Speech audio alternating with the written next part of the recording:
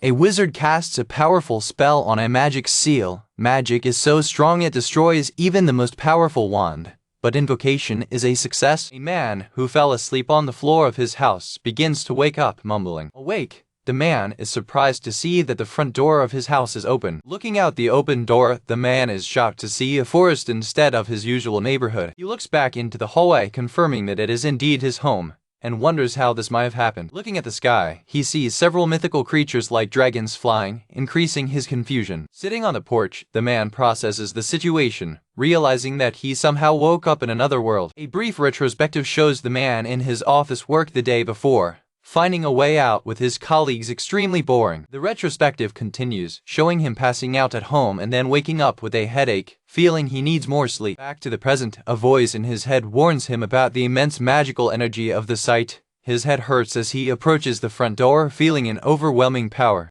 Opening the door, he finds a group of girls dressed as witches, who he assumes are cosplayers, with one holding a wand that reacts to the area. A girl, referred to as Princess, advances with determination, while her companions try to stop her. The man, just wanting to sleep, decides he needs to do something about them. Angry, the man shouts at the group to be quiet, releasing a wave of force that creates a powerful gust of wind and knocks down the trees. The strength of man's voice throws the princess back into the air. The whole group of girls is violently thrown back by force, colliding with the trees in the forest. The man is shocked by his own action, without understanding how he simply threw them back. The girls on the floor are equally stunned. One of the girls, terrified, calls him a monster, saying that only his voice was enough to throw them back. As the man approaches, one of the girls warns the princess to back off. The princess' legs tremble uncontrollably with fear. The princess is so frightened by the presence of the man that her legs tremble violently and she ends up getting wet. The princess apologizes. The man, uncomfortable, scratches his head, realizing that she wet herself, and explains that he just wanted to scare them. The man grabs one of the girls' hats and demands to know where they are. The frightened girl explains that his home is in the middle of the most powerful magic spot in the region. The girl explains that location makes man incredibly powerful. Another girl insists with the princess that they need to leave immediately. The princess lifts her wand and casts a spell of emergency teleportation, causing the whole group to disappear in flashes of light. Alone again, man looks at the landscape of another world, amazed. Inside his home, a mysterious woman appears and addresses him as master. Feeling the mystery woman, the man runs back to the house, where she hides from him behind a corner. He frantically checks their food supplies, relieved to find them intact. He continues his search, checking if his clothes are still in his drawers. After changing his clothes, he looks at his single bed, which has not changed in 10 years, and yawns of exhaustion. Tired, he collapses into his bed. A view from the inside of the traditional house, which has been in your family for 60 years. Lying on his pillow, he feels safe and protected in his family home. He closes his eyes, finally believing he can sleep in peace. The man is suddenly awakened by the cries of the group of girls, who were teleported to a dragon's nest. The princess and her companions face the dragon, planning to use their remaining magic to lure him away from the city. The princess' companions try to distract the dragon so she can escape safely. The princess refuses to flee, stating that, as royalty, her duty is to lead her people in battle, not to abandon him. The dragon attacks, spitting a huge ball of fire toward the girls. A massive explosion occurs near the man's house as a result of the dragon's attack. The man, trying to sleep, covers his ears while the girls outside fight to maintain a magical barrier that is beginning to crack under pressure. The man shakes his head with his hands, his headache getting worse with the continuous noise. One of the girls, crying, begs the princess to escape and save herself. The princess refuses to abandon her companions, stating that she will not leave them behind. Man's headache becomes unbearable because of constant screaming. Full of rage, the man runs out of his room. The man screams furiously at the group outside to let him sleep. His cry unleashes a wave of magical power, creating a tornado that surprises the girls and the dragon. The tornado hits hard, throwing the dragon and the girls down. Realizing he overdid it, the man covers his mouth and runs out to see if the girls are okay. The man addresses the princess, ashamed that her voice alone was strong enough to get her wet again. The princess, wounded,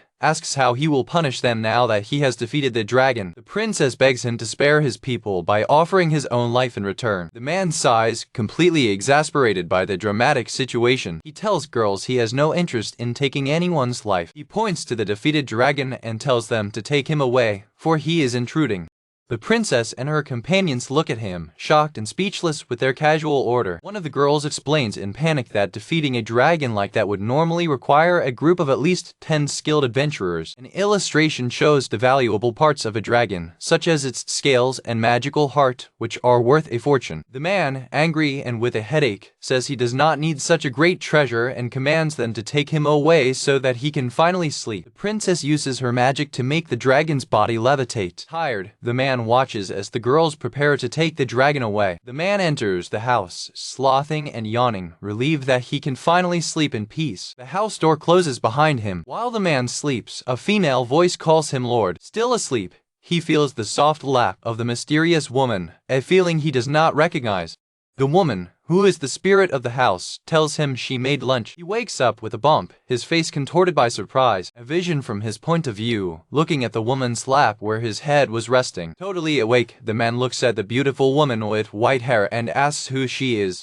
The man, confused after waking up, wonders if he forgot to lock the door. Sakura reassures him, explaining that the door was locked and only opens for him. Still in bed, the man looks at Sakura, surprised by his answer. The man sits looking intensely at Sakura and asks who she is. Sakura formally presents herself as the spirit of the house, explaining that she finally managed to find him after decades. The man ponders on her name, which means cherry blossom. The man remembers that the main pillar of his house is made of cherry wood. Sakura is thrilled that he remembers that detail. The man explains that it was your grandfather who told you about the pillar. In a flashback, the man's grandfather shows him, as a child, the cherry pillar, explaining how rare it is. The flashback continues, showing the young man amazed at the house, explaining how incredible she is.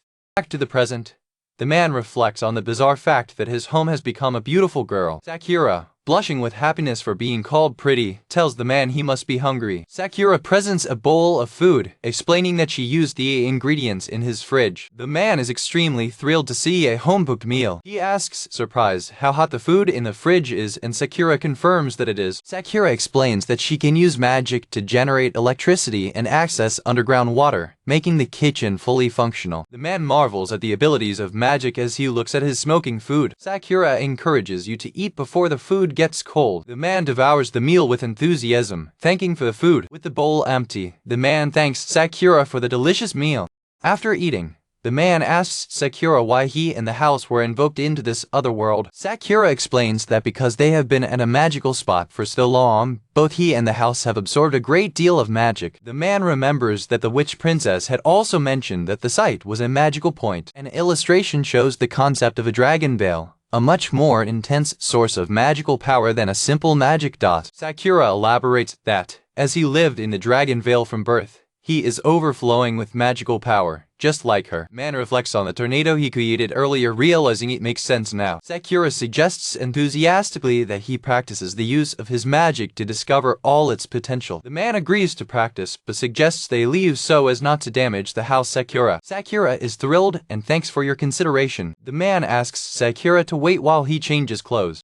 Outside, they observe the ravaged landscape with craters from previous battles. Angry, the man blames the witch girls for the mess, while Sakura asks what he would like to practice first. Man decides that the priority is to learn how to create food to survive before fixing the landscape. With a determined look, Sakura says she knows how they can get food. The man is surprised by her statement. Sakura magically materializes an apple and presents it with pride. The man reacts with shock and confusion when he sees the apple. Sakura explains his plan to use magic to accelerate the growth of apple seeds, transforming the devastated land into an orchard and solving food and landscape problems at once. Sakura offers to act as a channel to his magic, asking him to touch his body and imagine the tree growing. The man is extremely ashamed of the request, wondering where he should touch it.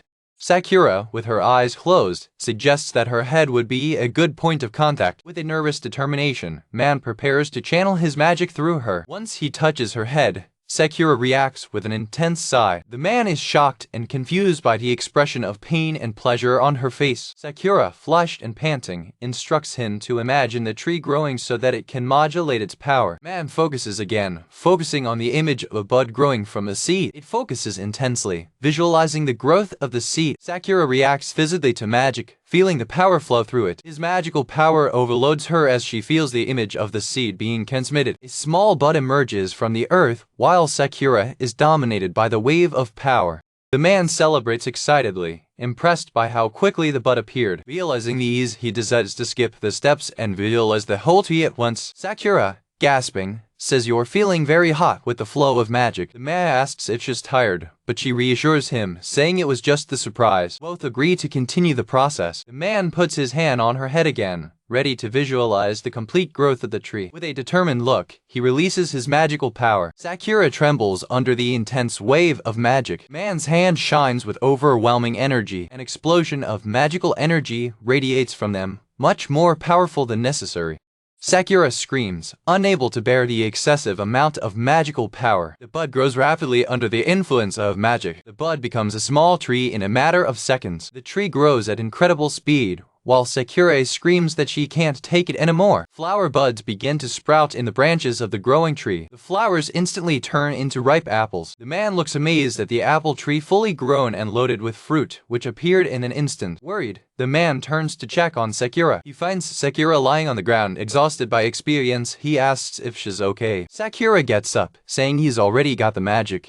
She offers him an apple, calling it the fruit of his labor and power. Colored, the man corrects that the apple was made by both. Sakura smiles, thrilled and happy with his feeling. The man bites the apple and is impressed by its fresh and sweet taste. A close-up of the man taking a big bite of the magic apple. Watching the new tree, Sakura suggests that they turn the whole place into an orchard. Both agree with enthusiasm to continue planting more trees. While Sakura smiles, a winged creature like a bird flies toward her over. The creature dives and grabs Sakura, taking her to heaven as man cries out his name in panic.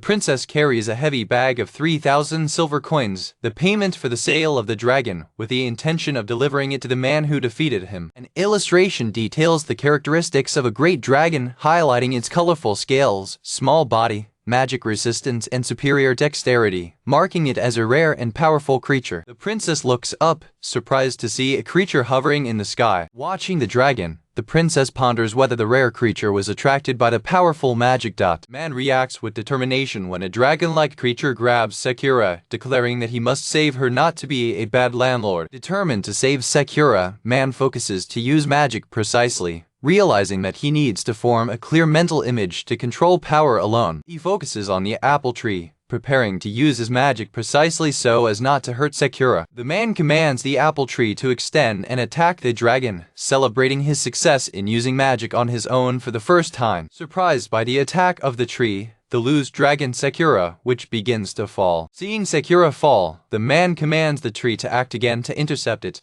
Sakura screams to be caught while falling from the sky. The man runs and manages to catch Sakura in his arms before she hits the ground. In the process of catching her, he accidentally grabs her chest. Embarrassed, the man apologizes, explaining it was an accident while trying to save her. Sakura blush, smile, and thank him for saving her. The persistent dragon returns, and they deduce that he intends to nest at the mighty magical point. At an inopportune moment, the man's stomach snores loudly, making him blush with shame. Sakura realizes he is hungry for spending a lot of magic energy growing apple trees. Sakura tells you with enthusiasm that, according to his research, dragon meat is delicious. The man is surprised by her suggestion to eat the dragon.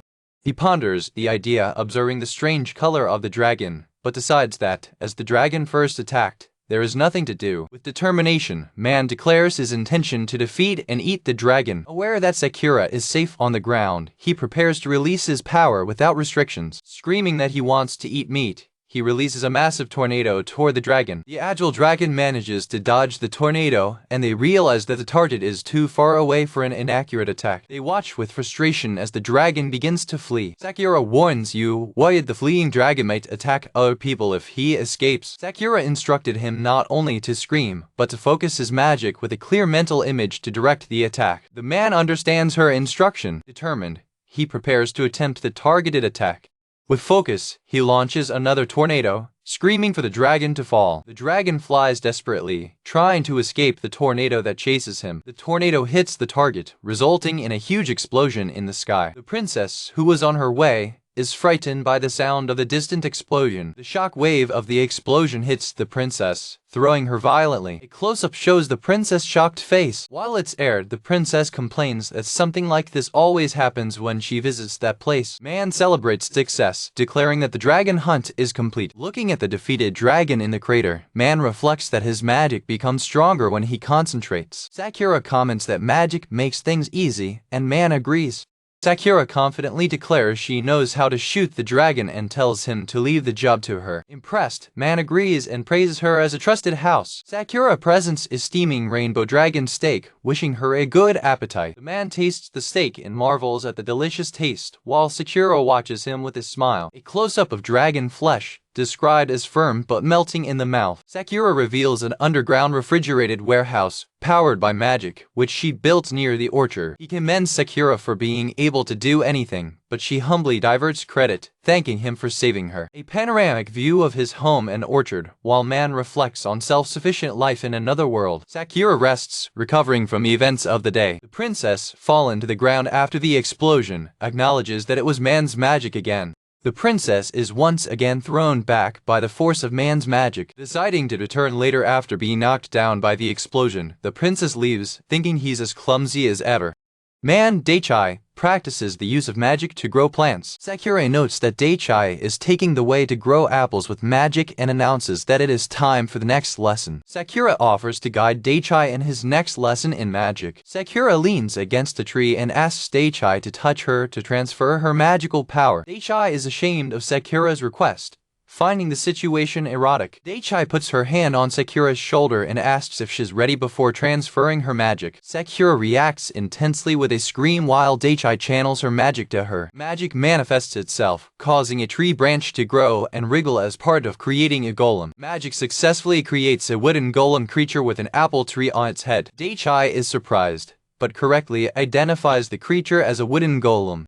Sakura explains that the wooden golem is perfect for picking apples, and Daichai looks amazed. Sakura suddenly gets an alarm expression. A pack of wolf-like humanoid creatures runs at high speed through the forest toward them. Sakura is terrified to feel the approach of the wolf tribe. While Daichai is distracted by the golem, Sakura screams to get his attention. Daichai turns to Sakura, asking what's wrong. In panic, Sakura asks Daichai to merge with her immediately. Daichai is shocked and confused by Sakura's sudden and intimate request. Daichai, sweating, reflects that although it is only her spiritual form and it is hot outside, her request is intense. Misinterpreting her intention as a romantic breakthrough, Daichai agrees with enthusiasm and thanks her. A close-up of Daichai thanking Sakura for his offer, which he believes is romantic. Sakura instructs Daichai closes his eyes so they can merge, and he agrees nervously. Daichai and Sakura press their foreheads on each other, both blushing intensely as they begin the fusion process. The connection between them deepens, and Daichai realizes how close they are. Daichai feels an intimate connection with Sakura, able to hear her breathing and heartbeat. Daichai feels as if the barrier between them has disappeared, feeling her warmth as they merge. The fusion reaches the climax in an overwhelming and pleasurable sensation that Daichai finds addictive. After the merger, Daichai was shocked to see a holographic tactical map of the terrain around them. Sakura explains that the merger gave them a panoramic view of the house so they could trace threats. Sakura explains that through her merger, Daichai can now see what she, as the spirit of the house, sees.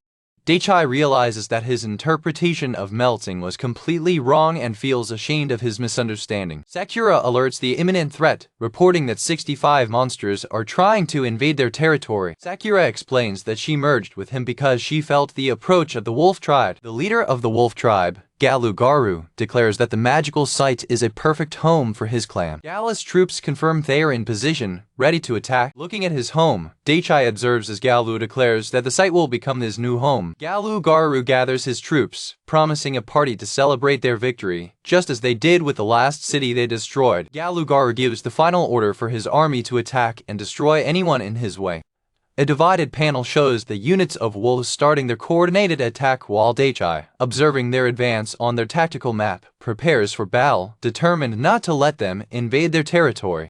Pack of 65 humanoid wolves advance through the forest toward Daichai's house. Wolf pack leader Galugaru gives telepathic orders to his units to prepare for the attack. A wolf soldier receives the telepathic message from his boss as he runs into battle. Galugaru leads the attack, ordering his troops to load and destroy any enemy in his way. Galugaru boasts that with telepathic communication, the teamwork of his elite squadrons is impeccable and they will quickly dispatch the enemy. Licking his lips with confidence, Galugaru believes his enemies are so overtaken that they might as well kill themselves now. An assembly shows the various squadrons of the wolf army starting their coordinated attack at high speed. Daichai's tactical holographic map shows the points representing the units of rapidly approaching wolves. The tactical map shows the wolf units completely surrounding the house, preparing for an attack from all sides. Daichai observes the tactical map, noting with concern that the army of wolves is already very close. With a determined look, Daichai realizes that everyone seems to be aiming at the immense magical power of his home. Daichai verbalizes the scale of the threat, stating that there are 65 enemies around them. Daichai, next to Sakura, confirms the countdown of 65 enemies approaching for the attack. Sakura asks Daichai to use her magic so she can set traps for the 6 enemy groups. Trusting her, he agrees. The wolf tribe, led by Galugaru, is advancing in attack formation ready for battle. One of the wolves stops abruptly, alarmed to see an apple tree start moving alone. The roots of the apple tree rise violently from the ground as it turns into a creature. The lively apple tree attacks, throwing the wolf soldiers back with a surprising force. Daichai magically commands the golems to rise in defense of their territory. A huge wooden golem appears from the ground, surprising and scaring the wolf unit. 6 giant wooden sips surround the house, each facing a squadron of invading wolves. Terrified by the sudden appearance of the golems, the wolf soldiers panic without understanding what is happening. One of the wolf soldiers informs their commander that the creature is not a living being, but a golem created by magic. A wolf soldier is shocked by the golem's scale, noting that the amount of magic needed to create one that size would be insane. The base of a golem forms from the ground, growing rapidly. The golem grows to an immense size, making wolves think it must be an illusion. A wolf squad leader asks for help telepathically while being confronted by a golem. A giant golem approaches a wolf unit that desperately asks for help. Realizing that they have fallen into a trap, Daichai declares that he will not allow intruders in his territory and commands them to golem them out. The golems begin to punch and throw the wolf soldiers away systematically. The golems continue to throw the wolf soldiers into the sky, easily defeating the invading army. Daichai and Sakura observe while the last of the wolves is thrown away by a golem. Sakura praises Daichai, amazed at how well he managed to control the golems to defend his home. Daichai scratches his head, pleased that his trap worked perfectly in battle. Daichai's stomach snores loud, a clear sign that he used a large amount of magic energy. Daichai admits he's hungry after using so much magic, and Sakura notes that he hasn't eaten since breakfast. Outside his home, Daichai thanks Sakura for her help in the successful battle. From a wall of the nearby city, the guards panic the giant golems at a distance through a bezel. While walking through the forest, Daichai curiously observes a group of strange creatures like rabbits. Daichai reflects that it has been a week since he arrived in this new world. A transition panel focused on the wing of a flying dragon. While a dragon flies up, Daichai reflects on how he is getting used to his new life, contrasting it with his old exhausting work routine. A flashback shows Daichai's previous life, riding a bike to work and falling asleep on the last train home. Daichai comes home and announces his return. Sakura greets him in panic, warning him that monsters are trying to invade the property. Daichai, still getting used to the constant invasions, tells Sakura to forget her casual attitude from before. Daichai puts his hand on Sakura's shoulder, asking him to show him the imminent threat. Daichai and Sakura emerge to see the tactical map, monitoring the intruders' approach. Daichai sees the tribe of wolves approaching again, this time pushing wagons full of supplies. Daichai notes that wolves look different this time and notes a hooded figure with them. Realizing that they don't look hostile, Daichai tells Sakura to set the traps just in case, while they leave to find them. Daichai and Sakura walk to confront the approaching wolf tribe. Daichai confronts the tribe of wolves,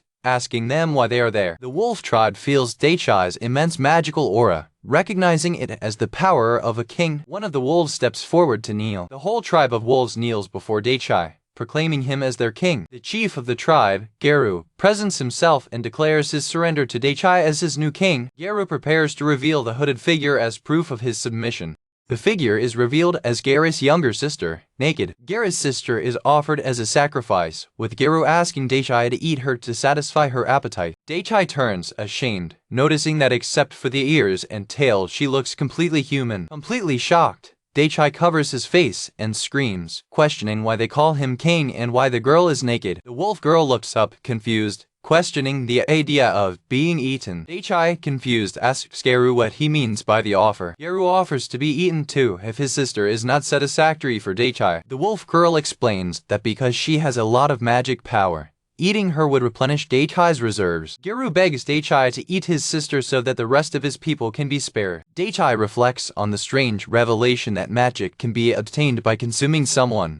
Daichai bursts with anger at the suggestion, releasing a wave of magical power. Generu is thrown back by Daichai's explosion of power. Daichai furiously declares that he has no intention of eating anyone's sister or becoming king. He only wants to live in peace. Daichai tells Generu he's wrong about his intentions. The entire wolf tribe looks at Daichai, amazed at his reaction. He asked, surprised, if Daichai really is forgiving them even after they attack their territory. Generu insists that, as a winner, it is Daichai's right to give them any order you wish. Daichai considers the idea of giving an order while placing a hand on the wolf girl's shoulder. Daichai covers the wolf girl with her cloak and orders the tribe never to attack people again. Generu is visibly moved by Daichai's generosity to his defeated enemies. Generu hugs her sister in tears, relieved that she's safe. Daichai casually dismisses them, saying that despite their appearance, they are still people and should go in peace. Generu begs again for Daichai to at least become his king or accept his offering. Generu presents the wagons full of all the food supplies of his tribe as an offering. Daichai smiles, finding the offer tempting. Daichai accepts only a small portion of the supplies and tells them to take the rest back to their families. One of the wolves cries, moved by Daichai's consideration for his people. Daichai explains that since there are only 2 people, they cannot eat so much food. The tribe of wolves aligns and greets Daichai as their good-hearted king. Daichai watches the tribe of wolves leave with their wagons. Daichai sighs, exasperated with how loud they were and his insistence that he be his king. Sakura happily declares that she will use the vegetables they received to make a stew for dinner.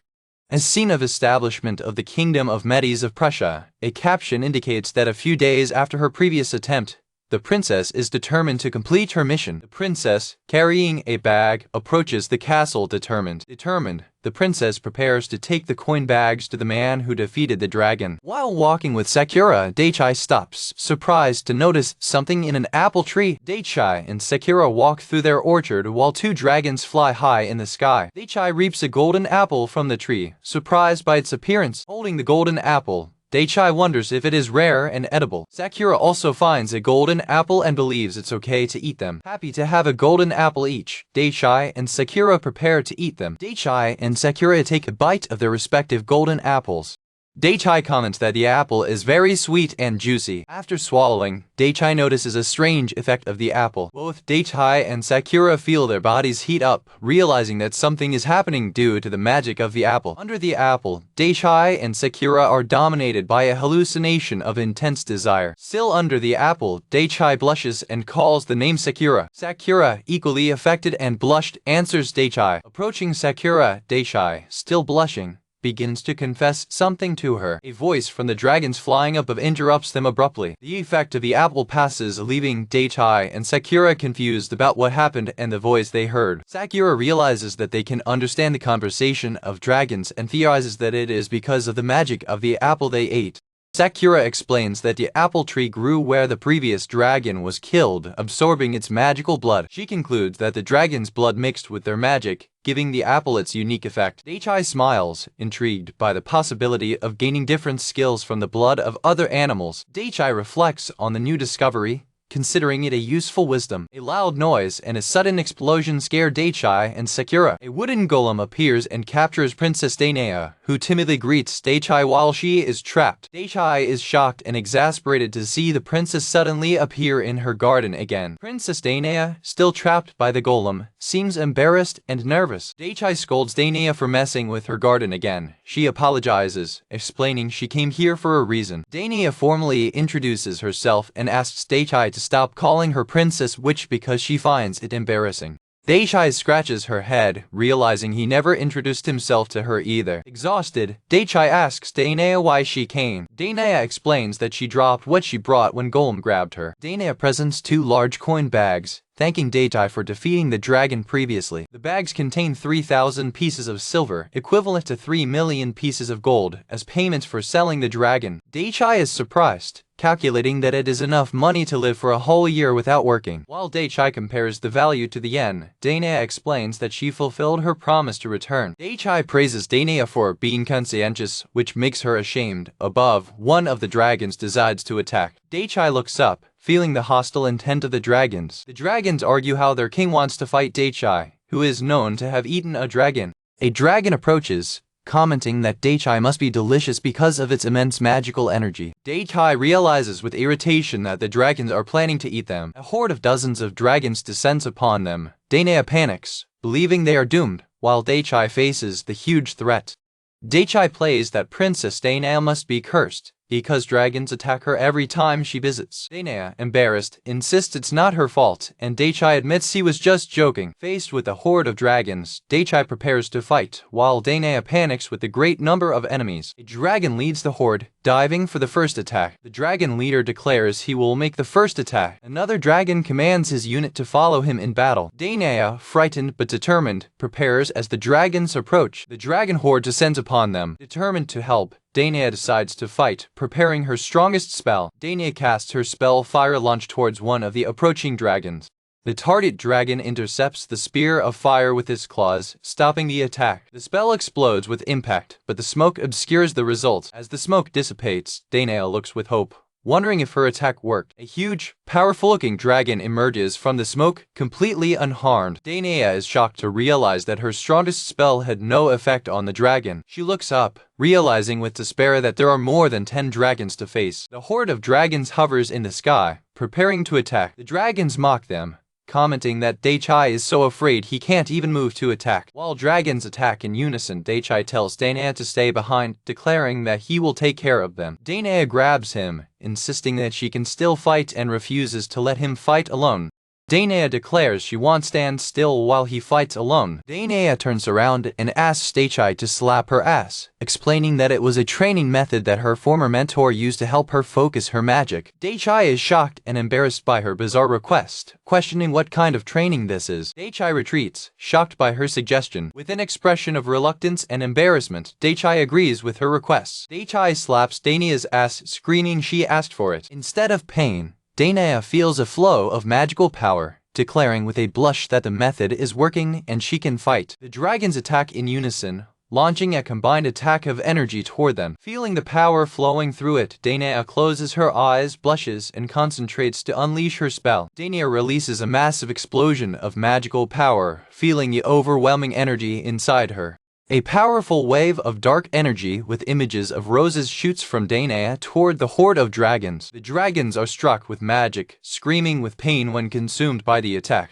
One of the dragons falls from the sky, defeated by the magical attack of Dainea. Dainea and the other dragons look shocked, realizing that the dragon was killed with a single shot. Terrified, the remaining dragon horde flees, declaring that they should never have come. Amid the smoke, Daichai, Sakura, and Dainea observe the defeated dragon on the ground. Dainea, panicking, realizes she used legendary class magic, something she had never done before, while Daichai seems confused. Dainea realizes Daichai must have amplified his attack with his own magic. With all her magic exhausted, Dainea's legs yield and she falls to her knees, while Daichai remains impassive. He, looking like others, claims not to know much about what happened. Daichai points to the defeated dragon and tells Dainea to take him away as usual. He smiled, saying he'd be upset if she left behind the dragon she worked so hard to take down, which leaves Dainea embarrassed. Dainea, blush, asks if he's not mad at her for coming, even though he told her to stay away. Daichai has a moment of sudden remembrance. He, ashamed, points to her and confirms that he actually told her to stay away. Daichai turns to Sakura, who watched the interaction silently. He smiles and says he doesn't care what happens as long as he is home. Daichai declares Sakura and Dainea that his home is all he is in this world. Sakura smiles happy for Daichai, moved by her feelings. Dainea thanks Daichai, who asks for what. Dainea explains that she was relieved to hear that he no longer held a grudge against her. Dainea says she'll be back tonight to catch the dragon, because her magic is exhausted. As you say goodbye, Danae smiles and says she hopes to see you again. Daichai beckons her to leave, but asks her not to bring a dragon next time. Daichai and Sakura watch Danae leave. Daichai suggests that Sakura use a golem to move the dragon's body off the property so as not to attract attention. Daichai gets lazy, says he's hungry and eats and takes a nap. Sakura says she made pudding. A transition panel showing the forest. At night, Danae teleports to where the dragon was left. Danae finds the body of the dragon, assuming they moved him out of his property. Since it's night, she decides to take the dragon and go home. Danae casts a teleportation spell. Her destiny is Prussian castle. Danae and the dragon's body materialize near a fountain in the castle courtyard. The Grand Master of the Magic Knights approaches, shocked, asking what that is. The Grand Master praises her for defeating alone such an advanced dragon, but she corrects him, explaining that a magical power that greatly exceeded hers was transferred to her. The Grand Master is shocked, noting that the transfer of magic is an advanced technique that requires preparation, but Daichai managed to do that by just touching it. The Grand Master speculates that Daichai must be a super or mythical class wizard. Danae smiles with pride, while the Grand Master is shocked by the idea that someone so powerful lives in that forest. The Grand Master mentions reports that the sleeping Dragon King is beginning to move again, which may mean trouble. A mysterious light shines on Daichai's house. A mysterious girl with a staff shows up near Daichai's house, watching her and saying, "So here he is, the man who eats dragons."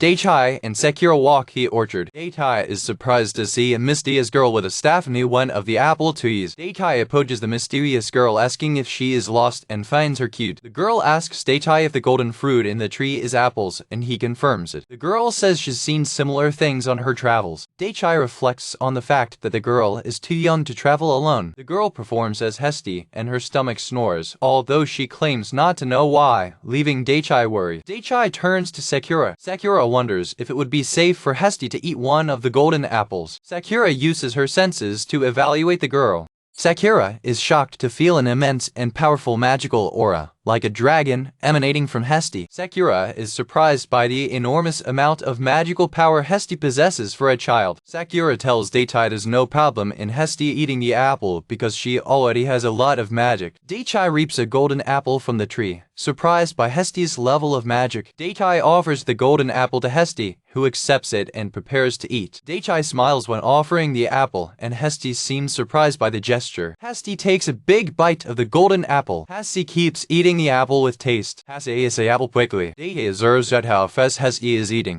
Hesty finishes the apple in a matter of seconds. Hesty, having eaten to the core, asks for more, leaving Daichai shocked by his appetite. Sakura smiles joyfully when observing the scene. Daichai realizes Sakura's good mood and asks if she likes children. Sakura fondly recalls Daichai's energetic childhood. Hesty comments that the apple was delicious and that it is satisfied. Daichai comments on the strangeness of talking to his own home about his childhood. Daichai smiles with affection for Hesty. Daichai strokes Hesty's head. Daichai strokes Hesty's head again, commenting that she knows some complicated words.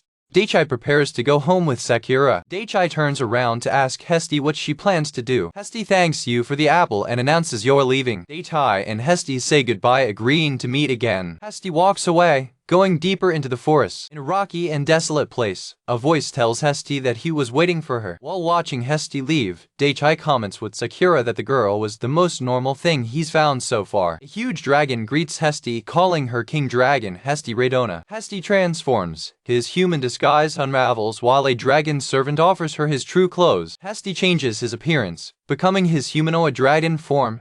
Hesty, now with white hair and water suits, is praised by his dragon servant for his perfect human disguise. The dragon servant asks Hesty about his investigation of Daichai's war potential. Hesty ponders Daichai's strength. Hesty admits to her servant that she does not want to fight Daichai, for she would probably lose, and do not want to destroy his land. Remembering Daichai's kindness, Hesty explains that he is much stronger than she is and that his apples are delicious. The dragon servant reacts with shock and disbelief to Hesty's evaluation. The servant informs Hesty that many of the young dragons are eager to attack, despite having witnessed Daichai's power. Hesty tells his servant to wait, asking for a moment to decide. Hesty declares that he will challenge Daichai to a fight, believing that a demonstration of his true power will cause the other dragons to retreat. Hesty establishes the bets of battle. It is a struggle for survival of the dragon race. If she loses, the dragons will retreat forever.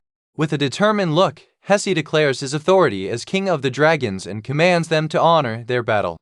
Moaning is heard from Sakura's room while she, flushed, is lying in bed. Outside, near a great stone left over from the battle, Daichai calls for Sakura, who wakes up shocked. Daichai and Sakura observe the damaged garden, with Daichai lamenting the mess left by the dragons. Daichai expresses his frustration at not being able to start repairs with the huge stone on the way. Sakura suggests using the golems they previously created to move the stone. Daichai turns to Sakura and asks if they can synchronize their magic for the test. Sakura agrees, but she looks flushed and breathless. Daichai realizes that Sakura is gasping and asks concerned if she is well. Sakura reassures him, saying he's fine and that he just ran quickly to find him. Still worried, Daichai tells her to warn you if the task is too difficult, and she thanks you for your consideration. Daichai puts his hand on Sakura's head to begin synchronization of her magic. Daichai invokes 2 wooden golems to begin the cleaning work. Daichai inspects the 2 cute-looking gowns he created. Realizing that the golems are small, Daichai has the idea to combine them. Daichai notes that the golems seem a little small to move such a large rock. With a determined look, Daichai prepares to put his plan into action. Daichai decides to try to directly infuse his magic into his hands to manipulate the golems. He plays one of the golems, channeling his magical power to him. Daichai's hand sinks into the surprisingly soft surface of the golem. Daichai is pleased to discover that golem is soft and malleable as clay. Daichai is surprised to find out that his hand is trapped inside the golem. The golem begins to raise its arm, with Daichai's hand still trapped inside. The golem raises its arm, mirroring perfectly Daichai's arm movements. Confused with the movement, Daichai hears Sakura explain that the golem seems to be following his movements. Daichai is intrigued by this new form of control. He tests synchronization by making a hand gesture. The golem perfectly copies Daichai's hand gesture. Daichai is shocked and excited by the synchronized movement. Sakura explains that, as the magic of his hand is inside the golem, he is synchronized and copies his movements. Daichai expresses his admiration for magic, finding it incredibly cool.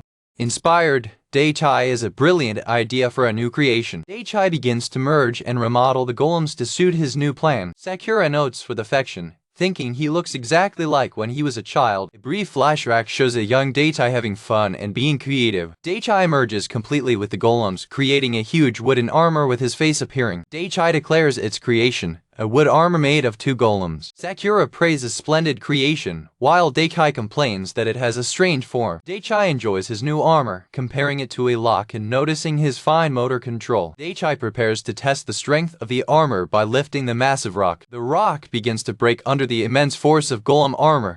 Using his golem armor, Daichai lifts the huge rock effortlessly, while Sakura smiles, satisfied. Daichai, pleased with his new wooden traps, comments with Sakura on how he got used to doing them, while Sakura looks tired, but praises him. Sakura suddenly faints and falls back, calling for Daichai, who looks shocked. Daichai runs forward and manages to catch Sakura in his arms before she hits the ground. Holding Sakura in his arms, Daichai asks whether she is well. Sakura opens her eyes and apologizes to Daichai for his sudden collapse. Still in Daichai's arms, Sakura explains that she seems to have used much of her magical power. With a blushing smile, Sakura admits she was having so much fun with him that she forgot to replenish her magical energy. Daichai is confused by the term refueling, without understanding what it means. Sakura explains that she can recover by taking magic directly from the Dragon Vey, but it will take a few hours of rest. As they talk, a roaring noise draws Daichai's attention from the direction of his home. The house seems distorted and unstable. Sakura apologizes, explaining that the house itself is weak because of its low magical power. Worried about her condition, Daichai asks if there's a faster way to fix the situation. Sakura, blush, explains that there is a faster way. He can transfer some of his magic to her. Determined to help her, Daichai agrees immediately, saying he will do anything to help her. Sitting together, Sakura seems hesitant to explain the method, stuttering. With a deep flush, Sakura explains that the most efficient way to replenish mana is to satisfy a desire. She continues to explain the method, barely being able to look at it with shame. Completely confused, Daichai asks what kind of wish she is talking about. Extremely embarrassed, Sakura finally reveals that to regain his power, he must satisfy her sexual desire. Daichai is completely shocked and speechless by her unexpected request. Unbelieving, Daichai leans down and asks her to repeat. Sure, he heard her wrong. An embarrassing silence hovers among them after Sakura's bold request. With the red face of shame, Sakura repeats his request, confirming that he heard it correctly. She explains that sleeping fully helps and that food would not be enough to replenish the amount of mana she lost. Daichai gets confused, thinking that simply eating or sleeping would be enough for her to recover. He reflects that it is true that he has never seen her sleep and that she eats very little for the amount of magic she uses. Surprised, Daichai asks if this is how she always regains her magical power. She says yes, but she's never been with her sister so low before. Daichai is ashamed of the idea that she does this all the time and feels embarrassed to discuss such an intimate matter. He is silent for a moment, sweating and clearly uncomfortable with the situation. He suggests that she could simply rest to recover, still trying to avoid the method she proposed. He continues to ponder the situation, looking away at contemplation. He turns to her and confirms whether receiving mana directly from him would recover her faster than just resting. Sakura confirms with a flush, explaining that it would be much more efficient than simply resting. With a new determination, Daichai raises her in her arms and declares that she will do what she asked. With a determined look, he declares that he will satisfy her wishes, overflowing with ambition. A house in the forest during a storm, with the roof starting to leak. Close-up of the rain hitting the roof, indicating the leak. The water starts leaking through the wooden ceiling inside the house. Daichai is in bed with Sakura, who seems embarrassed, preparing to transfer her magic to her. Sakura, looking worried, asks Daichai if he's sure he's okay with it. The walls of the room begin to crack, showing the weakness of the house. Sakura. Daichai looks at the cracking walls, realizing that the house is falling apart because of Sakura's weakness. Daichai asks Sakura if restoring her sister will fix the house in ruins. Sakura, ashamed, expresses her doubt that her spirit body of the house will be suitable for him and apologizes for the suggestion. Daichai firmly reassures her, saying she has no problem with it. Daichai tells Sakura that she's cute, that he likes her personality and would hate to lose her. Daichai states with determination that she will always have her full support. Sakura, blushing and thrilled, calls him Lord. Sakura, sitting in bed, is moved by his words. Sakura, with tears in her eyes, tells him that her words make her truly happy. A close-up of Sakura's dialogue balloon expressing her happiness. Daichai, surprised to see her cry, calls her name. Sakura explains, with a baby Daichai flashback, that she's been thinking about him since he was born. A close-up of Sakura's dialogue balloon finishing his thought, and now we are here. Sakura smiles happy, saying that now they are finally together. Daichai, blushed, reflects on the depth of her feelings for him. Daichai, ashamed, admits that all her life she only saw her as a house, but now all he sees is her, Sakura. A close-up of Daichai's face, showing him swallowing dry with nervousness and determination. Daichai gently touches Sakura's face, preparing for the moment. Leaning, Daichai tells Sakura that now they will finally be together. Daichai and Sakura kiss passionately. The rain continues to fall outside the house. Daichai, shirtless and flushed, decides to start the process slowly. A crack forms on the wall, indicating urgency. Another crack appears, with the house continuing to deteriorate. Then Daichai falls asleep exhausted in Sakura's lap. Sakura, looking pleased and flushed, looks at the sleeping Daichai. Sakura gently caresses Daichai's head while he sleeps on his lap. Sakura declares Daichai is her only master. The house shines with magical power, with Sakura declaring that he is the only one living within it. The morning comes, signaled by the bird chirping. Daichai wakes up shocked, screaming to find that his house suddenly has a second floor. Sakura, holding her belly, explains to a shocked Daichai that his magical power was flowing into her. Sakura happily announces that she thinks she's pregnant. Daichai, confused, asks Sakura what she means by pregnant. Daichai, still processing, tries to understand how her pregnancy relates to the house having one other floor. Sakura explains with a blink of an eye that, as she is the spirit of a house, her children are also houses. Sakura explains that she was oversaturated by his magic, and the excess formed a new part of the building. Daichai, flushed and overwhelmed, finally understands bizarre logic. Daichai smiles, asking excitedly if continuing to give him magic will add even more floors. Sakura confirms with enthusiasm, and the house is shown twice its original size, with a new second floor.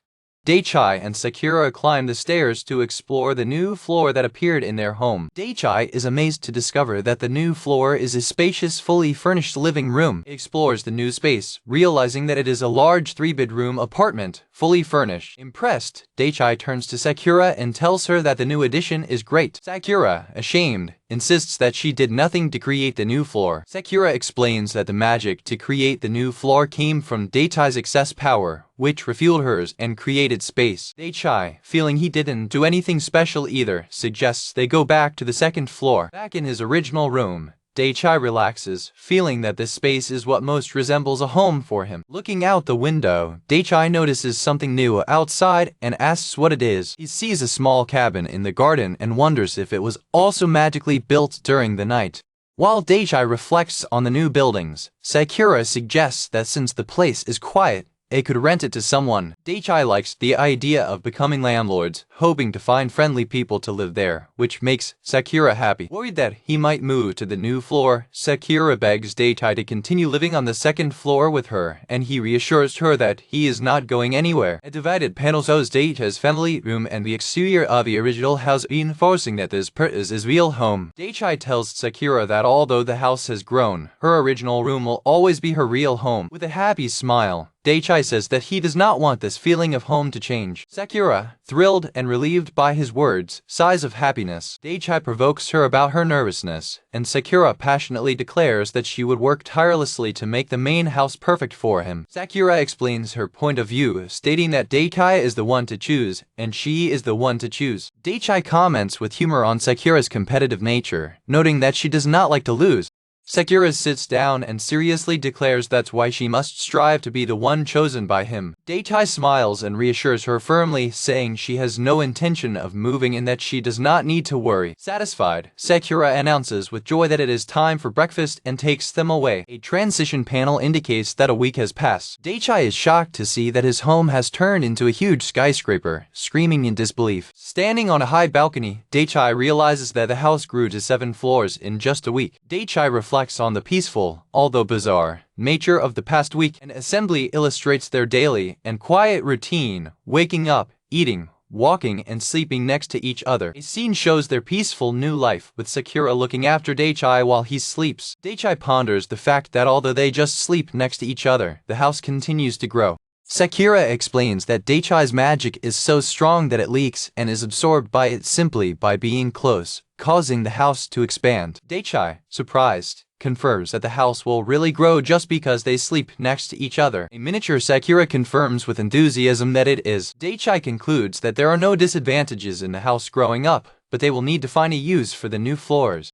On the balcony of his house, which is now a skyscraper, Daichai marvels at the view, while Sakura smiles beside him. An outside view of the house, which turned into a huge skyscraper, with Daichai commenting on its size. Daichai expresses his concern for ground floor security, since they are so high. Sakura reassures him, saying the golems will take care of any intruders, and Daichai agrees. Daichai notices something approaching from a distance. Princess Danae arrives and is shocked to see that Daichai's house turned into a huge tower, wondering if a dungeon appeared in her place. Daichai cites the princess and comments that she came to visit them again. Sakura suggests Daichai uses a new convenience to come down and greet the princess. Sakura explains that she created the elevator with magic, to Daichai's surprise. Sakura tells Daichai she won't be with him because she needs to get ready for dinner.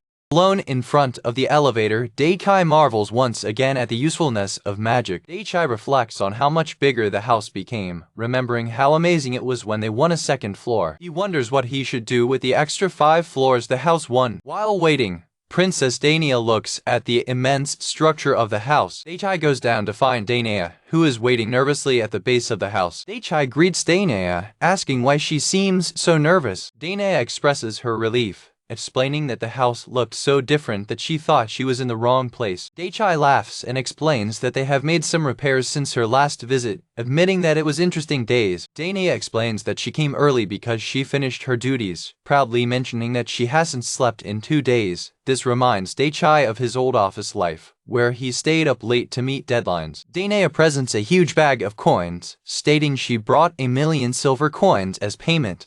Daichai, uncomfortable, refuses payment, reminding her that she already said she doesn't need money. Danae insists, confused, saying they need to show their gratitude. Danae explains that since Daichai arrived, the area has overflowed with magical energy, causing crops and cattle to thrive with unprecedented quality. A close-up illustration shows high-quality livestock and agricultural products resulting from Daichai's magical energy. A conceptual image shows Daichai's magical energy spreading across the earth while he lives his life. An illustration shows the happy and prosperous citizens of the kingdom who are grateful to him. Danae concludes that payment is a sign of gratitude from the whole kingdom for bringing prosperity to them. Daichai gives in and accepts payment, smiling and thinking about how Dainea is persistent in paying off her debts. Daichai calls a golem to keep the bag of money in the house, which scares Dainea. Dainea panics, remembering her previous experience being captured by a golem, and begs them not to get involved.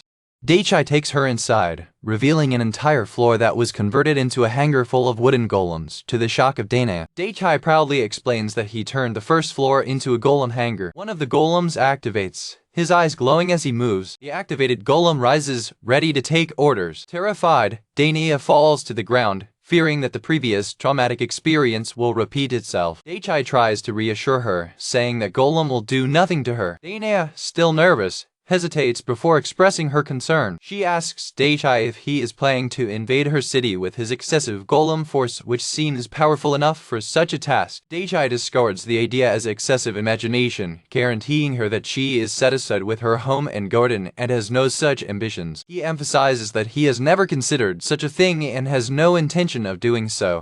Dainea sighs of relief when she hears your assurance. Daichai explains that despite their appearance, golems are just common apple trees. He scolds her for scaring the golem, which now looks sad. Dainea apologizes, admitting she's tired and tends to jump to conclusions. Realizing his fatigue, Daichai orders a golem to lean. He pulls an apple out of the tree on the golem's head. He throws the apple to Dainea, calling it a delivery fee. Dainea takes the apple and feels that it is overflowing with magical power. She asks if he's sure you want to give it to her, and Daichai explains that apples help in recovery when you're tired. With a smile, Daichai encourages her to eat the apple, saying that she will feel better since she is tired. Dainea blushes with his kindness. She offers to arrange another payment for the apple, but Daichai refuses, saying it's okay. Dainea says goodbye, waving as she leaves. Daichai observes her leaving, commenting on how noisy she is every time she visits. He reflects on the various visitors he had: humans, wolves, dragons, and decides he wants to find more people to live on his property. He ponders that the current form of skyscraper in his home probably seems strange to the people of this world, just as it seemed to the princess. He has an idea to secure the lower floors and protect the house. Daichai shares his idea with Sakura, who agrees with enthusiasm that it would work if they synchronized their powers. The house begins to tremble and transform under their combined power. Daichai is radiant to see that the exterior appearance of his home has returned to its original and familiar form. Sakura comments that although the previous form was unstable, the new form is much more convenient. A diagram reveals that the extra floors did not disappear, but were moved underground, with 5 floors of general storage and a 6th floor to the golem hangar. Daichai is pleased with his creation, feeling that now the house looks like a secret base. He explains that golems are kept at the lowest level, with a system to quickly rise to the surface, such as hidden trapdoors. Both are pleased, as the house now seems normal for visitors, making the place more inviting for future tenants. Daichai and Sakura sight Hesti the Dragon King approaching from a distance. Daichai greets Hesti, who has a new appearance. She explains that before she disguised herself with dyed hair, because her white hair made traveling difficult. Hesti lowers his gaze, explaining that he no longer feels the need to hide. Daichai assumes that means she found a safe place to settle down, and Hesti agrees. Daichai's vision blurs out as he looks at Hesti's clothes, thinking they look like a funeral kimono. Daichai rubs his eyes in confusion, asking, huh? Hesti, confused, asks if there's anything strange about your clothes. Daichai explains that her clothes are similar to those used when a family member dies. Hesti inflates his cheeks, insisting these are his best clothes. Daichai apologizes, saying he didn't mean they were bad. Hesti explains that he is not wrong and that she uses them when making life or death decisions. Daichai smiles, pondering what kind of big decision a young girl like her would be making. Hesti says he came to greet you and thank you for the apple. Daichai scratches her head, thinking about how people in this world, like Princess Dainea, take debt payments seriously. Hesti dramatically unfolds a scroll. Hesti presents the scroll to a surprised Daichai, revealing that it is a map. Hesti explains to a perplexed Daichai that it is a simplified map of the world. Hesti points to a location on the map, identifying it as the town of the witch Princess Dainea, Prussia. Hesti explains that there are many different countries and cities in this world, such as the city of the Sacred Knights and the country of the Beast Men. Hesti offers to teach Daichai about the world, sharing the knowledge she has acquired. Daichai ponders what he really knows about this new world.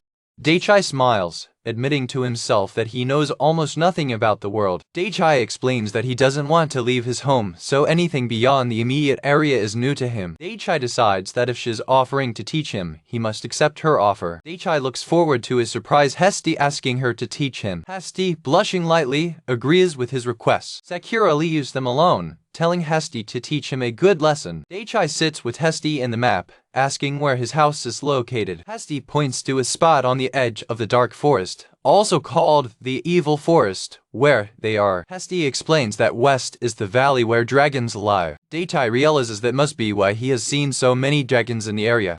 Suddenly, a great golem made of rocks and earth rises from the ground behind them. Daichai gets angry at the interruption. Hesti explains that the forest houses many magical stones that sometimes gather to form golems. Hesti explains that golem is almost indestructible and has immense powers of regeneration, making Daichai wonder how to defeat it. Hesti says if they have the right material, they can distract the golem. Hesti presents a large, bright green crystal as an example of such material. Daichai recognizes the crystal as a scale of a powerful dragon he defeated before. Hesti confirms that throwing him will distract the golem. Daichai prepares to throw the dragon scale to avoid a fight. Daichai throws the scale, but it hits the golem directly, causing a massive impact. The scale explodes on impact, completely destroying the golem. Daichai realizes that he accidentally added his magic to the scale, turning the bait into a powerful weapon. Hesti comments that the golem will not be able to regenerate from so much damage, and Daichai makes a mental note to be more careful in the future. Hesti's stomach snores loud. Daichai asks Hesti if she's hungry. Daichai picks an apple from a tree and offers it to Hesti as a snack. Hesti accepts Daichai's apple. A close-up of Hesti about to take a bite of the apple. Daichai watches Hesti eats, thinking she looks like a cute little animal. Hesti happily eats the apple. By dark, Hesti says he needs to leave, but he asks if he can come back. Daichai happily agrees, telling her to come whenever she wants. She thanks you with a sad expression. In a rocky mountain valley, a flock of dragons flies, establishing the site as a dragon's nest. A dragon confronts Hesti with anger, questioning why she visited the man, but did not fight him. Hesti stands on top of a cliff while one of her dragon servants warns her that time is running out. A dragon servant warns Hesti, the dragon king, that the lesser dragons will die if she does not take action soon, reminding her of her duty. Hesti, with his eyes closed, recognizes the situation, but asks for another day. Hesti's voice echoes through the forest as she asks for another day's time. Daichai, surprised to see Hesti in the forest again, greets her joyfully. Daichai, who was picking apples with his golems, asks Hesti to wait a moment for him to finish. Daichai approaches Hesti, thanking her for waiting. Hesti presents Daichai with a gift, a Dragon King bone wand and a cloak. Hesti insists that gifts are for him to use. Daichai hesitates to accept the present, commenting that the items seem very expensive. Daichai accepts the wand and the cloak, thanking Hesti for the generous gift. Daichai experiences the new equipment, finding the mantle comfortable and identifying the wand as a magical catalyst. Daichai questions whether a catalyst is really necessary, since he has always used his imagination to cast spells. Hesti plays that the wand could also be used as a hand-to-hand combat weapon. With a smile, Hesti reveals that he was just joking. Daichai is surprised, realizing that Hesti has a playful side he didn't know. Hesti explains that although the magic of imagination is useful, it is not very efficient and can be very tiring. Hesti suggests Daichai creates a magic key to make his spells more efficient. Hesti explains that a magic key allows him to associate a specific word with a spell, reducing the necessary mental effort. Hesti prepares to demonstrate the concept of magic key for Daichai. Hesti demonstrates the magic key commanding a branch to burn, causing it to catch fire instantly. The branch is completely consumed by the flames invoked by Hesti's spell. Daichai is impressed by the demonstration, finding it incredible. Hesti shows a second command, explode, targeting the burning branch. The branch blows violently with Hesti's command. Hesti explains the simple process, choosing a word, to finding the magical effect and registering it. Daichai understands the concept by comparing it to a keyboard shortcut to his mind. Excited by the new technique, Daichai prepares to test it.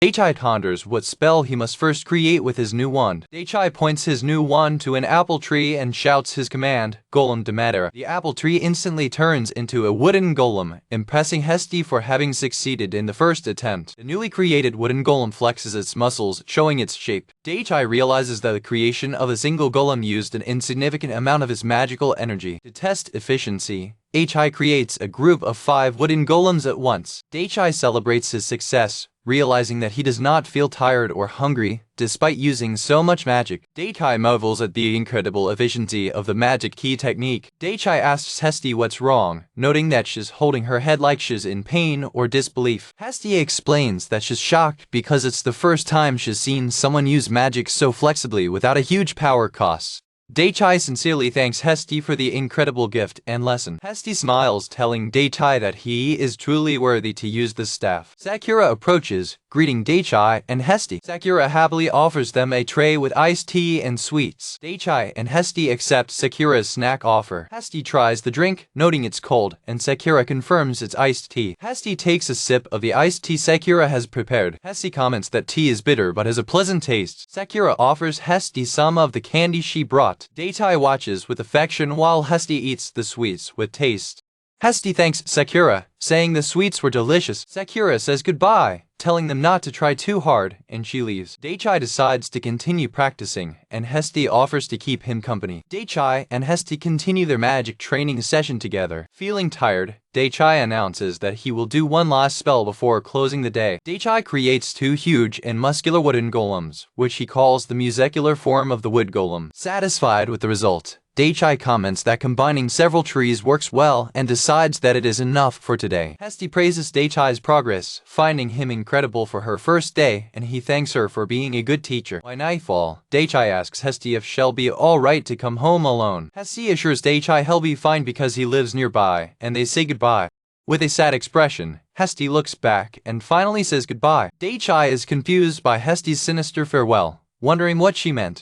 In the Valley of Dragons, a server dragon heads for the horde, asking them to listen. The scene is set on the rocky cliffs of the Dragon Valley, where the dragon horde gathered. The dragon horde prepares for war under the command of its leader. As the dragons gather, Hesti the Dragon King quietly observes them from their post. The dragons fly with confidence into battle against a small human, not knowing that Daichai and Sakura are living peacefully in their garden. The dragons enthusiastically celebrate the impending battle, eager to witness the fight of their king. Hesti sighs of exasperation with the behavior of his dragon followers. Hesti wonders why she ended up ruling a bunch of so simple-minded idiots. A dragon servant agrees with Hesti that his followers are simple. Hesti reflects that his dragon servant survived for nearly a century because of his critical thinking ability.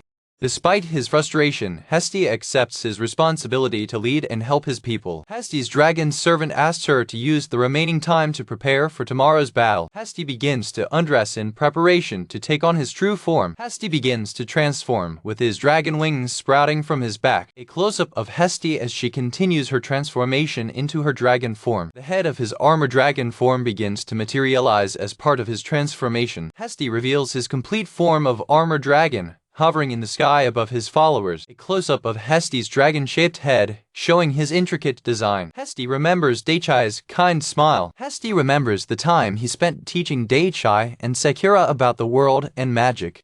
Daichai and Sakura relax on the balcony of their tower-shaped house, observing the Valley of Dragons, which Daichai describes as a pile of rugged rocks. Sakura expresses her happiness by spending the morning with Daichai, enjoying the panoramic view that the tower-shaped house provides. Daichai explains that the magic key Hesti gave him helps conserve energy, allowing him to wake up earlier and less tired. Daichai worries about Hesti, remembering her sad farewell the night before and wondering if she came home safely. Daichai reacts with shock by seeing something approaching from a distance. A horde of dragons, led by a huge white dragon, flies toward their home. Sakura observes the dragons approaching, commenting that she feels no hostility coming from them. Realizing that the dragons are approaching and the wind is getting stronger, Daichai suggests they come down to the floor below. As they descend, Daichai comments that it takes time to reach the first floor now that the house is so high. On the ground, Daichai and Sakura watch as the dragon horde arrives. The armored white dragon dives towards them, preparing to attack. Daichai and Sakura look up, shocked, when they realize that the dragon is about to attack. The dragon attacks with a beam of energy, hitting the house and causing an explosion near the ground. Daichai looks at the damage in the house, worried about what might have happened to Sakura. Daichai turns and runs towards Sakura, who is after him, anxiously asking if she is well. Sakura reassures him, explaining that the wall is just slightly burned, but the main structure of the house is intact and she's fine. An armored red dragon hovers near the house, addressing the inhabitants. Hesti, in her white dragon form, presents herself as the leader of the Dragon Valley and challenges Daichai to a fight. In a close-up, Hesti threatens to burn the whole earth with his white fire if Daichai refuses to fight. Hesti's white flame incinerates the trees around the house as a demonstration of its power. Daichai takes a step forward, angry because the dragon threatened his home. With a determined look, Daichai accepts the challenge, declaring that he will fight to defend his home. Daichai reaches out to Sakura, asking her to initiate full synchronization of her powers, and she agrees. A close-up shows Daichai and Sakura holding hands, starting the magic synchronization process. Standing together, Daichai prepares for battle, declaring that he will use full power synchronization and his magic key. Daichai uses his magic key, commanding matter at armor total power, and the surrounding trees begin to merge to form a giant golem. A huge wooden golem forms in front of the dragon, gathering from the trees of the forest. A close-up shows the parts of the golem fitting together, revealing its complex construction. The golem's eyes light up, indicating that it is fully activated and ready for battle. The complete golem, called Wood Armor King mode, assumes a powerful pose, looking like a giant mecha. From inside the golem, Daichai explains that he can combine 100 golems using the magic key and can see through the armor thanks to his connection to Sakura. Daichai comments that his previous creation of golem looks like a joke compared to this powerful new armor. A size comparison reveals that Daichai's 10-meter armor is significantly smaller than the 30-meter dragon, which also has the advantage of flying. Sakura, shining with magic energy, informs Daichai that she protected the house, encouraging him to fight with all his power. Daichai smiles with confidence, ready to face the challenge. With the tower-shaped house in the background, Daichai claims that his priority is to keep the place safe now that he and Sakura are synchronized. Daichai shouts that this is his home, the only place he can live happily, and refuses to let the dragon take him away from him. The Kingwood armor advances, initiating its attack on the dragon. The giant golem jumps toward the hovering dragon, starting the battle. In the Kingdom of Prussia, alarming news is coming. A messenger reports that the White Flame Dragon King was spotted in the Black Forest, accompanied by a horde of dragons. Through the window, dragons are seen flying toward the city, causing panic over imminent destruction. The princess hears the news with a worried expression. Word spreads that the wolf tribe is also fleeing the approaching threat. People in the city panic, feeling that there is nowhere to run and that the city is doomed. A man shouts orders to sound the alarm and initiate evacuation. A powerful voice screams for everyone to calm down. The princess enters the courtyard to take control of the situation. The princess quietly addresses the messenger, asking how many dragons approach. The messenger answers that there are at least 50 dragons. The dragons are shown flying over the Black Forest, leaving parts of it in ashes. The princess ponders the serious situation. She realizes the threat is the legendary Dragon King of the White Flame. A legend recalls how the Dragon King destroyed an entire country long ago, and now he has awakened. The princess calls the captain of the knights. She orders the evacuation to begin immediately, prioritizing to save as many people as possible. The princess decides to fight herself, taking a staff, while the captain of the knights informs her that the reinforcements will take at least a day to arrive. The captain of the knights reacts with shock and concern to the princess' decision. Determined, the princess feels she should at least try to do something for her city. The captain of the knights tries to dissuade her, but she seems resolute. The princess admits to herself that she knows she can't win and that she's sacrificing herself. Although she knows defeat is likely, she hopes that her sacrifice may at least delay the dragon. She is grateful to be the second princess, for it allows her to fight to protect her people instead of being forced to flee. Shamed but determined, the princess prepares for battle. She clings firmly to her staff, gathering her courage. With a resolute expression, she accepts her destiny. The princess declares that she will gladly give her life to protect her people. The captain of the knights and the others look at her, amazed at her bravery. She says goodbye, asking them to watch her fight to the end. Ignoring the protests, the princess teleports out of the castle. The princess arrives alone in the forest through teleportation magic. Confirming that her teleportation was successful, she starts looking for the Dragon King. She meets the Dragon King in the sky, throwing a mighty breath of white flames. The princess is horrified by the scale of dragon power. A giant golem emerges, blinding the princess and blocking the dragon's attack. The princess is in shock, unable to understand what she is seeing. The golem resists the dragon flame, protecting the area and a princess. Inside the golem, Dichai is surprised to see the princess there. The princess recognizes Dichai's voice from inside the golem and is shocked. The golem of Dichai confronts the Dragon King, shouting at him for destroying his garden. A closer look reveals the burned hand of golem wood armor. Furious, Dichai declares that he will not allow the dragon to destroy his home. Dichai summons the backup golems stored on the various floors of his home. The eyes of a sleeping golem light up, signaling its activation. Walking by, the army of reserve golems in the house of Dichai wakes up. Dichai smiles, pleased that his decision to fill the house with golems is worth it. He commands all golems to enter full armor mode. The reserve golem swarm converges to Dichai's main armor. The golems begin to merge with the main golem body. They form a new layer of armor, involving and strengthening the main golem. The fully armored golem is ready, with Dichai and Sakura declaring its counterattack time.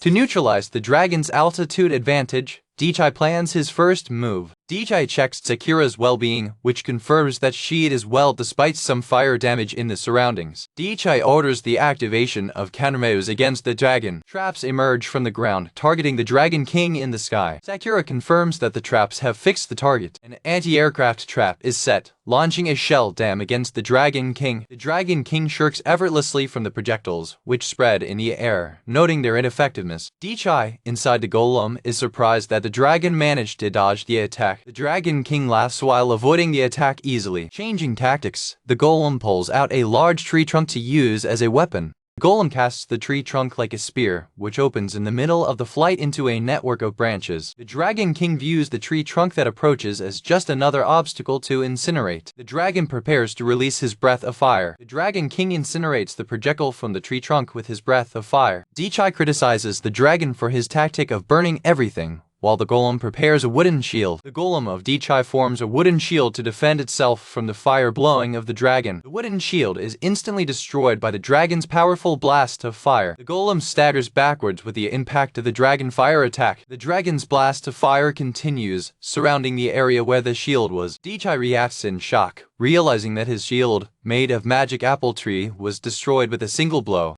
An approximate plan of Dichai's tense expression reveals his concern for the overwhelming power of the dragon. The Dragon King hovers victoriously in the air looking at the golem below. The other dragons celebrate, declaring the imminent victory of their ruler. The Dragon King watches the scene with a calm and confident composure. The Dragon King declares that this is his full power, preparing for his next attack. The Dragon King declares himself King of Dragons, revealing his full strength. Dichai and Sakura watch with alarm while the dragon carries another blow attack, fearing it incinerates the entire area. With a fierce determination, Dichai swears he will defend his house at all costs. Dichai decides to use all the power he has left, and Sakura agrees to support him. As the Dragon King prepares for what he believes to be the final attack, the golem of Dichai prepares for his counterattack. The Dragon King confidently declares that the battle has come to an end. The Dragon King releases his most powerful attack, the white flame of the dragon. In response, the golem puts its hands on the ground, summoning the power of all remaining trees in the area. The trees merge and grow rapidly into a colossal tree, forming a massive shield against the dragon's attack. The white dragon flame collides with the giant tree, resulting in a cataclysmic explosion that shakes the landscape.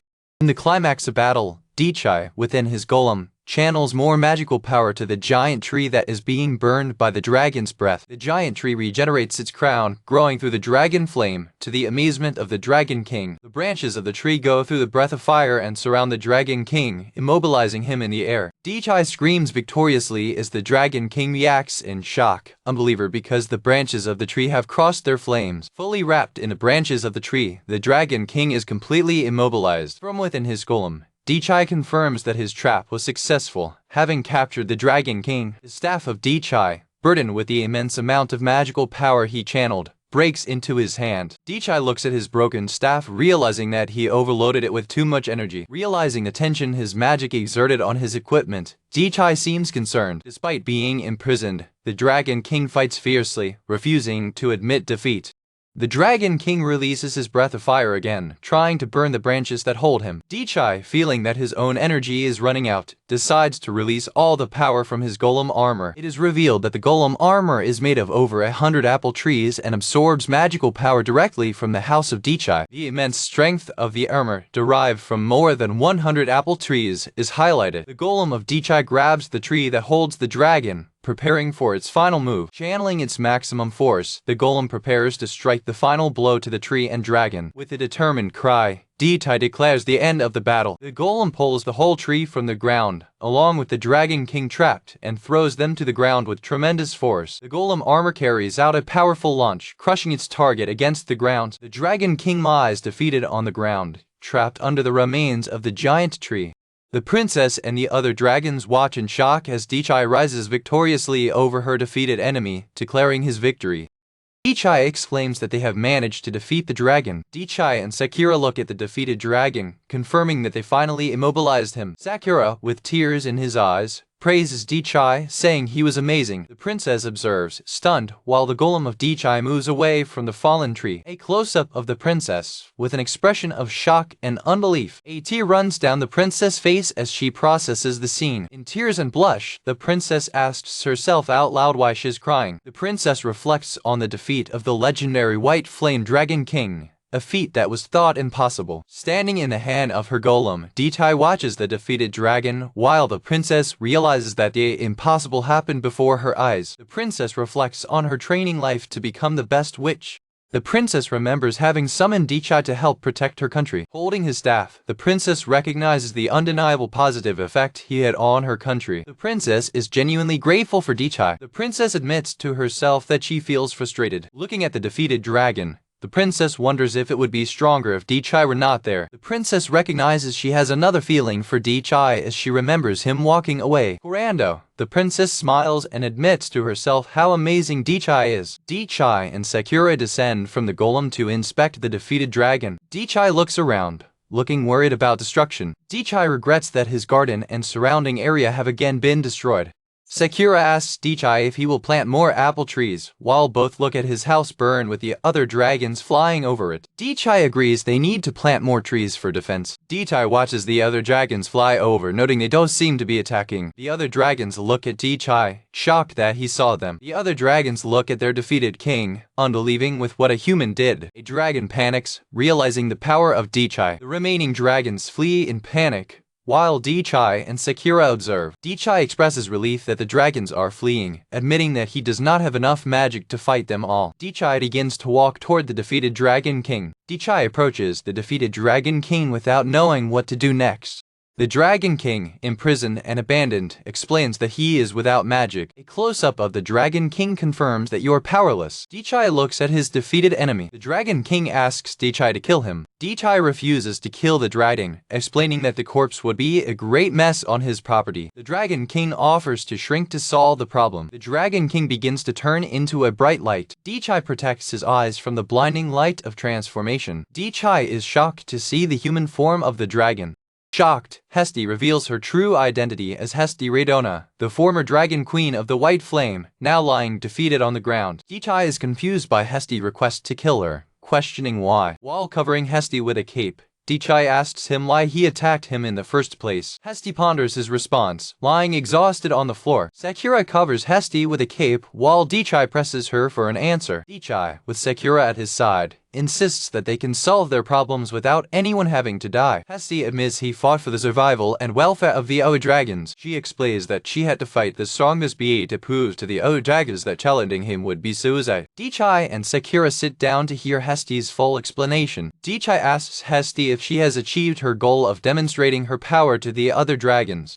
Hesti confirms that now the other dragons understand that they would die if they challenged him. Hesti stands up, explaining that he needed to take a final step to ensure his belief. Hesti offers his head, asking Dtai to use it as evidence to deter any challenging futures. Hesti lowers his head, preparing for the blow. Instead of killing her, Dtai punches her in the head. With a bump on his head, Hesti looks up in shock and pain. Dtai looks severely at Hesti. He declares that punching is her punishment for causing so much trouble. With tears in her eyes due to pain, Hesti hears Dtai smile and say he forgives her. Hesti looks up, his eyes snarled with tears and surprised with his reaction. Dtai explains that she paid for the confusion with the cock pain and the loss of her favorite garden. Dtai puts the cape back on Hesti's shoulders. Surprised by his kindness, Hesti tells him he shouldn't be so kind to her. Dtai smiles and tells him that if he needs help, he should just ask. Hesti gets confused, not understanding the concept of asking someone else for help. Dichai explains that it's normal for neighbors to trust each other. Hesti begins to understand his perspective on friendship and neighborhood. He offers to help Hesti if she's in trouble and says she can return the favor if he needs help. Hesti sues Dichai's offer of mutual support and friendship. Quite slightly, Hesti smiles before his kindness and acceptance. Dichai decides it's time to start cleaning up the mess of the battle. After all the chaos, the group agrees to take a break for tea. The princess arrives and is shocked to see that the Dragon King's body has disappeared. The princess, having witnessed the dragon's defeat, realizes that she must inform her people and teleport away. Dichai comments on the progress of repairs and asks Hesti, who seems worried, what is going on. Hesti points to the broken staff of Dichai, and he explains that it broke during the battle. Hesti reveals that it was she who made the staff, expressing frustration that he had left, for it was made to be indestructible. Hesha reveals that he has an official license to create magic weapons, shocking Dichai. Hesha explains that he used his ability to create weapons to make a living and build a reputation while traveling. Dichai is impressed by Hesti's vast experience. Dichai confirms he needs a staff because he can't use his magic keys without it. Dichai reflects on the battle, admitting that he would have had problems if he could not create his golems. Hesha takes the broken staff and tells Dichai she can fix it. Hesha claims he can fix the staff in one day, planning to use materials from his own tail. Dichai is shocked and asks if it is safe for her to use her own bones in repair. Hesha reassures him, explaining that the materials are like scales or nails and grow back. Hesha says she's helping because she was taught to help her neighbors, and Dichai thanks her. Hesha informs there are 6 more Dragon Kings in the world. Dichai tells Hesha not to hesitate to ask for help if she needs anything. Hesha hesitates before responding to Dichai's offer. Hesha admits there's something he needs. Hesha reveals to Dichai that she no longer has a place to live. Dichai asks about the Valley of Dragons. Hesha explains that, having been defeated, she lost her title and can no longer return to the Valley of Dragons. Hesha explains the harsh hierarchy of dragons where only the strongest are followed. Dichai is pensive with the culture of dragon power. Hesha regrets that his defeat means that he is effectively killed for his species. Hesha says if she couldn't help her, she'd settle down somewhere in the woods, but it would be dangerous. Dichai doubts that anything in the forest could pose a threat to Hesti. Hesha explains that the real danger is that she would destroy the area if she had to fight, something she wants to avoid. Dichai ponders where Hesti might stay and make money. Dichai asks Sakura's opinion on Hesti's situation. Sakura smiles, realizing that Dichai wants Hesti to live with them. Sakura expresses her admiration for the kindness of Dichai.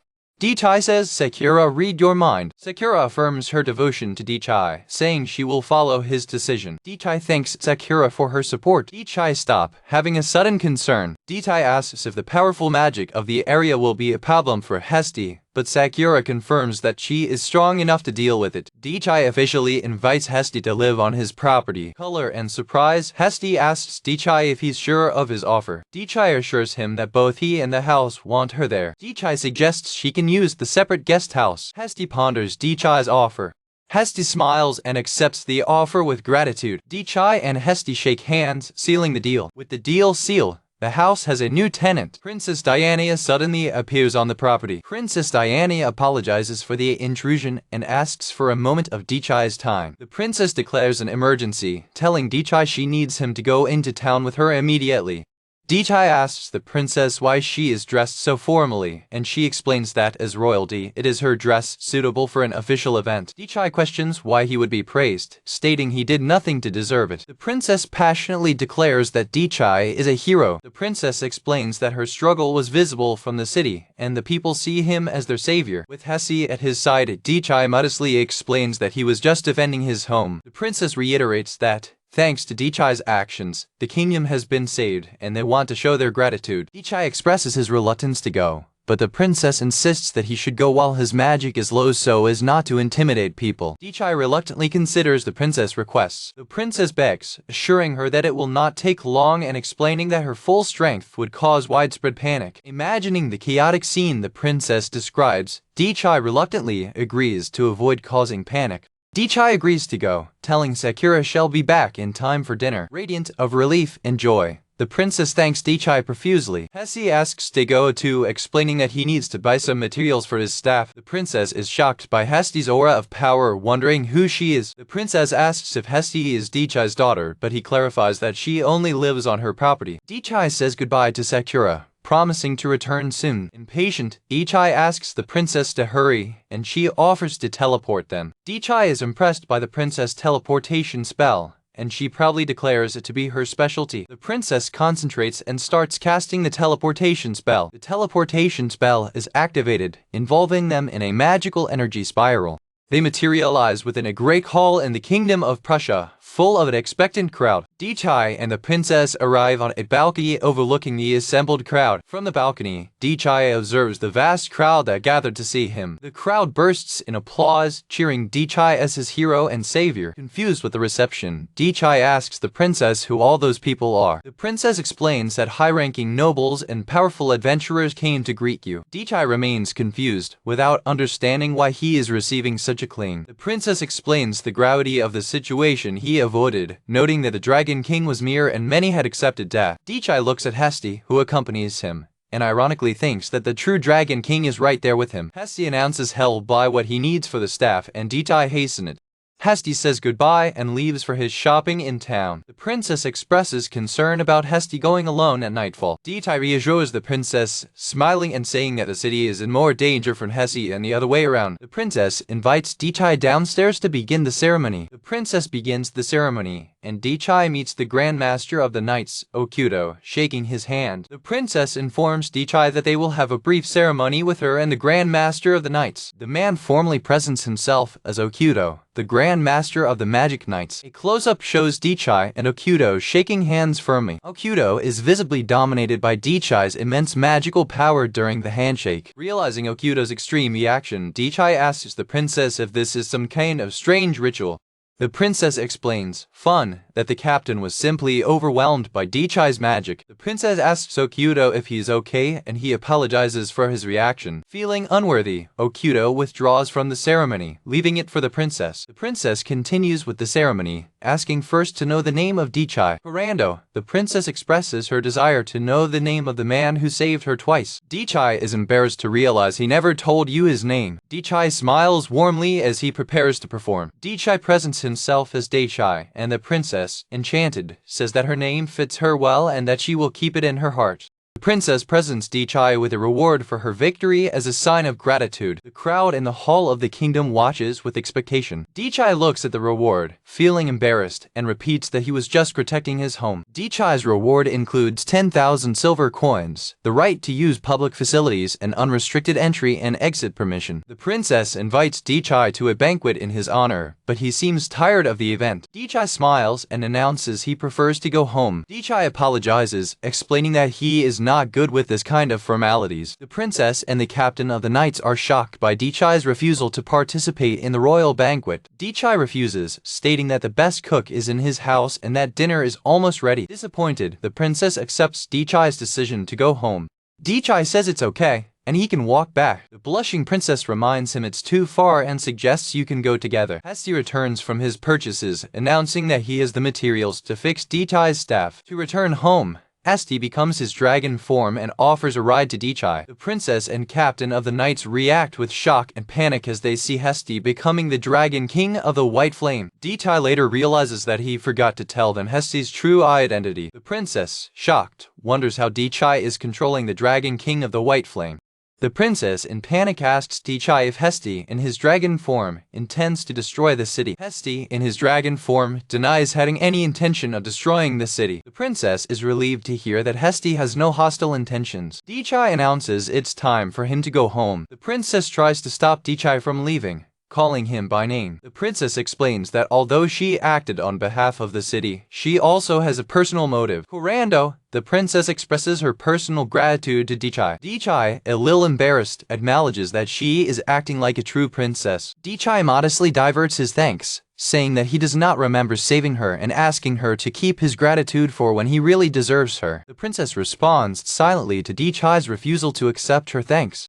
Dichai prepares to ride Hesti to fly home. Dichai comments that Hesti's dragon form is smaller than expected, and she explains that it is because his magic has not fully recovered. Dichai holds firmly to Hesti's scales for the journey. Dichai says goodbye to Princess Diana. Hesti takes off from the castle, carrying Dichai behind his back. The duo flies out of the castle hall, leaving behind the princess and the knights. Two guards get confused, thinking they might have seen a dragon leaving the castle. Dichai and Hesti fly over the kingdom under the night sky. A mysterious figure observes Dichai leaving, noting he's gone. Dichai expresses surprise that Hesti could fly with him, but she answers with confidence that she would not be a great dragon if she could not. A panoramic panel shows the white dragon flying through the darkness of the city's sky. A person on the street looks up, shocked, seeing the dragon fly over. Other inhabitants of the city spot the dragon, with some blaming alcohol, while it flies from the castle toward the forest. A mysterious figure silently observes from a forest. The mysterious figure identifies the dragon as his sister. She anticipates with a smile that things will become fun. Rumor has spread that the white dragon now lives in Prussia. Dichai thanks Hesti for the ride home. Hesti lands back in the tower house of Dichai. Back in her human form and exhausted, Hesti asks permission to go to sleep, and Dichai agrees.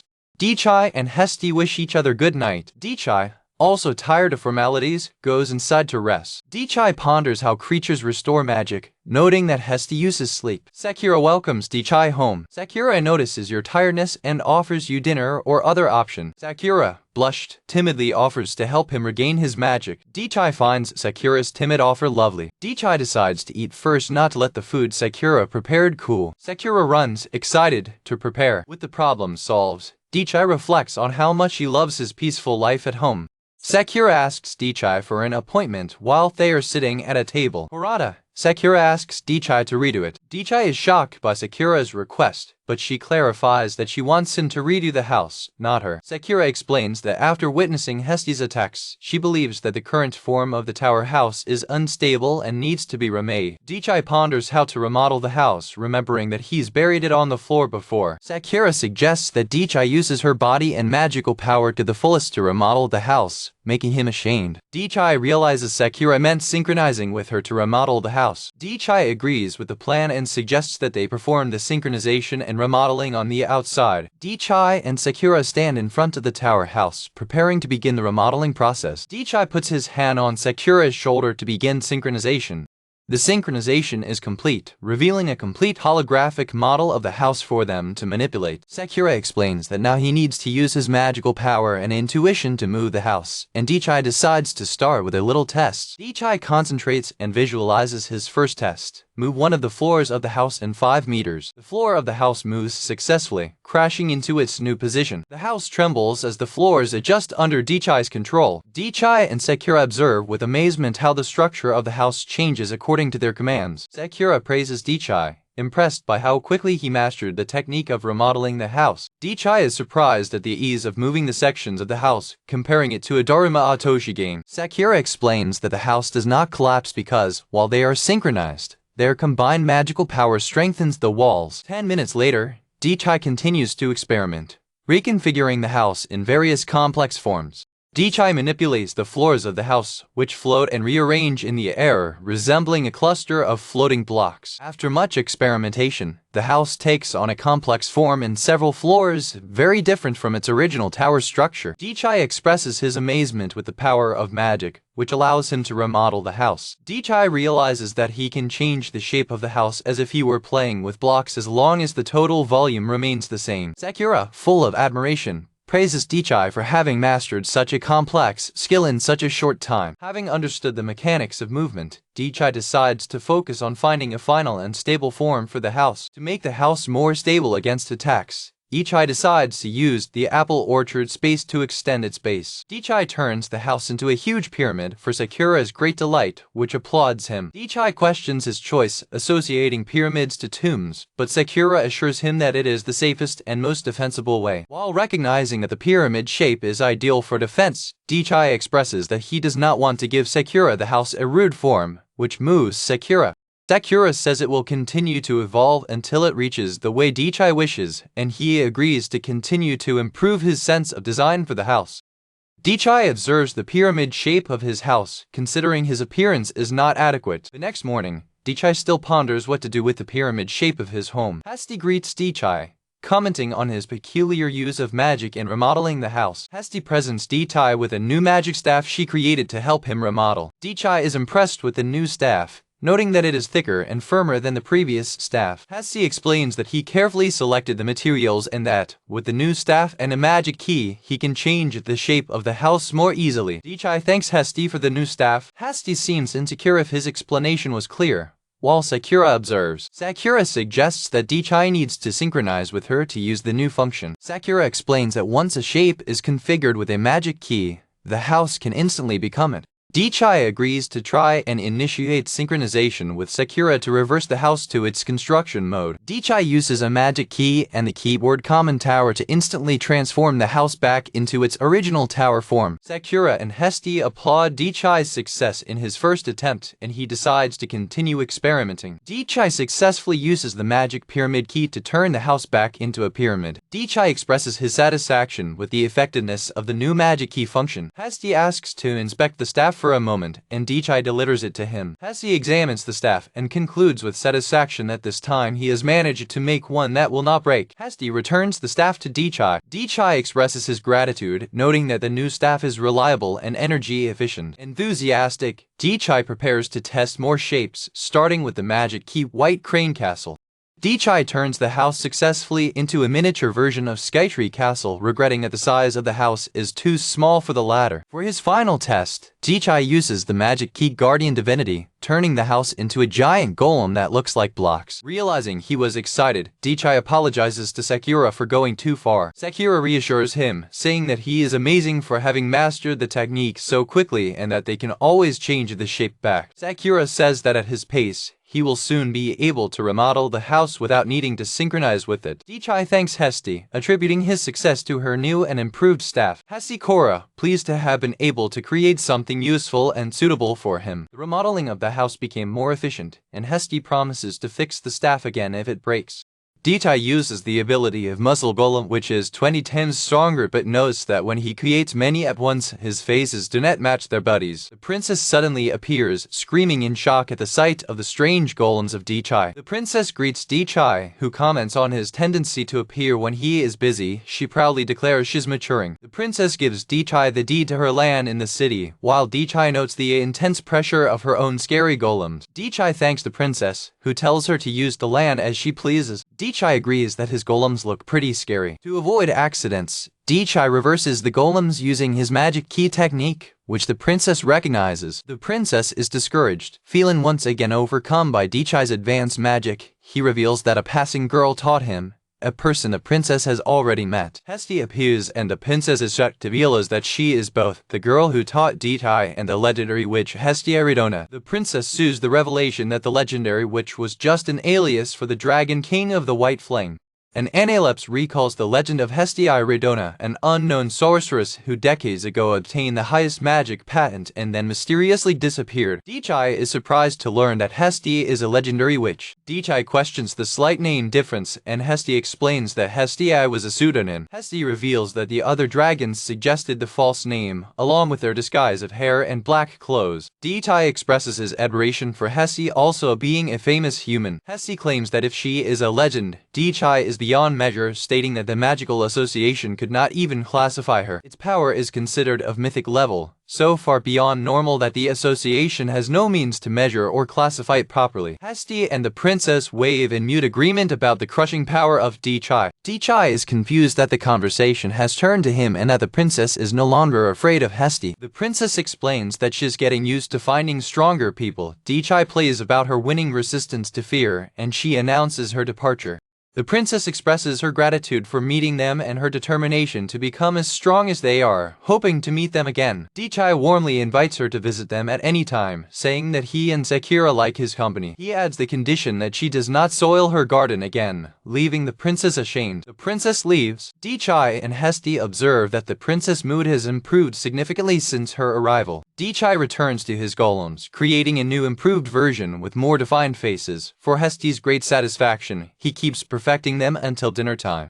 In her office, the princess handles the paperwork, noting that widespread panic in the city because of the attack requires an official statement. It reflects that, Thanks to Daichai's magical influence, the harvests of the kingdom are growing better than ever. Lost in thoughts about when she will see Daichai again, the princess is interrupted by a knight knocking at her door with a report. The princess, ashamed, allows the knight to enter. The knight enters to report on the emergency forces of the fortress city. He informs the princess that, although most forces are returning, some adventurers have stayed behind in search of treasure. The princess understands that adventurers would not want to return empty-handed. The knight agrees, mentioning that the many dungeons around the fortress city make it an attractive place for adventurers. The knight confirms that he warned the adventurers to stay away from the forest of Daichai, but he doubts that they will follow the warning. The princess expresses her concern, but is confident that Daichai will have no problem dealing with the intruders. The knight remembers to have felt the immense but refined power of Daichai. The princess agrees that while Daichai does not kill them, he values their tranquility, so they must prepare an apology in case he is disturbed. Lost, dreaming awake with an excuse to visit Daichai, the princess is brought back to reality by the knight, who asks if she is well. The knight informs you that a delegation from the fortress city is coming. The princess is shocked to hear of the delegation's imminent arrival. The knight suspects that the delegation's stated goal of investigating the dragon's defeat is not the complete story. The princess is impressed that the fortress city has the ability to detect powerful magic from a distance. Both the princess and the knight are certain that the delegation's real target is Daichai. The princess states with determination that if they attempt to attack Daichai's house, she will stop them by force if necessary. The knight agrees, acknowledging that his services may be necessary to help the princess. However, a group of adventurers led by a bald man with sharp teeth happily enter the forest, eager for a morning hunt. Adventurers comment on their strategy of getting to the site early, while monsters are less active. The leader sights Daichai's house from far away, declaring it his target and promising his group an easy victory and many treasures. Adventurers are suddenly struck by a magical illness, vomiting and feeling weak, to the confusion of their leader. Hesti goes out to confront the adventurers, asking who they are while they wonder why a child is there. Hesti unleashes an aura of overwhelming magical power, shocking the adventurers who feel its immense strength. Hesti approaches questioning whether men are intruders. Realizing the threat, Hesti decides he needs to stop the intruders. Before attacking, Hesti decides to give the adventurers a warning. Hesti uses magic to immobilize the adventurers and pull out their weapons, informing them that they are on private property. Adventurers are violently thrown back by Hesti's magic, and their leader realizes they are facing a high-level wizard. Considering that the warnings may not be enough, Hesti ponders simply burning them. A bizarre-looking wooden zip suddenly emerges, surprising the adventurers.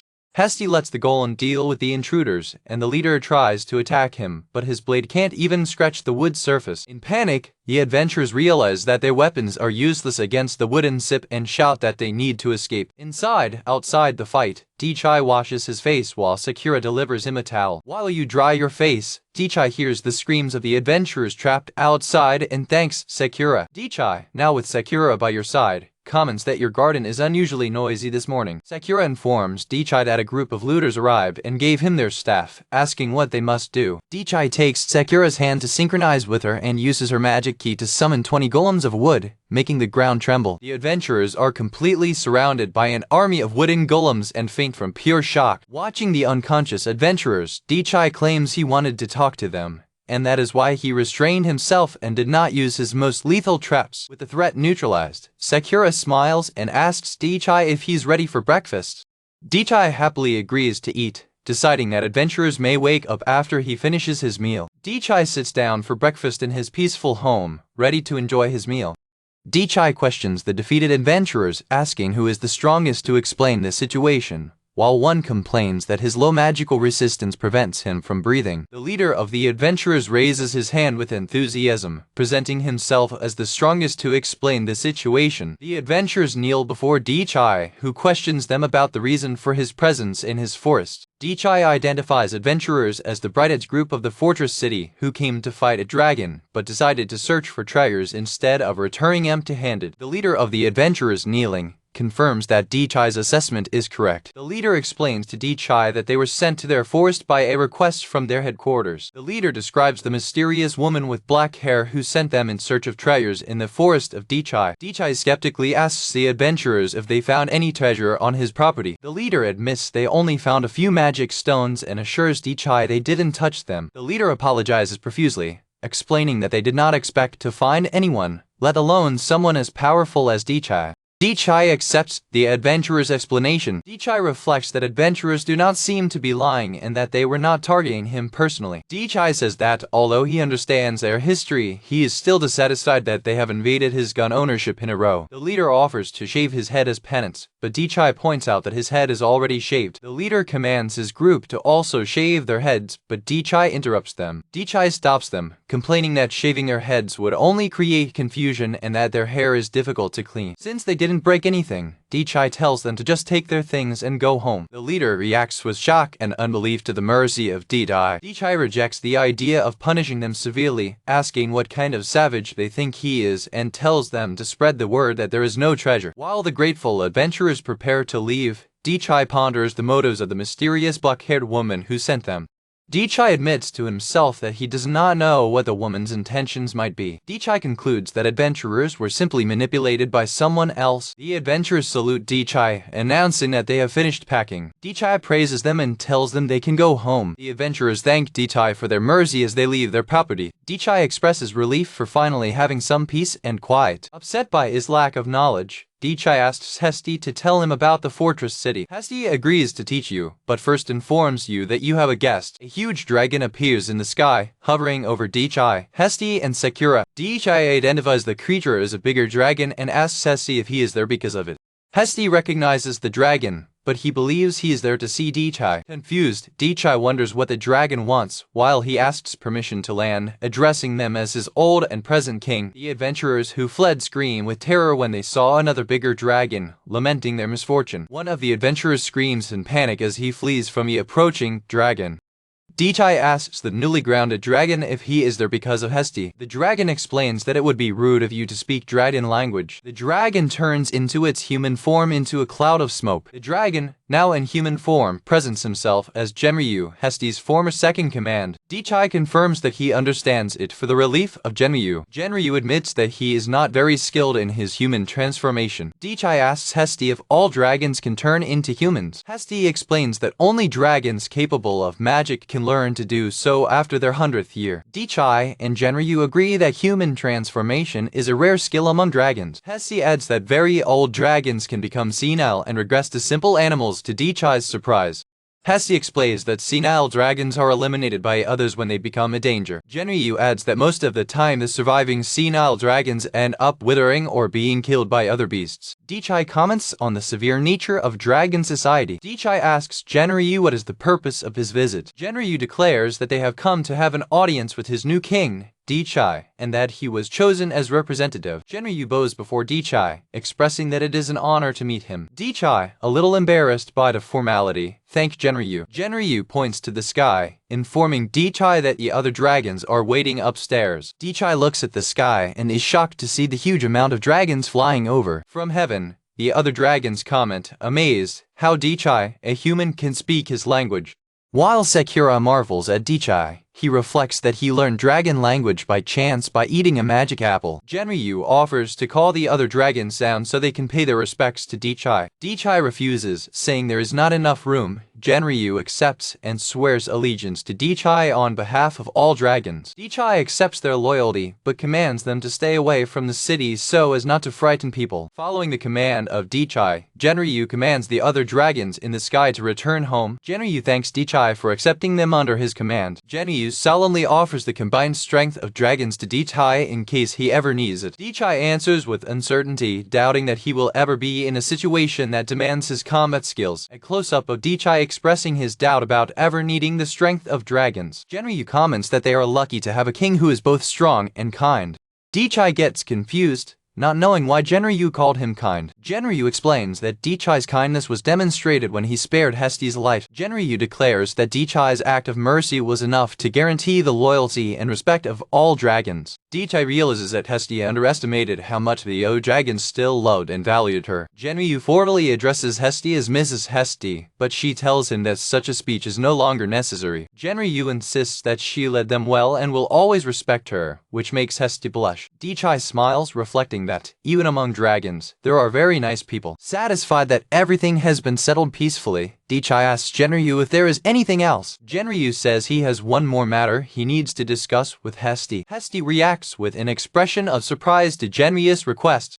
Generu informs Hesti that he felt the magical power of the Black Dragon King and believes he is on the move. Hesti seems imperturbable, while Dechai asks if the Black Dragon King is dangerous. Hesti reassures Dechai, saying the Black Dragon King is mostly harmless. Generu asks them to convey their greetings if they find him and say goodbye. Generu turns again into his dragon form and flies away. Hesti yawns lovely, feeling tired after the events of the day. Dechai and Hesti agree it's been a busy day and they are both a little tired. Dechai and Hesti decide to take a nap under the apple tree, while Sakura observes, pondering what to do next. Sakura smiles and decides to join Dechai and Hesti to rest under the tree. In a flashback 50 years ago, the story of Sakura and the house begins. The founder of the house declares he found the perfect place. After the house is built, the couple move in, declaring it their new home. An overview of the new house and property. Inside the house, the father-in-law calls the couple to show them something important. He reveals that the reason for building the house in that place is a massive central pillar made from the trunk of a cherry tree. The couple is called by the father-in-law, preparing the scenario for the revelation of the pillar. Sakura tells us that her memories of this period are a little confused. The scene changes to a crib, anticipating the arrival of a baby. With Dechai's birth, the scene is filled with his presence. Sakura remembers that everything became clear to her with Dechai's birth. Sakura recalls that Dechai's birth was the first time she became truly conscious as the spirit of the house. Sakura reflects that, as his consciousness began with his birth, they are the same age. As Dechai grew up, Sakura also grew up with him, constantly watching him. In a moment, Sakura thinks young Dechai has seen her, but he is called by his parents. Dechai runs to his parents, leaving Sakura to feel disappointed and invisible. On a stormy night, the house is plagued by heavy rain. Sakura feels abandoned, trunked by the pillar and crying, fearing Dechai will not return. In tears, Sakura wonders why Dechai has not yet returned home. Feeling lonely and frightened, Sakura begins to fade, believing that a spirit of the house cannot exist without occupants. Desperate, Sakura screams that she doesn't want to die and asks someone for help. His cry echoes through the empty rooms of the house. Having lost hope, Sakura sits in the hall, resigned to her destiny. Suddenly, the door opens and an older Dechai comes home with a smile. When seeing Dechai, Sakura is filled with relief and tears of joy. Knowing that she was saved, she realizes that her existence has a purpose because she had someone worth returning to. Since his return, Sakura has been with Dechai at all stages of his life. Sakura promises to herself that she will always be with him, no matter what. The scene returns to the present, with Dechai inviting Sakura for a walk. Radiant, Sakura happily accepts, reaffirming her desire to be together forever. Thanking Hesti for telling him about the fortress city, Dechai discovers that she considers the information as payment for her income. Dechai asks Hesti about his map and she reveals that she has many. Hesti explains that he needs many backups of his maps because his dragon form easily destroys them. Hesti shows Dechai on the map that the fortress city is located south of the magic forest and surrounded by monsters and the territory of the Black Dragon King. Dechai gets confused about why a city was built in such a dangerous place. Hesti explains that the city was built around a dungeon that produces magical ores, attracting adventurers to invade it. Dechai comments on the wild industry of dungeon invasion, and Hesti adds that magical ores are abundant and can be cultivated by other races as well. Dechai concludes that the dungeon is a magical point. Hesti adds that the dungeon is not as rich in magic as the land of Dechai. Hesti describes the city as being inhabited by violent races and strong humans who enjoy physical work. Dechai decides the city isn't for you because you don't like physical work. Hesti suggests that Dechai may get rich there, but he answers that he has nothing to spend money on. Dechai asks Hesti if she needs money. Hesti explains that although it is not essential for his survival, money would allow him to buy materials to make staffs. Dechai realizes that staff creation costs money. Dechai offers himself generously to give Hesti all the money she needs. Hesti warns that high-quality materials, especially those compatible with his bones, can be extremely expensive. Dechai reiterates that he does not have to spend his money, so giving it to him is the most economical use. Hesti accepts with gratitude his offer, saying he will buy the materials next time. Dechai suggests that your refund may be a spare staff, seeing it as a new investment for your funds. The scene changes to the royal capital of Prussia. A knight informs Princess Diana that the fortress city delegation has arrived. The princess commands the knight to let them in. A knight opens the door for the delegation. A woman named Anne Tidor presents herself as the vice commander of the high command of the fortress city. The princess is visibly intimidated by Anne's physicist. The princess asks if Anne is the only delegate, and Anne confirms, explaining that she was the only one with light responsibilities. The princess welcomes Anne to the capital and they shake hands. dragons. The princess performs as Diana Medicine, the city's representative. A close-up handshake between Princess Diana and Anne.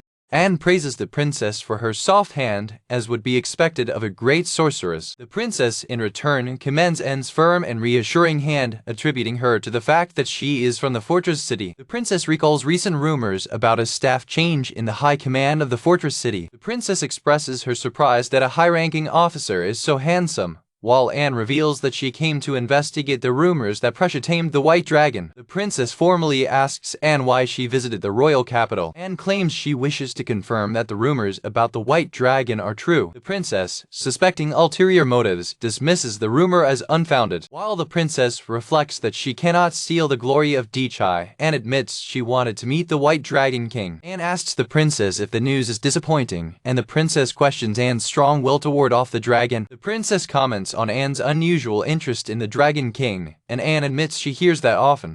Anne mourns the dragon's absence and asks the princess to share her knowledge of how to fight flying dragons. The princess feels obliged to help since the fortress city sent them reinforcements earlier. Anne mentions having heard that the princess herself has already defeated a forest dragon. The princess considers Anne's request problematic and questions her true motives. Anne suggests that it would be better if the princess could tell you about it at her own place. Concerned that Anne discovers the land of Dichai, the princess warns that the forest is dangerous. Anne reassures the princess, stating that she is quite strong and that there is no need to worry. The princess recognizes Anne's strength, but her main concern is to avoid disturbing Dichai. With a determined expression, the princess decides what her plan of action is. The princess agrees to lead Anne through the forest, to great delight of Anne.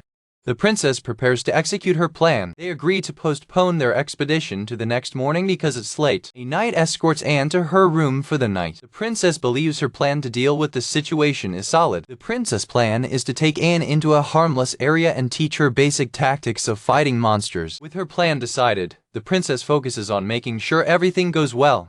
Hesti presents Dichai with a spare staff she created as a test. Dichai is impressed by how quickly Hesti managed to create the staff. Hesti explains that she is used to making staffs and that she used materials from her travels to create this as a test product. Dichai asks if it's okay to use the materials and Hesti reassures him. Hesti reveals that he knows the best places to obtain materials, such as the magic city of Prussia, impressing Dichai with his knowledge. Hesti reveals that the staff was made with the horn of an undead unicorn, which makes it extremely hard. Enthusiastic, Dichai prepares to test the new staff with his magic key technique. Dichai tries to use his magic key to summon a wooden golem. Before he can complete the spell, the new staff will shatter in his hand. Dichai and Hesti look at the remains of the staff, which shattered before it could be used. Dichai apologizes, but Hesti says it's okay, because the satisfaction of a craftsman comes from seeing his products used to the limit. Hesti deduces that he has focused too much on robustness and not flexibility, and declares that he will redo it. Dichai encourages her, promising to invest whatever it takes for materials. With his spirit of inflamed craftsman, Hesti promises to create many staffs. However, in a tavern in Prussia, a group of adventurers is drinking. The bald leader of the group of adventurers drinks a mug of one drink. The adventurers, known as Brightheads, are celebrating in the tavern. The leader expresses his relief, commenting on how good it is to be alive. One of his teammates notices he's drinking unusually fast. Another adventurer explains that the leader is recovering from his shocking encounter with Dichai, the landmaster. The leader refutes, stating that he was not shaken, but the tremor of admiration. He exclaims that Dichai is incredible and that they never had a chance against him, even though they had the guns in hand. A member of the group reflects that, despite being high-ranking adventurers, they were completely dominated. They argue how Dichai treated them like children and let them go unpunished, an incredible act of generosity. They notice that Dichai didn't even confiscate his leader's valuable brand sword. The leader displays his sword, noting it's worth enough to buy a house, but Dichai didn't even look at it. They agree that it is rare to find someone so strong and pleasant, noting that he has the hostility of corrupt bandits or sacred knights. The leader declares that he would now prefer to act on behalf of Dichai if asked. The rest of your group agrees with enthusiasm. The leader of the adventurers becomes thoughtful. He wonders about the identity of the woman with black hair and big bust who gave them the information and paid them for the report. He reflects that he has never seen her in the fortress city before and is shocked that she suddenly became the deputy commander. One of the members of the group mentions seeing her outside the city. He remembers that she ran a suspicious store that sold items in strange but resilient ways. They speculate that she is not from the fortress city and was recruited to the high command from her shop. The leader decides to put aside the difficult topics and suggests that they enjoy their stay in the real capital until the money runs out. The suspicious princess cannot understand Anne's intentions. The princess notes that Anne seems to be wearing too light equipment to face dragons. The princess reminds herself not to be fooled by appearances. The princess reflects on how Anne, despite her youth, became vice commander of the fortress city. The princess formulates her plan to show Anne a dragon's nest from a distance and then return to the castle. The princess considers her plan the best possible scenario. Determined not to disturb Daichai's peace, the princess prays that her plan will run smoothly. Anne turns to ask a question to the princess, who answers nervously, ready to talk about dragons. Anne interrupts, pointing out that something approaches them from a distance. The princess seems confused to see a monstrous silhouette approaching. A giant golem made of black mud emerges from the forest, surprising them. Realizing that her plan failed, the princess prepares to fight the golem of black mud, a monster she's never seen before. Daichai admires his newly refurbished house, which now looks like a castle, when Hesti appears announcing that he goes to town to buy materials. Daichai watches Hesti drift away at a surprising speed. He gets confused about how fast she moves. A close-up of Daichai asking Hesti about his travel tunic. Daichai thanks Sakura, who brought you a box of blessed after your hard work. Hesti disappears at a distance, moving at an incredible speed. Daichai and Sakura comment on Hesti's speed, assuming she's using her dragon powers. Daichai watches, amazed, Hesti's incredible speed as she runs through the forest.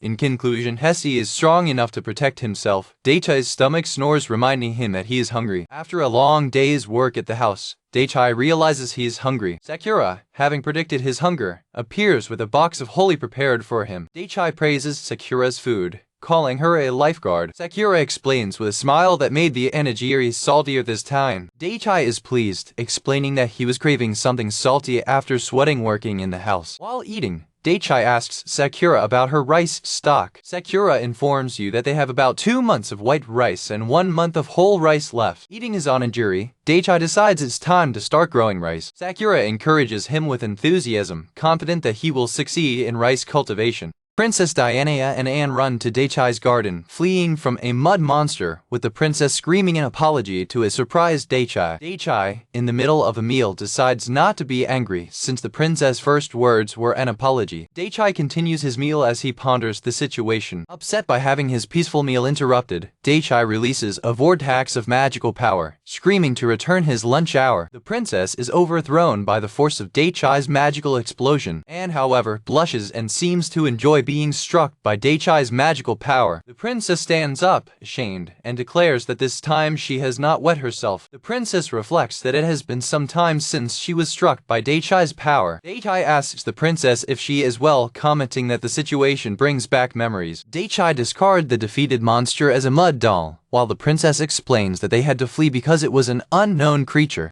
Sakura notes that the monster was quite resistant, while Daichai speculates that it could be a golem of land, but concludes that it is only a monster. The princess explains that although she could have handled some of the monsters, they were surrounded by more than 10. She continues, saying that they used attack and escape tactics to escape, managing to disperse all monsters except what pursued them. Daichai asks him why he brought him to his estate, and the princess apologizes. Daichai accepts the situation once the threat has been neutralized and then turns to Sakura to ask about the black-haired woman accompanying them. He notices that Anne managed to resist her vortex of magical power without being projected away. The princess introduces the woman with black hair, Anne, as her guest. Anne is in a state of ecstasy, murmuring that Daichai's power is beyond her imagination. She continues her inner monologue, saying that Daichai's power has reached her brain and feels good. The princess asks Anne if she's okay, and Anne comes out of her daydream, apologizing for her distraction.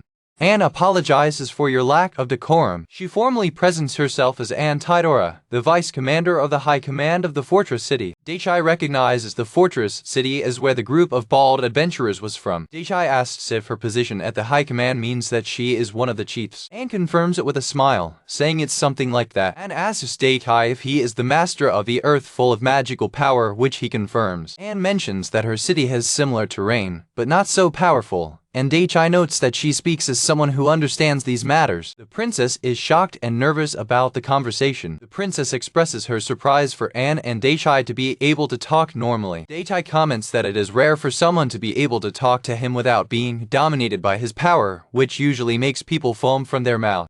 He deduces that Anne's ability to talk to him is due to her strength as vice commander. Anne addresses the princess, asking permission to continue her conversation with Daichai. The princess hesitates, looking for Daichai for guidance. Daichai agrees, saying that he is free now that he has finished his meal and suggests that they talk during a tea. Daichai thinks this is a good opportunity to get more information about the fortress city. Anne is thrilled by the idea and Sakura offers to prepare the tea, starting an improvised tea party in Daichai's garden.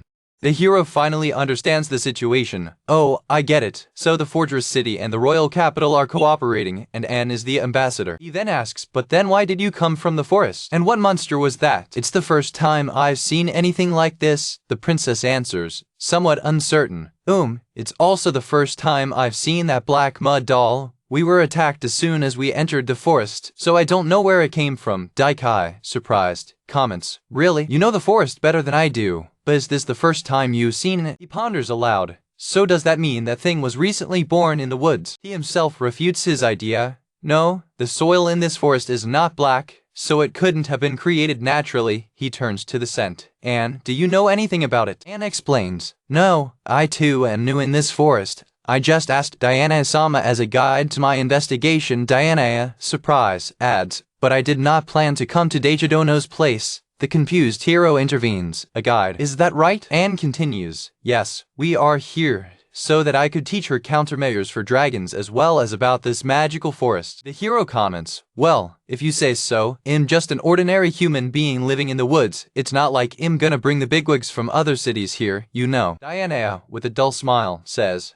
oh well, it's good that we've cleared that up now. Yeah, actually, I'm grateful for that. Although I don't think Daichadono is just a normal person. Anne changes the subject, looking at the object beside Daichai. By the way, Daicha-sama, is that a staff? Diana quickly tries to disguise, and nothing. Don't worry about it. Yes, Oh, you mean that? Yeah, does it look like something else? Anne denies. No, it is that I feel an unusually dark and strong power coming from him. Can I hold him for a second? I'm curious about your stuff. Daichai agrees. Yes, no problem. When examining the staff, Anne's expression changes dramatically. This is, with a dark look, she reveals, it's made from the bone of a dragon king, right? It's been a long time since I last saw a staff made of one. Diana arises abruptly, shocked. A dragon king staff, you say? Without understanding the agitation, the hero asks, why are you so excited about this, Diana? She stutters, still in shock. Because this is a Dragon King's staff, you know. She explains the importance of the artifact. It's a very valuable masterpiece, originally kept safe in a treasure house. It's something that's given to the strongest wizard in the event of a national disaster, you know. He finally understands the magnitude of the situation, so the staff is something so important. With a cold sweat, he thinks to himself, ashamed. Think I was using a treasure like that to beat things. I must tell your creator Hesty I'm sorry. Diana comments. Before I realized it, you got such a special weapon, he answers with simplicity. No, it was a gift. The princess reacts, surprise, a gift. But then he calms down, I see. I don't think it's strange that you received him. Anne, confused with the conversation, asks, isn't that weird? What do you mean? Diana hesitates. Oh, that's. The hero realizes her look. Why does it look like you're asking me for help? She asks him directly. I was wondering if I could talk about you. He smiles openly and replies, it's no big deal. It's not something that would hurt me. In the middle of the conversation, a new figure comes behind them, announcing, I'm back. Diana was about to reveal, Anadono, to tell you the truth, there are other people living with Daichadono. While Daichai greets her, oh, Hesty, welcome back, and has an explosion of joy, screaming, old sister. Anne runs towards Hesty, exclaiming, so it was you, big sister. I'm so happy to find you. Hesty, being suffocated in the embrace, says, so after all, it was his smell, Anne. Get out. But Anne, in ecstasy, begs, plus, give me that cold look again, please. The hero, completely lost, turns to Diana. What is going on here, Diana? Who the hell did you bring? Watching the chaotic scene, he comments dryly, those two look excited. He realizes her confusion. So it's an unexpected situation for you too, Diana, sweating, answers, even if you ask me. He watches the scene, thinking, apparently, a new problem for one of my relatives also known as Hesty has just appeared. The scene is so chaotic, he concludes. I don't understand any of this.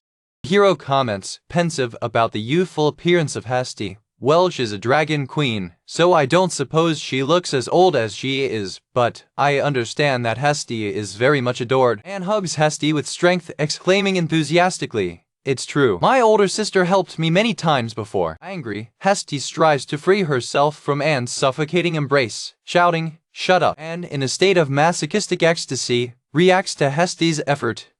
It hurts. But it's good, big sister. Yeah, keep pushing like that. Harder. Yes. Watching the scene, Daichai thinks to himself, disappointed. That's horrible. And to think that I thought she was a person with good sense when I met her. He continues his internal reflection, with a tired look. Whenever I think someone has good sense, it usually turns out to be the exact opposite. His gaze falls upon the two dragon sisters, and he wonders, Hesty and Anne are like that. Did my sense sensor go crazy? Daichai ponders the nature of dragons living among humans. Well, should I say it's lucky that these dragon queens look like normal people? Meanwhile, Diana is hiding and panicking, murmuring, the vice commander of the fortress city is a dragon queen. Seriously? How do I report this? Daichai observes his affliction and thinks it seems a difficult situation for her. After the intense embrace, Anne finally releases Hesty with an expression of sheer satisfaction. I am satisfied now. Anne walks away commenting on how stuffy it was in the hug, while Hesty staggers, exhausted. Daichai, with a slight smile, says to Hesty, you did good. The protagonist compares Anne's radiant appearance with the exhausted state of Hesty and comments, the contrast here is incredible. It's unusual to see you in this state. Retrieving composure, Daichai addresses Anne with a piece of advice and a question. It's good to have fun, but don't overdo it. Why is a dragon queen the deputy commander of the fortress city? He continues, expressing his concern for the possible implications. Are you planning on taking over the city? If so, that's a big problem. And I don't want to get involved. Anne smiles sweetly, denying any nefarious plan. No, I wasn't thinking about it. She explains her rise to power. My main business is just selling items. I was imitating my older sister, doing and selling things, and when I realized I became the deputy commander, Daichai reflects that the fortress city is surprising in many ways. A mental narration describes the situation. Hesty is a famous magician, and Anne is the vice commander of the fortress city. There are many dragons living under human skins, don't you think? Although they seem harmless, with a look full of worship for Hesty and sighs. Anyway, I'm really glad I could find you, big sister. Hesty, uncomfortable with attention, hides behind Daichai. He comments with an ironic smile, you're really bad at this, huh? Hesty explains his sister's personality to Daichai. That child is enthusiastic and basically harmless, but her fetish isn't good. It's painful for me. I could take it if it wasn't so stuffy in there. Daichai smiles, understanding the situation of Hesty. So, except when it comes to you, I understand she's harmless. When you say basically harmless, you mean that. Anne turns to Daichai with a formal and grateful smile. Daichi-sama, I'm so glad to meet you here. I'm relieved you and my big sister are together. It's considered very lucky for us dragons to find strong people. She continues, blushing lightly and expressing her admiration. Yes, I wish I could absorb that strength for myself too, but in polite reverence, Anne says goodbye. First of all, I took a lot of your free time for today. Thank you so much for your hospitality. Daichai scratches the back of the neck, a little confused with Anne's sudden departure. In the meantime, his look turns to Diana, who is still in shock on the ground. He thinks, she still can't get over this situation. Let's leave her alone for now. Worried, Daichai turns to Hesty, who is beside him. Hesty, are you okay? You have a serious look on your face. Hesty, pale with fear, realizes the implication in his sister's farewell words. Did she just say for today? Daichai sighs, understanding Hesty's panic. Well, I suppose she wants to come here again. A close-up shows Hesty trembling uncontrollably, terrified by the prospect of Anne's imminent return. Daichai offers support to Hesty, who is visibly shaken. Oh, it is. If you have problems, you can run to my place, she thanks, while he reflects that visitors to his home are increasing, marking Hesty's complete defeat. After the confusion with Anne, Daichai finishes cleaning up the dirt left by the clay doll, commenting on how heavy it is. Hesty, feeling guilty, apologizes for your sister causing trouble. The hero reassures her, saying it's not her fault. Hesty, however, insists that it is Anne's fault. for what happened is the result of one of her powers, leaving Daichai confused. One scene explains the power of Anne, called Iron Blow, which allows her to expel earth mixed with metal to create dolls. Daichai understands why the soil was so heavy and thinks about how he could use it, but still wonders why the dolls attack them. Hesty reveals the bizarre reason Anne has a fetish of being attacked when she gets frustrated, because it makes her feel better. Shocked, Daichai calls Anne a troubled dragon queen. Hesty says she probably doesn't do it in town, but that she'll scold her later, which the hero doubts will work, suspecting she'll like. With a flush, Hesty agrees that your sister would probably like the scolding. Daichai, resigned, concludes that there is nothing to do with that dragon queen without hope. Changing the subject, Daichai asks Hesty if the dragons who live in disguise among humans are not concerned with being discovered. She explains that while maintaining human form and suppressing its magical power, it is basically impossible to discover. Daichai is surprised to learn that she can hide her magic. Hesty adds that other dragon kings usually lie freely, drinking and celebrating with humans, which leads Daichai to reflect on their freedom. She concludes that many dragons simply follow their instincts to enjoy and live well, having their own sister, Anne, as a clear example.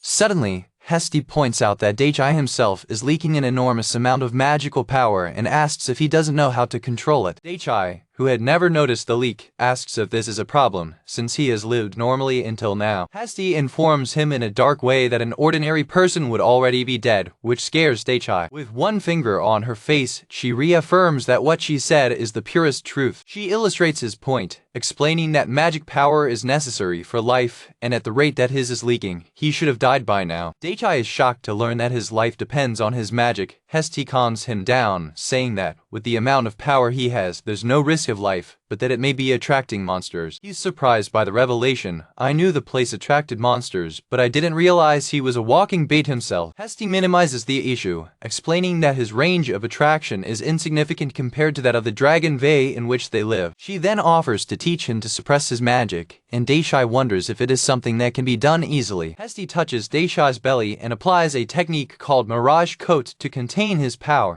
Immediately, Daichai notes that his body began to shine with a light aura. She explains that she created a magic lid to prevent the leak. Now, to the others, he will seem to have the same level of power as her in his dragon form. He feels his body strengthened, a feeling much like what he has when wearing his wooden armor. By jumping a few, he notes that reinforcement is much lighter than his armor, although a little weaker. Curious, he asks if he can do the coding alone. Hesty claims that with practice, he probably will. Excited by the possibility, Daichai decides to try it at the same time, concentrating to perform the technique. To his own surprise, he succeeds in the first attempt, releasing an explosion of contained energy. Hesty, shocked, confirms his success, but can't hide his perplexity because he got it at first. Seeing her expression, he asks if she has done anything wrong, but she quickly denies it. She explains, a little disappointed, that since she could not teach him, the feel of his life weakened a little. Daichai scratches his head, and he doesn't know how to react to Hesty's drama. He then comments that using this coding on a daily basis seems complicated. Mooing in a clumsy way, he asks if it is because of a lack of custom to moo gently, but Hesty disagrees. She reveals the real reason. He completely suppressed his magical power, cutting it off completely. Daichai understands that he exaggerated suppression, but realizes that blocking his magic completely can be convenient in certain situations. Hesty agrees, explaining that now he is undetectable for creatures who feel magic, like magical stone goblets, which Daichai finds very useful. However, she advises him to let a little leak so as not to be underestimated and avoid unnecessary problems. He admits that adjusting the power level is a difficult task. Realizing his difficulty, Hesty offers to make fine adjustments for him whenever necessary. Daichai accepts help with a smile, caressing her head and saying he will count on her until he gets used to it. Radiant, Hesty celebrates for herself, feeling that the meaning of his life has just strengthened. In Prussian Castle, Princess Dianea and Anne have dinner. Dianea expresses her shock by discovering Anne's true identity. Think you really are the Dragon King? I was so surprised that my heart almost jumped out. Anne apologizes to Dianea-sama, admitting she lost control of herself and promising to be gentler next time. Dianea, intrigued, asks Anne if the secretary of the Orange City knows her true identity. Anne denies it, explaining that she got the job by coincidence and that the secretary also doesn't know that she is the Dragon Queen. She elaborates that, most of the time, her work is that of a secretary, and explains that her main function is to check security measures and help adventurers in their work. which is illustrated with images of her helping them with maps and encouraging them. Diana concludes that, as Anne seems to care about people, the situation is acceptable as long as the real capital remains protected. Changing the subject, Diana questions about the black doll that attacked them, considering that if it is a new species, measures will need to be taken. To Diana's surprise, Anne admits casually, "Well, I created that one." Anne apologizes and explains the creature's purpose. That doll was a batter. She reveals that she knew of Daichi-sama's strength, the man of the dragon's vein, and that she could not approach without risking death, so she sent the doll. She adds that she also wanted to investigate the magical forest, but in the end Daichi-sama proved to be a kind person, making her initial caution unnecessary. Diana confesses that she was also afraid of Daichi-dono at first, so she can understand Anne's feelings. Still confused, Diana asks, "Why attack yourself?" With a straight smile, Anne replies, "It is my hobby," leaving Diana completely perplexed. She reaffirms with a satisfied smile that is a hobby, while Diana, in a small aside, accepts the answer with resignation and goes into details about her hobby, explaining that while she enjoys the feeling of creating with mud and metal, it was Daichi-sama's magic vodka that made the experience more powerful and enjoyable. Clearly uncomfortable with the explanation, Diana begs her not to continue, thinking to herself that she does not understand Anne's tastes. Trying to change the subject, Diana asks, "What was the result of the magical forest research, Anne? Anne, with a serious face, apologizes. Anne reveals the bad news. "The results are worse than I thought. The dungeon of the armed city is spreading through the forest." Diana reacts with a scream of shock to revelation and explains that this threat is the main reason why she was appointed Deputy Secretary of the Iron City. It details the situation. Thanks to the Dragon V, the magical forest has become rich in power, and the dungeon, which feeds on this power, is inevitably expanding toward these lands. Using a map to illustrate, Anne shows that her battering dolls discovered several tunnels connecting the dungeon to the royal capital. If nothing is done, monsters are likely to emerge around Prussia. Diana sighs, frustrated, thinking that once the threat of the dragons has been resolved, a new threat now arises from the underground. Admitting her ignorance, Diana asks Anne Dono to tell her more about the dungeons. Asked about time, Anne explains that the cycle of monster appearance depends on various conditions, but if the growth of the dungeon continues, it can happen in a few days. Anne claims that the solution to minimize damage is simple: defeat and destroy monsters. That's the best approach. She warns that there are many monsters in the armed city today, and they will come to the new area in search of territory to feed. Diana ponders that she could cover the entire city with a magic barrier, but that would be bad for her assistants, and she doesn't know if she could keep her until the monsters were defeated. Anne reassures Diana, saying she doesn't have to worry about the magical forest. She explains that monsters can't even get close to Daichi-sama, so even if a dungeon appears in the magical forest, it can be safely put aside. Diana concludes that the real problem is the safety of the city, and that, in addition, they need to prepare contacts for the adventurers to help them. Diana regrets the difficult situation, and Anne, with a smile, offers to answer any other questions she may have about the dungeons. With a warm smile, Anne confesses that although she is very happy to have found her older sister, she is sad that they do not have many opportunities to meet. To avoid that, she came to the royal capital. Diana encourages her, saying that she must first do her best as the Dragon Queen of the Orange City. Anne agrees. Both conclude that they need to prepare for battle, and Diana resigns herself to spend the entire night drawing up special measures. On a beautiful sunny day, the hero Daikai lies on the balcony, completely relaxed. Turning around, he smiles satisfied, thinking to himself, "Oh, it's been so long, I can't just lie there like that." Sakura, with a gentle smile, serves tea for her master, saying, "Please relax as much as you can, master." While he rests, he sees Hesti running at high speed in the distance and fling. He reflects that she is probably going to the city for materials for a new wand, since he broke the reserve the day before creating an excessively large golem. Sakura comments that Hesti seems to have a lot of fun, explaining that his magical aura becomes unique when he is happy or having fun. The boy is glad to hear it, and Sakura, with a smile, says that's why he can understand her feelings. He whispers that he cannot feel the magical aura of others like Sakura, wondering if it is because of lack of training. The girl explains that, moreover, the main reason is that her master's magical power is immensely great. It elaborates, comparing the situation with the difficulty that humans have to perceive the breathing of small animals because the energy emanating from weak bodies is very subtle.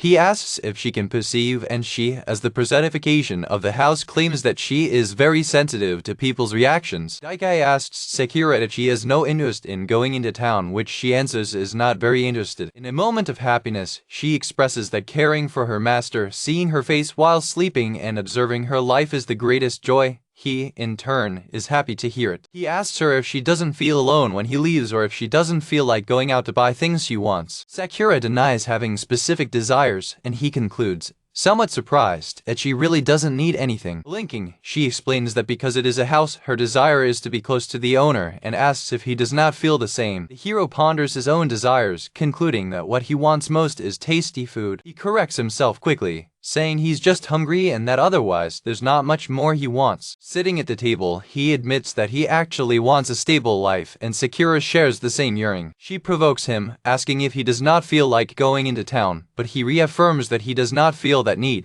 He explains that everything you need is around the house, and if anything is missing, the werewolves bring it to him. With a broad smile, he declares that the most important thing for him is to be able to stay home. Upon hearing this, Sakura begins to cry short of happiness. With tears in her eyes, she says that hearing those words from her master makes her feel like she's in paradise. Not funny, he thinks it's just lazy on his part. But if it makes her happy, he doesn't care. She reaffirms that the best thing for her is to take care of her master while he relaxes at home. Sakura describes with joy his tasks, such as cooking, washing and preparing the bath, saying that he feels very happy in these moments. He thanks her, saying that leaving everything in her care makes her life very good and that she is very grateful for it. However, he feels that he should move from time to not get sedentary. She strongly insists that she wants her master to relax as much as possible and just rest. With a radiant smile, she repeats that it makes her immensely happy. He argues that if you do, your physical condition will be completely ruined. Despite his concern, he gives in and throws himself on the balcony floor. Resigned, he decides to take her advice at least for today. Excited, Sakura suggests that he rests with his head on his lap, and he readily accepts. When he approaches, she asks if something is wrong, realizing his hesitation. He, a little embarrassed, admits that he never thought of lying like that, right between his legs. He settles aside and, as he feels comfortable, a strange feeling invades him, indicating synchronization with Sakura. An interface appears in his vision, and Sakura explains that monsters are approaching and that, because he touched it, they automatically synchronize themselves. He notices that there are more monsters than usual, but does not worry, delegating the task of repelling them to their golems. A few seconds later, Sakura reports that the monsters were successfully repelled. The golems rest after the brief battle, and the narrator reflects that even the monsters need a break. Sleeping on Sakura's lap, Daikai's last thought is the comforting heat emanating from her. Daichi admires his new staff, exclaiming how incredible he is and does not have a single crack. Hesti, with a tired look, reveals that he gave everything to himself, working day and night without rest to raise him. He picks up some apples from a tree, asking if these are the ones she wants. With his stomach snoring, Hesti admits he is hungry. She avidly devours an entire apple, including the pit. So hungry, the hero watches as she senses her magical power being restored by the fruit. He gently rebukes her, saying she didn't have to rush so fast, because he would be fine to wait. Hesti nods, disagreeing with his claim. With a serious look, she explains that his magic consumption is increasing every day, and if she didn't try, she couldn't finish in time. She observes his goons, commenting that they have recently become much more detailed, imposing, larger and stronger. The protagonist plays that they became more males, and reflects that the more detailed, the more magic they consume. He walks among his giant goons, a vision that demonstrates the scale of his growing power. With a sincere smile, he thanks Hesti for all his work, from collecting the materials to making the staff. She says it was nothing, because it's a hobby for her, and she remembers that he paid for everything. Hesti clarifies that the material she calls bone is actually more like her nails or scales, which she can regenerate when necessary. The hero questions, surprised, whether the staff material is really her bones. He then asks if there are alternatives in case her stock runs out, and she confirms that. The little Manga explains that there are other dragon kings with similar bones that can be used as substitutes, although there may be differences in power and hardness. She quotes her younger sister Anne as an example. The moment her name is mentioned, Anne suddenly appears, screaming, "Did you call me, older sister?" Scaring Hesti, Daichi greets her casually, saying they were just talking about her. Anne immediately envelops Hesti in a crushing embrace in which his younger sister's head disappears.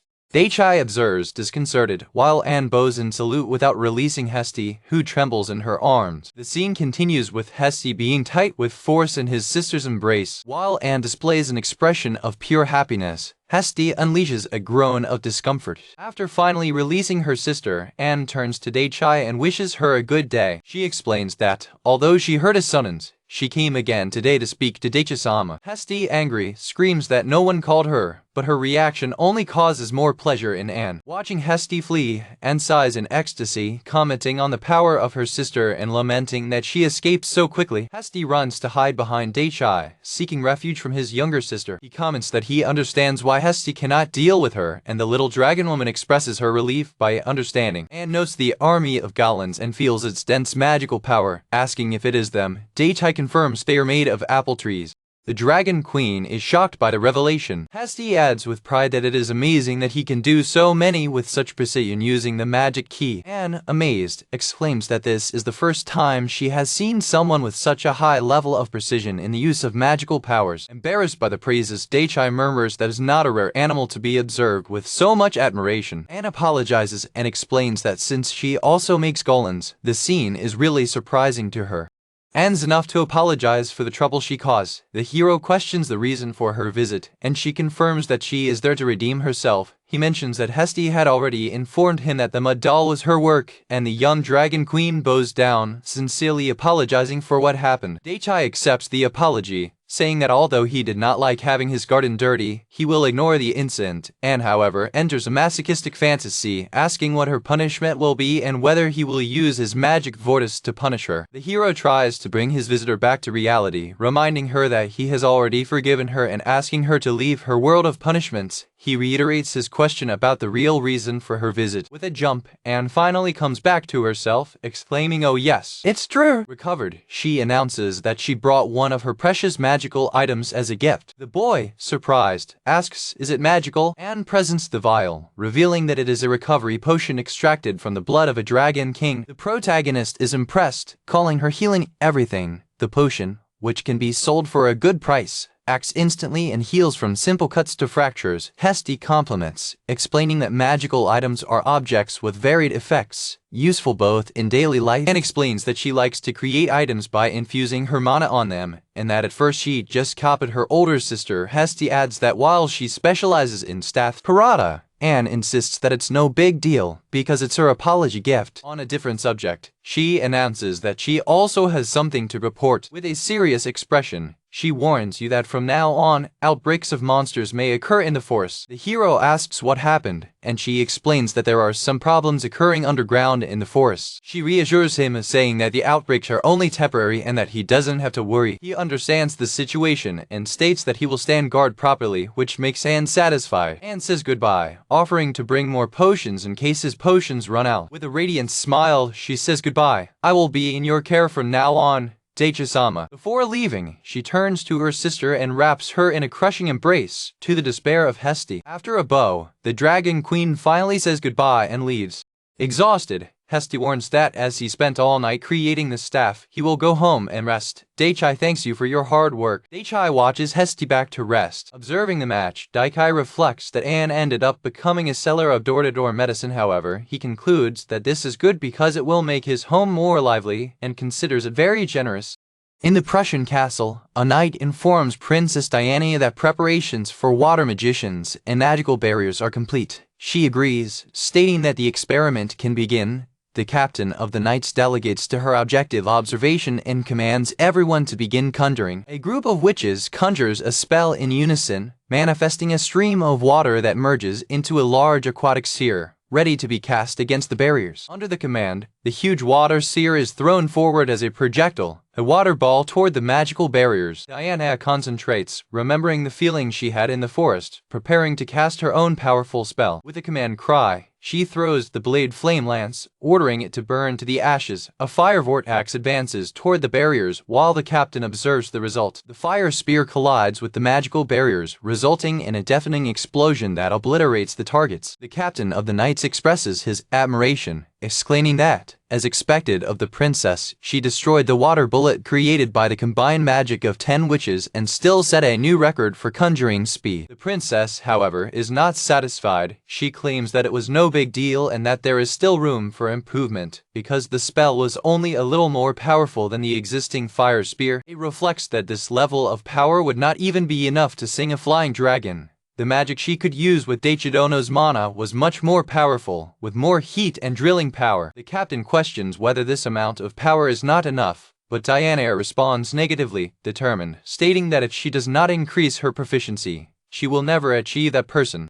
Changing the subject, she confirms with the captain of the knights that her plan now is to take care of the paperwork and then visit Daichidono. With a determined look, she asks if she can count on the support of the captain of the knights and the witch squad for the remaining time. She thanks them and urges them to continue training, while the scene moves to Daichai's house. The captain of the knights and the witch squad readily agree, expressing their support with pleasure. The scene moves to Daichai's house, where he and Hesti are sitting on a bench relaxing. Daigai and Hesti are sitting quietly on a bench outside the house, enjoying a moment of peace. With pride, Hesti declares that he spent the entire night forging the staff. Daichai comments that the spare staff has not yet broken, even after dozens of uses. Hesti, who spent the whole night forging it, points out that although not visible to the naked eye, there are many thin cracks that are leaking mana. Motivated, Hesti declares he needs to improve it. Daichai smiles and says he's counting on her, but asks him not to push too hard. As they talk, Diana approaches the house.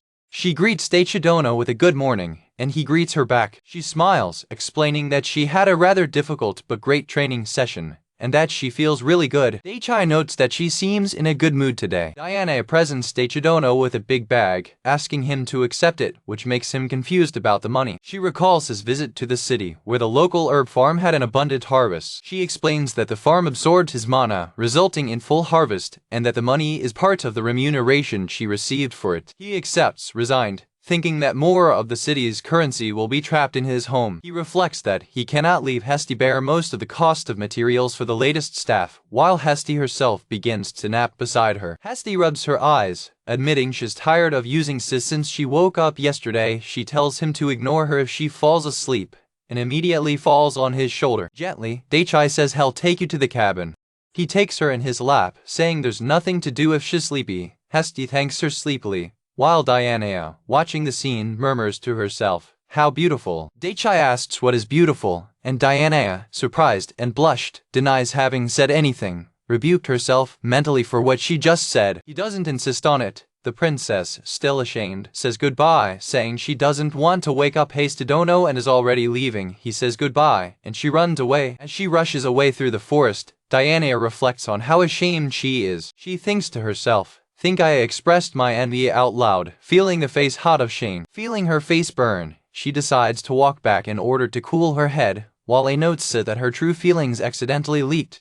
In a wide view, Daichai's imposing house stands out in the landscape of the magical forest. The hero greets his recurring visitor, Anne, who arrives with his cargo goons. "Oh, did you come today too, Anne?" Anne, with a radiant smile, presents her gift. "Yes, I came today to give you a gift, Daichi-sama." It's a portable medicine kit. The design is also first line. Confused, the boy questions what that is. She explains that it is a safe storage kit and that it is very useful to treat injuries during gardening. Hesti, with his keen look, inspects the object and identifies the material. "You used the skin of a dragon king to do that, the skin from the wing base." Maybe. Daichai, surprised by the perception of his little companion, asks, Can you say just by looking?" Hesti, with a hint of uncertainty, answers, "Yeah, it's just a hunch, but am I right?" Admired, Anne confirms with enthusiasm, "Wow. Yes, to think you would recognize the material instantly, as expected of my older sister." The protagonist, connecting the dots, asks Anne directly, "By Dragon King, do you mean that you did this using your own skin?" With a confident smile and an image of her draconic form at the bottom, she confirms, "Yes, it's a magical item I made of the skin of my wing to make sure it can't be destroyed. Not even by your sister. I guarantee your durability." The hero reflects on the practice, remembering that Hesi did the same with his body to create the staff, and questions whether they do not use their bodies as a source of material very often. Anne reassures him, saying it's okay because it's just a part of the skin. Feeling a little bad about continuing to receive gifts, but resigned, he gladly accepts the case. The Dragon Queen adds that the skin regenerates within seconds, dissipating any concern. At a peculiar time of worship, Anne approaches Hesti, inhaling and exhaling the air near her, and declares that breathing the same air as her older sister is enough pay. Daichai, without understanding, just asks, is it? Hiding behind the boy, Hesti expresses his disgust. You're really scary, gross. Anne, without shaking, says that half of what she said was a joke, to which the hero retorts, realizing the implication. That means the other half was true, hub. Changing the subject, the young Dragon Queen claims that, in addition to her sister, she has also received enough from Daichi-sama, making him curious. She explains that being able to observe his goons is something exceptional, as he considers them first-class magical items and a great reference for his own creations. He remembers that Anne also creates golems and comments on it. She admits that she did, but that in terms of quality, his are much superior. To prove her point, she prepares for a demonstration, saying that he will understand when to compare. Joining hands and shell, she activates her special skill, the Iron Blow. From its mouth, a mass of mud and metal flows to the ground, starting to take shape and solidify. Observing the scene, the leading curious question about Anne's ability. Hesti explains that, as the Iron Dragon Queen, Anne can expel mud and metal from her breath. The little manga adds that the successive creation of magical items is Anne's peculiarity as the most new Dragon Queen, and she thanks the explanation. The mud creature presents itself. This is my golem of mud. It will take some time to complete, however. Anne explains that although he does not have much resistance, he has enough strength to deal with monsters. The little golem beckons amicably, and the hero, finding him cute, smiles. Even Hesti is fond of the creature, giving him a gentle caress on the head. Hesti commends Anne's progress, noting the increase in mana in golem, in an access to happiness, and embraces her with strength, thanking her for still remembering details of her childhood. As she squeezes her sister and praises how warm and small she is, Hesti, uncomfortable, complains that she didn't have to say the little part. Watching the scene, Daichai realizes that Hesti has already surrendered, thinking to himself that she no longer cares. He reflects on the kindness of his companion and how Anne likes to cling to her, looking at the golem. He has an idea. I think I can also create one if I use the rest of the mud Anne left behind. He turns to Anne and asks if she can use the mud she created last time to try to make her own golem. After finally being released from his sister's embrace, Hesti falls to the ground, disappointed. Anne explains that, although theoretically possible, the creation process is completely different from the wooden goons and would be quite difficult. Determined, he decides to try anyway, stating that they will not know the result if they do not try, and commands, "Get up, sip of mud." Instantly, a much larger and more definite golem of mud rises from the ground to the surprise of all. Anne is shocked, questioning how that's possible. Hesti, already used to it, says her reaction is normal. The protagonist, satisfied, says not to worry about details. The newly created golem reveals a pulsating red core, demonstrating its latent power.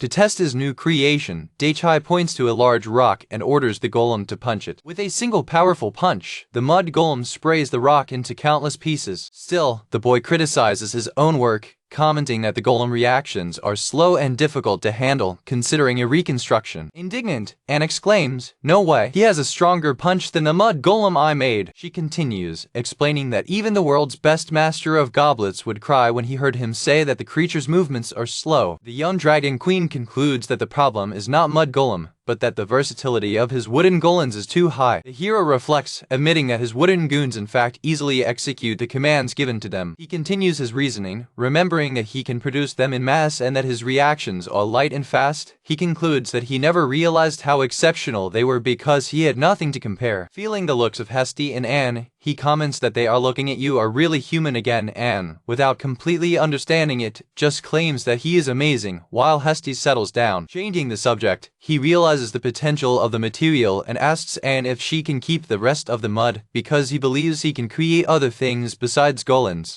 Anne agrees with a smile, happy to help. Satisfied, the hero celebrates the acquisition of a new material. On the border between Prussia and the evil forest, Princess Diana closes the hunt of the day. The leader of the night squad thanks her for the work, and she expresses her concern to leave you without your directives. He reassures her, saying that he has already given his orders and that leaving her alone especially with the dungeon in its most active state, would be much more dangerous, although no major monster outbreak has occurred. The princess reflects that although they are hunting only the monsters that appear naturally, the situation is tense. According to Ann Dono, the outbreak should have occurred in 2 or 3 days, but more than 3 days have passed. The squad leader comments, relieved, that they are lucky to have a competent group of men in the royal capital. Observing the city, Diana comments that, although the attack is later than expected, she is grateful as it has given them more time to organize the personnel for the defense. She is grateful to have the support of Shining Heads, a group of fortified city-top adventurers who completed 90% of their missions and fortunately was in a tavern in the royal capital to assist in defense. The princess ponders the strength of the local monsters, noting that even a common adventurer would have difficulty fighting two at the same time. She describes dangers like the Fafnir, who can easily kill with their sharp fangs, and the great slime of the evil forest, who can swallow someone in a blink of an eye, concluding that many monsters are difficult to defeat without a group, and that the situation would be even worse if the dungeon monsters joined. The squad leader sighs, overwhelmed, explaining that although he invited other adventurers, they also need a lot of resources and do not have enough provisions in case they need to build a barrier around the city, which would prevent them from entering or leaving. With a determined look, the princess declares that, as worrying as it is, there is nothing to do. She decides to move on to her next goals. She delegates the city's defense check to the leader of the night squad, while she herself will ask the werewolves about the situation in the evil forest. The knight apologizes, saying that this is a task for a messenger, not for a princess, but she reassures him not to worry. With a smile, she explains that, among the people available, she is the only one who can use teleportation, and that, in fact, it is much easier to move quickly when alone. Announcing her departure, she teleports, appearing instantly before a group of werewolves who greet her. She apologizes for keeping them waiting, but the werewolf reassures her, saying she's only a few minutes late and has nothing to worry about. He smiles, commenting that he knows that she was busy hunting monsters on the plains and that in the end helps them too. The princess smiles, impressed, commenting that, as expected of the werewolves, they already knew of their activities, although only a few minutes had passed. The leader of the werewolves proudly explains that collecting information and transporting goods are their strengths. With a powerful cry, he declares that they could not face the king if they could not at least do so. Diana smiles, understanding that by king he refers to Deichidono. The werewolf confirms and says he's prepared a place in the corner of the square to give you his report. As she walks through the city, she notes that the place has become very developed, noting that every visit, the village becomes more lively and peaceful. A werewolf explains that, thanks to his king, many businesses could be made which improve the facilities of the city, and that in a few decades it will be a great environment to live in. Another werewolf adds that even the gratitude of the entire clan is not enough to repay the king. The leader announces that they have reached the meeting place. Sitting down, the princess goes straight to the point, asking what the monster situation is in the evil forest. The werewolf leader, reading a report, confirms that monsters have become more active. He elaborates, explaining that the number of monsters has not changed much, but their range has increased, making the probability of a greater encounter. She wonders if this is due to the expansion of the underground dungeon, but the werewolf admits that even he is not sure about it. The werewolf suggests that it may be just a coincidence, and the princess agrees that it is not necessarily just the influence of the dungeon. He adds, thoughtful, that it is true, and that the number of Earth-like monsters that are appearing is different from the usual. The princess asks if, by Earth-like monsters, he refers to monsters as worms coming out of the ground. He confirms, explaining that originally these monsters did not appear in this area, or perhaps they lived so deeply underground that they never saw them before, leading Diana to conclude that the ecology of the evil forest is changing.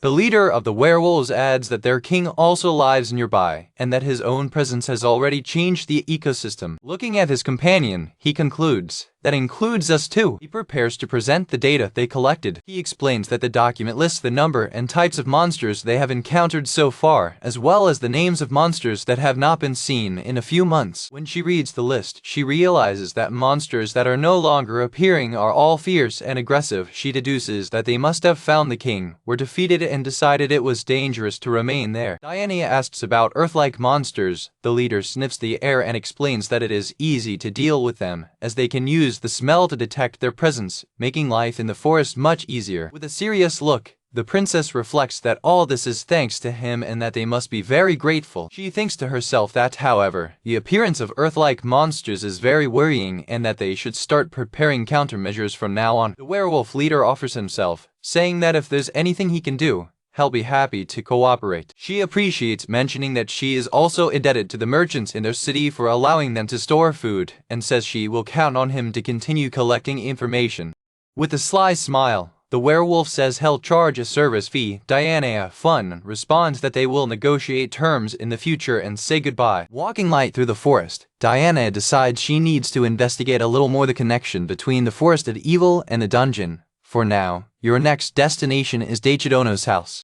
While heading for Daikai's house, Princess Diana hears a terrible noise and wonders what is happening, noting that the sound comes from the outskirts of the property of her acquaintance. Running toward the site, she ponders whether monsters have appeared, but she reassures herself that, because it is Daichi, everything will be fine. When she arrived, she faced an emergency situation. A huge swarm of Fabmirs, four-legged monsters of high danger, appeared in the area. In the midst of chaos, Diana sights Daichi at the center of the battle, commanding her golems that fiercely repel the attacks of the horde of monsters. After the brief battle, Daichi thanks his golems for the great work, facing a mountain of defeated Fabmirs. Diana observes, impressed, how all monsters were defeated in an instant, concluding that this was exactly what was expected of him. With a smile of admiration, she whispers to herself how cool the scene was. The hero turns to the new arrival and greets her, asking what brings her there today. A little awkward, the princess explains that she came just to check on him. Diana, curious, asks what he plans to do with Fabnir's herd. The boy explains his plan, to cook and eat some, to give some to the werewolves, and to free the rest.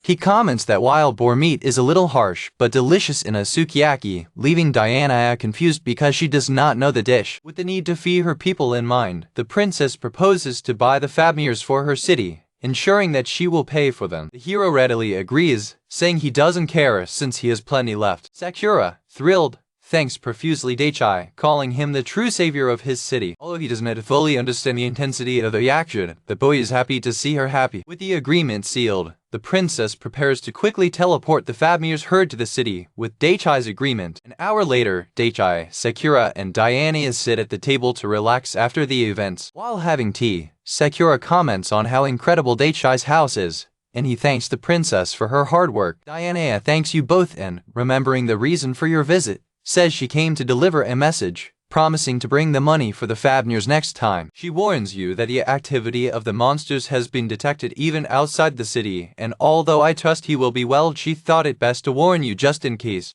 Understanding, the boy praises the princess' righteousness, noting that she came there just to give him the warning. Suddenly, a sound of explosion coming from the direction of the city interrupts them. Diana arises abruptly, questioning whether the monsters have launched their attack. Squeezing her fist, she concludes that the monsters were just waiting for a good opportunity to attack. Apologizing to Daichi, the princess says goodbye and teleports back to the city to deal with the threat. Daichi comments on how the princess is a busy girl, and Sakura agrees that she has her reasons. However, a rustling in the nearby bushes draws the hero's attention. From the bushes, creatures with demonic appearance emerge, smiling and burning fire in their hands. Surprised, the hero wonders if they are demons or monsters, and Sakura agrees that they appear to be demons. Without hesitation, one of the creatures attacks with a fireball, and Daichi immediately orders his golem to intervene. A giant golem moves forward, completely blocking the fire attack before it can hit Daichi and Sakura. The golem advances toward the demon, who begins to flee into the forest.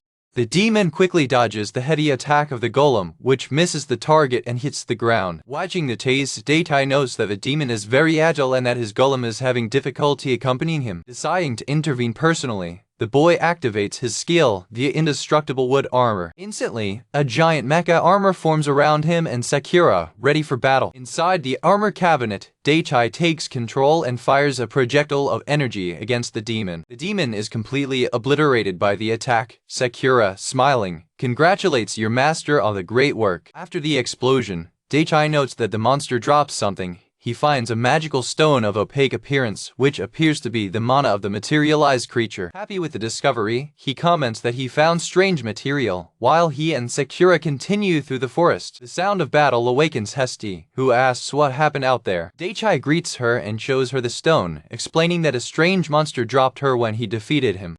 Hesti examines the object and identifies it as a magical stone of a dungeon-like monster. From the size, she assumes she belonged to a demon servant and wonders how that's possible. The hero asks if it is something unusual, and Hesti confirms, stating that there should be no dungeons in the area. However, it explains that the stone came from a dungeon monster and theorizes that, due to changes in the environment, these monsters began to spread through the forest. Hesti points to the forest, showing more demons, and explains that they are troublesome because they are cunning and aggressive creatures who instinctively attack humans. A horde of demons emerges from the trees. Daichai wonders where they are coming from and if this is the period of high activity Diana warned him about. Back in his armor, the protagonist declares that, by being an obstacle, he will deal with all of them. After the battle, Sakura informs her master that he no longer feels the presence of demons around the house, and he, relieved, says he can finally relax.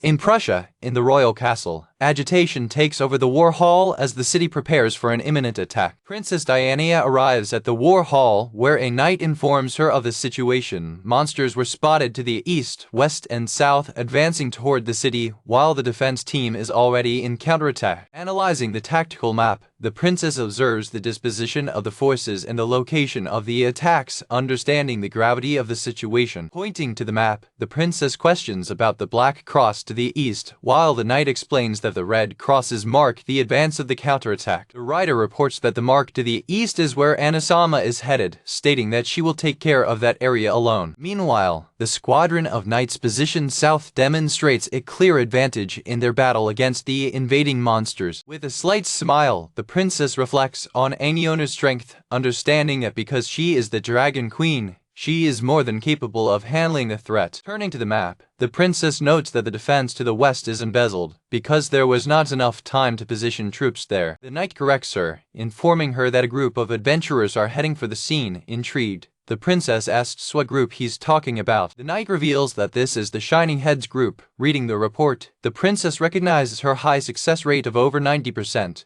but expresses her concern, finding it dangerous to send only one group to the front line.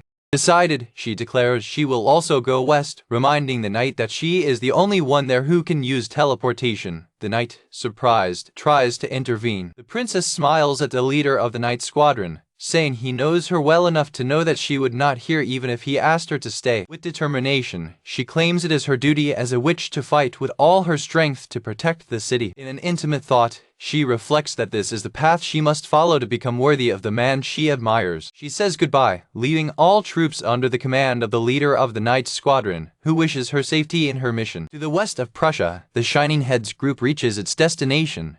The leader observes the terrain, commenting on how scarce the defense is in the area, since they are far from commercial districts. Suddenly, the ground trembles and a gigantic underground worm bursts out of the earth, surprising the adventurers. From the hole, little goblin-like creatures begin to emerge. One of the adventurers comments with the leader, who never thought they would fight dungeon monsters outside the military city. The leader of the group releases a laugh of excitement in front of the horde of monsters approaching. Faced with the giant worm moving towards him, he prepares for battle, without showing fear.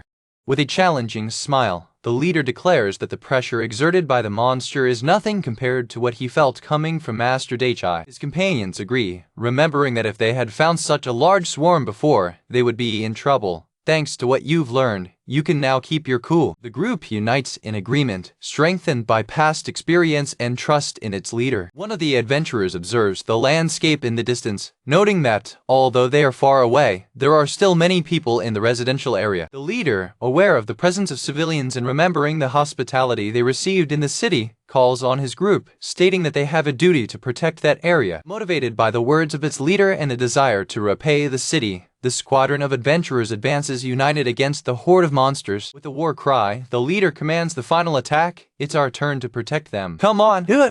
After a fierce confrontation, one of the adventurers questions whether the battle is over. His leader, exhausted, responds with pessimism. I wish that were the case. An adventurer warns his leader about an attack coming from behind, while another laments the wear. At this rate, my equipment and my body won't hold. A demon servant, agile and cunning, throws a projectile of energy against the adventurers. The squad leader is hit hard by the attack, releasing a cry of pain. The demon servant smiles maliciously when he sees his attack reach the target. The adventurers identify the creature as a demon servant and notice their cunning tactics of attacking from a distance. Unexpectedly, a powerful fire spell, a fire cast, is launched toward the demon servant, interrupting his attack. The spell hits the creature in full, dropping it instantly. The leader of the adventurers takes advantage of the opening created by the spell and, with a smile, advances to the final attack, exclaiming, "A chance." After being defeated, the demon servant crumbles, leaving behind only one magic stone.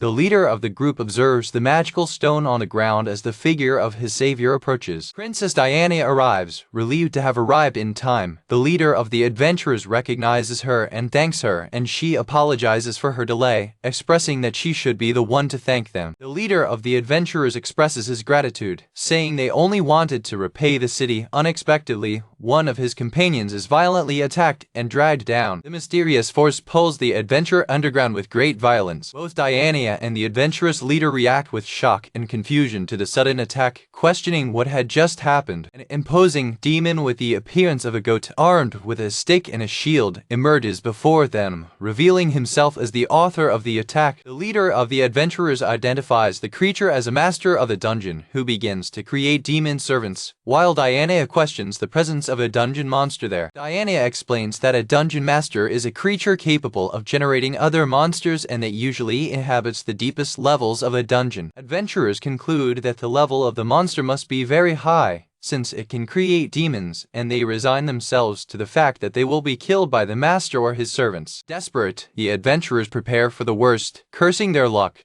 Princess Diana firmly grips her staff, demonstrating her determination to face the threat. With a resolute look, Diana declares she will fight the master of the Manhwa. The adventurers, in panic, try to dissuade her, arguing that it is too dangerous and that she must flee, for defeating a dragon does not guarantee victory against a master of the dungeon. Determined to protect her city, the princess claims she cannot escape and will fight with all her strength from the beginning. She casts a new and powerful spell, the Volcanic Lance, a technique she developed after her encounter with Daichai, powerful enough to defeat a dragon. The master of the Manhwa raises his shield and blocks the volcanic spear easily. The impact of the spell on the shield results in an explosion of energy, but the monster remains unharmed. The force of the explosion resulting from the collision is so intense that Diana's staff breaks and it is thrown violently backwards. The leader of the group of adventurers shouts the name of the princess, trying to reach her while she is aired. Exhausted and wounded, Diana closes her eyes, waiting for impact.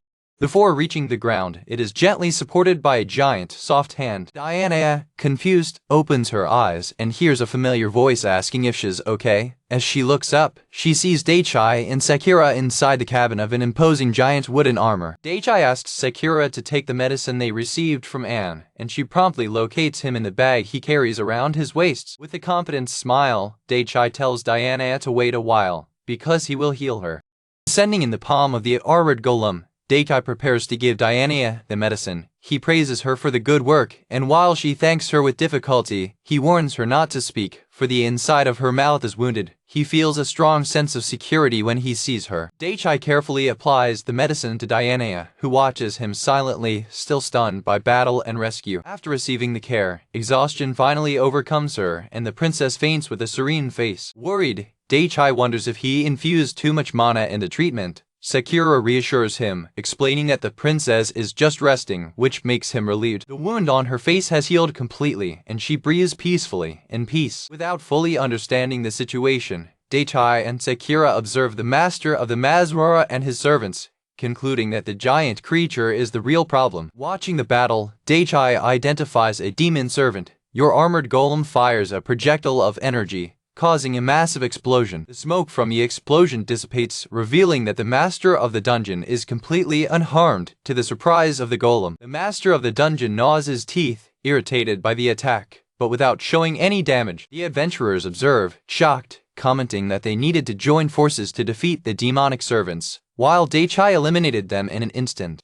The group leader, with a smile of admiration, exclaims, "No way, incredible. You're amazing!" The leader of the adventurers runs towards the golem and asks, But, Master Daichai, why are you here? Daichai explains that demon servants appeared around his house, and when he realized it, he was already out of the woods in the middle of the fight. He thanks the adventurers for fighting, but the conversation is interrupted when one of them warns that the master of the dungeon is acting again. Daichai's golem holds Diana, still unawakened, in her palm. Realizing this is no time to talk, he delivers Diana to the leader of the adventurers, asking them to take care of her. The leader calls out his men, shouting, "Make way, people. We will protect the princess." They respond with a yeah. Daichai's golem prepares, assuming a combat posture before the master of the dungeon. Now, alone on the battlefield, the master of the dungeon and the golem face each other. With a determined look, Daichai thinks, "You know, I really don't care about you running loose, but this forest is my territory and the place where I feel most comfortable. Then, prepare to take a beating."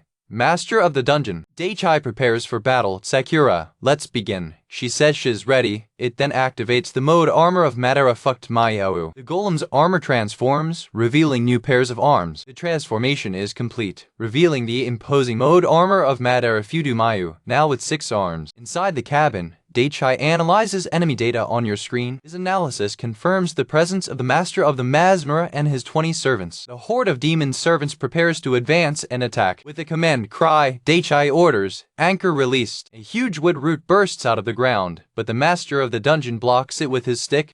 The golem extends its 6 arms forward, preparing a massive attack on the horde. Demon servants attack the golem with fireballs. The golem is completely involved in the flames of enemy attacks. From inside the cabin, Daichai calmly states, "That kind of firepower can no longer harm me. You know." It reflects, "I have greatly improved the wooden armor since that fight against Hestia." She now has many layers of fireproof covering her. Even if the fire hits it, it can only burn the surface, leaving it black. After attacking and destroying the servants, he observes on his screen the results of the attack. The golem rises victorious after having eliminated all demon servants with a coordinated attack from their 6 fists. With a confident smile, Daichai feels an overwhelming sense of invincibility as the battle against the master of the Masmura continues. The battle against the master of the dungeon and the hero continued. The goat-like creature looked at his opponent, wondering where he came from. Surprised that his opponent can speak, Daichai watches him advance into the attack. The hero is surprised to realize that the master of the dungeon is also capable of speaking. Before the creature could complete its advance, the golem throws a powerful punch, dropping it on the ground. The impact of the coup causes the master of the dungeon to stagger and roll across the ground. Enraged, the master of the dungeon rises, preparing to counterattack. Demonstrating its fury, the creature begins to summon a growing horde of new demon servants. Daichai observes the scene, noting the incredible speed at which the master of the dungeon can summon his servants. The horde of servants already exceeds 100, and the master of the dungeon watches with a sinister smile. With a sinister smile, the master of the dungeon prepares to command his army. Under his master's command, the horde of demons advances in unison to attack the golem. The servants attack from all sides, but the golem defends itself with his 6 arms, hitting the demons. The golem attacks are effective, destroying the servants and causing their dungeon stones to fall to the ground. Despite the casualties, the master of the dungeon continues to create new servants tirelessly. The golem is surrounded by the endless horde of demon servants. Daichai realizes that his 6 arms are not enough to deal with the constant threat. Believing his opponent underestimates him, the hero prepares to reveal one of his aces up his sleeve. Huge tree roots burst from the ground, starting to intertwine with the golem's armored body. The golem continues to pull more and more roots, integrating them into its structure. The trees of the surrounding area are absorbed, completely involving the golem in a new layer of wood. The transformation is complete, revealing a new way for the armor, the Senju Fudu, with firepower of 1,000 hands. The master of the Masmura and his servants observe the transformation into silence, appearing to be afraid for the first time. Realizing that even monsters are afraid, Daichai declares that it is too late and commands his golem to attack. The golem Senju extends its 1,000 hands and creates a whirlwind of projectiles. The torrent of bullets quickly annihilates the horde of servants, and the attack continues, directly hitting the master of the dungeon. The power of the Senju mode is overwhelming, demonstrating the strength of the new armor. After the dam, all that remains of the servants are the dungeon stones falling to the ground. Without a truce, the golem continues its relentless attack on the master of the dungeon. After the attack, the master of the dungeon shouts furiously, Tamed, to know the identity of his opponent as he advances again. Daichai observes the new attack, admiring the courage of his enemy, but knowing it is useless. With his staff in hand, the hero prepares for the final blow. With determination, he declares that he will crush the master of the dungeon right there. Thousands of shells hit the demon, who screams in pain at being subdued by the overwhelming attack. The master of the dungeon falls to the ground, defeated and with his weapon broken. Golem Senju extends its 1,000 hands and creates a whirlwind of projectiles. The bullets quickly pour over the enemy, and when all the servants are destroyed, the golem continues to shoot the master of the dungeon, who has to take the blow. Watching the battle from a distance, the princess and the adventurers marvel at the incredible strength of Daichai's Senju mode. She whispers to herself, impressed. He's too strong. She reflects on her own power, thinking, though I am much stronger than before. The princess compares her strength to his, acknowledging that although she manages to hunt down a wandering dragon alone and her magic has strengthened, she is not yet at Daichai's level. With her eyes shining with admiration and determination, she expresses her desire. I want to be strong too. After the battle, the imposing golem opens, revealing Daichai and Sakura inside. Leaving the golem, Daichai sighs, commenting to himself, Yufa, as expected, the Senju drained a large amount of mana from the trees. He comments that the error is only a prototype that can use only 40 erms. Sakura, with a smile, reveals that he did not even use 30% of his sister. The boy wonders if he's tired of not being used to the new form. Sakura suggests that, in this case, he should start using it for routine tasks such as picking fruit. With a gentle smile, Sakura offers to help you when the time comes. The princess observes him with admiration, thinking that if she became as strong as he was, she could protect her city. Watching them, she reinforces her thinking, I'll be able to protect my city if I become as strong as he is, and I also want to be by your side, she concludes with a smile. Along with Sakura and Diana, the hero observes the battlefield and declares, it seems that all our enemies have been defeated. Satisfied, he says, okay, I can finally go home and relax. However, he notices the devastation around. The area has been devastated. I've plucked several trees from the forest for my use after all. I must replant them. Diana offers herself. I'll take care of this area, so you can just relax. Surprised, Daichai asks, oh, can you move already? With a radiant smile, she replies, yes, the medicine you used on me was very effective. My wounds have healed. She continues, worried. However, is it okay to waste such a precious potion on me? He reassures her, don't worry about it, it doesn't matter as long as you're cured. Besides, I got this potion from Anne, it's her you should thank. Shocked, she asks, Anna don't know. Don't tell me, the potion you used was made of the blood of a dragon king. He tries to remember, thinking, a dragon queen with big breasts said something about using her blood. The princess jumps in shock, exclaiming, a potion made of the blood of a dragon king. He observes her, confused. What a strange person. Jumping and falling suddenly, she desolate on the ground, laments. Have you used such an exceptionally valuable remedy on me? Worried, he asks, are you anemic? Even if your wounds are healed, don't you have enough blood? She denies. No, you don't understand. She stands up and asks him, do you know the value of a potion made of the blood of a dragon king? He responds bluntly, I don't know. The princess thinks, resigned. I imagined. Desperate, she calculates the cost. What am I going to do? The value is at least 100 million. We can't afford that. Not even with the national treasure. She continues her internal monologue and panic. No, first of all, I cannot use the treasure for my personal problems. In that case, I'll pay with my body. Daichai, next door, asks what she's mumbling about.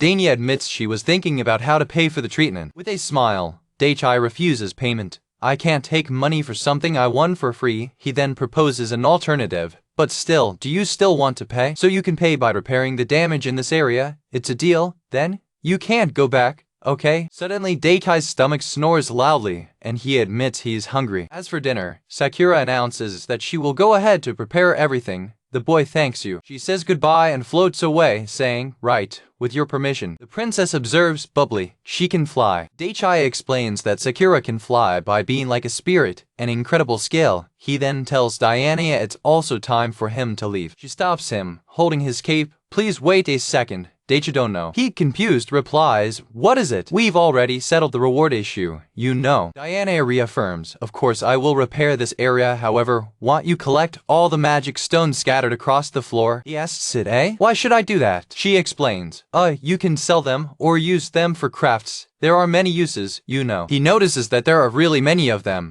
He decides to take the big stone as a souvenir for Hesty and says to Diana, I don't need the rest, so you can have them. Surprised, she questions your decision, but he reaffirms that she can sell them. Corando, she realizes the value. In fact, with this amount, I can make a lot of money. Okay, then. He says goodbye, saying, you can use them any way you want. Leaving. As he walks away, Diana tries to call him. This case is closed. Hungry, so going home, he declares, continuing his way. Watching him leave with a loving look, Diana thinks, Deichidono, he did it for us. Thank you. His feelings for him deepen. After the intense battle, the leader of the Shining Heads closes his fist with his body covered in scars, demonstrating his determination. With a smile of aberration, the leader of the adventurers comments to himself, Hee-haw, Master Daichai is such a bold guy. One of the adventurers observes the countless magical stones scattered across the ground and evaluates its value. With this amount of magic stones, he could have easily won at least several hundred million. You know, the leader agrees, amazed. This is truly generous. The leader reflects on Daichai's power, admitting, hee-haw, we, as adventurers, thought he was just a normal person, but, and his complete companion, we really are no match for him, ha. The other members of the group of adventurers, visibly worn out by battle, regroup around their leader. One of the comrades realizes that the other members of the squad are awakening. You're right. Oh, leader, looks like they're awake. While an adventurer complains that the reward of the mission will not cover his wounds and another plays that only Sake can cure him, the leader of the group cheers them up. Hee-haw, it seems you are all well again. One of the adventurers comments that if they can talk so much, they should be fine, and their leader agrees with a smile. Hee-haw, indeed. Princess Diana approaches the leader of the Shining Heads for a conversation. Bright head leader, may I have a word with you? With a kind countenance, the princess asks the group, I know you're all tired, but I have a request for you, okay?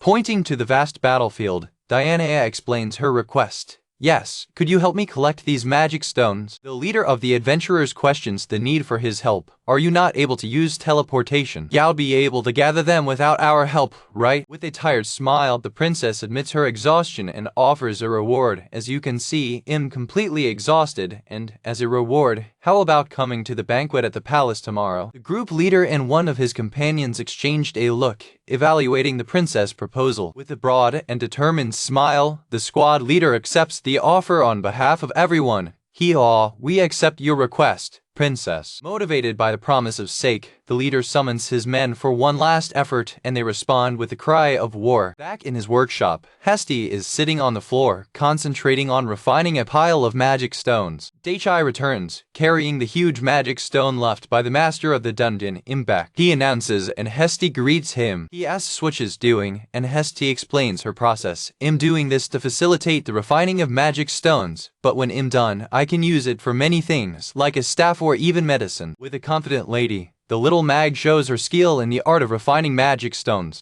Observing his method, Daichai questions skeptically, all you're doing is hitting her, though does that really work? With a smile, he presents his gift. All right, as long as you can use it. By the way, I got this for you. With his eyes wide open with shock, Hesty asks what the stone is. He explains, have you ever seen a dungeon master? He dropped this magic stone. He confirms that he obtained it after the battle, and Hesty, impressed, comments, I know about dungeon masters, but usually they don't drop magic stones as big as this one, you know. In a broader view, Hesty ponders the anomaly. This size is abnormal. Did it undergo any sudden mutation or what? The boy, hoping she had some answer, asks, I thought y'all know something about it. Hesty, can you use it? Hesty admits he doesn't know what will happen if he refines it. Daichai, concerned, considers the possibility of getting rid of her. Is it dangerous? I brought her back as a war trophy, but maybe I should have thrown her away somewhere. The little Manga reveals the real danger of the stone. This stone has enough power to create a dungeon if it has a chance to be buried. Then it would have been more dangerous if you threw it away. Worried, the hero questions what to do with something so dangerous. Hesty reassures him, stating that, as monsters could arise if the stone was left alone, only he can possess it. Hesty explains the safest way to handle the stone. The mana of your house is much stronger, so if you bury it in the area, the mana within it will become yours.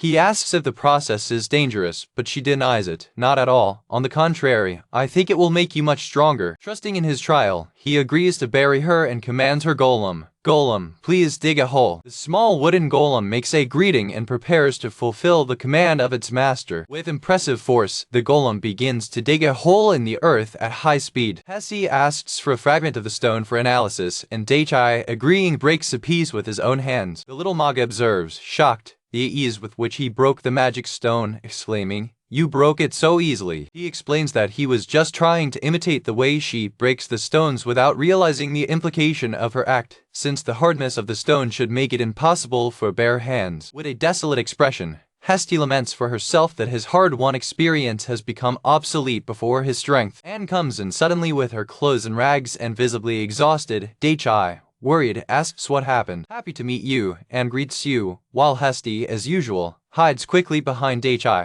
Heste clings to Daichai's leg, using him as a shield against her younger sister's approach. In a flashback, it is revealed that Anne used a great deal of her power and created many magical items to protect the city from the attack of the dungeon monsters. With a tired smile, she explains that she came to refuel her mana, leaving Daichai confused about the need to travel so far for it. The hero again questions the reason for her visit, thinking to himself that she seems to have had a rough time. With a flush on her face, Anne explains that she needs a very specific type of interaction with her sister to regain her energy. With a begging look, she begs, just once is enough. You could lend me the older sister for a moment." Daichai turns to her little companion and asks her opinion, to which she, hidden, responds with a vehement refusal. Roman to refuse. Heste's firm refusal only amuses Anne, who exclaims how cute her older sister is. Apparently satisfied with the interaction, Anne thanks her sister, saying she's recovered a bit. Perplexed, Daichai asks, "Are you some kind of battery?" Turning from the question,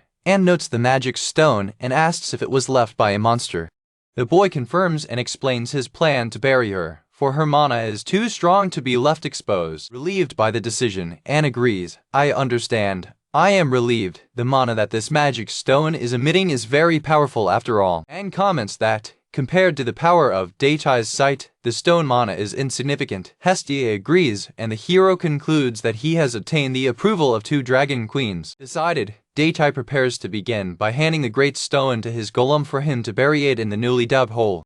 The day after the battle with the master of the Manhwa, Daichai examines the devastation. He notes that part of the forest near his home was annihilated and ponders that it would be good to plant trees there to clean the area. Heste explains to Daichai the situation. "You know, after you went deeper into the forest, more minor demons appeared. I fought them in my human form at first, but..." In a flashback scene, Heste continues his explanation, revealing the dimension of the problem. "There were many of them, so I burned them all to the ground." Daichai reacts to Heste's explanation with an impassive expression, processing the information. He rebukes her kindly, saying, "It would help a lot if you thought about the consequences of your actions first. You know." With a smile, he reassures her, concluding that the most important thing is that she is well. "Well, it doesn't matter, since you're okay." Heste, visibly happy with his concern, smiles and agrees with AMHM. Anne comes suddenly, greeting them joyfully. "Good morning. How are you today?" Daichai, surprised, asks what is wrong, while Heste, frightened, hides, and without realizing the reaction asks, "Oh, I didn't tell you, did I?" With a radiant smile, Anne announces her great news. "From now on, I will live in Prussia." Heste reacts to the news with an absolute shock, exclaiming, "What?"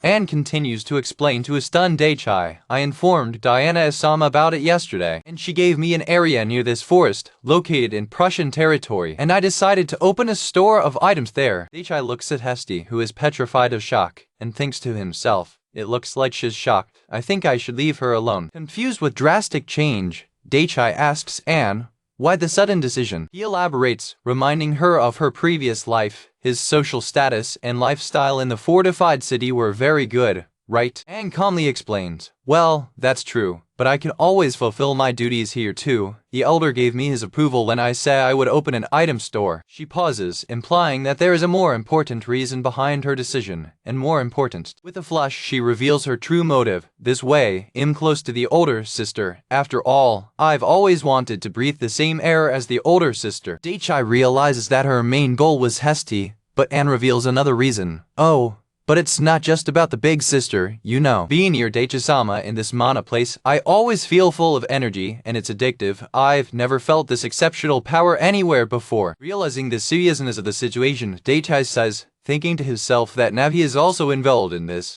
Hesti, sharing his dismay, says to him, yes, I know how you feel. Resigned, Daichi agrees with Anne's change, with one condition. Well, it's okay, as long as you don't bother me. Leaving her daydream, Anne changes the subject. Ops, let's get back to our conversation.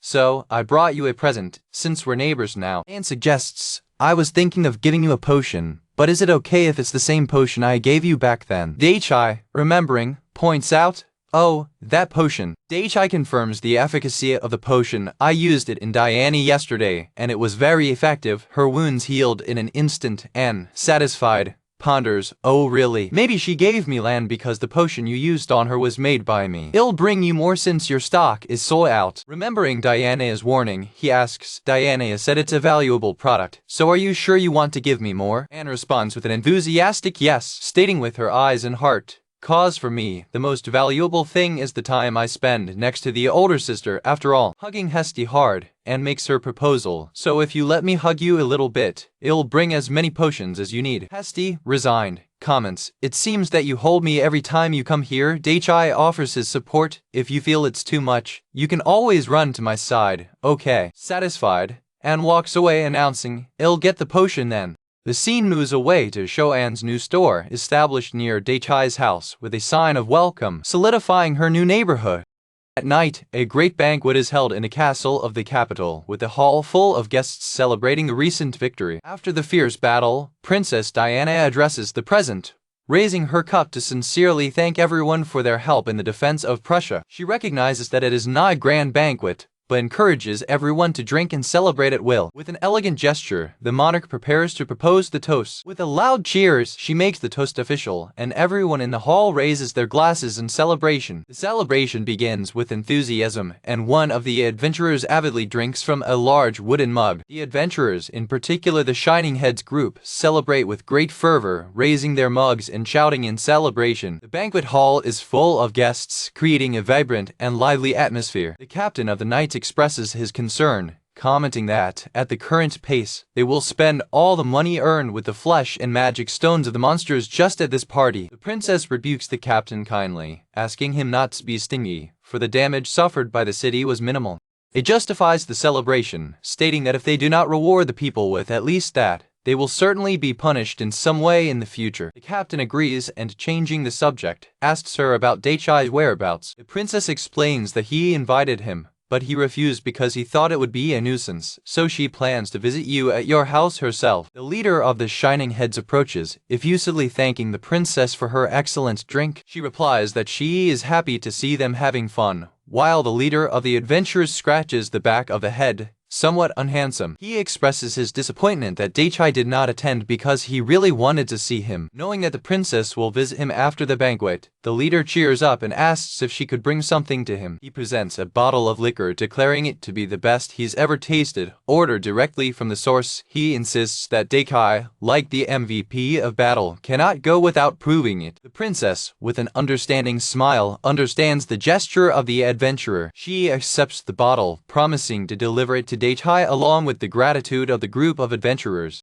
Satisfied, the leader says goodbye to the princess, announcing that he and his men will drink again. With a cry of war, the leader calls on his men, and the group of adventurers returns to the party with renewed energy. Watching the scene, the princess smiles and reflects on how good they are, in fact, adventurers. With a determined smile, she decides that she also needs to convey their gratitude to Daichi. Turning to the captain, she announces her departure to Daichi's house, and he wishes you a safe journey. It activates your teleportation magic to begin the journey. In an instant, it materializes in the middle of the forest, under the night sky, outside Daichi's house. Daichi greets her with a smile, asking if she ended up bringing food and drink to her home. Loading a basket and a bottle, she confirms, explaining that liquor is a gift from the Shining Heads and that dishes are the ones she considers the most delicious. Before Daichi, Sakura and Hesti, she asks permission to share the meal with them.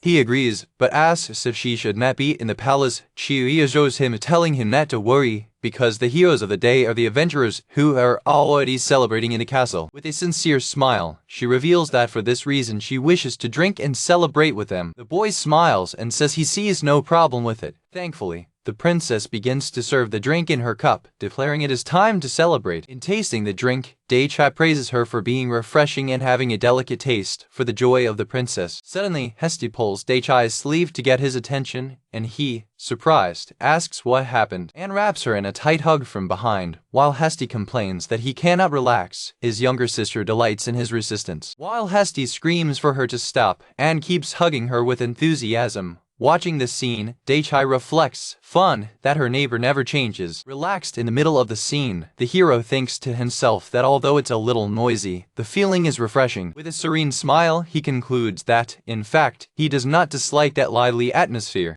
While everyone enjoys the meal, Daichai reflects that tonight's dinner was wonderful, praising both the drink and the delicious food prepared by Sakura and Diana. Sakura, with a radiant smile and a slight blush, says she is very happy to hear the compliments of her master. Sakura gently serves a cup of tea for Daichai, who thanks her. The hero observes the scene in silence, absorbing the moment of tranquility. Tired of the situation, Hesti announces he's had enough and is leaving, desperate, and begs for her older sister to wait. Watching everyone together, he reflects that it is sometimes good to have this kind of noisy and lively dinner, concluding that that is a moment of true happiness.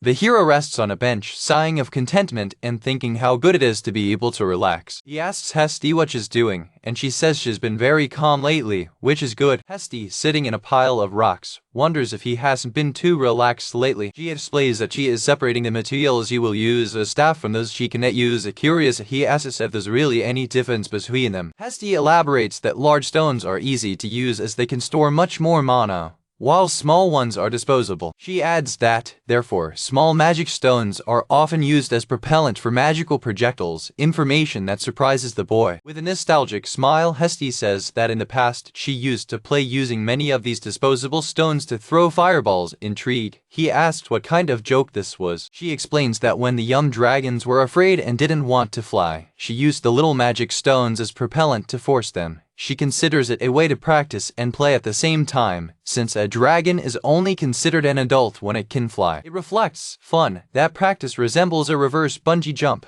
but on a completely different scale. With a naughty look, Hesti offers to make him fly for a long distance, since she has many stones available. He refuses the offer, saying he would rather relax than get involved in such a dangerous game. Hesti provokes him, asking how he can say he's relaxing while using his golems to defeat monsters. He defends himself, explaining that the golems are in automatic mode. Suddenly, Hesti feels the sister of a strong monster approaching. However, soon thereafter, she notes that the monster has just been defeated, probably by her golems. Satisfied, the boy reaffirms how much he likes to relax like that. Unexpectedly, they hear a strange voice screaming, "Wait, I didn't do anything, okay?" And the hero wonders where he came from. One of her golems is holding Diana, who was caught by surprise, and starts taking off her equipment as she protests, begging him to stop. He questions what she's doing and asks Hesti if she should stop the golem. Hesti explains that the golem is only doing its duty and that if it stops it, the other golems that are still fighting monsters will also stop, which would not be a rational choice. Considering this a structural failure, he decides to create a system to stop them individually. Hesti adds that all monsters will be exterminated within minutes, and he decides to act after that. The princess, in trouble, screams for help, calling her name Daichai.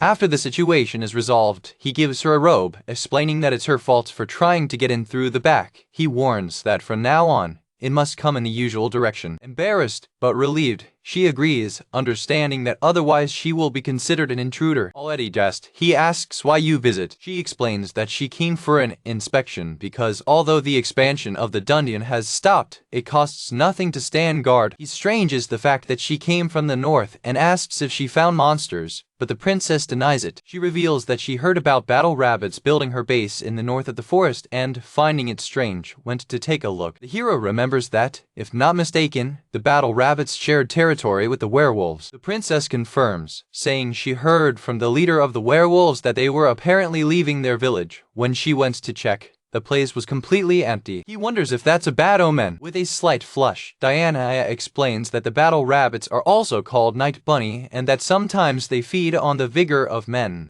Shocked, he asks if vigor means sexual acts. The princess confirms, explaining that there are only females in her species and that they recover mana through lust. Still processing the information, he questions why a species with such habits is also called battle rabbits. The princess claims there are 3 reasons for this. She begins to list the reasons. The first is that they take care of their young, and the second is that they are very strong, each with the strength of 2 or 3 adventurers. Diana notes the strange expression on Daichai's face and questions him. He disguises it, saying it's just her imagination, and asks where the battle rabbits went. She says that's exactly what she was investigating on her way there. Suddenly, Hesty calls them, interrupting the conversation. Hesty points to a group of women with rabbit ears lying on the ground, along with other defeated monsters, and asks if they are the ones they were talking about. She explains that they were attacking along with the monsters, so she defeated them. The hero, surprised, confirms that they are themselves. One of the rabbits groans with pain, while Diana comments, impressed, that Daichai always solves things very quickly. Scratching the back of his head, he says he doesn't feel like he's worked. He concludes that since they were the ones who came to attack him, he needs to hear his reasons, questioning what those brazen rabbits were doing there.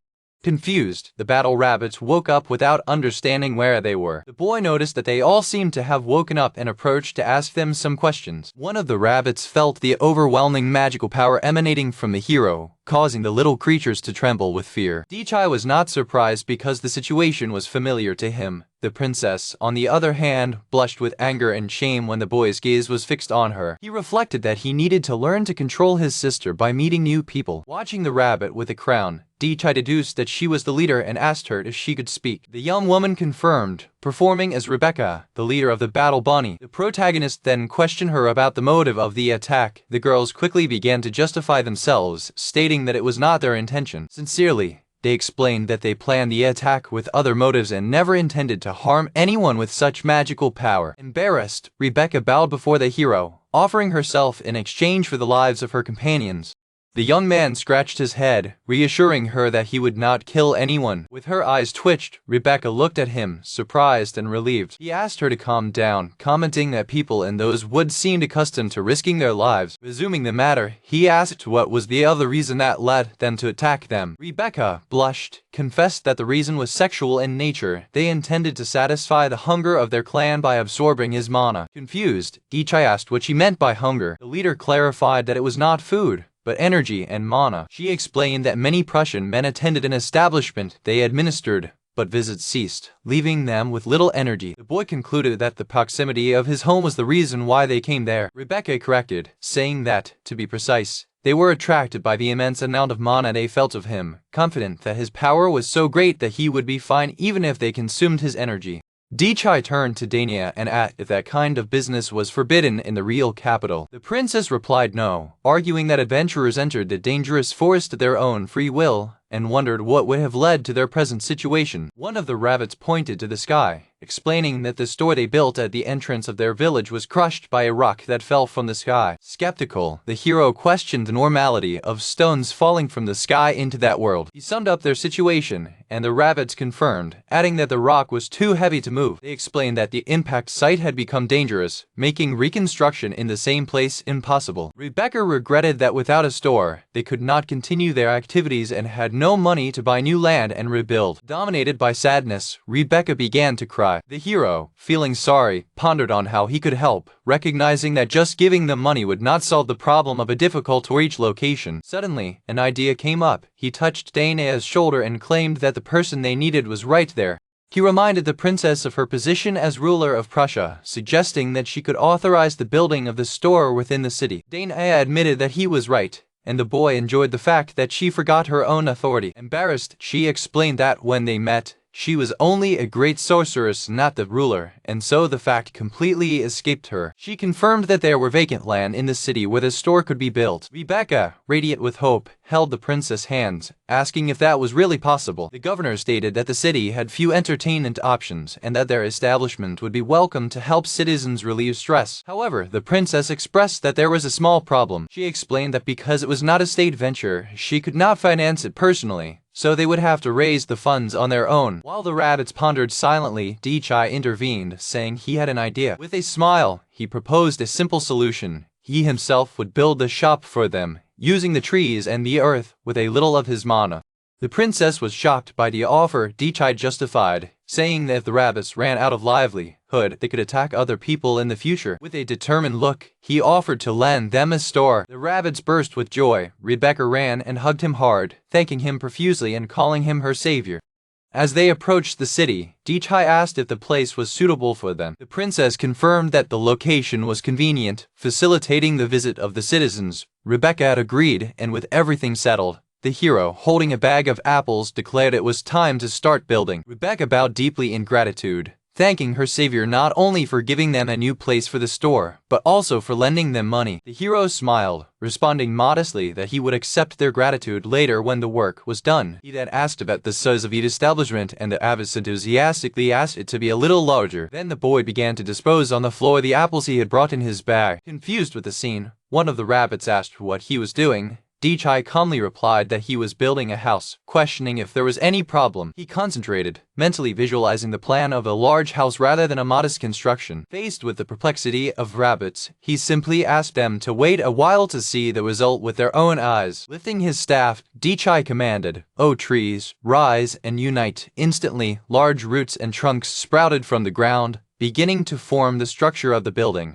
The trees grew at an amazing speed, intertwining to create the construction frame. Within seconds, the trees formed and merged, forming the complete structure of a two-story mansion. Where before there was an empty land with apples, now stood an imposing mansion, leaving the rabbits and the princess Bacchiabratas. The princess, surprised, commented that it was the first time she saw a house built from nothing and that the vision was incredible. The hero then turned to the rabbit leader and asked what she thought. Rebecca, shocked by the size of the building, stuttered that it was really big and asked, astonished, what kind of power he used to create all that in an instant. She noted that that power did not resemble the magic of the wood she knew and that he had recited no special enchantment during the process. He simply explained that he just moved the trees following the image he had in his mind. Since he did not focus on interior design and only formed a large structure, it was an easy task for him. The rabbit leader was even more perplexed by the naturality with which he described the feat, stuttering, "So, it was easy." The princess, not knowing how to express herself, commented that she admired him for being remarkable in many ways, but admitted that it was all rather strange. Up the stairs, he replied that it was not something that could change and added that, besides, doing things quickly was much better.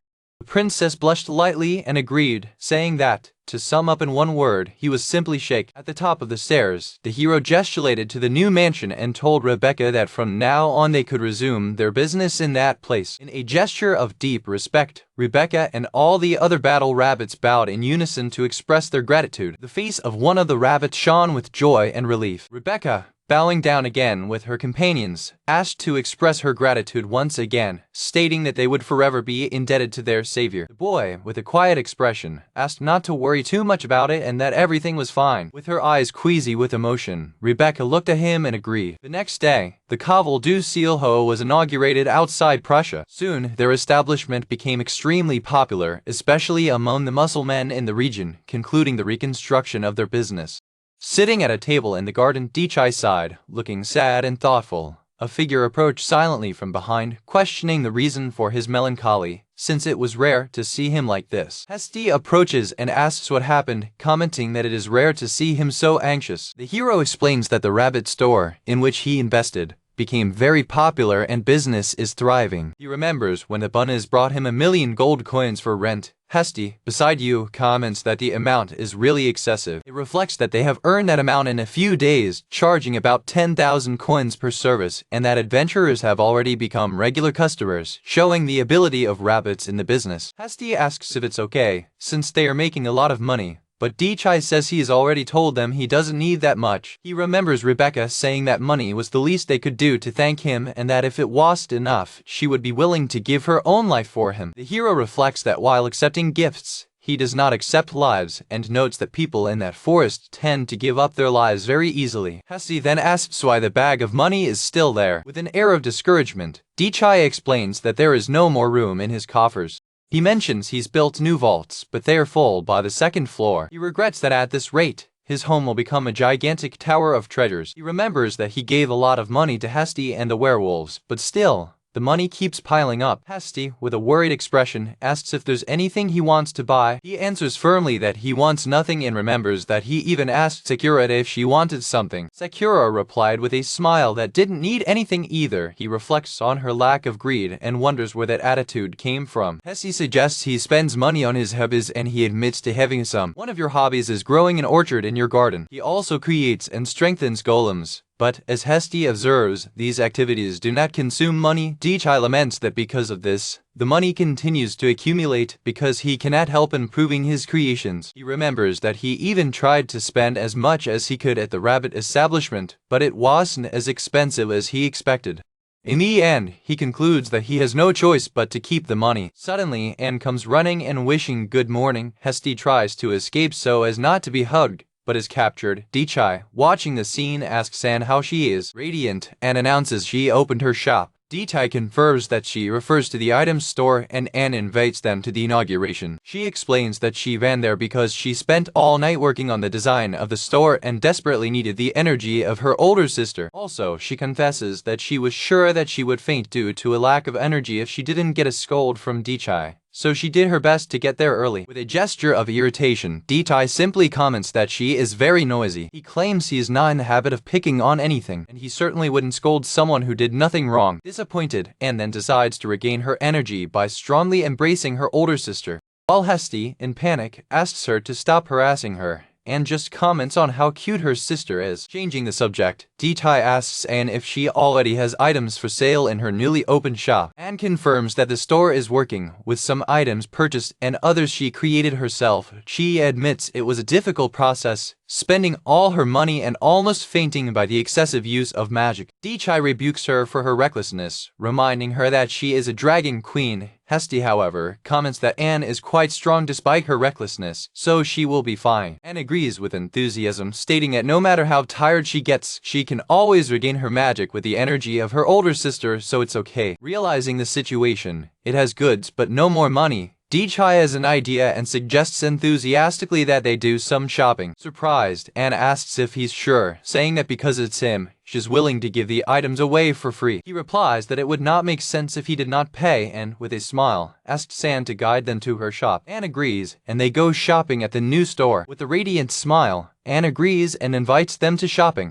On entering Anne's shop, Dichai observes the magical items exposed, reflecting on her new venture. Dichai, amazed, praises Anne's shop, commenting on how amazing it is, even though it was recently opened. Anne, with a radiant smile, explains that she learned from her older sister, Hesty, to always do her best, even if the customers come just to look. Hesty, a little embarrassed, admits that he may have said something like that, although he does not remember clearly. Dichai agrees, praising Hesty's ability and stating that all the items she creates are truly incredible, and invites Dich to visit the shop whenever you want, whether to have tea or even to test magic on it, showing its peculiar enthusiasm. With a happy smile, Dichai expresses his admiration, commenting that the shop is really very pleasant. He observes the artifacts on the shelves, fascinated by the variety of items he had never seen before. Thoughtful, he decides that next visit will bring Sakura, imagining that she may find something to his liking. Realizing that Anne is distracted in her thoughts, Dichai calls her back to reality, suggesting it's time to focus on business. Anne, blushed and a little baffled, agrees business comes first. As it is his first time buying magical items, he asks Anne to explain the effects of the products and give him some recommendations. Anne asks what exactly he is looking for, and Dichai replies that he would like something he could use regularly. With a smile, Anne suggests a golem seed, explaining that it will sprout instantly and follow her orders, being useful for various activities. He politely refuses the offer, explaining that he already creates his own golems daily. Without giving up, Anne offers you a dragon beast capable of defeating any flying monster, but Dichai reveals that she also possesses a similar weapon. Dismayed by not being able to find an item he doesn't possess, Anne is on the verge of tears. Hesty comments that it is difficult to compete with Dichai's skills because he can do it all by himself, and the hero regrets making Anne cry, questioning whether it was a bad idea to come to the store. Determined not to leave empty-handed, he decides to buy something anyway and remembers the potion she gave him, asking for the most expensive version. Anne offers a rare potion of mana restoration, but Dichai explains that her apples have the same effect, making her doubt the value of her own products. He clarifies that he did not want to devalue his items and that he needs a potion to restore physical energy, stating that he wants to buy one, and shows him a simple recovery potion which she created herself and asks if he is sure that she wants it since it has no special effects. He confirms it's exactly what you're looking for, something for everyday use, and then explains that there are different qualities of potions and asks what he prefers. Interested, Dichai asks the price of the highest quality potion and presents a special potion made with a drop of her own blood and reports that the price is 100,000 gold coins. Without hesitation, Dichai starts searching in his bag. He puts a huge bag of money on the counter and announces he'll buy 10 bottles, and is completely shocked by the size of the purchase. Dichai smiles, commenting that carrying potions will be much easier and more fun than the heavy bag of money. Still unbelieving, and questions the enormous amount, but Dichai reassures her, telling her not to worry, because he still has a lot of money. While Anne processes the sale, explaining that the price is exorbitant even for the city, Dichai already asks if she has any more useful items to sell. Anne presents a teleportation scroll, the last one left, explaining that it can transport the user to a designated location. Although it is not very popular, he finds the item very useful, reflecting that he allows anyone to use a magic similar to that of Dana. Considering the usefulness of the scroll, he asks Anne why the item is no longer popular. She explains that the high cost, the unique use, and the difficulty of coordination and modification make people avoid buying the scroll. The explanation makes him admire even more the ability of Dana, who could teleport freely. Decided, he holds the scroll and asks the price. Without shaking the price of 1,000,000 gold coins, he puts 2 more bags of money on the counter and confirms the purchase. Anne, shocked once again at the price of 1,000,000 coins, observes the transaction with amazement. Anne's reaction intensifies, leaving her completely amazed at the fortune Dichai is spending. Dichai expresses his gratitude to Anne, relieved to finally be able to spend part of her accumulated money, although she remembers that the rent of the rabbits will soon bring more. He says goodbye, promising to visit again, and Anne, still stunned, agrees and says she will be waiting. Thanks again. Dichai and Hesti leave the store to come home. While walking back, Dichai reflects that this was his first shopping experience since he came to this world and admits it was quite fun. The day after the dragon fell, Princess Dana visited Anne's shop, which warmly greeted her. Dana explained that she heard that part of the city was thriving and came to see for itself. Anne offered sweets to the princess, who gladly accepted. The scene shows the inside of Anne's shop, with the two talking on the counter. While eating, Dana observed that there were few customers, but pondered that because it was a new store, the situation would improve over time. Dana commented that she had heard that Anne was spending a lot of money in the local shops. With a smile, Anne explained that, as Dichai spent a lot of money on her shop, she decided to share some of the wealth with the city. Dana smiled, understanding that Dichai was the reason behind the sudden economic growth of that area. Upon saying goodbye to visit other places, Dana was affectionately invited by Anne to return soon. The princess then teleported to continue her inspection through the city. She observed the establishment of the rabbits, noting that the business was thriving, which contributed to the city's finances and maintained public order since its activities were legal and honest. Dana reflected that the region's growth was largely due to Dichai's contributions. Feeling very grateful to him, she found that there were no problems at the borders, the citizens were happy, the finances were fine, and the city was full of life again. She remembered that establishment had also been financed by Dichai. With a slight flush, she decided she'd need to thank him personally for everything later. Decided to return to work. The princess teleported once more. The teleportation spell took her to her next destination. Upon arrival, she was enthusiastically welcomed by the battle rabbits, who waited for her in her village. Dana observed the sight, remembering that until recently the area was completely desolate. Surprised by the move, she asked if they planned to stay there.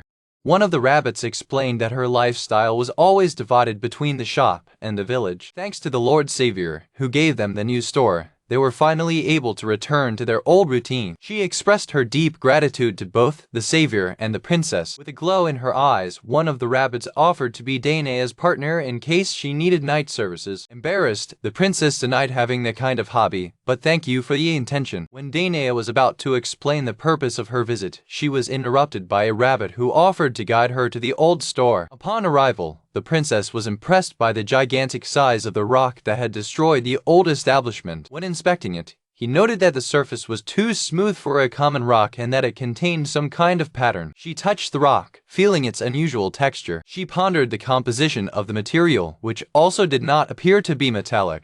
Air reflected on the disaster that would have occurred if an object that size had fallen on the city. As a precaution, you decided to collect a sample so your research team could investigate it. In front of the giant rock and bad omen, she could only hope that no problem would arise from there.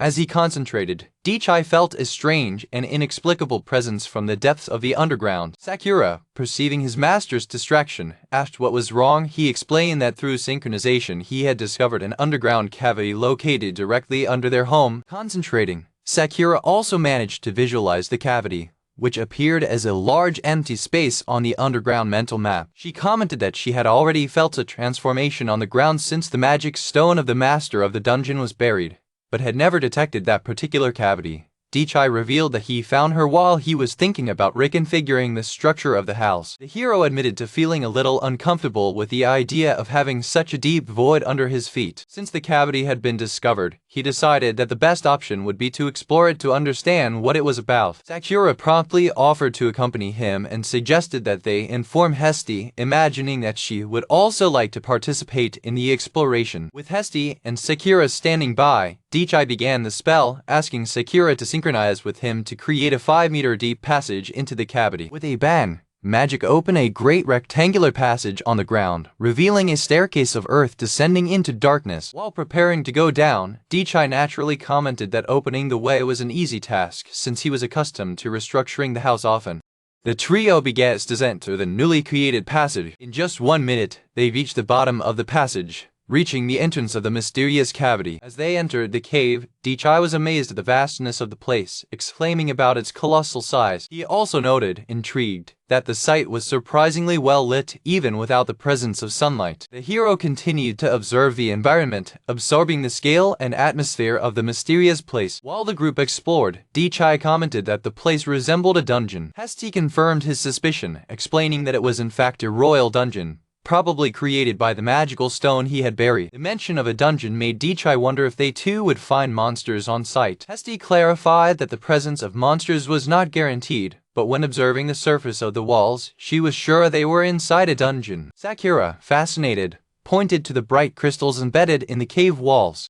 Touching the wall, she explained that the crystals were there because the walls were formed by magic stones. Hesti added, stating that walls made of magic stones were a typical feature of dungeons, but that this in itself did not confirm the existence of monsters. Hesti raised his staff, preparing to demonstrate a property of the dungeon walls. Worried, Dichai wondered if it was safe to leave a cavity like that under the house, fearing that the soil might yield. To demonstrate the resistance of the site, Hesti struck the wall hard, making a metallic sound echo through the cave. The impact caused some fragments of stone to emerge from the wall. However, the wall instantly regenerated. Hesti explained that, thanks to the magical stones, the walls had strong resistance and self-recovery capacity, eliminating any risk of collapse. With a certain shine in her eyes, Hesti declared that dungeons like that were treated as natural resources and that she intended to collect as much magic stones as she could. Excited by the idea, Dichai compared the dungeon to a mine and expressed his enthusiasm for exploring a place like that for the first time. As they advanced through the dungeon, the hero began to pant, feeling the atmosphere getting warmer and warmer. Sakura theorized that heat was the result of mana conversion. Intrigued, Dichai asked if that was a natural phenomenon. Hesti intervened, comparing the heat emanation of the mana with his own dragon breath. Suddenly, Hesti shuddered, with an expression of shock in his face, causing Dichai to ask what was wrong. She reached out, blocking the way, and warned that she could not continue, because she felt a concentration of overwhelming mana coming from that direction. The path ahead seemed to narrow, emanating the intense energy Hesti had detected. Without fully understanding the nature of danger, Dichai asked if they should depart. Sakura, however, decided to investigate, stating that the energy did not seem toxic. As Sakura approached, she discovered the source of the mana, a bubbling spring. With a radiant smile, she collected some water on her hands and announced it was a hot spring. Dichai approached Sakura, who was sitting at the edge of the newly discovered thermal spring. Sakura explained that the water temperature was below 40 degrees C and, due to its low alkalinity, did not present any danger to the human body. Impressed, the hero commented that it was splendid to find a hot spring there, especially because there was no volcano nearby. Sakura deduced that the water was heated by the magic stones and that their mana had spread at the spring.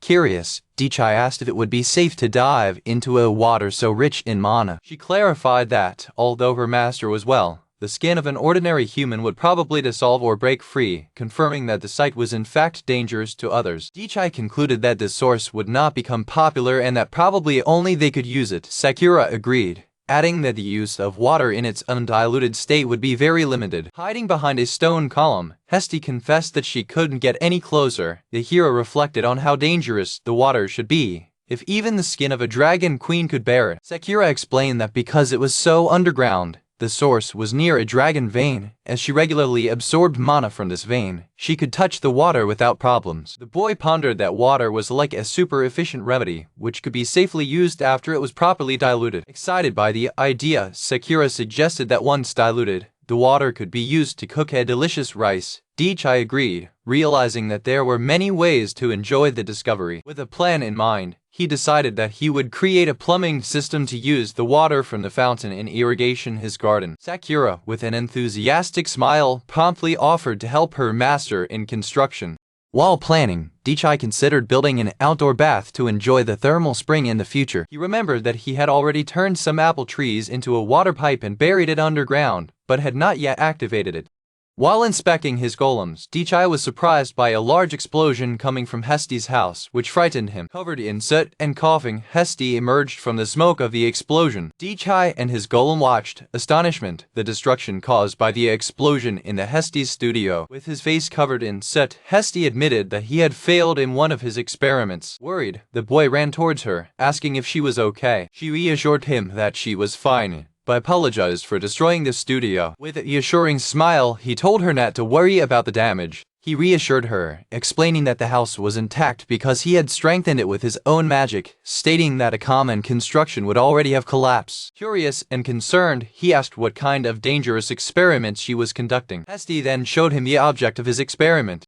She explained that she had turned magic stones into a fuel capable of propelling a person to heaven. He remembered when she had mentioned the idea of a reverse bungee. She confessed that she was testing the device on herself, holding it to her feet, but miscalculated the proportions of the ingredients. He warned her of danger and suggested that she perform such tests outdoors. Hesti, in turn, worried about getting the outside area dirty. Dichai argued that it was a better alternative than blowing up the studio again. With a serious tone, he asked her not to test the device on herself anymore. She responded with indifference, stating that there was no problem, for she was a dragon queen. He insisted that it was still distressing to see a friend in that state, which made her question whether he was worried about her. He confirmed it was natural to worry, because they've known each other for a long time. Her words left her momentarily unresponsive, thoughtful. With a slight flush, she agreed to stop and promised to use another guinea pig for her experiments. Relieved, the hero thanked her with a smile. He then asked her what the next subject would be for the experiment. He thought that because he could not fly, he could not be the subject and certainly did not want to volunteer. He also dismissed the idea of asking the werewolves if fitting their reaction. He imagined that they would accept the task without hesitation, even if it were mortal, and he definitely did not want to risk the lives of his companions. No options. He pondered what he could do. Suddenly an idea occurred to him. Turning to Hesti, he prepared to share his solution. He pointed to one of his golems and suggested using him as a test subject. Hesti agreed that the golems would be adequate, but wondered if he was sure of the decision. He confidently stated that everything was fine, for he had strengthened them himself. With enthusiasm, he added that above all it would be amazing if his golems could fly. Hesti observed, surprised, because it was rare to see him so excited. He confessed that it was one of his dreams to have muscular and flying golems, thinking the idea was fantastic. Motivated by his enthusiasm, Hesti agreed to begin preparations and asked for his help, which he readily accepted. The golem chosen for the experiment awaited the beginning of the project, and so Dichai and Hesti began the project of flying golems with the aim of reaching the skies. The bald leader ran to the boar, stabbing him with a dagger in a fierce attack. Although seriously wounded, the boar still stood, showing its incredible resistance. With a smile, the leader commented on the resistance of the boar, who remained standing even after being seriously injured. One of his companions warned him to be careful, reminding him that he had broken both arms in the previous battle against the master of the dungeon. The chief, however, dismissed the concern, stating with a smile that was already healed thanks to a recovery potion. With a serious expression, he observed the city in the distance, which was still recovering from destruction, determined not to allow more monsters to cause damage. The group of adventurers watched the city from a distance, which, like them, still recovered from the damage of the previous battle. Determined, the leader stated that they could not allow monsters to cause more problems, since the city was still in the process of recovery. Tightening his blade, he prepared to continue the fight. Recognizing the toughness of the monster, one of the adventurers commented that although the monster was strong, it was nothing compared to Master Dichai, which motivated the group to fight harder. With a cry of war, the leader reminded his companions of their oath at the tavern to become stronger and advanced into battle. As the leader advanced, a second boar suddenly appeared, running towards the heroes. The Avengers reacted with surprise to the appearance of the second boar. One of the companions shouted, warning the leader about the second boar coming from behind. Surprised, the leader wondered if the monsters were allies. Realizing the imminent danger, he concluded that they needed to defeat them quickly or die. Suddenly, one of the adventurers looked up into the sky and screamed, warning about an enemy approaching from above. The expression of amazement took over the adventurers as they saw the threat coming from the sky. A gigantic figure fell from the sky, crushing the boars against the ground with a devastating impact. The shock wave of impact overthrew the leader, who complained of pain. Worried, one of his companions ran to check on him. The companion looked at the scene with an expression of pure shock and confusion. Still recovering, the leader looked at the huge wooden figure and, along with his companions, questioned what that was. Dichai emerged from above the golem, which had stopped moving. Scratching the back of the head, he remarked that the golem was difficult to fly, explaining that it was flying well until it suddenly fell. He added that although he tried not to hit anyone, he ended up hitting something without realizing it was the monsters. The leader recognized Dichai and greeted him, surprised to see him fall from the sky. He then thanked the hero for his help, admitting that they were in a difficult situation and that Dichai had saved them. Looking down, Dichai finally realized that he had crushed the monsters with the fall of the golem. The impact was so strong that it created a large crater on the ground.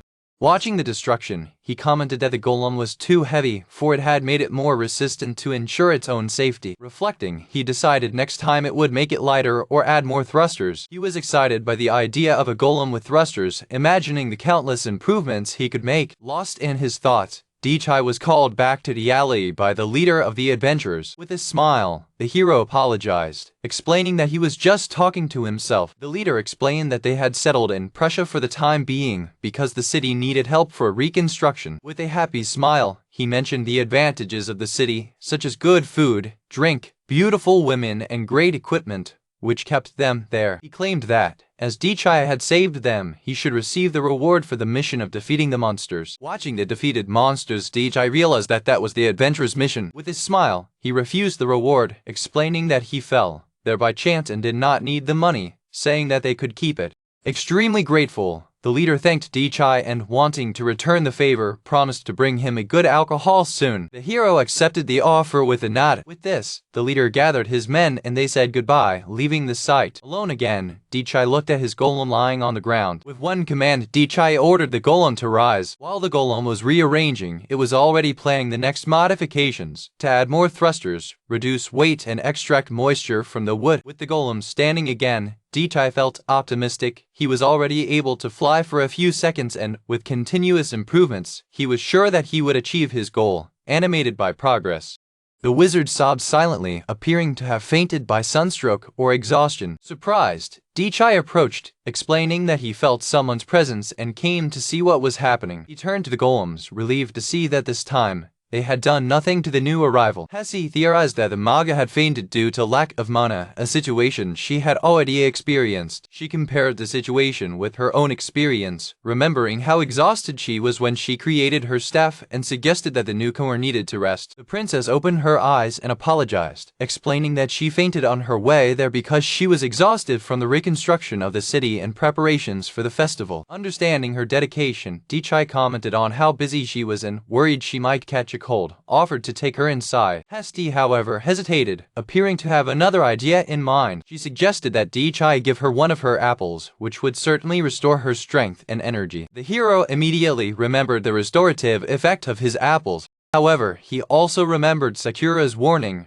People with great magical power should not consume them. Hesti explained that, in the princess' present condition, she would be fine as long as the apple was not harvested on time, because their mana would be too strong. With the matter settled, Dichai ordered one of his golems to fetch some apples from the warehouse. After cutting the apples, he offered a slice to the princess, who, still weak, just murmured in response. Realizing that it would not work, Dichai began to ponder a new approach, and Hesti, suspicious, noticed that a strange idea was emerging in his mind. He reflected that although she could move her lips, she could not eat, and decided that she needed to try a different method. With a new idea, he decided to carve a bowl from an apple tree, infusing it with his mana. Then he ordered the golem to squeeze an apple into the newly created bowl. Obediently, the golem began to squeeze the apple, and the juice flowed into the bowl. Hesti commented on the unusual method of making juice, but the hero argued that the important thing was the final result. Considering that a single apple wouldn't be enough, he decided to use the juice of 20 of them. With the bowl full, he approached the princess, confident that she could at least drink the juice. He helped her drink the juice, sure the apple potion would help her recover. The princess, still exhausted, consumed the juice she was offered. After she drank, the hero walked away, confident that the juice would kick in and recover her a little. Suddenly, the princess' body trembled and began to shine brightly, indicating a strong reaction. Fully recovered and seated, she jumped by surprise, flushed and confused, asking what was happening to her. Before Dichai could process the rapid recovery, the princess grabbed him, and he commented, surprised, that the juice worked better than expected. With her warm body, she accused him of giving him an aphrodisiac and, hugging him, confessed that she would not object if that were his intention, leaving the hero completely confused. While the hero wondered if his apples always had that effect,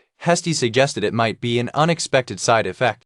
Hesti quickly concluded that the cause of the exaggerated reaction was an overdose, as he had used the juice of 20 apples. Completely dominated by the effect, the princess began to undress, announcing to Dichai that she would be ready in a minute. He tried to calm her, reminding her of her position as a princess, but her efforts were in vain. Desperate, the hero summoned the power of the apple trees to intervene. With a command to stretch and hold her, the roots of the trees surrounded the princess, who was taken by surprise. Immobilized on the ground, she questioned the motive, and Dichai replied that a princess should take care of her body. He explained that the juice was driving her crazy. Hesti commented that it would have been better to dilute it, but Dichai admitted to having thought that because she was a powerful magician, she would be fine. Curiously, he turned to Hesti and asked if anything similar had ever happened to her by eating the apples. With a slight flush, Hesti admitted that sometimes when she is very tired, she feels a strong thirst for mana, reminding him that she is also a woman. With her, he realized he had created a powerful aphrodisiac without even knowing. Hesti explained that these extreme effects only appear when someone is completely exhausted and consumes the undiluted juice. Normally, it acts only as a common aphrodisiac. With the lesson learned, the hero decided that from now on he would dilute the juice before offering it to anyone else. It took a whole night for Dana to finally calm down. Around a fire, she regained consciousness and, confused, asked what she was doing there, tied up. After a whole night to recover, Dana, sitting around a fire with Dichai, apologized for losing control and asked him to forget what happened. In a fit of despair and shame, the princess began hitting her head against a tree. The hero, however, tried to calm her down, saying he didn't care what happened. With tears in her eyes, she replied that even if he didn't care, she did, because she felt humiliated for acting that way in front of him. With a smile, he reminded her that it was too late to worry, because it was not the first time something embarrassing happened, subtly reminding her of a past incident. Kurata, the princess, confessed that before she was a magician, she was a woman and therefore she was naturally ashamed. Changing the subject, Dichai asked how she was feeling overall. Suddenly full of energy, she jumped with joy, claiming that she was no longer tired and thanked him for his help. Curious, she asked if he drank the delicious apple juice every day, to which he replied that he only did it occasionally. The princess lamented, commenting that, ignoring the side effects, the drink was really very tasty. Suddenly, a brilliant idea appeared in her mind, and she exclaimed excitedly.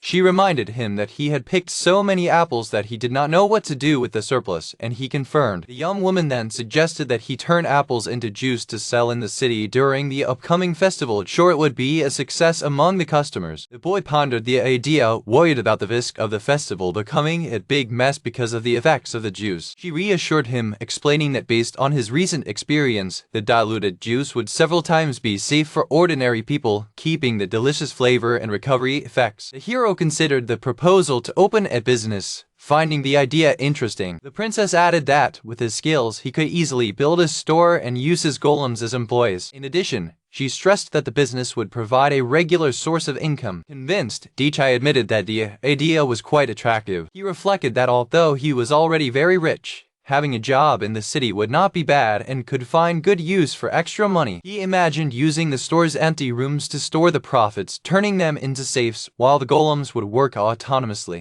Daenair reminded him of the terrain he had given him in the city, suggesting that he use it as a basis for the festival. The boy liked the idea, thinking it would be great to have a place for Hesti and Sakura to visit, functioning as a summer home and solving two problems at once. Decided, he announced that he would build the store and, apologizing for disturbing her soon after her recovery, asked her to teleport them to the site. Surprised by the rush, the princess wondered if he wanted to go immediately. Since it was still night, he explained that he would rather go when there were few people around. He said it was best to attack while the area is hot and that with the experience of the rabbit shop he could finish the construction at night. Understanding his determination, Daenair agreed and activated the teleportation spell. Upon arriving in Prussia, Dichai immediately invoked the power of an apple tree to begin construction. With one command, he raised his staff and ordered the trees to grow and shape in the form of a store. In an instant, a two-story building materialized before them, with tree roots forming its structure. The hero commented that the main structure was almost ready, missing only the interior, leaving Daenair shocked at the speed of the construction. With the new store open, Dichai pondered that the idea of being a shopkeeper in the city could be quite interesting. Dichai sighed, surprised to realize it was already morning, because he had spent the whole night working to finish the interior of the store. He was surprised by the arrival of Princess Daenair, who entered the newly finished shop. With a smile, Daenair confirmed that they had actually worked all night to complete the project. The hero thanked Daenair for her help, regretting keeping her awake for so long. The princess reassured him, telling him not to worry, for she had learned much by observing his magic in action. He pondered whether she should not return to the castle, but the ruler insisted on staying, for it had been her idea from the beginning. Worried, he advised her not to try too hard, reminding her that she had fainted from exhaustion the day before. She thanked him for his concern and commented on how fantastic the apple juice he had given her was. The ruler explained that, despite being exhausted the day before, she felt full of energy even after working all night thanks to the drink. Despite the compliment, he promptly informed her that he would no longer give her the juice that day, leaving her shocked.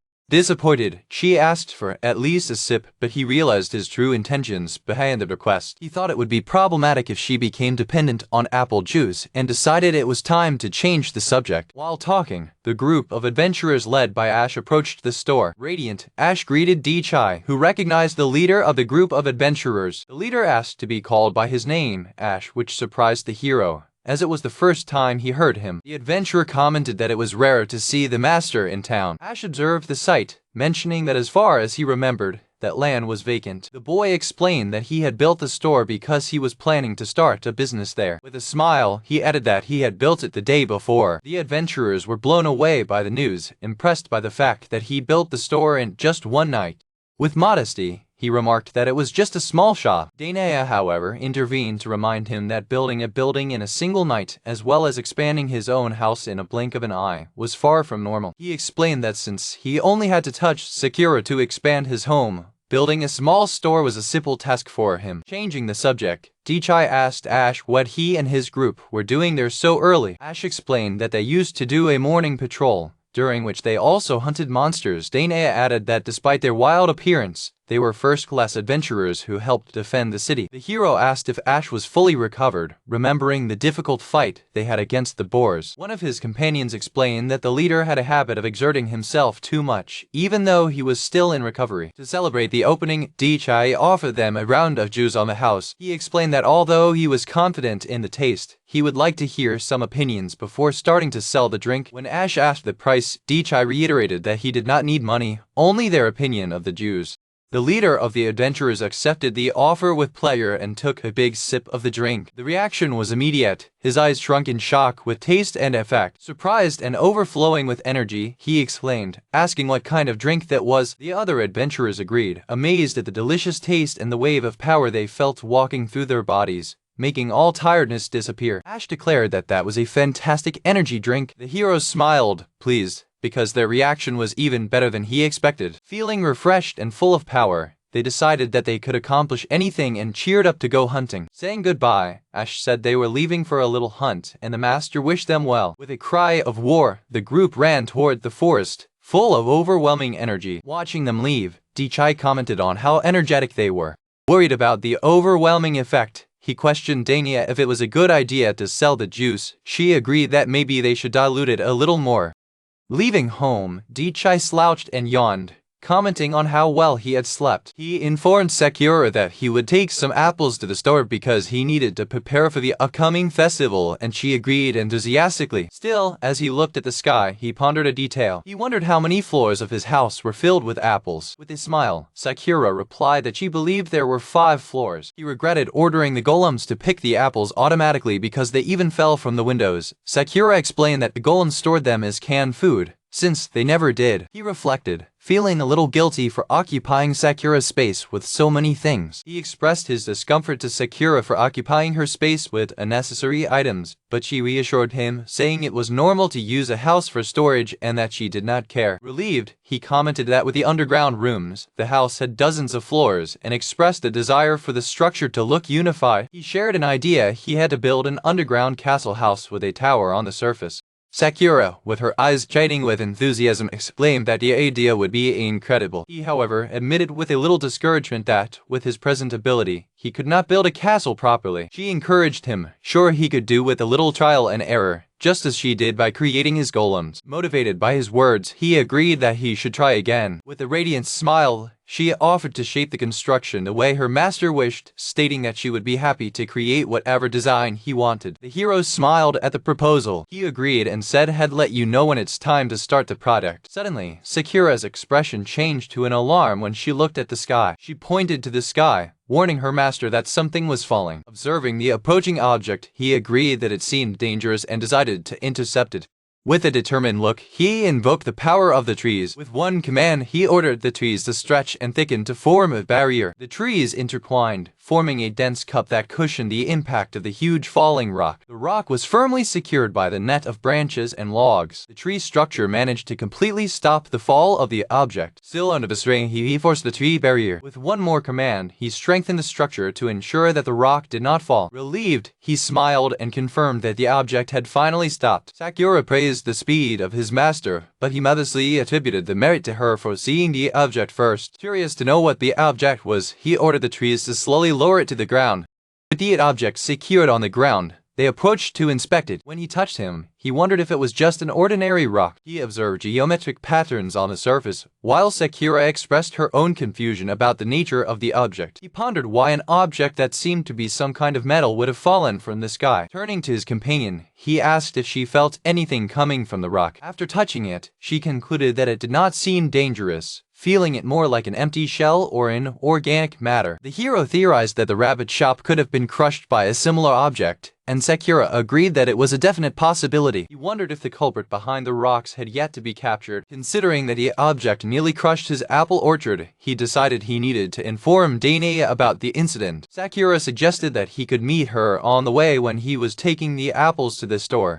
He hesitated, explaining that because it was night, the city would be full of people and he would rather not go at that moment. Deciding that he would rather meet Dania later at night, Sakura suggested that they first move the rock behind the orchard. The boy agreed to the plan, determined to move the object carefully. With the help of his muscular golems, the rock was moved, and he thanked them for their hard work.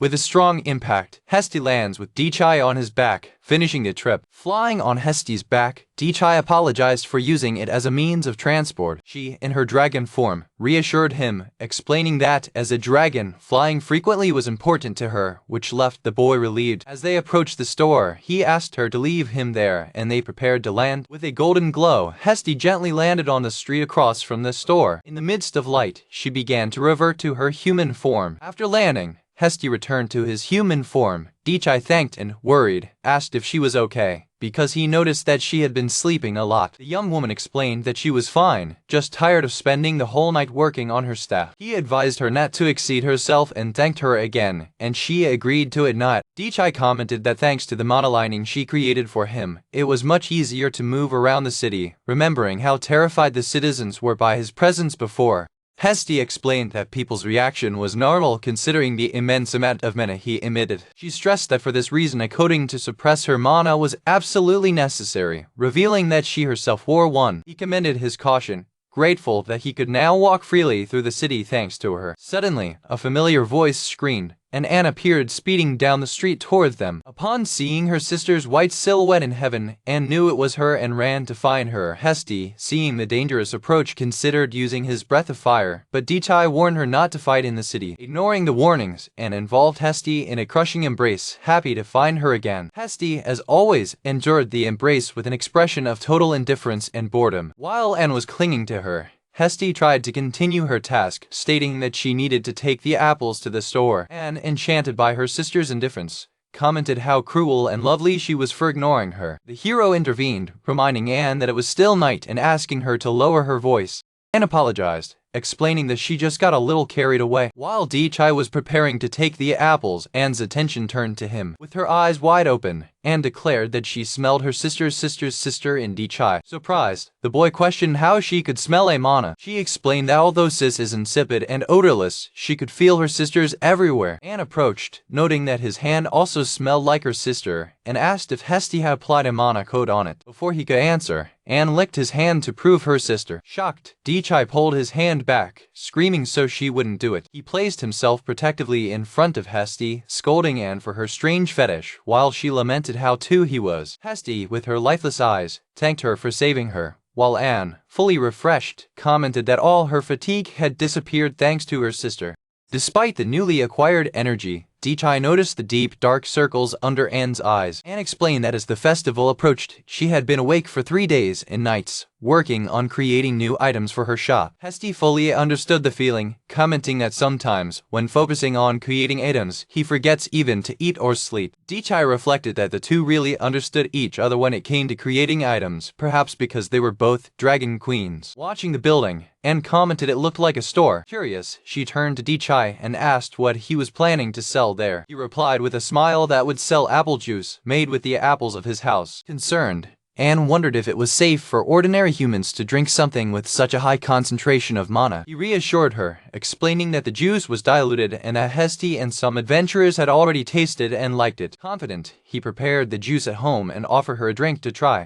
Anne took the glass and drank the juice at once. After proving it, she realized that with that concentration of mana, the juice had the same effect as a potion, able to cure the tiredness of insomnia and hangover. With a smile, she stated that the product was wonderful, ensuring it was safe and delicious. Dichai was relieved to see that the juice had no more aphrodisiac side effects, otherwise she would already be harassing Hesty again. Confused with their looks, Anne asked if something was wrong, but Dichai just said she was glad she liked it. Changing the subject, he asked about the big bag she was carrying, and Anne explained that it contained magic items and medicine to deliver to Dania. He deduced that she was on her way to the castle, and Anne confirmed that she had an appointment at a nearby location. She explained that, as the entrance to the castle was restricted at night, Dania would beam it in. Finding the convenient method, Dichai asked if he could accompany her, because he also had matters to attend to. He explained that he just needed to ask Dania something.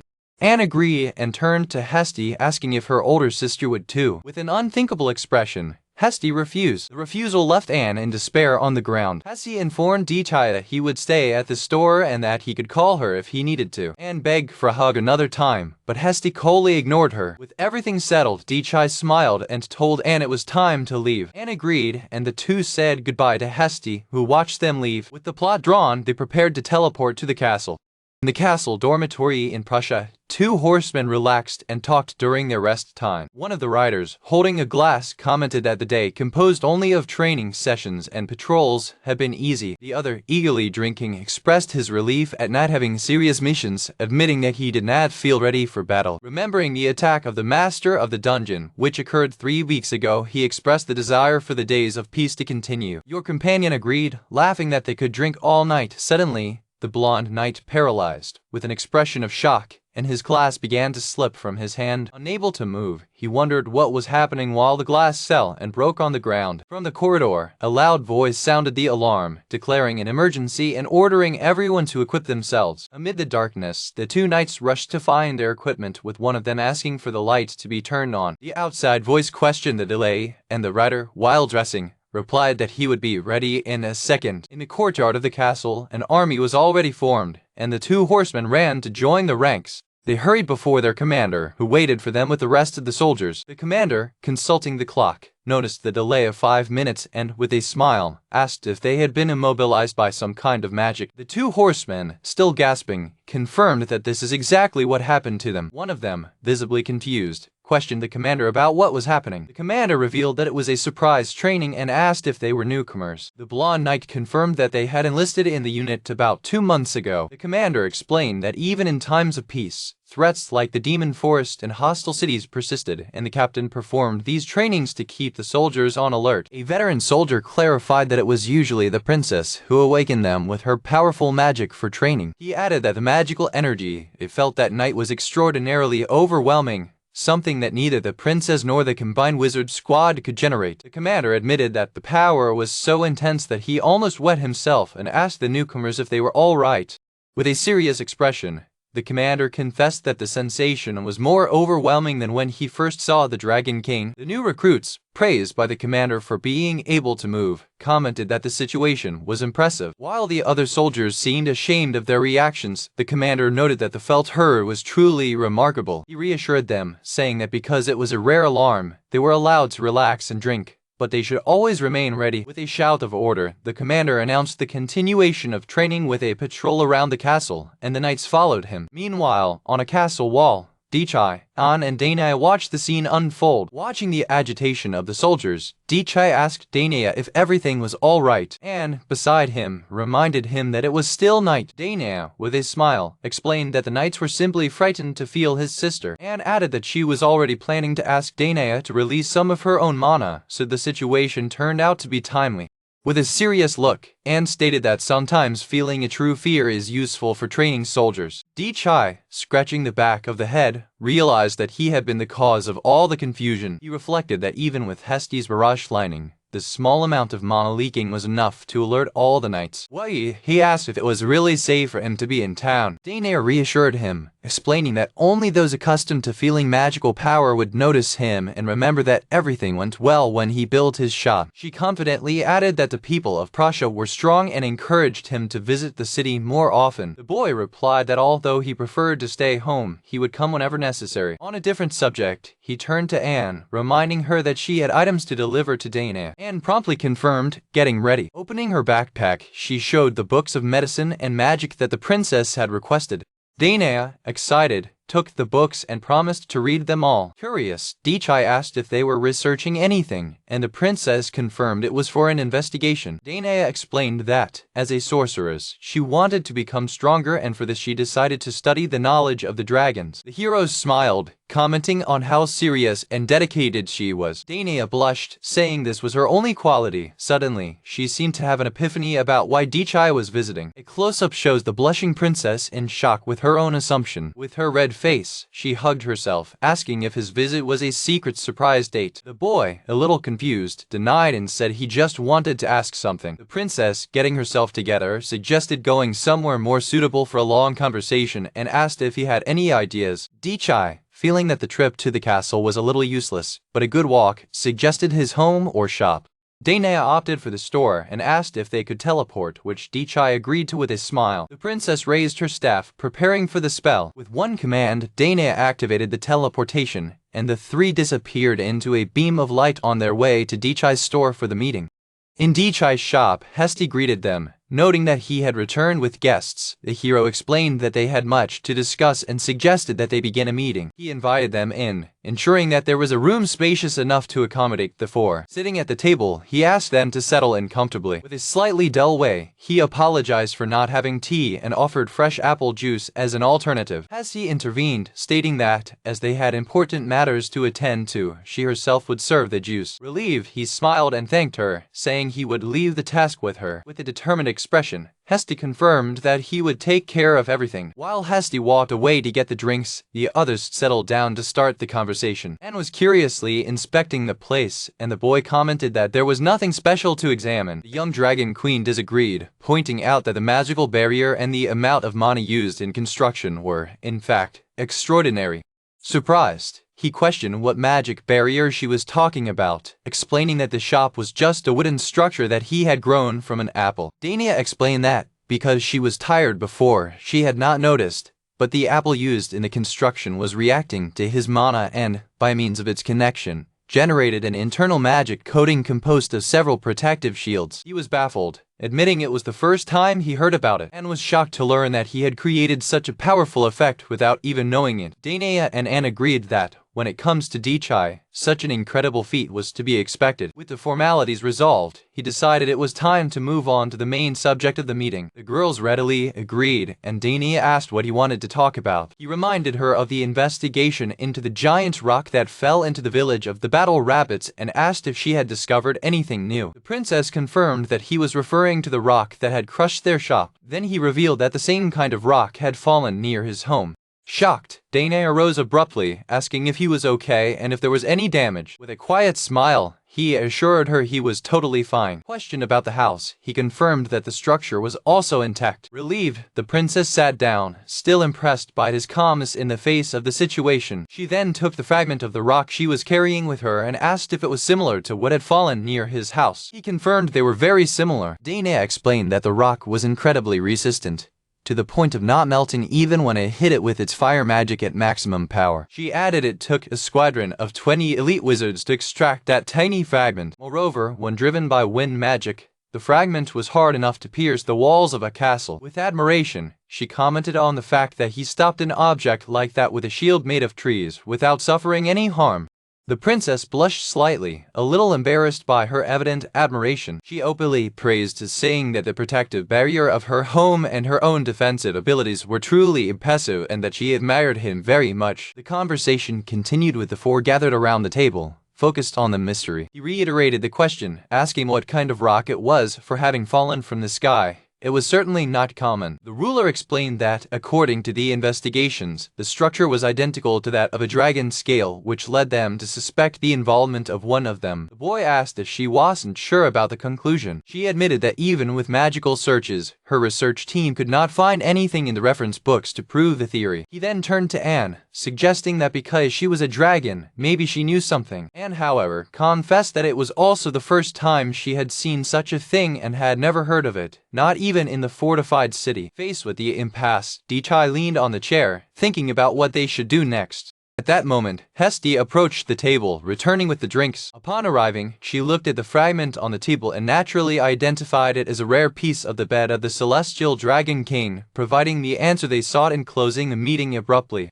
Everyone looked at Hesti in shock, Goofy with his sudden revelation. Without understanding their reaction, Hesti asked confused if he had said anything strange. The hero reassured her, saying that the information was very useful and that he should have consulted her from the beginning. Hesti apologized, explaining that for working all night, he only fell asleep at dawn, so he couldn't find her. To change the subject, Hesti offered her a glass of the apple juice she had prepared herself, and he gladly accepted. Thanks for the drink. He took a sip of the juice. However, when chewing something solid, he wondered why the drink had such a strange texture. With an expression of discontent, he commented that it was not juice, but a kind of liquefied food. He asked Hesti how she had prepared the drink, noting that it was almost solid and wondering if she had added anything. The young woman replied with simplicity that it contained only apples. While drinking a glass in one sip, she explained that perhaps the solid texture was due to the fact that she crushed the whole apples with magic, mixing seeds and shells. Turning to Anne, the boy asked, curious, if Hesti really was such a bad cook. The younger sister, with a dull smile, clarified that Hesti never cared much about cooking and was able to eat almost anything. Anne recalled that she had already seen her eat bark and herbs that should be used as materials for her staff. The hero remembered his first encounter with Hesti, recalling how her face was inexpressive and emotionless, even though she was hungry. He turned to the little dragon queen and asked her to let him know from now on when she was cooking. Although she did not fully understand the reason for the request, she agreed, since it was he who was asking. Despite the strange drink, he was happy to have learned something new about her that day. He thought that considering your culinary skills, maybe it wasn't a good idea to let her run the store. With the juice thing settled, the matter went back to the stone. Esti confirmed that they were the scales of the Heavenly Dragon King, explaining that he remembered his appearance because they were childhood friends. Dana, holding the stone with surprise, asked Hesti to confirm that it was true. With confirmation, The princess collapsed on the table, regretting that all the work of her research team had been in vain. The boy patted him on the back, thanking him for his hard work. The princess remained silent for a moment, processing the information. Hasty comforted her, explaining that it was normal that they had found nothing, since the last similar event had occurred 100 years ago, when the Heavenly Dragon King landed on Earth. She added that the incident was mentioned in ancient history books, ensuring that they would be able to find more information on the subject. With renewed humor, the princess smiled and agreed, feeling more optimistic. The hero then turned to Anne and asked why, being also a dragon queen, she knew nothing. He was pleased that Hesti was such a gentle and helpful dragon queen, which encouraged the princess. Anne explained that she had only heard of him, for he flew to heaven before his birth, and so she neither knew his appearance nor recognized his scale. Curious, Dichai turned to Hesti, wanting to know more about the Heavenly Dragon King. She explained that, compared to his dragon form, he was at least 10 times larger, with a wingspan of about 300 meters, describing him as a very large but gentle dragon. The boy was shocked, finding it hard to believe that such a huge creature could live in heaven. Hesti confirmed, explaining that he actually lived in the sky, but at a very, very high altitude. She added that her habitat was far above the clouds and that is why hardly anyone had ever seen it, explaining why the scale had fallen from such a height. With the explanation, Dania finally understood how an object of that size was able to completely destroy the establishment of battle rabbits. She still couldn't believe that Diche owner had managed to protect herself from such a powerful impact. With a smile, he attributed merit to the flexibility of the trees, which managed to cushion the fall. Changing the subject, he asked why the scale had fallen. Hesti theorized that the dragon was simply changing skin, which surprised the boy to learn that dragons were going through this process. The young woman clarified that they do this periodically in their dragon form, but not in human form, and that she and Anne also went through the same process. He found it hard to believe that all that confusion had been caused by something as simple as a skin change. Danae was alarmed by the idea that the waste discarded by the dragon's body could destroy buildings and worried that this would happen again during the festival. Tremendous, she stated that she would have to sacrifice hours of sleep to think seriously about it and that she would call an emergency meeting as soon as she returned. The princess sighed, feeling the weight of responsibility. Despite her concern, she was grateful to have discovered the situation in advance. Up from the chair, Dania thanked Hesti and Dichai for the valuable information and apologized, explaining that she needed to leave immediately to introduce herself to the captain of the Knight Squadron. With a smile, the hero wished him good luck. After drinking a glass of juice, Anne prepares to leave as she needs to prepare for the upcoming festival. She announces her departure, explaining that she needs to devote herself to the preparations for the festival. With a smile, Anne thanks Dichai and Hesti, happy to have been able to accumulate some energy from them before leaving town. Surprised, Dichai asks Anne if she's going anywhere. She explains that from now until the night before the festival, she has to stock up on the fortified city. Confident, Anne claims that as you are about to enter a good sales period, the more products you have, the better. Fortunately, she received a lot of money from Dichai and also saved a part of the fortified city and is ready to use it all. Dichai smiles, noticing how excited and determined she is, with her eyes shining with enthusiasm and dreams of selling many things too. With the money she earns, buy many gifts for her older sister. Hesti, with a sudden bad feeling about your sister's plans, asks Dichai permission to stand by you, and he agrees. Anne says goodbye, saying they'll meet again at the festival. Hesti, resigned, comments that he cannot do anything about it and will act as if nothing had happened, while Dichai observes, thinking how difficult the situation is for her.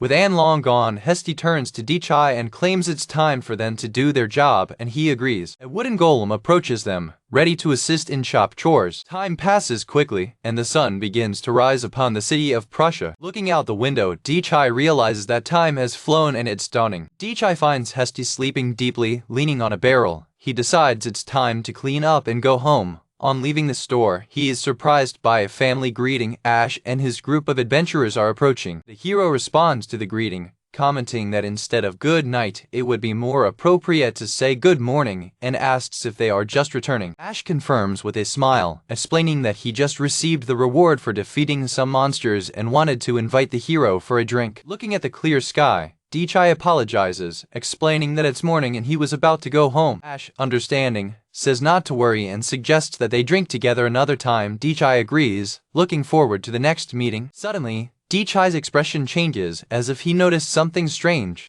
He points and tells Ash there's something on his shoulder, leaving the adventurer confused. Ash looks at her shoulder and sees the little creature move, realizing with surprise that she is alive. He explains to Dechai that he hadn't noticed before because of the darkness and identifies the creature as a magical stone parasite sludge. Worried, Dechai asks if it's not dangerous. Ash reassures him, saying that although parasites this size have extraordinary vitality, they are not strong at all. Unimportant, Ash turns to one of his companions and orders him to remove the parasite. The teammate pulls out a knife and, with a quick move, cuts the mud off Ash's shoulder. The parasitic sludge falls to the ground, successfully removed. With the parasite on the ground, Ash prepares to eliminate him for good. With a firm pin, Ash smashes the mud under his boot. Ash explains that, as the magic stone functions as its core, the creature can be easily killed by spraying it, adding that small magic stones are quite fragile. He continues the explanation, saying that although he is a parasite, he only begins to steal the host's nutrients after at least a year. Dechai reflects, thinking he's a rather careless monster. Ash adds that mud is not very dangerous, as it is weak against shocks and can easily die in a hot bath. However, he warns that in some cases the parasite can take control of other monsters, driving them crazy or causing mutations and transformations. The leader of adventurers explains that this monster is common and tends to be attracted by beings with large amounts of mana or great vitality, claiming to be sure that Dechai has encountered one before. Dechai ponders, questioning whether maybe the parasites were inside some of the monsters he defeated in the past. He remembers the great slime he saw near his house, that his golems and traps annihilated completely before he even knew it was a parasite. Ash laughs, saying that this is expected of his boss. He explains that the parasite grows by absorbing mana through its magic stone and that they usually avoid battles with the larger ones because they are a real headache. Ash praises Dechai, saying he's so amazing that you don't have to worry about these things. The hero, without grace, answers that he did nothing worthy of praise, only killed him before he knew what he really was. With a thoughtful smile, Dechai reflects that he is happy to have learned something new, because it is always good to have knowledge about these things. With a gesture of confidence, Ash offers his help, saying that, whether it's about information from dungeon monsters or the area, Dechai can always look for them with any question. They say goodbye, agreeing to meet again soon. While you're away, Dechai thinks learning about monsters sounds pretty interesting. He opens the store door to get back inside. On entering, Dechai finds Hesti completely asleep on the ground, exhausted after a night's work. A close-up reveals Hesti sleeping deeply, drooling a little in his sleep. Deciding to go home, Dechai thinks he remembers the way and can come back alone. He decides not to wake Hesti. Instead, he takes her in his lap carefully, thinking that she helped him a lot and deserves to rest. Loading Hesti asleep, Dechai walks the quiet streets of the city at dawn. Later, Hesti sleeps deeply and comfortably in a bed, with his cheeks flushed by sleep. As they went down to the stone dungeon, Sakura asked her master what the plans were for the day. He reveals his plan to build the hot spring they had discussed, wishing to finish it in time for the festival to be able to relax with the liquor he bought in the city. Sakura confirms that he refers to the source with high concentration of mana they discovered, and he agrees. Upon reaching the hot spring, Sakura comments that she has become accustomed to the place, as she has come many times to install the water pipes. The hero explains that he has already cast the lifting spell Hesti taught him in the pipes, ensuring that hot water will quickly reach the surface. The main challenge, he points out, is how to dilute the water's source. Sakura claims to be able to perform the task alone, but with her master's mana, she can obtain much more detailed and accurate information about the location of the underground streams. Understanding the advantage, the boy suggests that they synchronize to search for any underground streams nearby. They synchronize, and a detailed map of the vast dungeon materializes, with Dechai commenting that it resembles an ant colony. Curious, he points to the bright spots on the map and asks Sakura what they are. She explains that the bright spots are magical stones or minerals that contain mana, and he notes that it is even possible to enhance the image to see them better. Impressed by abundance, the hero comments that the dungeon certainly has many resources. Sakura agrees, explaining that because it is located in a dragon vein, it is natural that the dungeon is rich in resources. He reflects that it is not surprising that Hesti was speechless and emotionless when seeing the site for the first time, concluding that the dungeon is a real treasure. With recognition complete, the hero decides it's time to move on to the next phase of the plan. Hand in hand, they continue exploration along the shore of the underground spring. After some time searching, he finally locates the water vein he was looking for, although note that it is a little distant from the main source. Radiant, Sakura congratulates you on your success in the search. She explains that, by synchronizing with him, she was able to understand precisely the space and topography around them, covering a vast area in just a second. Observing the proximity between the main source and the new water vein, he asks Sakura if it is possible to connect them. With a smile, he comments that he may be improving in synchronization since they have practiced a lot lately. Sakura believes they'll be able to accomplish the task if they concentrate enough. Certain, they join hands and prepare to begin the spell. With a bang, their magic opens a hole in the cave wall. With the connection established, the stream water flows to the spring. He concludes that they can now dilute the thermal source and only need to add the magical equipment to transport the water to the surface. Remembering something he noticed when he first saw her, he turns to Sakura and asks if she likes hot springs. Taken by surprise, Sakura is visibly embarrassed by the question. Kurata, she admits she does, but she feels a little embarrassed, thinking it's a bit of a childish taste. With a smile, he reassures her, saying she doesn't have to be ashamed, because he also loves hot springs. For him, enjoying a hot bath at the right temperature is the ultimate luxury. Happy, Sakura comments that they share the same interests and may have a good chemistry. He agrees and adds that there is one more thing to be done before they finish the thermal source. Sitting by the water, he explains that they need to make some adjustments to the dilution device and transport pipes, and Sakura readily agrees. They prepare for final adjustments in the water source, the last step to the completion of the thermal source design. During the night, the golems tirelessly exterminated the approaching monsters, thanks to the automatic defense of the golems, which eliminated all the monsters approaching. D-Chai and Sakura were able to concentrate entirely on the construction of the thermal spring. Working under the moonlight, the boy commented that they were able to concentrate on building the hot spring thanks to the golems that dealt with the monsters. Sakura agreed, observing that they were almost finished. Hot water sprung out of the pipe hard. Satisfied, D-Chai decided it was time to check the concentration of mana in the water. After analyzing the water, Sakura confirmed that the concentration of mana was sufficiently diluted, making the source safe for the use of ordinary people. With the mana issue resolved, the hero prepared to check the water temperature, dipped his foot in it. Upon touching the water, he confirmed that, having diluted the mana, the temperature was now pleasantly warm, and Sakura agreed to a smile. Watching the moon, he reflected that the spacious backyard offered a wonderful view, ideal for building a thermal fountain with a beautiful night view. Enchanted with the idea, Sakura said she would love to accompany you when the source was ready and offered to serve you's sake. With a smile, the boy agreed to her proposal, leaving the task to him. Suddenly something caught his attention, and he realized that the approaching monsters seemed unable to advance beyond a certain point. He wondered if it was his impression that the monsters could no longer approach, and Sakura confirmed that he had also noticed the same. Until recently, the golems actively repelled them, but now the monsters seemed paralyzed, unable to even get close to them. Intrigued, the hero wondered what the cause of that phenomenon was and touched the water from the fountain. Thoughtful. To test the theory, he took some water from the fountain with his hands and sneezed it towards one of the monsters. The creature reacted with a visible shock, as if it had been struck by something dangerous. Immediately, the monster and his entire group fled in panic, disappearing back into the forest. Watching the immediate escape, D-Chai wondered if there was anything dangerous mixed in the water, although he doubted it himself. Sakura denied, explaining that his master had diluted the mana perfectly and that, with that concentration and temperature, the water was completely safe for ordinary people. He then wondered why the monsters avoided her. Sakura theorized that perhaps they were weak against water with diluted mana, mentioning that many species of sludge had this characteristic.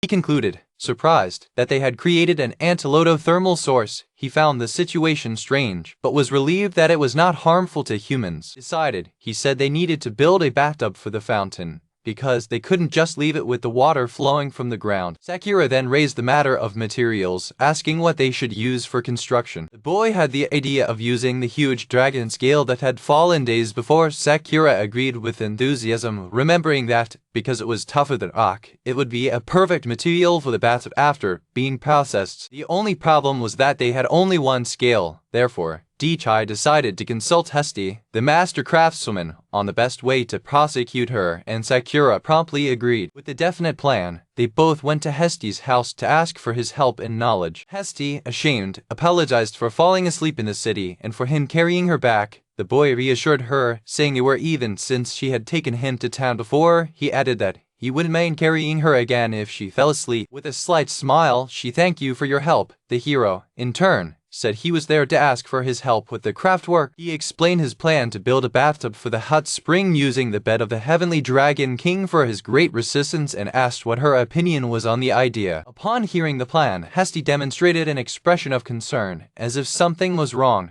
Hesti asked if that was the scale and if it had fallen like that. Dichai remembered that at the time of the fall, she was resting after working all night. Hesti confirmed he didn't see the fall. As she approached to touch the scale, she realized that her suspicion was true. Realizing her reaction, the boy asked if there was anything strange about the scale. Hesti explained that the shape of that scale was not identical to that of one that falls during a normal skin change. She asked permission to inspect the scale for a moment, saying she would work on it overnight while he was sleeping. He reassured her, saying there was no urgency and that she could take as long as she needed. Hesti then confirmed that he would take a look at it overnight. Dichai said goodbye, saying he was going to sleep and asked to be warned when she finished. Hesti agreed, already suspecting what the secret behind that scale was.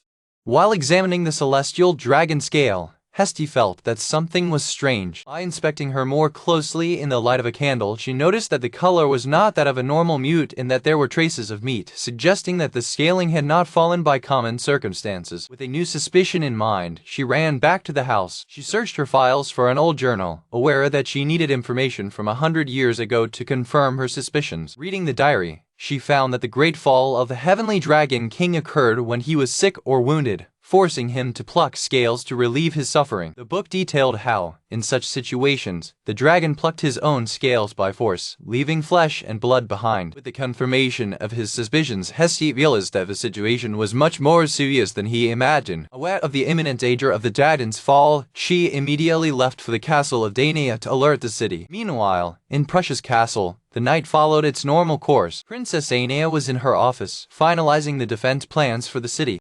With the magical squad's positioning plan completed, she handed it over to the captain, leaving the rest of the execution to her. The captain thanked the princess for her hard work in preparing the countermeasures for the fallen rock, which now knew to be his scale. Danae reflected that if an object that size fell again, it would take at least 2 wizards from her personal squadron and a great effort to cover the entire city. She regretted having to alter the entire festival plan just 2 days before it began, apologizing for burdening the captain and the witch squad. The captain demonstrated his stress on the situation. Despite complimenting the plan as perfect, the captain admitted that he would have preferred to postpone the festival. Danae explained that postponing the event indefinitely was not an option, because they did not know when the dragon could release more scales, and the merchants and the people were already preparing. Relieved that they had had time to prepare countermeasures, she admitted that they had depended too much on Dichai's help until then. With determination, she asserted that Prussia was her city and that it was her duty as ruler to protect her people. With orders given, the captain withdrew from the office, leaving the princess alone with his thoughts.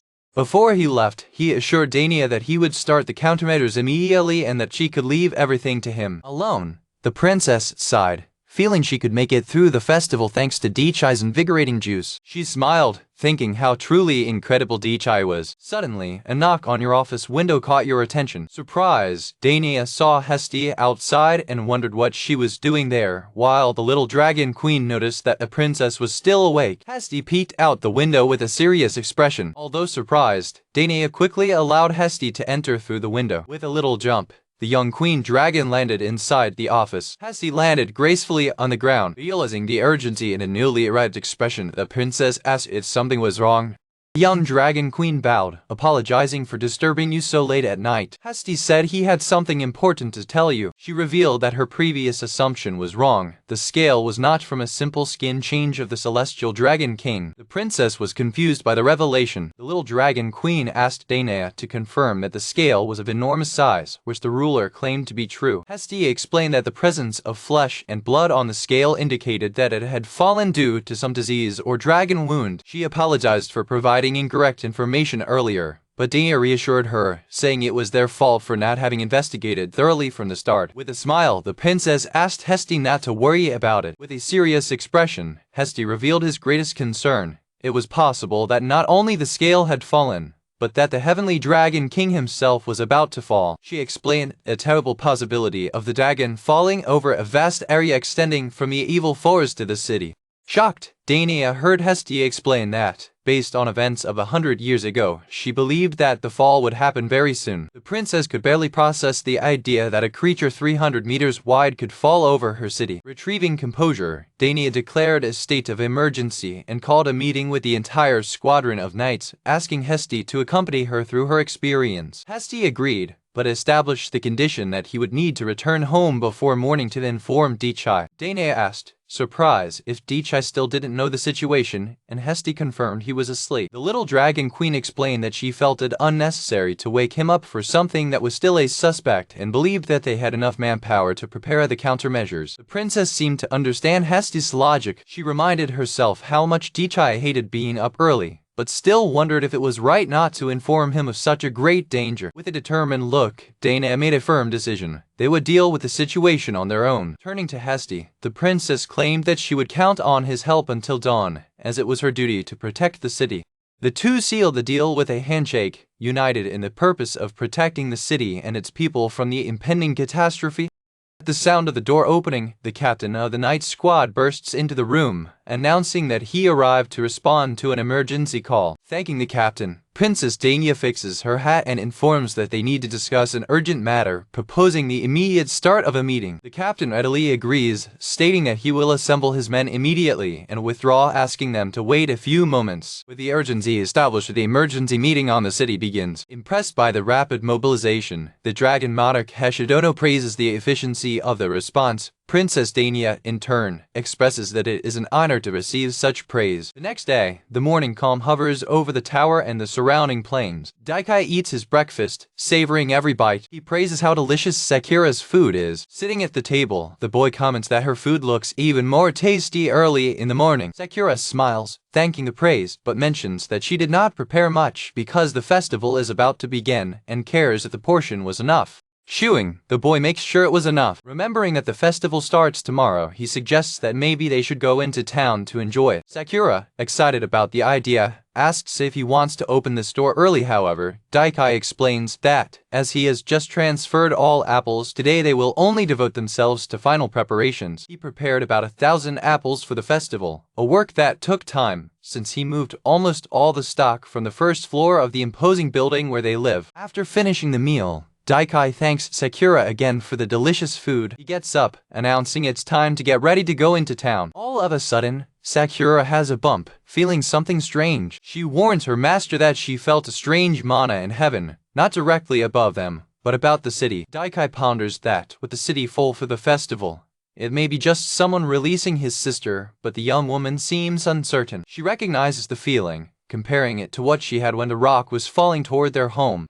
To investigate, the hero asks Sakura to synchronize with him. Together, they detect an object falling in a diagonal trajectory, coming from the city toward the house. It reacts instantly, ordering the trees to stretch out and form a shield, intercepting the object in midair. When examining the captured object, Daikai identifies it as a giant scale of the celestial dragon king, wondering how he could use it to enlarge his bath. That reminds him of Hesha, and he asks Sakura if she saw her. The young woman explains that the dragon monarch went to town the night before and has not yet returned. He supposes she may be busy with some research, but Sakura adds that her friend seemed in quite a hurry to leave. Worried, Daikai decides to go to town to look for her. Considering that she has been away for too long for a simple walk, he decides that it is the perfect opportunity to test her wooden armor, designed for travel. At this moment, Sakura, with her eyes wide with amazement, observes something in the sky. She points to heaven, warning her master about something strange happening in the city and asking if he also sees the shadow. Looking up, Daikai sees a colossal silhouette hovering over the city, unable to identify what it is. Decided to investigate, he states that he will take a look after equipping his armor and invites Sakura to accompany him, invitation she readily accepts.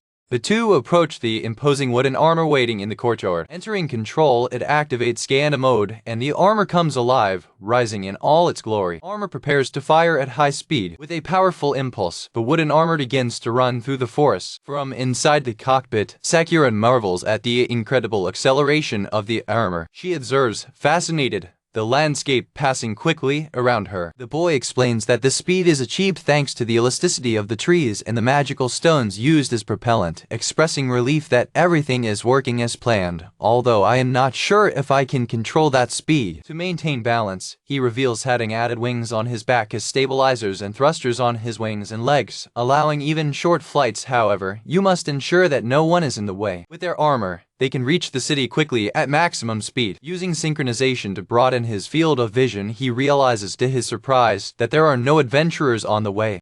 With time running out, he focuses on the goal, to get to town before that thing falls. The question is, will Skanda be here in time? With a determined look, he prepares for action. Over the kingdom of Prusy, an immense shadow hovers in heaven, announcing the arrival of the heavenly dragon king. Standing on the castle walls, Hesha and Princess Stania observe the approach, confirming that the threat has arrived. The princess, with a concerned expression, notes that the creature arrived much faster than she expected. She observes the city below, lamenting that the evacuation alert only reached the inhabitants of the center and the plains, indicating that the plan is not going as well as expected. Turning to her troops, the princess orders everyone to mobilize to protect the citizens, and the knights respond in unison. The squadrons of knights and magicians are fully occupied, defending the population and city of the scales that fall from the sky. Dania laments the absence of Andono, who returned to the fortified city to prepare the festival, considering that her presence would make defense easier. With a determined look, the Dragon Monarch declares that they must stop the threat there and now. According to the strategy set out at the meeting, the princess explains that she will erect a barrier to slow down the dragon's fall, while her ally will lead him to the plains. The noble of white hair turns to the princess and asks how many barriers she is able to create.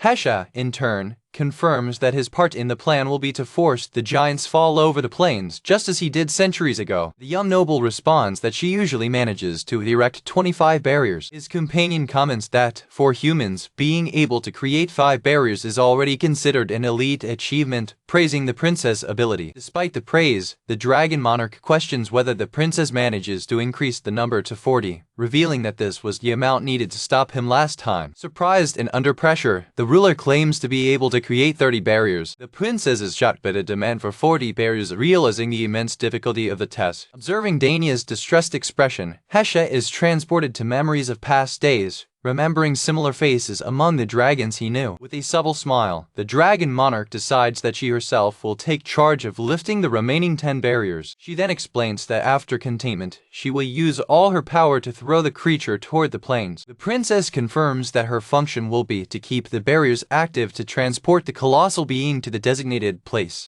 The heir to the throne looks at the sky with apprehension, watching the giant come closer and closer. Feeling the weight of responsibility, Dania apologizes to her ally for entrusting her with such a dangerous and suicidal role, but the Dragon Monarch reassures her, telling her not to worry, for she has dealt with it before. The princess promises to do her best to maintain the barriers and, if possible, offer some additional support. Amid the tension, Hesha remembers Daikai, feeling the desire to contact him. The princess realizes her companion's thoughts and regrets having completely forgotten to inform the hero about the situation. The Dragon Monarch takes the blame for the lapse, admitting that she provided wrong information and that now time is short. Announcing her departure, she transforms into her dragon form and flight catch, warning about the shock wave that her takeoff will generate. With the departure of her ally, the princess focuses, knowing that she also needs to begin her part of the plan. The winged creature flies over the city, positioning itself to intercept the approaching threat. Lifting up her staff, the ruler of Prusy conjures 30 heavy barriers, forming a prison of shields in the sky.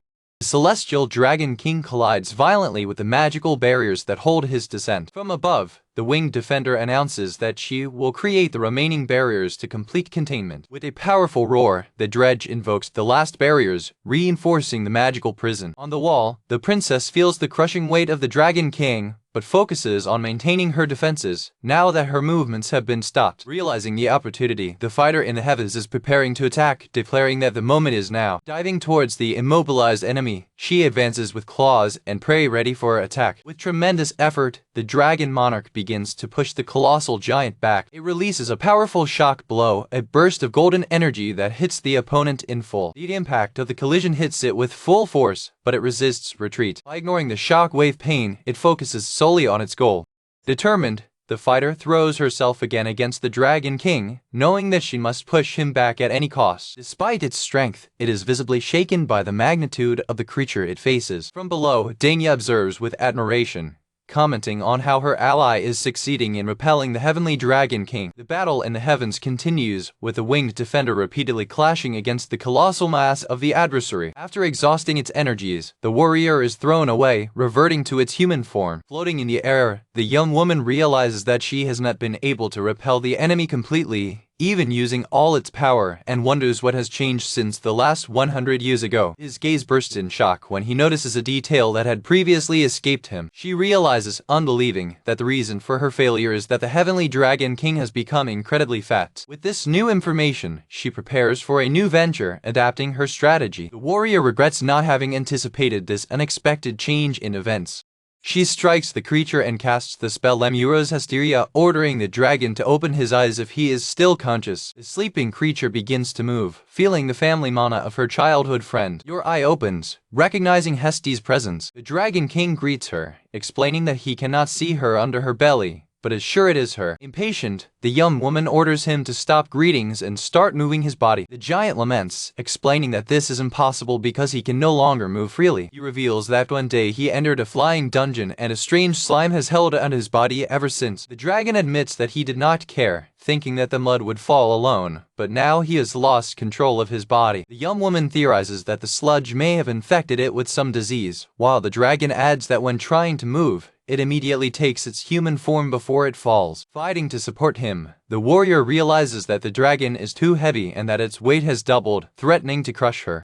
The worried Dragon King insists that his friend flee, for though her descent has stopped, she will be crushed if she continues. Aware of the danger, but also of the city below, the defender decides she needs to do everything in her power to protect her. Gathering all her remaining strength, she prepares for one last desperate attack. She fires a powerful white flame wave at the dragon's belly. The resulting explosion illuminates the sky, but the impact appears to be absorbed by the creature's colossal mass. When the smoke dissipates, the warrior observes, desolate, that her attack did not even cause a scratch. At a time of doubt, she wonders if her effort had any effect. Completely exhausted, she loses control and begins to fall towards the city. In a free fall, the young woman blames herself, lamenting that, even with all her power, it was not enough to save everyone. His body falls from the sky, a solitary figure against the immensity.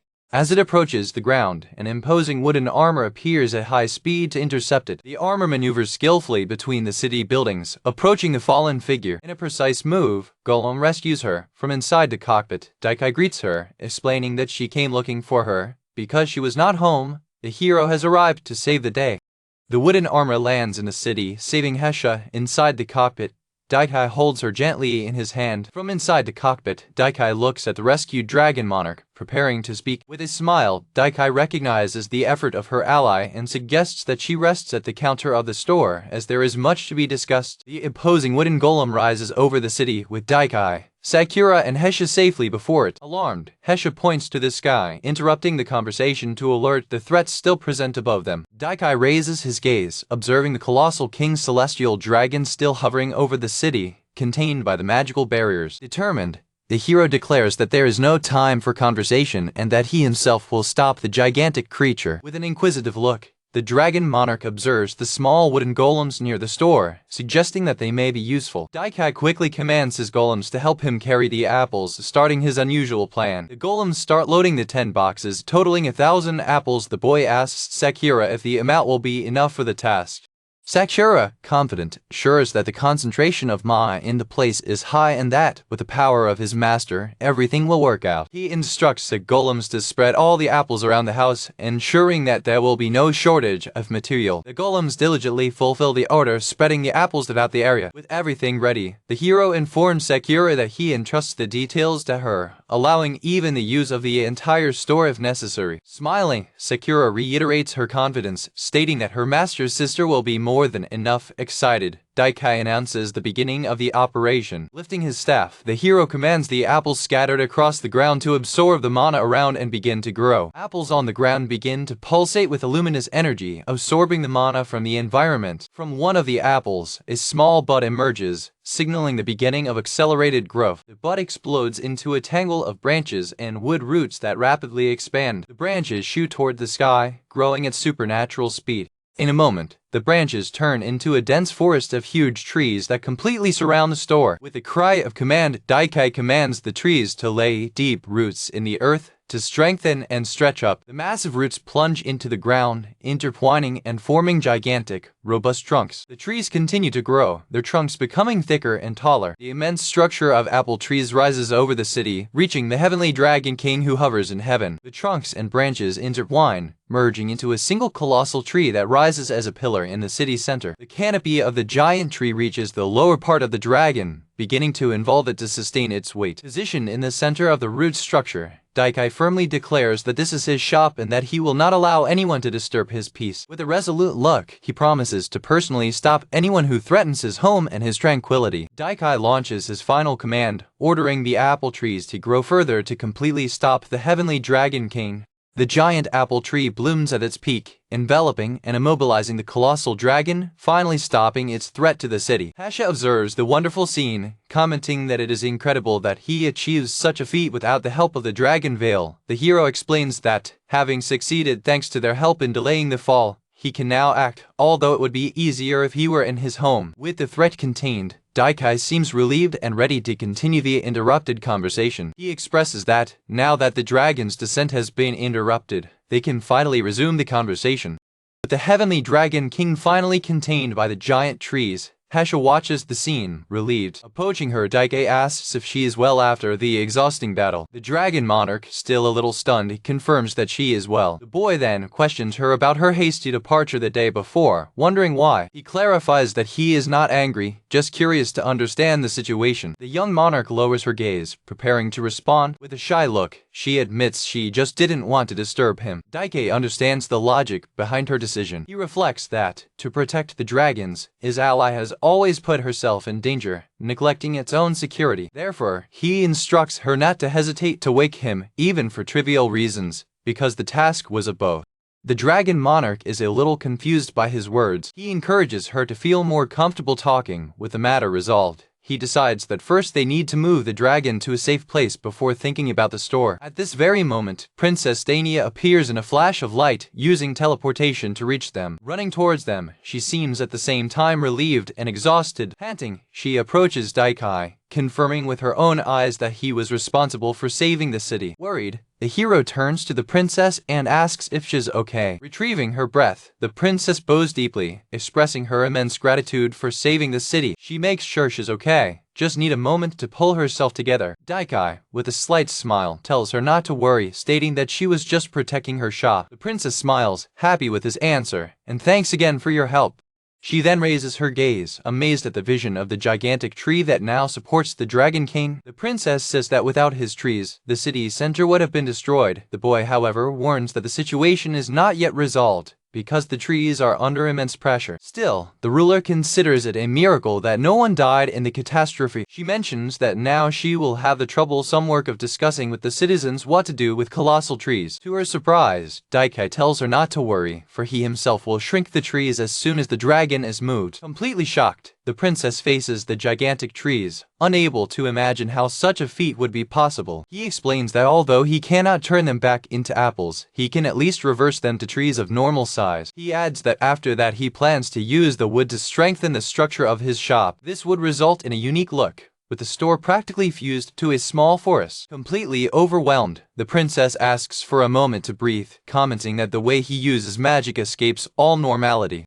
The boy, in turn, sees nothing extraordinary in his own actions. Suddenly, 3 citizens approach and bow in reverence, thanking profusely and expressing the joy of finding the spirit of legend in life. Confused with worship, Daige wonders why he is being treated like that. Princess Dania explains that there is a religious cult in the city that believes in spirits. It tells the legend of the great spirit of trees, which, in times of crisis, would protect the city with the tree of the world. He comments on the incredible coincidence that his actions align perfectly with the ancient legend. Dania admits that she always considered this story a mere fairy tale and never imagined that she would witness it with her own eyes. Laughing, Daige says he never intended to recreate the legend, but he's glad it ended without victims. He reiterates that the priority is to move the dragon. The princess wonders how they'll do that, since she can't even teleport something so massive. He points to his wooden armor, explaining that he will use Kaneaka mode for the task.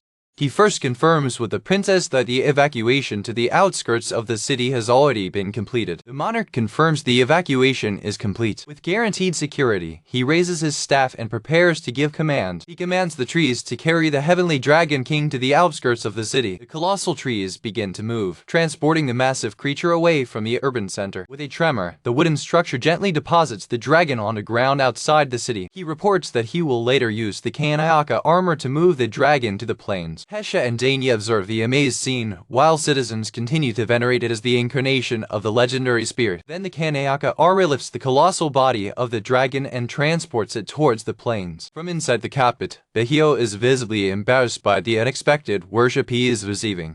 After transporting the heavenly dragon king to a secure plane with his Kaneaka armor, Daikai gently deposits the colossal creature on the ground. With the task completed, the immense wooden golem rises and the hero from within ponders what the next step will be. Leaving the robot, he vents on how heavy the challenge was, while Sakura congratulates him on his hard work. Next to them, Princess Dania and the dragon monarch Hesha observe the scene in silence, with expressions of pure perplexity before the feat. The boy turns to both and asks why they are so intrigued. The princess tries to explain it by comparing it to a mythological giant carrying a colossal rock on its back to illustrate the magnitude of its strength. Dania then reveals that she had summoned the knights as reinforcement, but realized that her concern was in vain. Daike understands that the intention of the knights was only to offer help and, with a smile, apologizes for not having noticed before. Changing the focus of the conversation, he states that they now need to decide what to do with the sleeping dragon. The hero comments that at least in the uninhabited plains, there will be no great problems if the creature gets angry.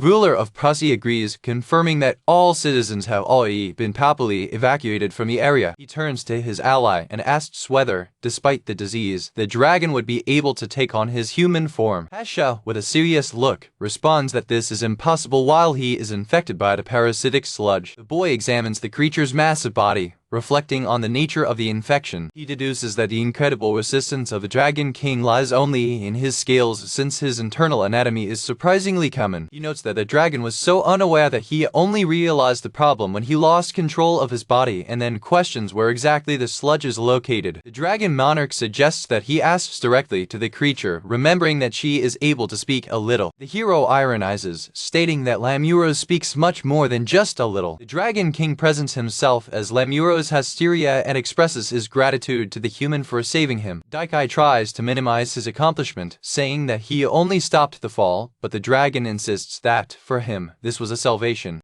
The creature thanks again, calling him by name, while Princess Dania pulls the sleeve of her ally to draw his attention. The princess asks him to speak in a language that everyone can understand, since his knights are present, and he promptly apologizes. The riders in the background marvel, commenting that the Dragon V Master is a true monster for mastering the draconic language. Daikai decides to ignore the comment, focusing on the task. He asks Lanuros if he can communicate in the human language. The dragon says it's a little difficult, but he'll try. With the communication established, the hero begins his interrogation. He questions how Lamuros was infected by mud and ended up falling from the sky. The colossal being explains that the incident occurred a year ago in a flying dungeon, as it is very sensitive to heat. The refreshing and sticky feeling of the sludge seemed pleasant. He admits he never suspected being a slime, which leads Daikai to scold him, calling him lazy for ignoring the problem for so long. Lamuros defends himself, explaining that the parasite lodged in an inaccessible location and that before he realized it, he had already lost control of his movements. He adds that the sludge tries to move on its own, and his greatest effort was to contain it so as not to cause damage.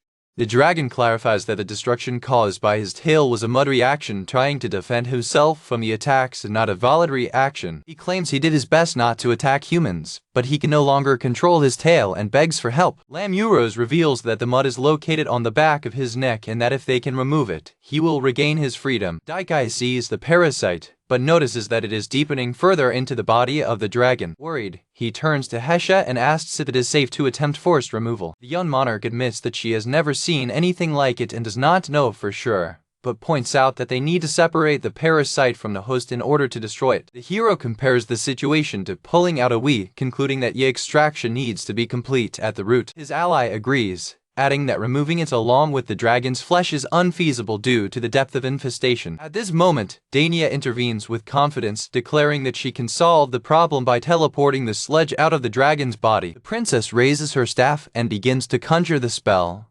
concentrating her magic on the parasite. The sludge is wrapped in a bright light and begins to be extracted by force from the neck of Lamuros. The parasitic creature is successfully plucked, but in an act of desperation, it throws itself towards Dania. In the blink of an eye, the Kaneaka armor moves and blocks the attack, protecting the princess, who falls to the ground with fright. Daikai approaches to see if she's alright, noting that the impact was strong enough to damage the arm of her armor. Still a little stunned, the ruler thanks for the help and confirms that she is well. Watching the sludge now separated, the hero reflects on the difficulty of dealing with such creatures. Suddenly, an idea arises in your mind. He ponders that, although the parasite possessed a dragon king in its essence, a sludge remains only a sludge. The solution becomes clear, and a smile of confidence appears on your face. Hesha and Dania observe him, confused by his sudden change of attitude. The boy announces, to everyone's surprise, that he has the perfect Antiloto item to solve the situation. Dania and Hesha look at him with confusion. With a confident smile, Daikai announces that it has the perfect Antiloto item for the occasion. Hesha and Dania look at him with confused expressions, without understanding his sudden mood swing. With a confident smile, Daikai announces that it has the perfect Antiloto item for the occasion, closing the chapter with a suspense. Daikai claims to have a definitive weapon against the mud. Holding the hand of Princess Dania, he makes her completely ashamed, who believes she is about to receive a confession. Completely flushed, the young noble thinks that, despite appreciating his boldness, the timing is terrible, because she can barely feel her own legs, so nervous she is. Without realizing her condition, the hero asks why she is blushing and asks a favor, that she beams them to his home. Confused, Dania questions the request and he explains that she needs to look for the Antiloto item in her residence. Still stunned, the princess agrees to take them. With a gesture from her staff, she conjures the magic of teleportation, involving them in a bright light. A minute later, they return to the battlefield, and Daikai appears with his Kaneaka armor, now equipped with new and imposing accessories. The modified armor rises, ready for action. Observing the armor, Hesha and Dania, intrigued, ask what are the strange items attached to the golem's back. The boy explains that these are the healing items he had spoken of, admitting that he did not intend to use them so soon. Feeling overwhelming pressure emanating from the pipes, Princess Dania suspects that thermal source is actually a code name for some kind of weapon. The dragon monarch agrees, realizing that the mana signature of the items is identical to that of the thermal source they know. The hero vehemently denies it, shocked by their assumption. The princess justifies her distrust, pointing to the overwhelming power emanating from the armor tubes. She adds that anyone with mana detection skills would certainly confuse equipment with heavy weaponry. Daikai reiterates that they are only healing items and considers their evaluation to be somewhat severe. Positioning, the armor pilot announces it's time to begin the cleaning operation. Aiming at the sleeping dragon, he declares that he will give the lazy creature a quick wash. With one command, the armor fires a powerful water jet. The high-pressure torrent hits the Dragon King's body in full, starting to release the parasitic sludge. A diagram illustrates the mechanism. The water passes through the armor and is expelled with force through the pipe. As the slime unfolds, Daikai comments, pleased that, as I imagine, hot water is extremely effective against this type of creature. His ally corrects him, noting that the high water pressure is actually cutting and pulling out the parasite. The boy asks Lemuros how he feels. The dragon answers that, although sore, he finally feels that he is regaining control of his body. With a smile, Daikai concludes that the plan is working perfectly. Pieces of mud continue to be torn from the body of the dragon. A large fragment of the parasite breaks loose and flies through the air. With the main body of the exposed sludge, the dragon looks with amazement at the creature that tormented him. From inside the cockpit, the hero hero and Sakura observe the main body of the mud emerge, realizing that he was responsible for all the confusion and that they now need to deal with the threat. Sludge fragments scattered across the ground begin to move. Small pieces of the parasite gather. The fragments fly at high speed toward the core, starting to merge again. Dania screams, alarmed, warning everyone that the torn parts are gathering. Before the dragon, the slime is reformed into a gigantic and threatening sphere. The knights observe, shocked, commenting that the size of the creature is unusual for a slime. The Princess of Prussia prepares a fire magic to attack the creature. She reflects that, although she expected something unusual from a parasite that controlled a dragon king, she never imagined he would be so immense. Worried, the noble woman fears that her flame magic has no effect on an adversary of such magnitude. Noting that the sludge is more than 10 meters in diameter, Daikai announces that without more hot water, he will have to eliminate it in another way and activate the Skanda mode of his armor. The armor transforms, taking on a more agile and powerful form. The princess watches the transformation, surprised. The pilot warns everyone to back off, because the battle that will follow can be dangerous. Sakura prepares for her part of the plan. The boy instructs his companion to activate the anti-shock mode. The young lady hugs him from behind, completing the activation of the protective shield. With Sakura's defense guaranteed, he's confident he can withstand any impact. The Skanda armor is positioned in a starting pose, ready to fire. With an explosive impulse, the golem advances at dizzying speed. The mud tries to attack, but the armor is too fast, deviating from all blows easily. Skanda mode, focused on speed and resistance to attacks, is perfect for the situation. The hero declares he will use the special features of the armor to strike a high-speed attack. With a war cry, he channels all the power of Skanda armor. The armor unleashes a torrent of devastating blows against the mud. The relentless attack pulverizes the creature, which crumbles into countless fragments. With the mud finally defeated, its core, a magic stone, falls to the ground. The creature's remains disintegrate in the air. The mutant's sludge core gently falls into the sand. After the defeat of the mud, the hero notes that the creature left something behind, wondering what the items would be dropped. Sakura identifies the item as a green magic stone, the core of the sludge that appears to have mutated. Daikai decides to collect it later. One of Princess Dania's knights observes the scene with an expression of total unbelief. The princess knights comment among themselves, amazed at the speed and overwhelming power of armor, questioning whether what they saw was real. Skanda armor is seen in a dynamic close-up, demonstrating its agility and overwhelming power during combat. Princess Dania observes the hero with admiration, commenting to herself that his strength continues to grow. With a smile, she reflects on how amazing it is that a human being is able to achieve such an extraordinary level of power. Inspired by the achievement, the knights declare that that is the level of strength they should all aspire to attain. Observing the reaction of her troops, the princess concludes that he is an inspiration to the knights and truly the savior of Prussia. With the battle close, the imposing Kaniata armor rises, holding Daikai and Sakura safely in his hand. Princess Dania looks at Daikai and Sakura with a warm smile of admiration. With the defeated parasite, the heavenly dragon king, Lamuros, lies in the plains. Daikai approaches the colossal creature and asks Lamuros if she can move already. Lamuros responds that he can move a little and announces that he will take his human form, because it is complicated to talk properly like that. Starting the metamorphosis, Lamuros comments that he needs to remember the steps for transformation, while his body is wrapped in a cloud of smoke and light. A dense cloud of smoke and energy completely surrounds the area, concealing the dragon's transformation. The smoke dissipates, revealing Lamuros in its human form, which celebrates with a radiant smile for finally being able to transform. Addressing Daikai, Hesha and the others, the newly transformed Lamuros announces, satisfied, that she has finally managed to become smaller. Daikai, confused with the statement, looks at Hesha and questions the definition of minor, since the human form of Lamuros is still quite high. Observing the reaction of the group and comparing the new form with the colossal dragon figure, the hero finally understands what she meant.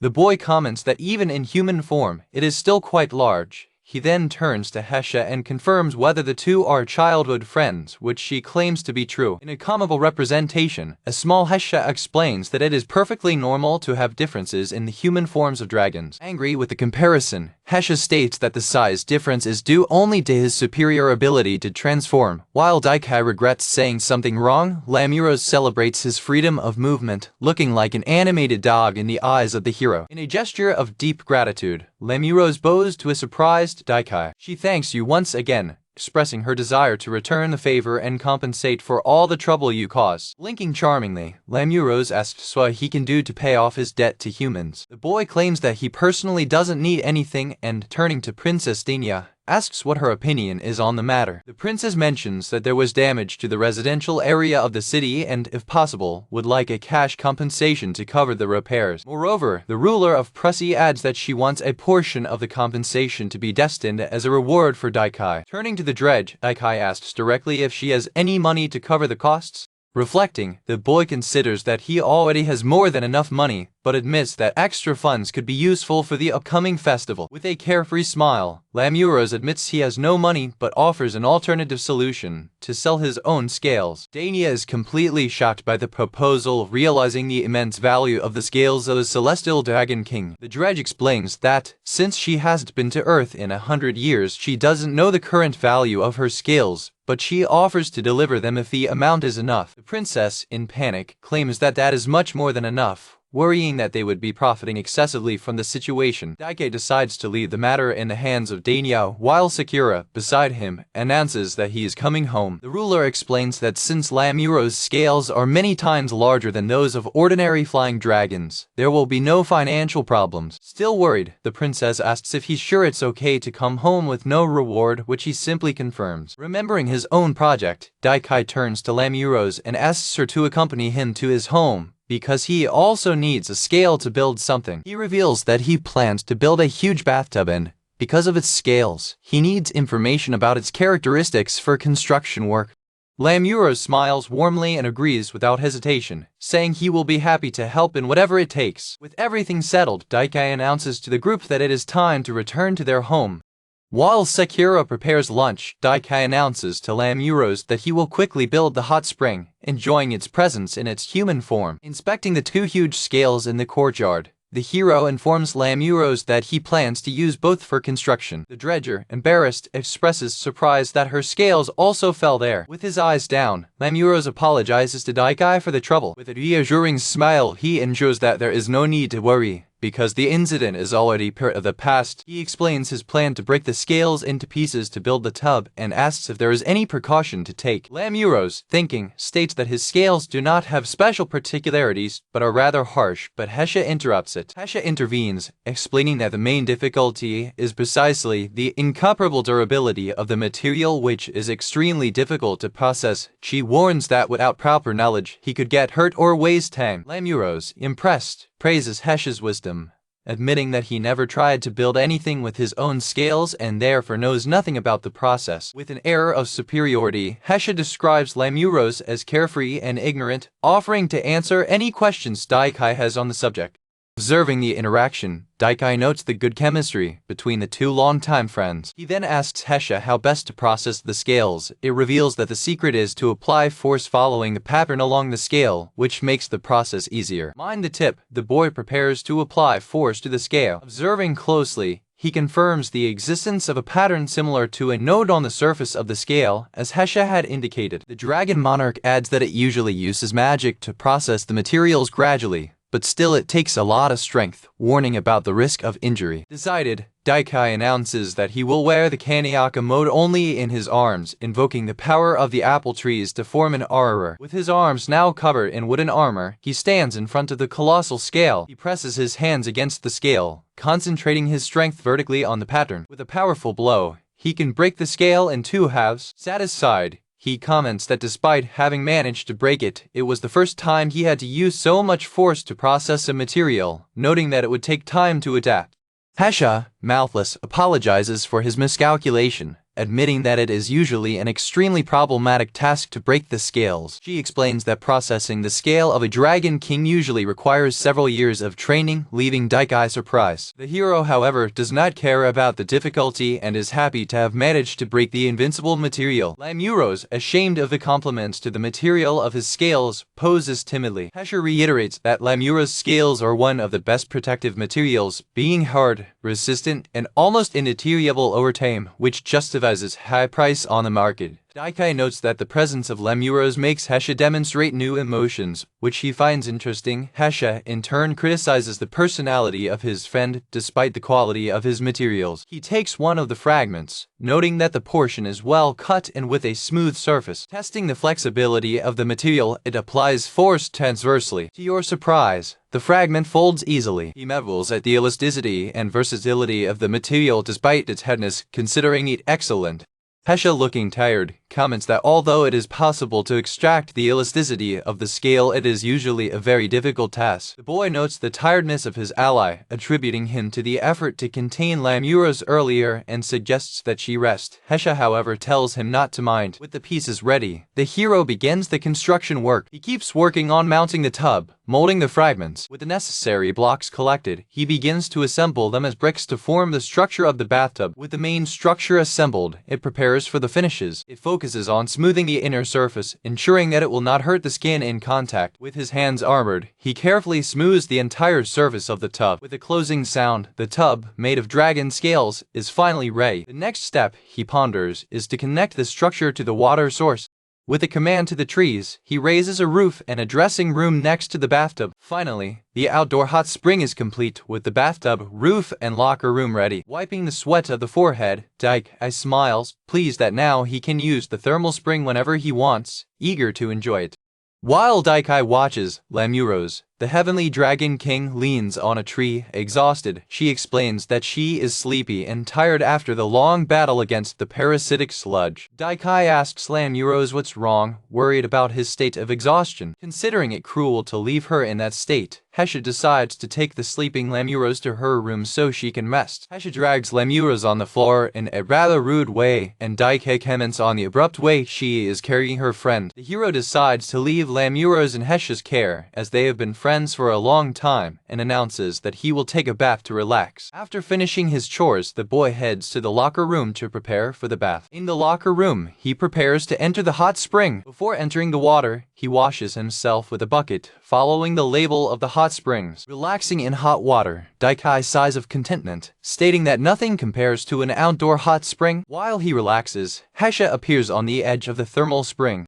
Surprised, but receptive, the boy invites her to join him in the bath. Hesha, a little hesitant, asks if he can really get in. He encourages her, explaining that he built the outdoor fountain so it could be used at any time and that magic water would be perfect to heal her wounds. Agreeing that it would be effective, Hesha approaches while the hero mentions that it is a thermal source cure. The dragon monarch hesitates, explaining that it is dirty and that in the past it was harshly reprimanded by humans when entering a fountain without washing. Daikai the tranquility, saying that they can simply change the water because they have an abundant supply coming from the underground dungeon. He explains that it is enough that she washes the dirt of the body before entering and that she installed a drain pipe to facilitate the process. Following the advice, Hesha washes with a bucket of water before entering the fountain. The young lady is getting ready to enter the hot water. Hesha finally enters the hot spring, joining Daikai.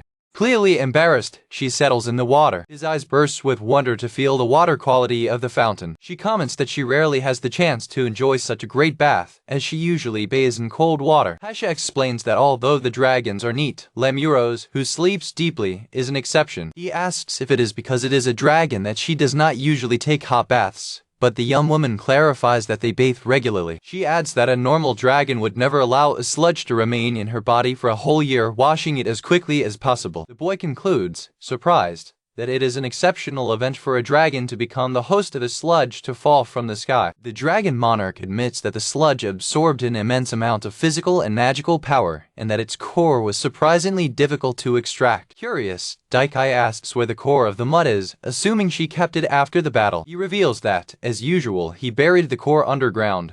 In a flashback, Daikai is shown burying the core while Hesha took Lemuros to the room. The young woman comments that she felt an increase in the power of the dragon vein, but did not know that it was the cause. The hero is surprised that she felt the change, as he barely noticed the difference himself. She reassures him, telling him not to worry about it. Hesha compares the increased power to adding a single grain of sand to a desert, making the difference imperceptible to him. Daikai thinks the metaphor is rather strange. He reflects that he would like to have that same sensitivity and decides to ask Sakura to teach him later. With everything settled, they relax in the outdoor hot spring. With a sincere tone, Hesha turns to him and although he thinks it's a little late, Thanks, she continues, saying that both were safe thanks to him. She displays a genuine smile of gratitude. With a radiant smile, Hesha expresses his happiness that he arrived in time to help. Daikai smiles back, saying there's nothing to be thankful for, glad he was helpful. Walking along a trail in the forest, Princess Dania approaches the house of Daikai, calling for him. Upon seeing the scene at the thermal spring, the princess is completely bubbly, blushing with surprise and embarrassment. While relaxing in the water, Daikai admits with a dull smile that built the hot spring there because he thought he would be safe from curiosity, but was careless. Dania, in turn, ashamed, thinks she never imagined that a surprise visit from a friend would become a breach in her plans and decides that later build a fence around the area. Completely embarrassed, the princess scolds Daikai, claiming that talking while he's naked is a bad idea. Still in the water, the boy tries to ignore the embarrassing situation and asks Dania if she has already decided the date for the reopening of the festival. Still in shock, the princess covers her face with her hands, completely embarrassed by the situation. Retrieving composure, Dania breathes deeply and calms down while Daikai casually insists on the question about the festival. The princess informs that she came just to warn that she plans to reopen the festival the next day, which surprises the boy, who questions whether it is already safe so soon. Dania explains that although the citizens are a little confused, his help was crucial to avoid most casualties. She decided to cancel only the festival that night, considering the measure. She adds that the citizens are already working on the city repairs in preparation for the event. Daikai, impressed, comments that the people of Prussia are very brave to prepare for a celebration the day after the fall of a giant dragon. The hero expresses his satisfaction with the news, explaining that, as he ran out of apples, he will use time to replenish his stock. Smiling, the princess shows she's happy with his answer. She offers a basket to Daikai, explaining that, since it is the eve of the festival, she brought something for him and asks him to accept the gift. By spying on the contents of the basket, the boy identifies food and bottles of sake. The noblewoman explains that the items were for the party that would take place during the evening festival, but since the event was cancelled, she decided to bring them in. With a comical image of people partying, Dania explains that it would be a waste not to enjoy the food while it is fresh, so they are distributing it among the castle residents and the city. Daikai, confused, asks why she brought her specifically to her home. The princess reveals that everyone in town insisted that she bring the best of food to him as a form of thanks. With a slight blush, the ruler admits that she herself wanted to visit him. Daikai, with a serious expression, says that he has done nothing so great and asks whether it is really fair to receive so many gifts. The princess reacts vehemently, insisting that what he did was, yes, absolutely incredible. The boy tries to minimize his accomplishment, arguing that he was only able to capture the dragon after she and Hesha prevented him from falling, crediting them with most of the work. Dania insists that he accept the gift, mentioning that there are other battles closed in the basket and that he would be happy if he accepted them as a gift for the evening festival. With a happy smile, Daikai accepts the gift and comments that, apparently, you will have a great time ahead. Taken by courage, the princess shyly asks if she could join them in the thermal spring. The hero readily agrees, inviting her to enter and indicating the location of the locker room. Excited that he answers, Dania enthusiastically confers that she will enter immediately. The princess runs towards the locker room to change. Daikai comes out of the hot spring, wrapping himself with a towel, while Hesha remains in the water. In the locker room, Dania starts undressing to get into the hot spring. The boy informs the princess that he will help prepare lunch and tell her to enjoy the bath calmly. Surprised by his sudden departure, the princess has no reaction, covering herself while watching him leave. Stepping aside, Daikai explains as the number of people has increased, he needs to warn Sakura that they will have one more guest for lunch. Daikai says goodbye, waving and telling Dania not to worry, for Hesha will keep her company, leaving the princess with her mixed feelings and without a resolution.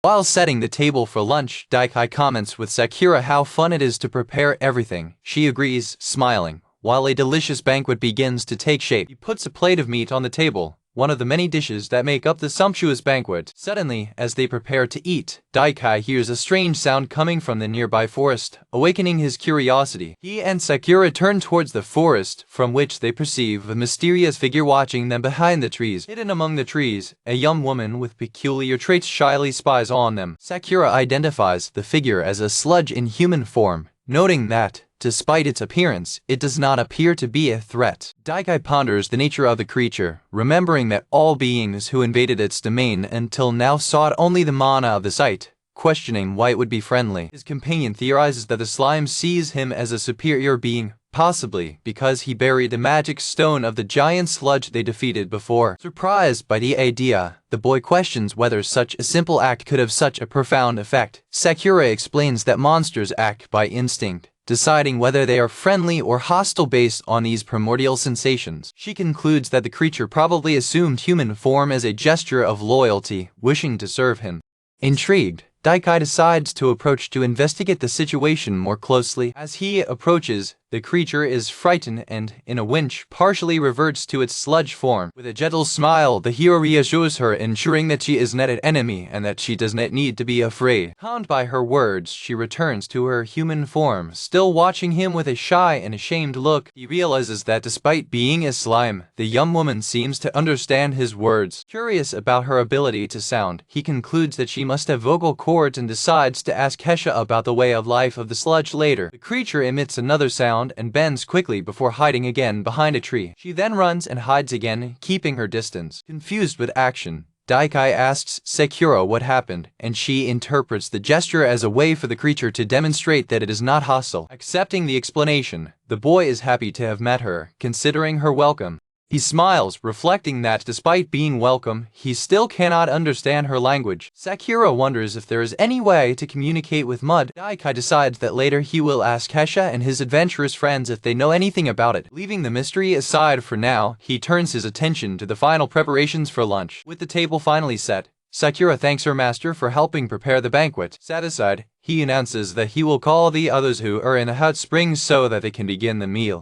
Under the bright sun, the narration questions what the two figures, Hesha and Princess Dania, are talking about in the thermal spring. Deep in the hot spring, Princess Dania laments, desolate, that her plan has failed. With Hesha offering support, the young noblewoman thanks the dragon monarch for her kindness. The princess blames herself, reflecting that she should have bathed with him from the beginning without being carried away by shame. Hesha changes the subject, asking Dania if the city has recovered from the incident involving Lamuros. The princess smiles, reassuring her friend by explaining that, thanks to the profit obtained from processing the dragon scales, the city's finances are in order. With her eyes closed in gratitude, the ruler of Prussia attributes the success of recovery to both Daikai and his draconian ally. The dragon monarch, however, minimizes her own contribution, stating that she has done nothing and that all merit belongs to the hero. Dania disagrees, thanking Hesha and stressing that it was thanks to their quick action that they managed to prepare the countermeasures needed in time. The winged creature looks away, insisting that she did nothing worthy of praise and that in the end the situation would have been disastrous if the boy had not arrived.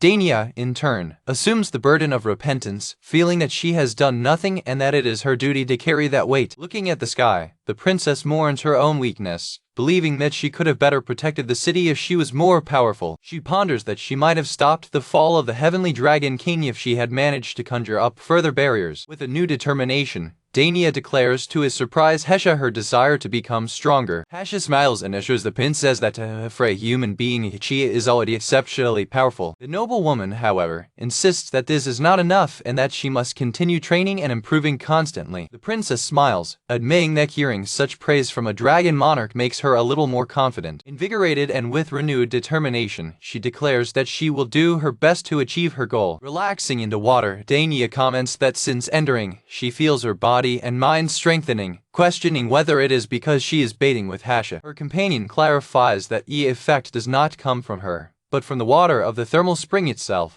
It explains that water has a high concentration of mana, which easily penetrates the body and enhances the magical power of the bather. Completely surprised by their revelation, Dania realizes the unexpected effect that the thermal source has. The princess asks whether she will continue to strengthen herself only by staying in the water, and Hesha warns her to be careful not to be ill. Suddenly, Dania feels overwhelming dizziness, and Hesha realizes that her warning has come too late. In a rapid movement, the dragon monarch supports Dania's body, preventing her from passing out in the water. The white-haired young woman diagnoses the condition as a mana overdose, which occurs in people with low resistance, and states that a little rest will recover it. Considering the dangerous situation, Hesha decides to remove the princess from the bathtub for her safety. Still dizzy and unconscious, the ruler thanks her companion for her help. While resting at the edge of the fountain, the noblewoman reflects, frustrated, who needs to train even to be able to take a calm bath. Hesha advises her not to compare with Daikai, explaining that it is far beyond normal standards and should not be used as a reference.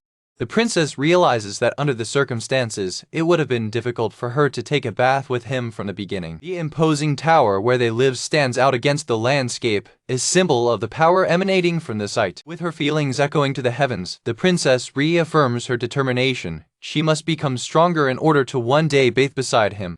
Unable to go back to sleep, Daikai opens his eyes, waking up in his room. Yawning, the boy lay in bed, still sleepy. The full moon shines brightly in the night sky, illuminating the landscape. On his feet, he approaches the window and, when he sees the moon, he realizes he is awakened during the night. He recalls that after a full lunch with his friends, he felt tired and decided to take a nap. The hero reflects on how, right after the meal, he felt sleepy and fell asleep. Going into the kitchen, he fills a glass with water to cool off. While he's drinking, he finds that he's still a long way from dawn. After placing the glass on the table, he decides to take the free time to take a relaxing bath. With a towel in his hand, he walks down the corridor toward the thermal spring, determined to take the moment easy.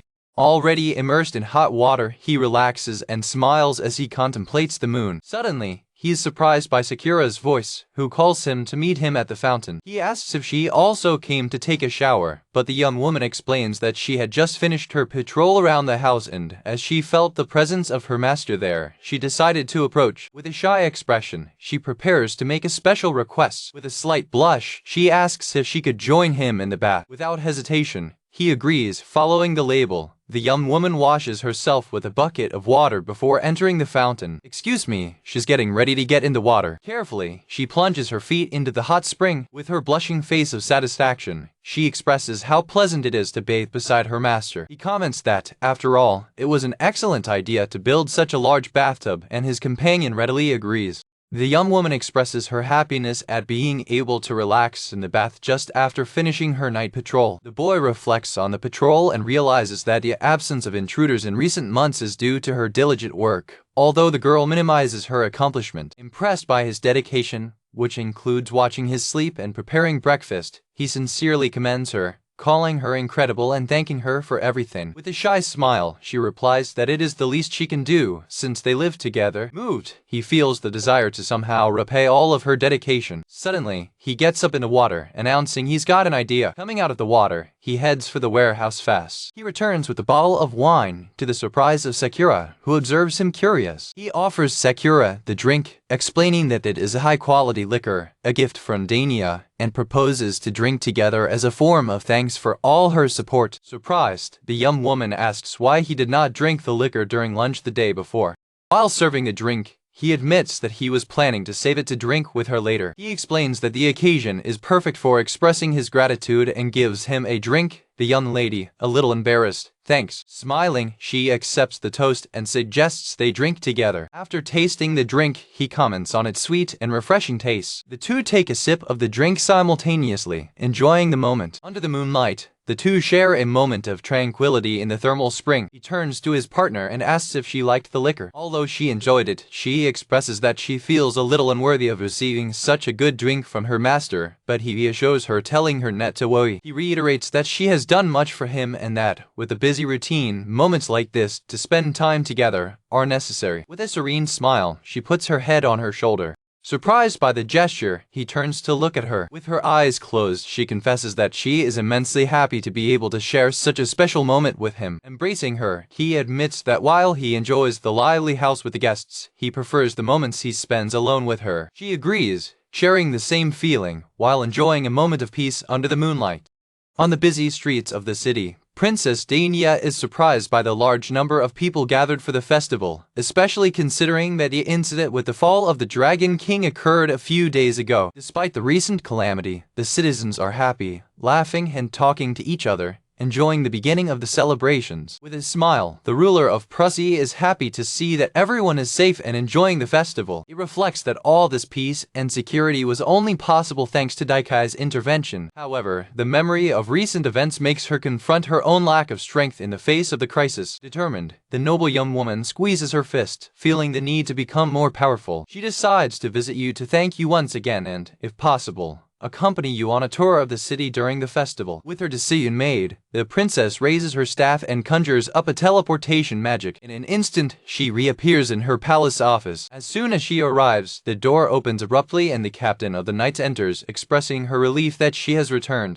Noting the nervous expression of her subordinate, the princess questions him about the reason for her agitation. The captain delivers a letter to you informing you that the mail has just arrived from the royal palace. Surprised, the ruler takes the letter to examine its contents. As she reads the message, she discovers, shocked, that the first princess has secretly left the royal capital and is on her way to Prussia. The letter warns you not to let your guard down, because your sister is accompanied by strong and aggressive bodyguards. The unexpected news makes the princess completely frightened. Questioning her sister's intentions, she hears from the captain that the entourage should arrive at the latest the following night. The princess recalls that the letter mentioned hiring elite bodyguards, which should ensure the safety of her sister. She ponders whether the warning "do not let your guard down" refers to the princess herself or her companions. Dania concludes that the warning probably concerns the bodyguards, since the first princess is herself a powerful witch and does not pose a direct threat.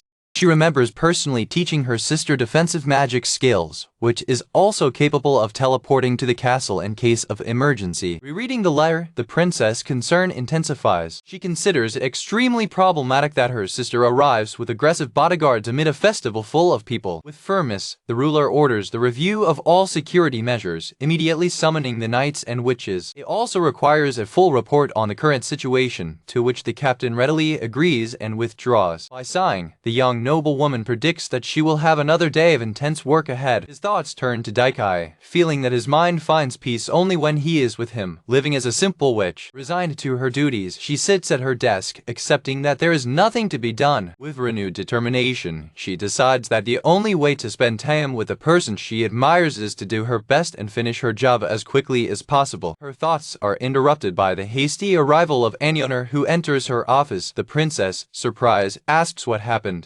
The ruler reflects on how Anne, despite living as an ordinary citizen, is allowed to visit her office whenever she wishes due to her abilities. Anne explains that nothing serious happened, but that she forgot to tell you something important. She reveals that one of her acquaintances, a dragon king, will come to Prussia during the festival. The revelation leaves the princess in shock, completely paralyzed by surprise. The dredger explains that she received the news from telepathy 2 days ago, but completely forgot due to overwork and lack of sleep. She warns that the visitor is a high-ranking, very powerful dragon king with a history of causing trouble. Realizing the princess' reaction, Huze is turned and asks if she is well. The blonde-haired noble comes to her senses, overwhelmed by the news. She confers that another dragon king is on his way, admitting that she was so shocked by the information that she almost fainted, and reassures her, ensuring that he is not hostile to humans, but that the warning is necessary because he is much more powerful than her. The princess ponders that if he is stronger than Anne, who in turn is much more powerful than her, the situation requires extreme caution. Worried, she fears that a dragon king so proud of his power might try to challenge Daikai. The young noble woman imagines the confrontation between the two, predicting that the result would be a real disaster for the city, and reassures her, saying that a confrontation is unlikely and that even if it did, she is sure that Daichi-sama would be victorious. The ruler of Prussia agrees with the assessment of her ally. The captain, who returned, asks if the arrival of a dragon king is a very important event. Dania answers that, in the current situation, it is just another matter they need to deal with. Looking out the window, she reflects that this is already the third major incident and that panicking will not change anything. The only option is to do the best to manage the situation and the festival. She is motivated by the thought that otherwise she will not be able to spend time with Daikai. The clarity of its goals fills it with energy and determination to face the challenges. To prepare, the princess asks Anne to tell you everything she knows about the Dragon King who is coming. Completely motivated and focused, Dania prepares for the tasks ahead. Observing the interaction, the captain of the knights thinks that, even with so many problems, the princess shows no lack of confidence. On the contrary, she seems quite enthusiastic. Surprised, Daikai notes that their home grew considerably in just one day. Sakura, flushed, explains that the growth occurred after they bathed together in the hot spring. He remembers the moment they bathed together in the hot spring the night before. The hero remembers that after the bath, they also slept together. He is amazed to see that the house has grown 10 additional floors, theorizing that the bath has functioned as a ritual for the expansion of the house. Sakura, excited, suggests you repeat the dose next time. He comments that she seems to have enjoyed the hot spring and proposes that they repeat the bath the next time they wish to enlarge the house. Enthusiastic, the young woman agrees and declares that she will clean the tub immediately in preparation for the next occasion. Watching her walk away, the boy decides to trust her with the maintenance of the hot spring. At that moment, Princess Dania comes in and she's mouthy about the size of the house, asking what happened to make her grow so much. She explains that she came to bring news about the festival, surprising Daikai with her sudden appearance. Evasively, the boy replies that many things have happened and changes the subject, asking if the festival really begins today. He questions her whether it is appropriate for her to leave the city, considering her responsibilities as Princess Regent of Prussia. The princess explains that although it is the first and busiest day of the festival, all preparations are completed, and the knights and merchants will take care of the rest, leaving her relatively free. She admits that she still needs to return to emergency reports, but considers it easier than spending several days without sleep. Satisfied with the explanation, he agrees that everything is fine. The boy confirms he plans to go to the festival and asks her to tell him about the schedule. It details that, as magical research and spiritual religion are very popular in Prussia, the program focuses on worship and prayer to spirits as well as research publications and sales events. He expresses concern about maintaining public order as the event seems to attract many adventurers, magical knights, and other noisy types in search of power. The princess reassures him, explaining that the festival has been organized for many years and the participants know the rules. In addition, security guides newcomers from distant locations. She adds that high-ranking people, like the first princess of the royal capital, will be present, which will make greetings somewhat complicated. Daikai agrees that the situation seems problematic.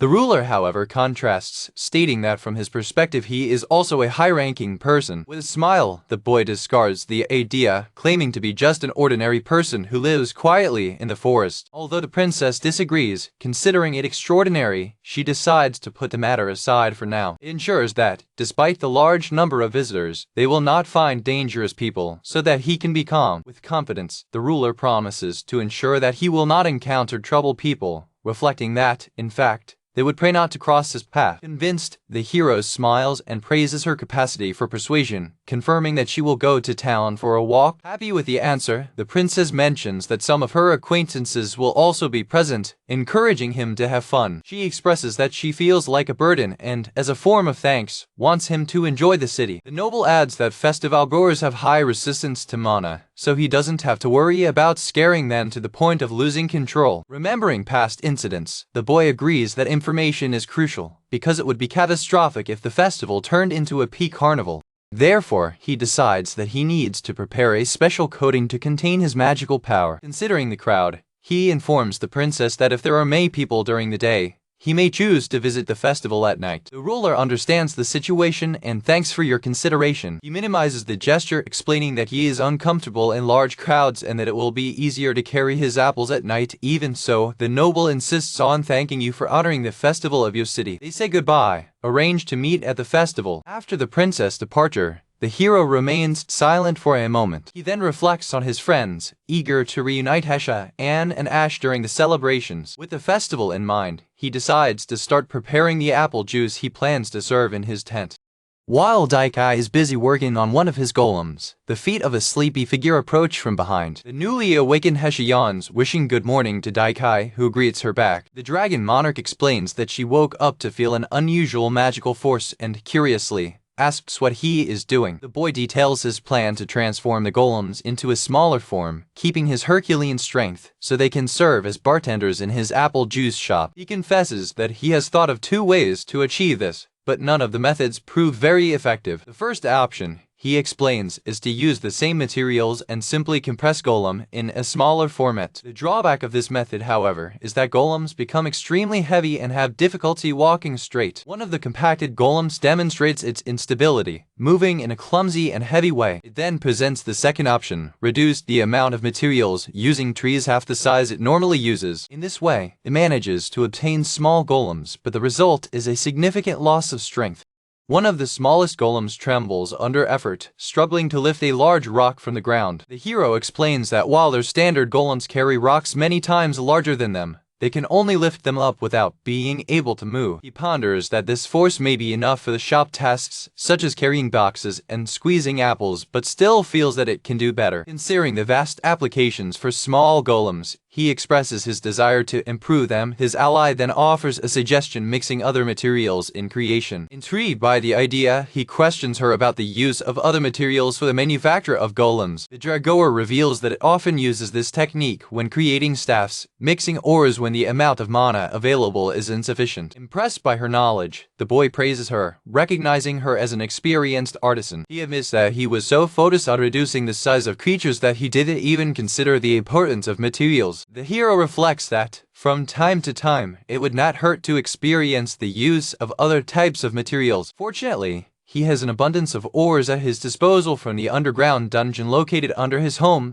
Decided, he takes a small piece of ore, ready to start his first tests. He prepares to add the magic stone to the golem, starting the improvement process. Hesha reacts with surprise, questioning if he will make incorporation in that way and if he is not making a mistake. The dragon monarch explains that normally the material should be crushed into smaller pieces or ground to a fine powder before being used. She warns that otherwise the mana inside the golem would become uncontrollable. He understands logic, but notes that somehow the process seems to be working. To the amazement of his companion, the enhanced golem shows incredible strength, running with a rock several times larger than its own size. With precision, the creature stops abruptly before them, still supporting the rock effortlessly. The young woman with white hair is completely bubbly, unable to understand how that is possible. To check the response to his commands, the boy orders him to golem, and he obeys instantly. With a satisfied smile, Daikai concludes that control over the creature is also perfect.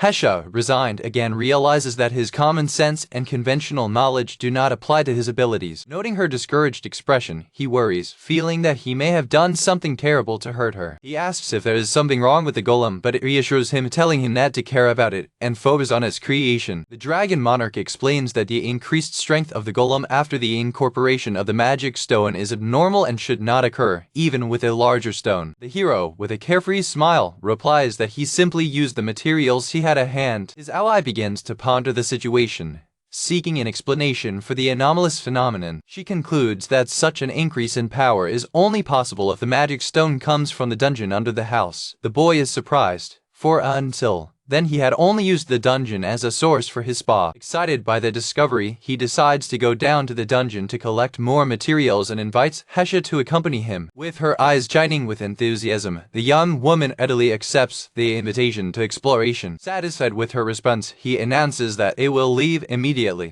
And so, the two companions head together to the entrance of the underground dungeon, starting a new adventure. As they go down the dungeon stairs, Daikai comments that it has been a while since he explored the site without Sakura's company, to which Hesha reacts with a surprised question. The hero explains that this time, the goal is different. They will simply walk through the dungeon in search of magical stones and other materials without a specific destination in mind. The dragon monarch agrees with the approach, although it seems to have a caveat in mind. Surprised, the boy comments on the abundance of high-quality magic stones visible on the wall a few meters from the entrance, noticing the greenish glow they emit. Hesha explains that brightness is an indication of the amount of magical power stored in the stone. Impressed, Daikai praises her knowledge, glad to have you as her guide. Admitting that he cannot distinguish the differences, the hero suggests that the best strategy would simply be to collect the stones that emit light. His companion agrees with the strategy, and he prepares to begin the collection, but hesitates for a moment. The boy realizes that the task will not be so simple because all the surrounding walls are shining brightly, and he asks a perplexed Hesha where they should begin. Hesha, with a comic expression, admits that he doesn't know where the best place to start is because it's the first time he's seen a dungeon like this. Daikai realizes that she finally gave up on finding a logical explanation for the local phenomena. She compares the site with a dungeon created by another dragon king she knows, stating that this place is incomparably richer in materials than the most dangerous dungeons she has ever seen. The dragon monarch explains that there are dragon kings who act as dungeon masters, creating and controlling monsters. She also mentions cases where a spirit possesses a dragon king, using it to build a dungeon for you. Daikai finds the idea of being possessed by a somewhat frightening spirit. Hesha clarifies that possession is more likely in beings with high spiritual affinity, and that dragon kings with this characteristic also exist. Remembering Lemuros, who was controlled by a mud. The hero accepts that possession is possible, although the logic behind it still escapes him. Reflecting on the explanations, the boy comments on the wide variety of dungeons that seem to exist, and his companion agrees. It adds that classification is simple. Dungeons of spirits, for example, generate spirits instead of conventional monsters. When they arrive at a giant hall, Daikai wonders what kind of dungeon, since they have not found monsters, only magical stones, a thermal fountain, and a stream. Hesha admits he doesn't either. With caution, Hesha points to the water source, warning that the puddle infused with mana could be a trap. The hero recalls that his companion always avoids approaching bodies of water, and she explains his caution, imagining that he could be immobilized if he fell into an aquatic trap. With a serious look, the young monarch claims that despite the uncertainties, one thing is certain: they are in an exceptionally dangerous dungeon. It reinforces his evaluation by observing that all the materials found are strangely of very high quality. The dredge points to the greatest anomaly of all: the fact that Daikai and Sakura live quietly on the surface well above such a dangerous place. The boy questions his relationship with the danger of the dungeon, to which Hesha answers that, by being under his house, the dungeon is essentially his property. He reflects that although he did not know the danger, it is true that there were never intruders and that he never saw anyone but him and Sakura exploring the site. Decided not to worry, Daikai decides to simply collect the high-quality materials. Hesha agrees, reasoning that because it is his dungeon, there should be no problems. After a while, they gather a considerable amount of materials, filling 2 large bags. He decides to collect as much as possible, sure he will find other uses for materials if he does not use them all in golems next to him. Hesha seems enthusiastic about the collection, awakening his maniac side for materials. With the bags full, the boy announces that it is time to return to create the golems, and his lively companion readily offers to assist in the task. The two begin the journey back to the surface, carrying the valuable materials they collected in the depths of the dungeon. Back in the courtyard, Daikai presents the small golem, now complete. He admits that appearance is a bit simple, but considers the result good enough for now, planning to improve the look later. He explains, with a comic illustration of a muscular golem, that despite being only 3 feet tall, the creature retains the same strength as it did when it was 3 meters tall. Hesha analyzes the creation and observes that a third of the golem structure is now composed of the magical stones they collected. The boy explains his decision, considering that a greater proportion of magic stones would be dangerous. Golem could become very rough, hurt people to the touch, or even self-destruct by instability of movement. While the golem demonstrates its strength by carrying a rock several times larger than itself, Daikai concludes that the proportion of 30% was the best he could achieve, planning to improve the combination between the flexibility of the wood and the power of the magical stone in the future.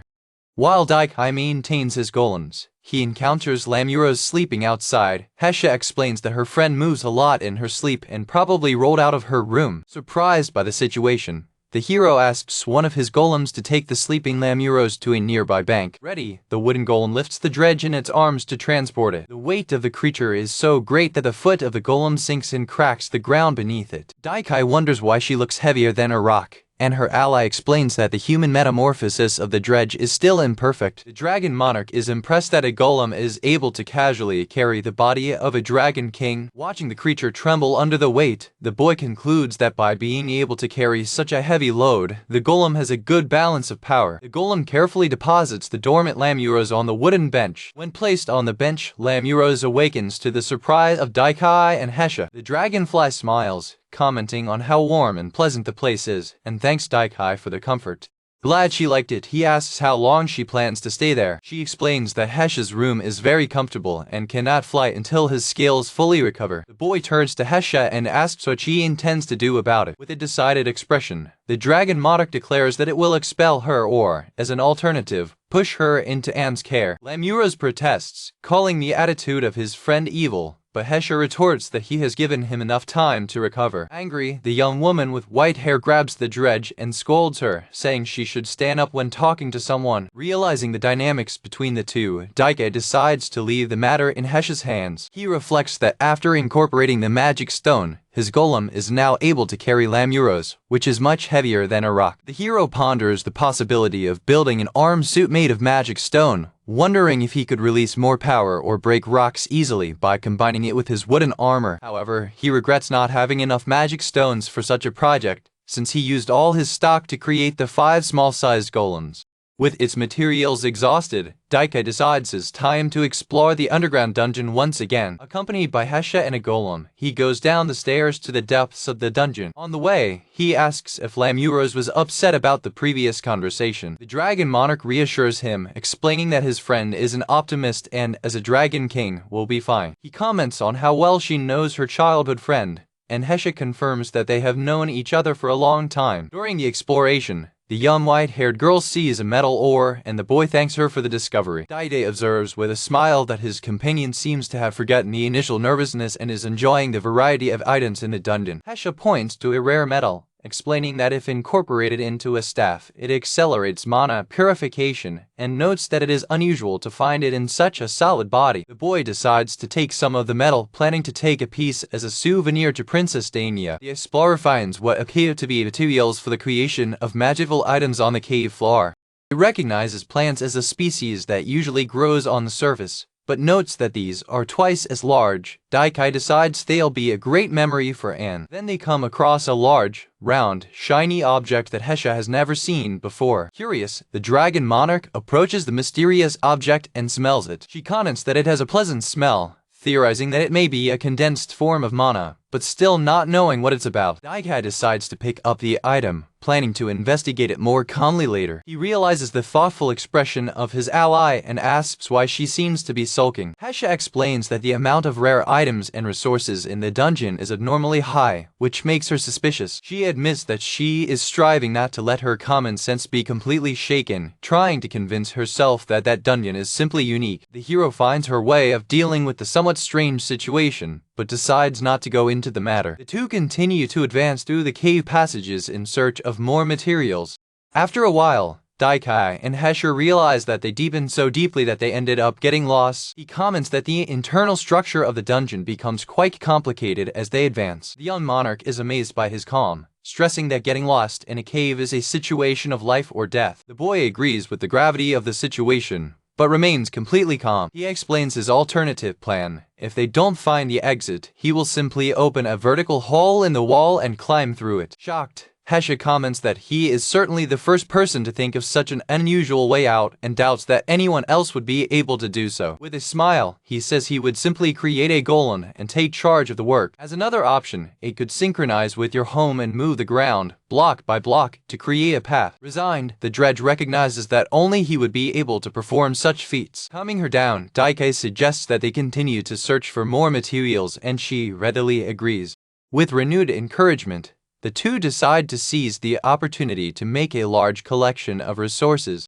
While exploring the depths of the dungeon, Hesha abruptly asked Daikai to wait, for she detected a magical presence ahead. It points in a specific direction, indicating the origin of the energy it felt. They come across a large circular entrance that takes even deeper into the dungeon. Daide observes the opening, inferring that it must have appeared recently. Hesha questions what the next step should be, and the boy, noting that there is still time before nightfall, ponders the situation. He decides that they should investigate the new passage, but they'll come back if they don't find any valuable resources. With the decision made, the trio ventures through the dark, newly discovered passage. Advancing through the tunnel, they continue to explore the mysterious area. To his surprise, the passage ends abruptly in a dead end, much shallower than he expected. He notes the concentrated expression of his companion, who seems to have found something, and asks if everything is all right. The young monarch explains that, although she found magic stones, the strange presence she felt before persists, but her exact origin remains a mystery. Faced with another passage, the hero decides to use his sync ability to investigate. He informs Hesha that he will explore the opposite passage to cover more ground. He reflects, satisfied that his continuing training now allows him to use synchronization even without Sakura's presence. His synchronization alerts him to imminent danger near his ally, and he turns around, questioning what is happening. Suddenly, a dark, unknown golem appears from the shadows and advances to attack Hesha. Identifying the creature as the source of the mana she felt, the dragon monarch prepares for defense and counterattacks with her staff. The impact of the blow throws the golem back, but it resists the attack. Surprised, she realizes that the creature is incredibly resistant, since her attack was not enough to destroy her. Recovering, the dark golem jumps and changes its target, investing against Daikai.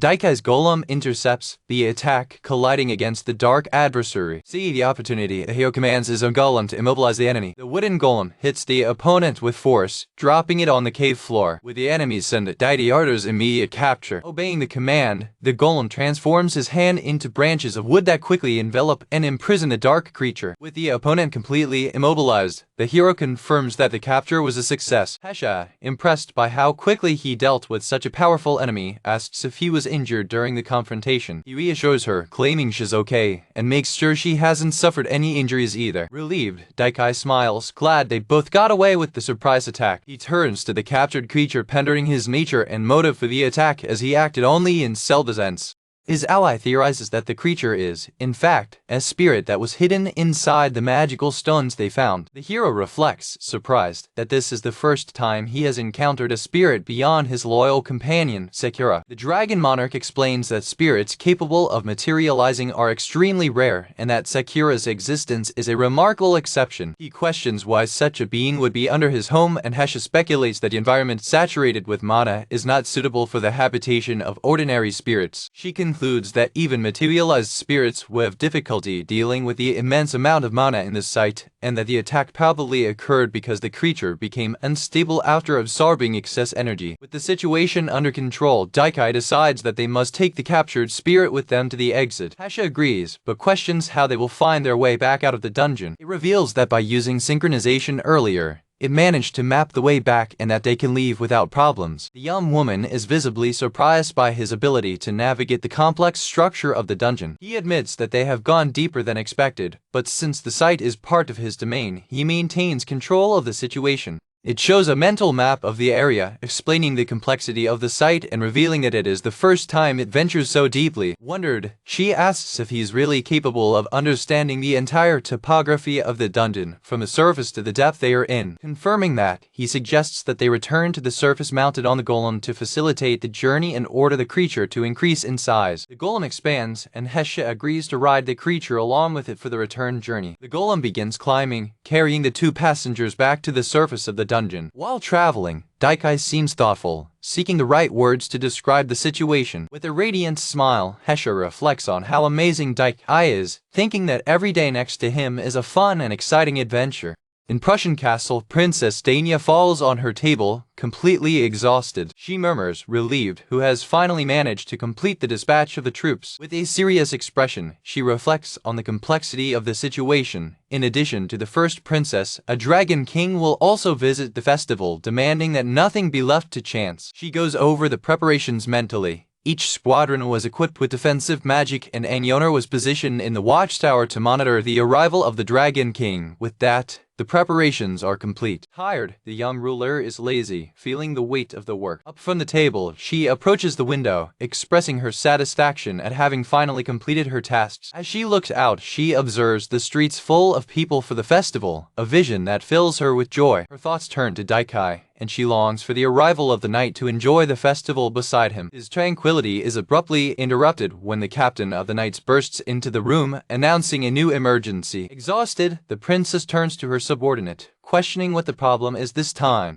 With an expression of urgency, the captain reports that the first princess has just arrived and is already downstairs. The ruler is shocked by the news, as her sister's arrival was scheduled only for the evening or the next morning, concluding that the desire to enjoy the festival made her advance. Resigned to the change of plans, the noble sighs, realizing that there is nothing to be done. The captain informs you he brought a message from your sister. In the message, the first princess apologizes for the early arrival and informs that, in order not to disturb the preparations, she will wait in front of the castle while enjoying the festival. After the captain finished reading, Dania smiles, commenting that the message is exactly what she would expect from her sister, whose face she can imagine perfectly, despite the time they spent without seeing each other. She reflects on her sister's personality. Although she is somewhat impetuous, she knows the manners and always respected her as an older sister, even though she was the daughter of a concubine. Therefore, the princess decides that they need to prepare to formally invite her to the castle, and leaves with the captain to begin preparations. Meanwhile, on the streets of the city, the youngest princess, Athena, and her companion, Karen, stroll through the festival. Wonderful, the young noblewoman comments on how beautiful and lively her sister's city is, full of interesting attractions, and asks her companion's opinion.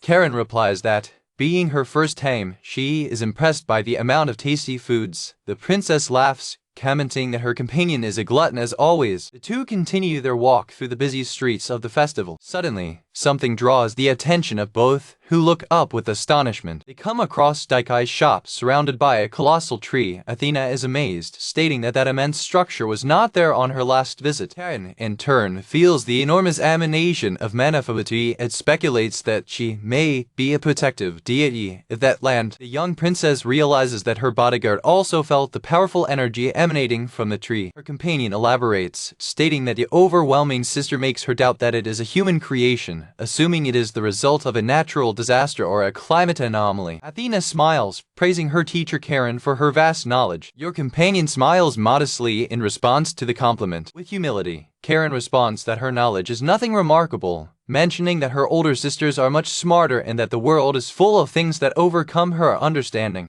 The princess laughs, expressing her desire to meet someone even stronger than Karen, because she admires powerful people. Your bodyguard agrees, aware of the princess' preference for strong individuals. Despite her words, the warrior casts a suspicious gaze toward the tree. It reflects that the mana that feels emanating from the colossal structure does not seem at all natural. Beholding the immensity of the tree, she wonders what kind of monster would be able to accomplish such a feat. The captain of the knights finally reaches them, apologizing for the delay. The princess thanks the captain and invites his companion to follow him toward the castle. While leaving, Athena reaffirms her commitment to the mission they received from the kingdom. She mentions rumors about an extremely strong individual in the city, besides her sister, and expresses her great expectation to meet him.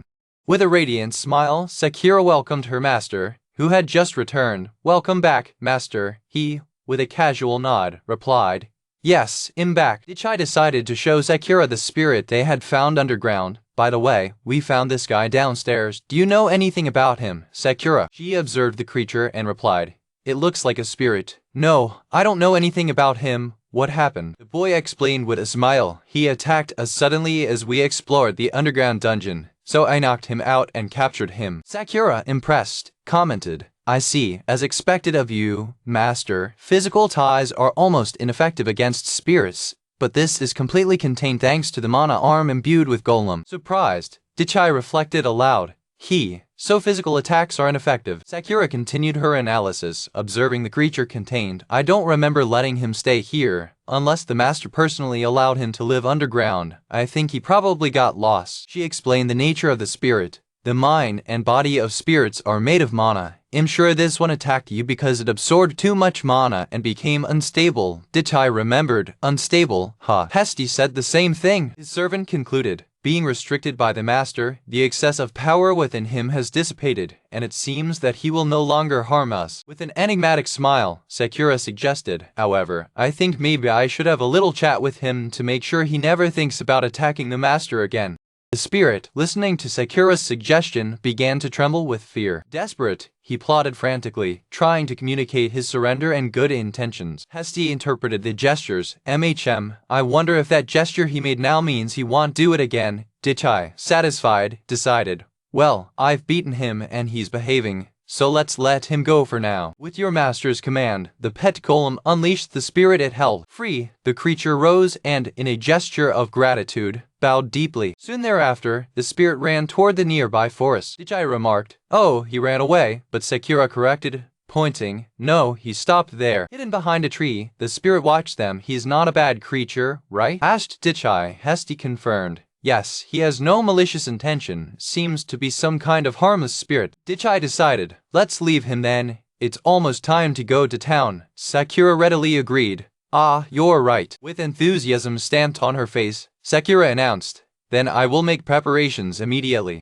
Shortly thereafter, she approached her master, dragging a suitcase. "All ready," Sakura said. Dichai thanked me, commenting that the suitcase should be full of extra clothes. She replied, radiant, "Don't worry about it. I'm simply very happy to go out with my master. I am so excited." He added that he would also need to make more small golems if he wanted to enjoy the festival. Hesti showed up with a wooden box. "Use this," she said. "I selected some magical stones we collected before. These are the toughest. Processing them would be very complicated, but I'm sure you can, so I brought them." Dichai was surprised and grateful for Hesti's trust. The Dragon Queen smiled encouragingly at him. Sakura then remembered something important. Oh, I forgot to ask, but will you come with us to the festival, Hesty? Hesty seemed surprised by the sudden invitation. She replied timidly, I don't want to bother you both, you know. Dichai thought to himself, this dragon queen is truly considerate. He then said to her with an open smile, you're free to do whatever you want, you know. Sakura supported her master. Yes, it's like the master said, you don't have to hold back. I'm a little sad that it's not just the two of us, but more than that, I love watching my master have fun with everyone. After pondering, Hesty decided with a glow in his eyes, then he'll go too. Her decision made her visibly excited. Dichai smiled, okay, copy that, but before we leave, please give me a hand carrying the apples. Hesty readily agreed. Got it. Imagining the busy streets and festival lights, Hesty felt a wave of excitement. With a radiant smile, she exclaimed, I'm so excited. Dichai, watching her, commented, you look so pretty when you smile. By night, Dichai and his companions were preparing to leave for the festival in the city. After finishing organizing the 20 boxes of apples they would carry, one of them rolled and fell to the ground. Wiping the sweat off his forehead, the boy commented on the large amount of boxes, most of which being stock that would be discarded anyway. With a smile, he concluded that the only remaining task was to create a golem to carry all the cargo. Analyzing the amount of crates, he calculated that it would take at least 5 large golems to take everything, including themselves. He thought the scene would look like a pompous golem parade, but he thought it was okay. While pondering, a figure approached behind them in darkness. It was Lamuros, who, rubbing his sleepy eyes, asked to go with them to the festival. Dichai, worried, asked about the state of his body and the injuries of his fall. With a broad smile and squirming, she declared to have recovered completely because the place was full of mana and the proximity to Dichai accelerated its healing. The boy was impressed by the remarkable recovery. Blinking, she said her quick recovery was thanks to everyone and that, as an excuse for causing so much trouble, she felt that she should hurry to be well. Since she was recovered, she announced that she would help them and began their transformation. Amid a cloud of smoke, Lemuros became his imposing dragon form. Dichai observed from above, noting that she looked smaller than usual. Still, he admitted to himself that she was still huge. The dragon smiled, explaining that, of this size, he could easily carry the supplies, and Dichai himself, the boy understood. Thinking of the shock the citizens would have when seeing the dragon that almost fell on the city, he asked it to land in the surroundings rather than directly in the center. Hesty approached and touched the flank of the great dragon with his hand. She explained that, as a precaution, she would apply a magical layer to hide her mana, preventing it from being seen as a threat. Dichai thanked Hesty for his help and said he also needed to apply a layer of concealment on himself. Involved in a mana aura, he asked Hesty what she thought. She noticed that he had become very good at it, hiding his sister even more effectively than before, and asked if he had practiced. He confirmed that. With a happy smile, he added that he practiced whenever he had free time. With everything ready, Lamuros invited everyone to climb on his back along with the supplies. However, when she placed the first box over the dragon, she got scared and splattered, releasing a sharp scream. Surprised, Dichai stopped what he was doing, without understanding the reaction. He looked at the dragon and asked what was wrong. Embarrassed, Lamuros apologized, explaining that a new scale was growing in that exact location, making the area extremely sensitive. Understanding the situation, the boy admitted it was your fault. He promised to be more careful, and she thanked him with a little nod. With everyone finally settled in, Lamuros warned that he was about to take off and asked them to hold on. For greater safety, she suggested that they use their mana to fix on their scales. With a mighty flap of wings, she started climbing. The great dragon lifted flight, rising rapidly toward the clouds. On the air, Sakura expressed her anxiety for the festival, and her master agreed, saying she was also excited. Ichai reflected that it would be his first time seeing an urban landscape so crowded, which made him truly enthusiastic. He gave Lamuros command to leave. With a confirmation roar, the dragon fired through the night sky. Meanwhile, on the castle walls of the city, the knights made their patrol. The captain approached his men and asked if there was any abnormality to report that night. One of the knights replied with confidence that everything was quiet and that no enemy would go through his enhanced security. The captain expressed his hope, but maintained caution.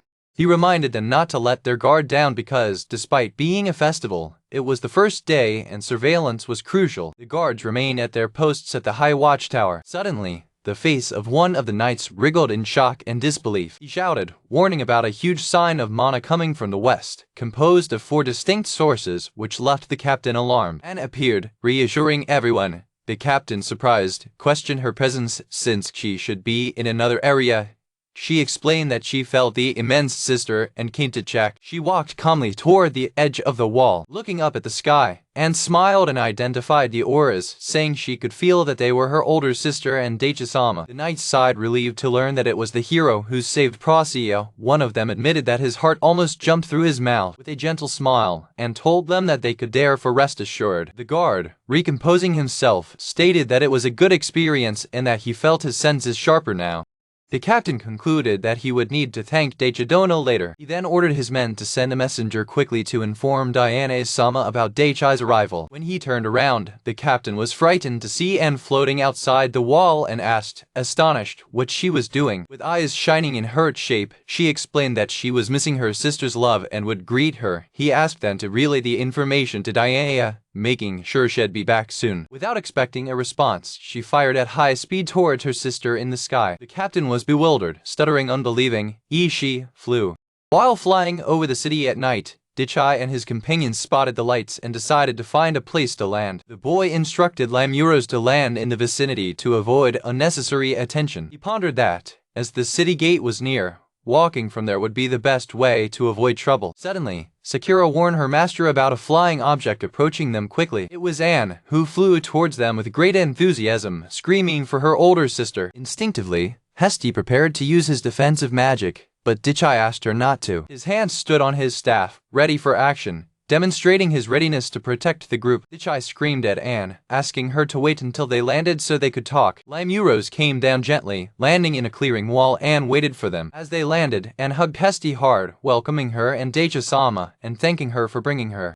The scene unfolded with Anne lovingly involving her sister, while Daichi and Sakura watched. The young man was surprised that they were found, even with the concealment of mana they used. Anne explained, still embracing her sister, that Hesti's sister was unmistakable to her and that she could feel her whole body. Hesti, choked by the embrace, expressed his discomfort, finding the display of affection of his frightening sister. With an understanding smile, Daichi offered his condolences to Hesti for the embarrassing situation, and continued, explaining that, anyway, it was impossible for Daichi-sama to completely hide her mana from sensitive people. The boy was confused because he believed he had done a careful job applying the cloaking layer. She explained that while concealment worked from a distance, it was still possible to feel a sister of the class of a dragon king emanating from it. While talking, Lamuros undone his transformation, returning to his human form amid a cloud of smoke, and curious, asked about the identity of the person who had just changed, noticing her formidable mana.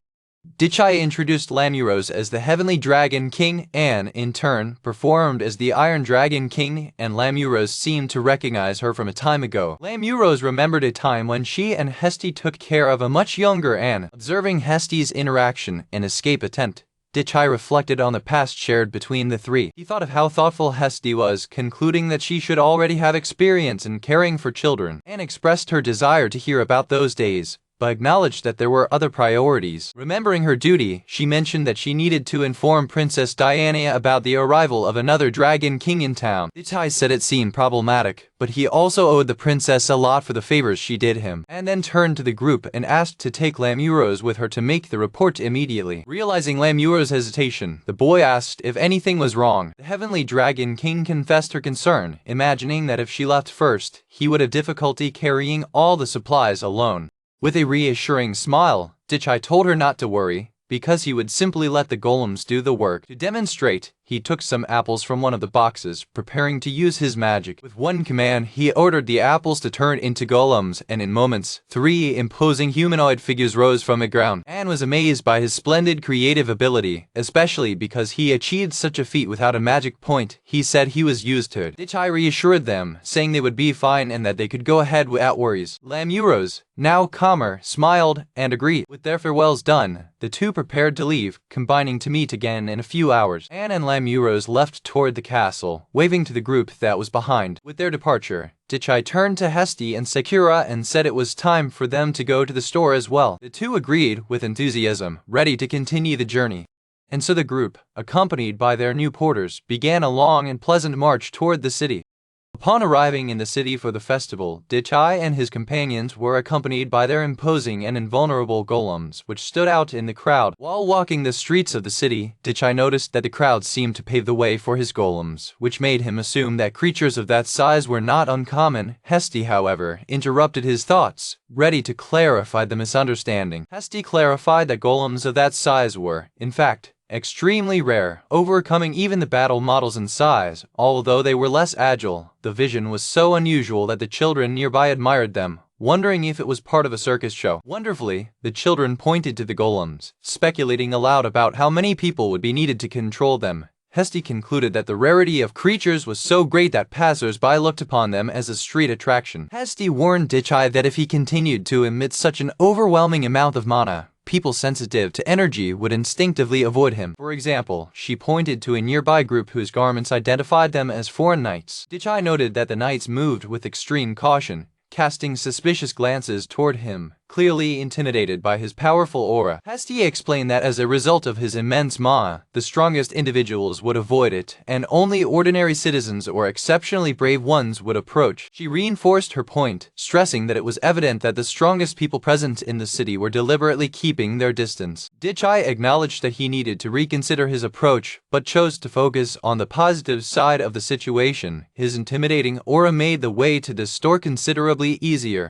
Finally, the group arrived at their shop, located at the base of a colossal tree. Elsewhere, in the castle's office, Princess Diana contemplated the idea of calibrating teleportation coordinates to Daichai's shop. As soon as she could contain her excitement, Diana planned to visit Daichai as soon as she finished her duties to the other princess waiting for her. Inspired by the princess' statement that she would take advantage of the festival, Diana decided that she would also allow herself to do what she wished. His reveries were abruptly interrupted by a knock on the door, followed by a formal call. The captain of the guard entered the compound, formally announcing the arrival of Princess Athena. With a radiant smile, Princess Athena warmly greeted her sister Diana, wishing her a good evening. Diana returned her greeting with a loving smile, wishing her the same. With a gentle tone, she reminded her younger sister about the importance of etiquette and manners, crucial to royal members. With a radiant smile, Athena promptly promised to be more careful in the future. Satisfied with the answer, Diana then asked how her younger sister was.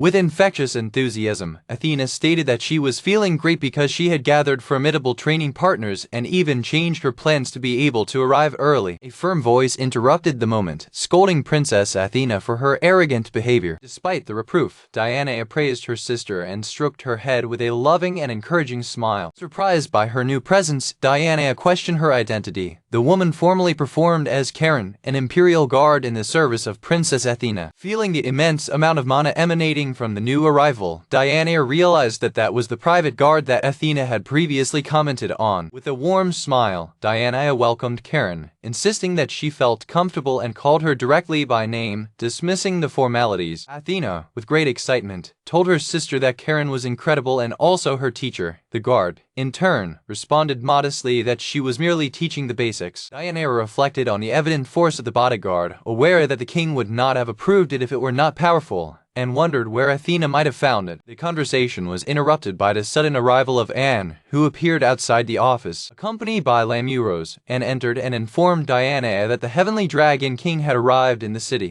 Karen immediately recognized the new arrivals, Lamuros, the Celestial Dragon King, and Anne, the Iron Dragon King. Lamuros and Anne, in turn, fixed their eyes on Karen, quietly questioning her identity. With an imposing aura, Karen revealed her identity as the Dragon King Maximum, marking the unexpected and fateful encounter of three of the most powerful of her species.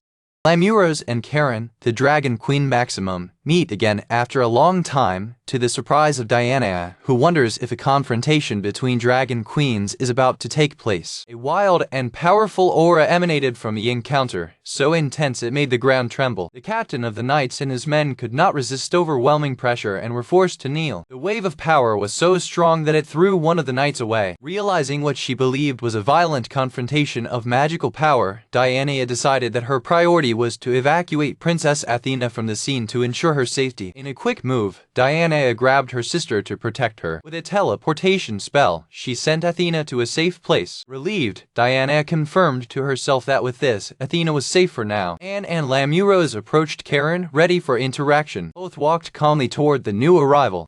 Diana feared the worst, imagining that a direct confrontation between the three dragon queens would be catastrophic and would certainly destroy the castle in an instant. To everyone's surprise, instead of a battle, the meeting turned into a friendly greeting, with Karen and Lamuros greeting with a high five. "It's been a while, Lamuros. Have you been well?" asked Karen with a radiant smile. "Yes, I'm fine, Karen," Lamuros answered, equally happy with the reunion. Karen then turned to Anne, happy to see her well, and Anne thanked her for the greeting. Completely confused by the peaceful twist, Diana wondered what the hell was going on. Anne apologized for the confusion, explaining that Karen was like an older sister to them and that they had the custom of complimenting their sister. Diana realized that she had completely misunderstood the situation. She was visibly embarrassed by her hasty reaction and her misjudgment, and formally apologized, regretting that it all began before she had a chance to explain the situation. She continued to explain, referring to the release of her sister Karen, and pointed out that ordinary people would have been seriously injured by such a display of power. With a confident smile, Diana stated that, compared to Daichidono's aura, it was bearable, as she had experienced much worse sensations. One of the knights fainted with pressure, proving Anne's point. Diana reflected, grateful to Daichidono, because thanks to him, she no longer felt the same paralyzing fear before such powerful beings. Anne reminded Karen that she too should apologize because the room was almost in ruins. Embarrassed, Karen bowed down and apologized for the misunderstanding, promising to compensate for all the damage. His expression showed a mixture of embarrassment and sincerity in his apology. Diana had accepted the apology, but Karen then noticed Athena's absence, asking where the princess was. In shock, Diana remembered that she had evacuated Athena with her teleportation spell. She then realized that she had defined Daichidono's location as the teleport coordinates, sending the princess there without warning. With her pale face of panic, Diana realized she might have made an irreparable mistake.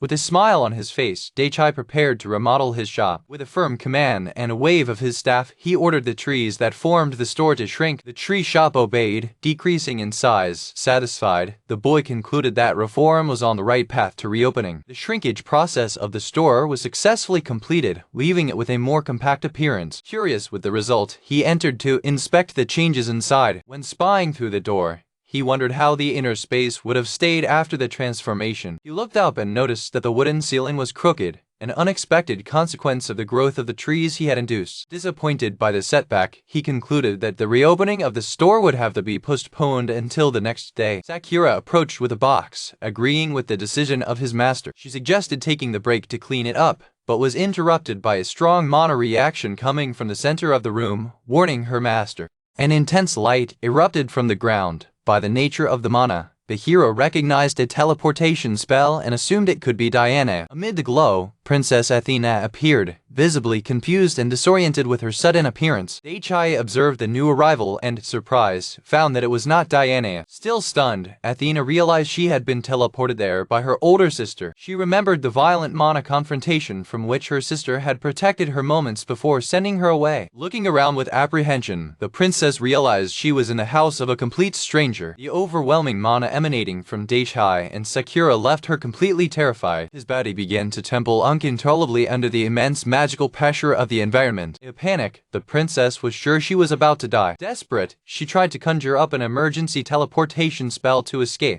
Fear was so much that her voice failed, preventing her from uttering the magic words necessary for escape. Seeing the door as his only hope, Athena decided to rush out. She fired toward the door in a desperate attempt to escape that terrifying situation. At the exact moment, Hestia opened the door from the outside, bringing another box of apples to the star. In her blind escape, Athena collided with Hestia, knocking down the box she was carrying. Hestia, surprised, asked who the girl was. Terrified by the newcomer's mana, Athena stumbled back, but Daichai stopped her to prevent her fall. Worried, the boy asked if she was all right, noting that she was shaking non-stop. Daichai's simple touch was the final trigger for the overloaded princess. Completely dominated by fear, she collapsed on the ground. The pressure was so intense that the princess, kneeling and weeping, ended up urinating with pure terror. That's when Daichai realized that his own mana was leaking all the time, being the cause of the girl's panic. By far, Diana's thought echoed, blaming Daichai for her sister's condition. Daichai did it.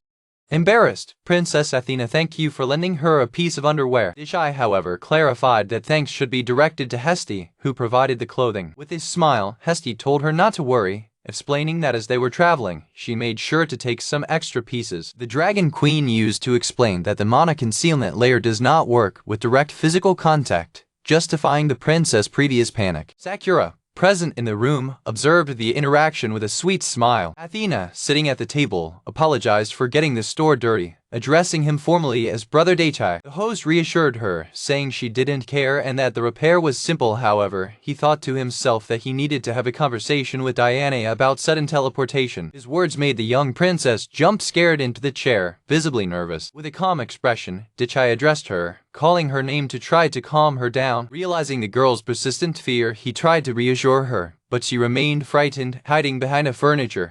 Trying a new approach, the boy asked if she was thirsty. She responded with a shy nod and an almost inaudible murmur. Gaining a little courage, the princess verbally confirmed that yes, she was a little thirsty. With a smile, he ordered one of his little golems to bring a juice for the guests. Seeing the aberration of Athena, Deitai explained that the golem, although elaborate, could work without a magic staff because it had no consciousness of its own, being only a tool. The princess was amazed that the creature could move so accurately without having a conscience. He noticed that the girl seemed to be calming down, reflecting that the golems were popular among the children, just as he had seen on the streets of the city. The little golem approached, bringing the drink as ordered. He offered her a drink, saying that the drink would give her energy and help her feel better. Athena, still shy, accepted the glass offered to her by the hosts. While holding the glass, the princess noticed, surprised, that the drink was warm. Sakura, with a gentle smile, clarified that it was hot apple juice. Deitai explained that the golems with many magical stones inside are naturally a little hot, and this heat is transferred to the juice as they squeeze the apples. He tasted the drink and then asked her opinion about the flavor. Satisfied, the boy commented that although the apple taste was a little soft, the overall result was good enough to be sold to the public. The trio enjoyed the drink, creating a moment of calm and relaxation in the shop. The princess took the glass to her lips and drank the juice with an expression of curiosity. A satisfied sip sound echoed gently as she finished drinking. With his eyes shining with pleasure, Athena exclaimed that the drink was delicious. Deitai offered her another glass, making sure someone would come and get her and that until then she could relax and enjoy the moment. Radiant, the princess thanked you, once again praising the delicious taste of the drink. Watching the scene, the host felt gratified to see someone enjoying something he himself had done, noticing with relief that his guests were finally calming down. Meanwhile, in Prussia's castle. In the castle, Diana talked to Karen and the others, questioning whether she could assume Princess Athena was in no danger. Despite her confidence in Deitai, Diana was concerned that he would be upset that she teleported someone to her home without warning. She concluded that, in this case, the only option would be to ask forgiveness on your knees. Suddenly Karen felt something and was on alert. With an expression of shock, Karen reacted to an overwhelming and monstrous amount of mana she felt for an instant. Diana looked out the window and, understanding the situation, said, "Oh, I see." She reassured the others, explaining that the sister they felt belonged to an acquaintance, or more precisely, to her benefactor, and that they did not need to worry. Karen's expression changed to pure shock. She warned everyone that the protection spell applied to Princess Athena's dress had been broken. Diana explained that such a thing could only happen if the barrier was broken by force or if the princess herself took off the dress.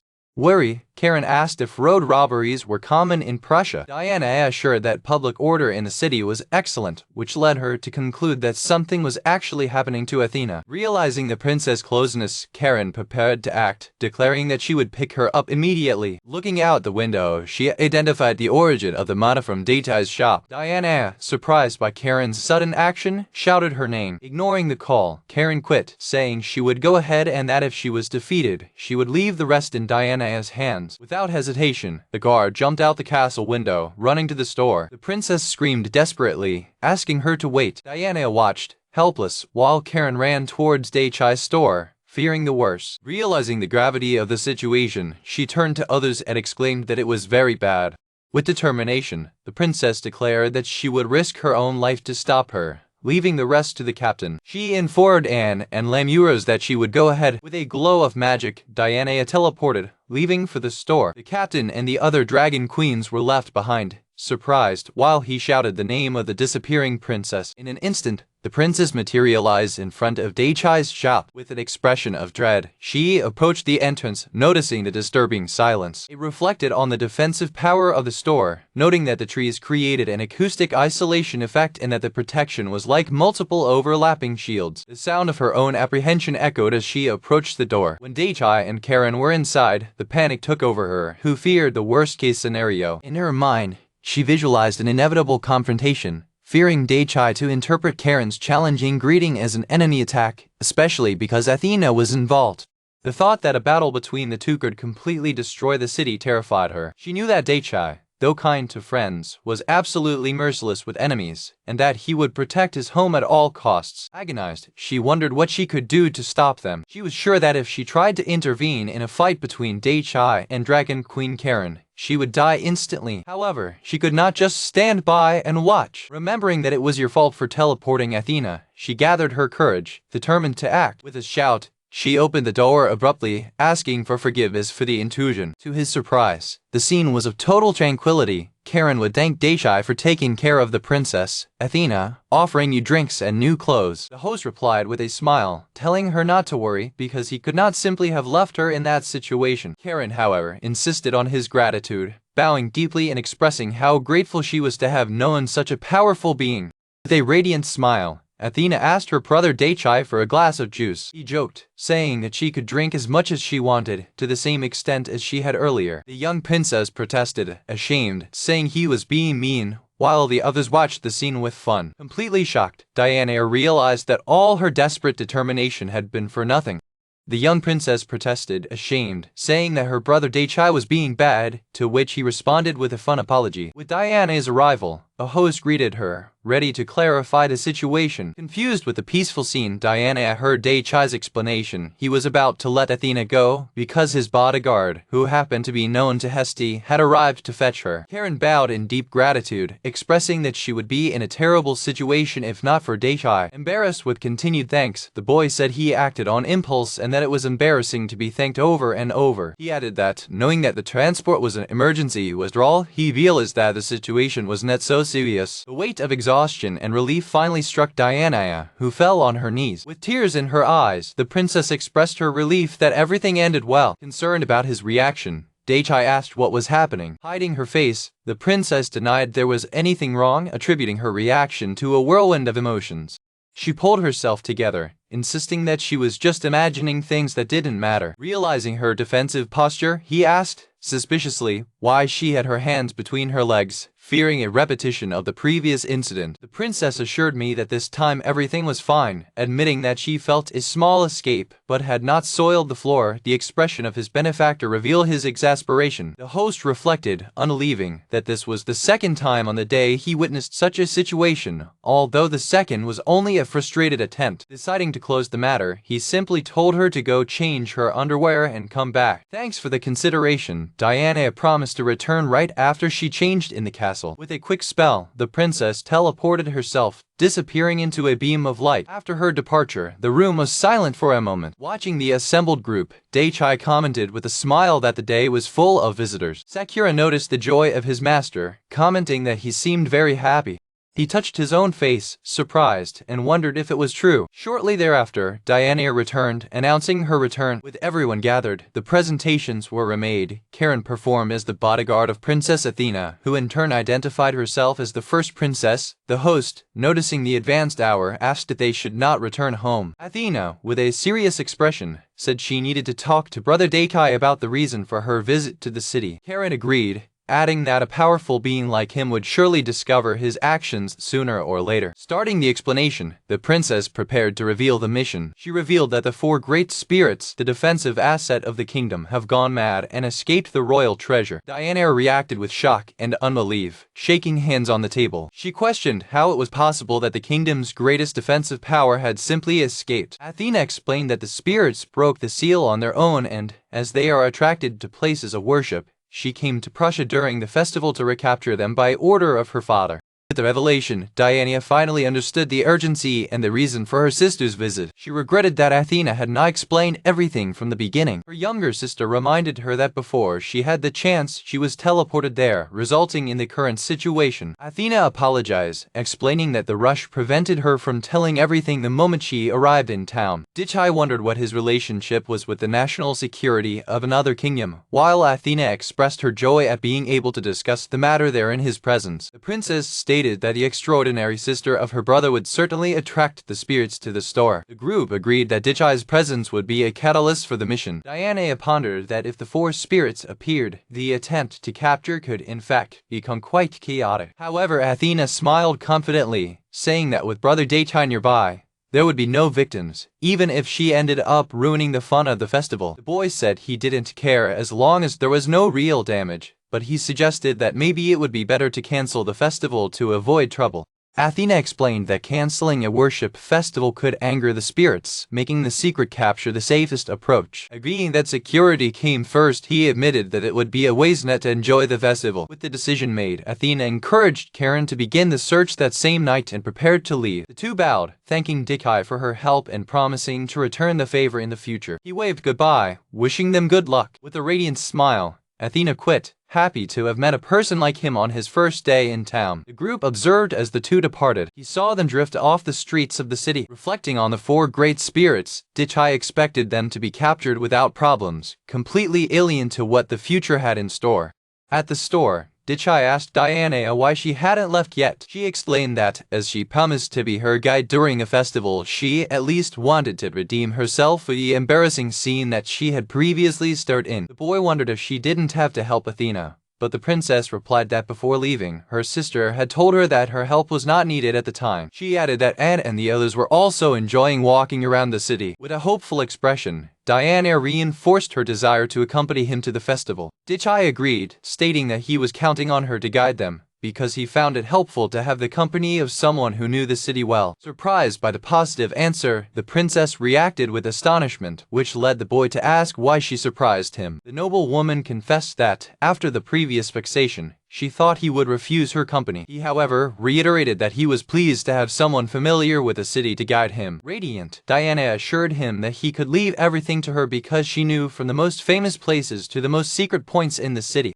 Satisfied, the hero said he was in her care. With the deal sealed, he turned to his companions and announced it was time to leave. The group began their journey through a street decorated with flags for the festival. Accompanied by Diana, they walked the busy streets of the city. Dichai observed the crowd, surprised by the number of people present. He noted, however, that a strange empty space formed around them, as if people instinctively avoided them. The princess commented that the movement was still quiet, because the streets were much more crowded during the day. Decided to avoid agglomerations, he declared he would not leave during the day. Diana, however, reassured him, explaining that the area near the castle was much more comfortable and less crowded. The boy thanked the information, admitting that he was uncomfortable among crowds. Suddenly, a familiar voice sounded from the crowd, recognizing Ash, the leader of the adventurers. With a radiant smile, Ash and his group greeted Dichai with enthusiasm, happy to meet again. The hero asked what they were doing there, and the leader of the adventurers explained that he had been hired by the princess to play guard at the festival. Diana confirmed, explaining that, as discussions were common during the event, she hired adventurers able to enhance security. As if to prove her point, a fight began nearby when one man accused another of stepping on her foot. The accused vehemently denied, and the discussion quickly escalated into a physical fight. Ash intervened with an intimidating presence, asking if they were looking for trouble, which interrupted the fight abruptly. The two frightened men immediately recognized the leader of the Shining Heads. With a threatening smile, Ash presented himself as responsible for local security and wondered if they really intended to fight. Quickly, the two brawls made up,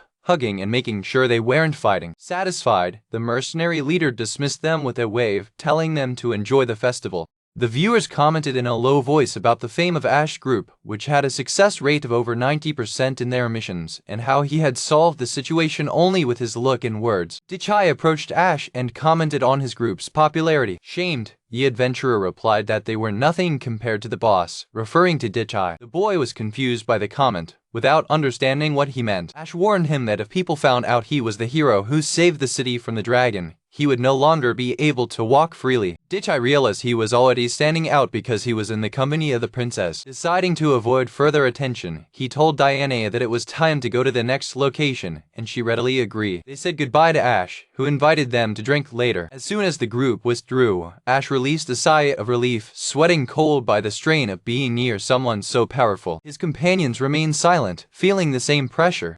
One of your men approached and asked if the leader was all right. Ash explained that, near that man, the enormous level difference between them became palpable. He recalled that, to put the fight away, he issued a considerable amount of mana. However, its energy was completely overshadowed and swallowed by the overwhelming mana that Dichai was passively emitting. With a smile of admiration, Ash declared that the hero was truly incredible, as expected from the man he admired. His companions observed, agreeing with the evaluation of his leader. They confirmed in unison that he was right. Retreating composure, Ash motivated his team, saying that night they would also do their security work with all their dedication. His men responded with a war cry, ready to follow their leader and protect the festival. While walking through the city during the festival, Diana's legs trembled with fatigue. Noting her instability, Dichai asked Diana if she was feeling tired. She admitted she did, but she added it was the first time she spent the night with someone else, which made her a little restless. Understandably, he reminded her that it was a festival and that she should be careful not to overdo it and end up like last time. Remembering the previous incident in which he saved her, she expressed her deep gratitude, saying she owed him everything. With a formal reverence, she thanked again, admitting that, although late, she would feel the need to express her gratitude many other times. Surprised by formality, he watched her for a moment. He reassured her, saying that he did not need thanks, for all he did was in search of a peaceful life. Her response made her radiant, and she expressed her happiness that being together was something he also desired. He noticed that she was distracted, looking everywhere, and thought that because it was a festival, maybe she should do the same and enjoy the environment.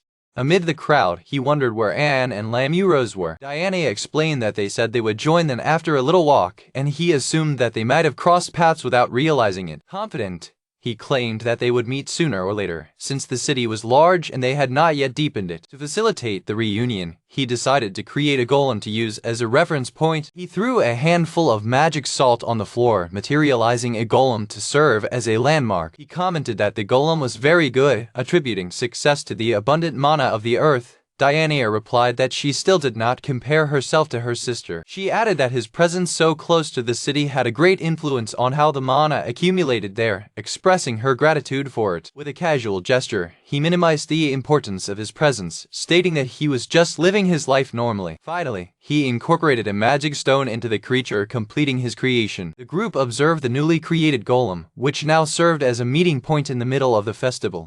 Impressed, Diana commented that his speed in creating golems had increased, and that the amount of mana she felt in them was very powerful. Realizing she could be tired of walking, he offered her a ride on a golem's back. Surprised, she hesitated. He reminded her that she had mentioned tiredness and encouraged her not to hesitate to accept if she was feeling overwhelmed. She thanked you for your consideration. With a smile, she made sure she was okay and still wanted to keep walking with him for a while. Turning to his other companions, he asked if Sakura and Hesti were also feeling tired. With smiles, they both thanked for their concern and confirmed that they were all right. Calmed down, he declared they would continue the tour. In another part of the city, a large fire burned, marking one of the festival's celebrations. Anne and Lamuros were serving as fire watchmen, with Lamuros happy to help humans, while Anne wondered why they were doing it instead of walking.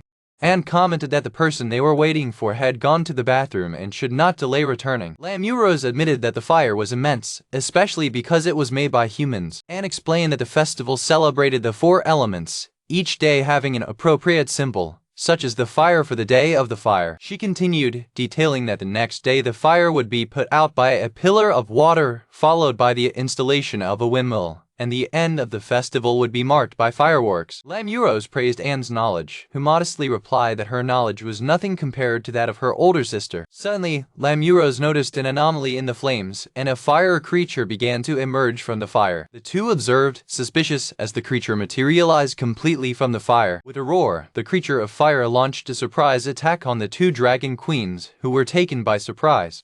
Turning quickly from the fire creature's attack, Lamuros and Anne let her pass through them. Without hesitation, Lamuros struck a powerful blow of an open hand, hitting the spirit of fire in full. The impact of the blow was so strong that it threw the flaming creature away, neutralizing its advance. After recovering, the spirit growled for the two, who watched him with caution and, intrigued, questioned the nature of the creature. Anne noticed that her companion was injured, but the Dragon Queen, excited, made sure everything was okay. With a smile, Lamuros minimized the wound, admitting that his recovery still in progress may have weakened his punch. Still, she recognized the creature's impressive strength, capable of wounding a Dragon King. With her eyes glowing somewhat manic, Anne expressed a strange excitement by feeling the heat of the fire, but held herself in service. Caused by the comments, the spirit of fire intensified its flames, preparing for a new confrontation. The attention of the two was diverted by the unexpected arrival of Dichai, who found them in the midst of the confusion.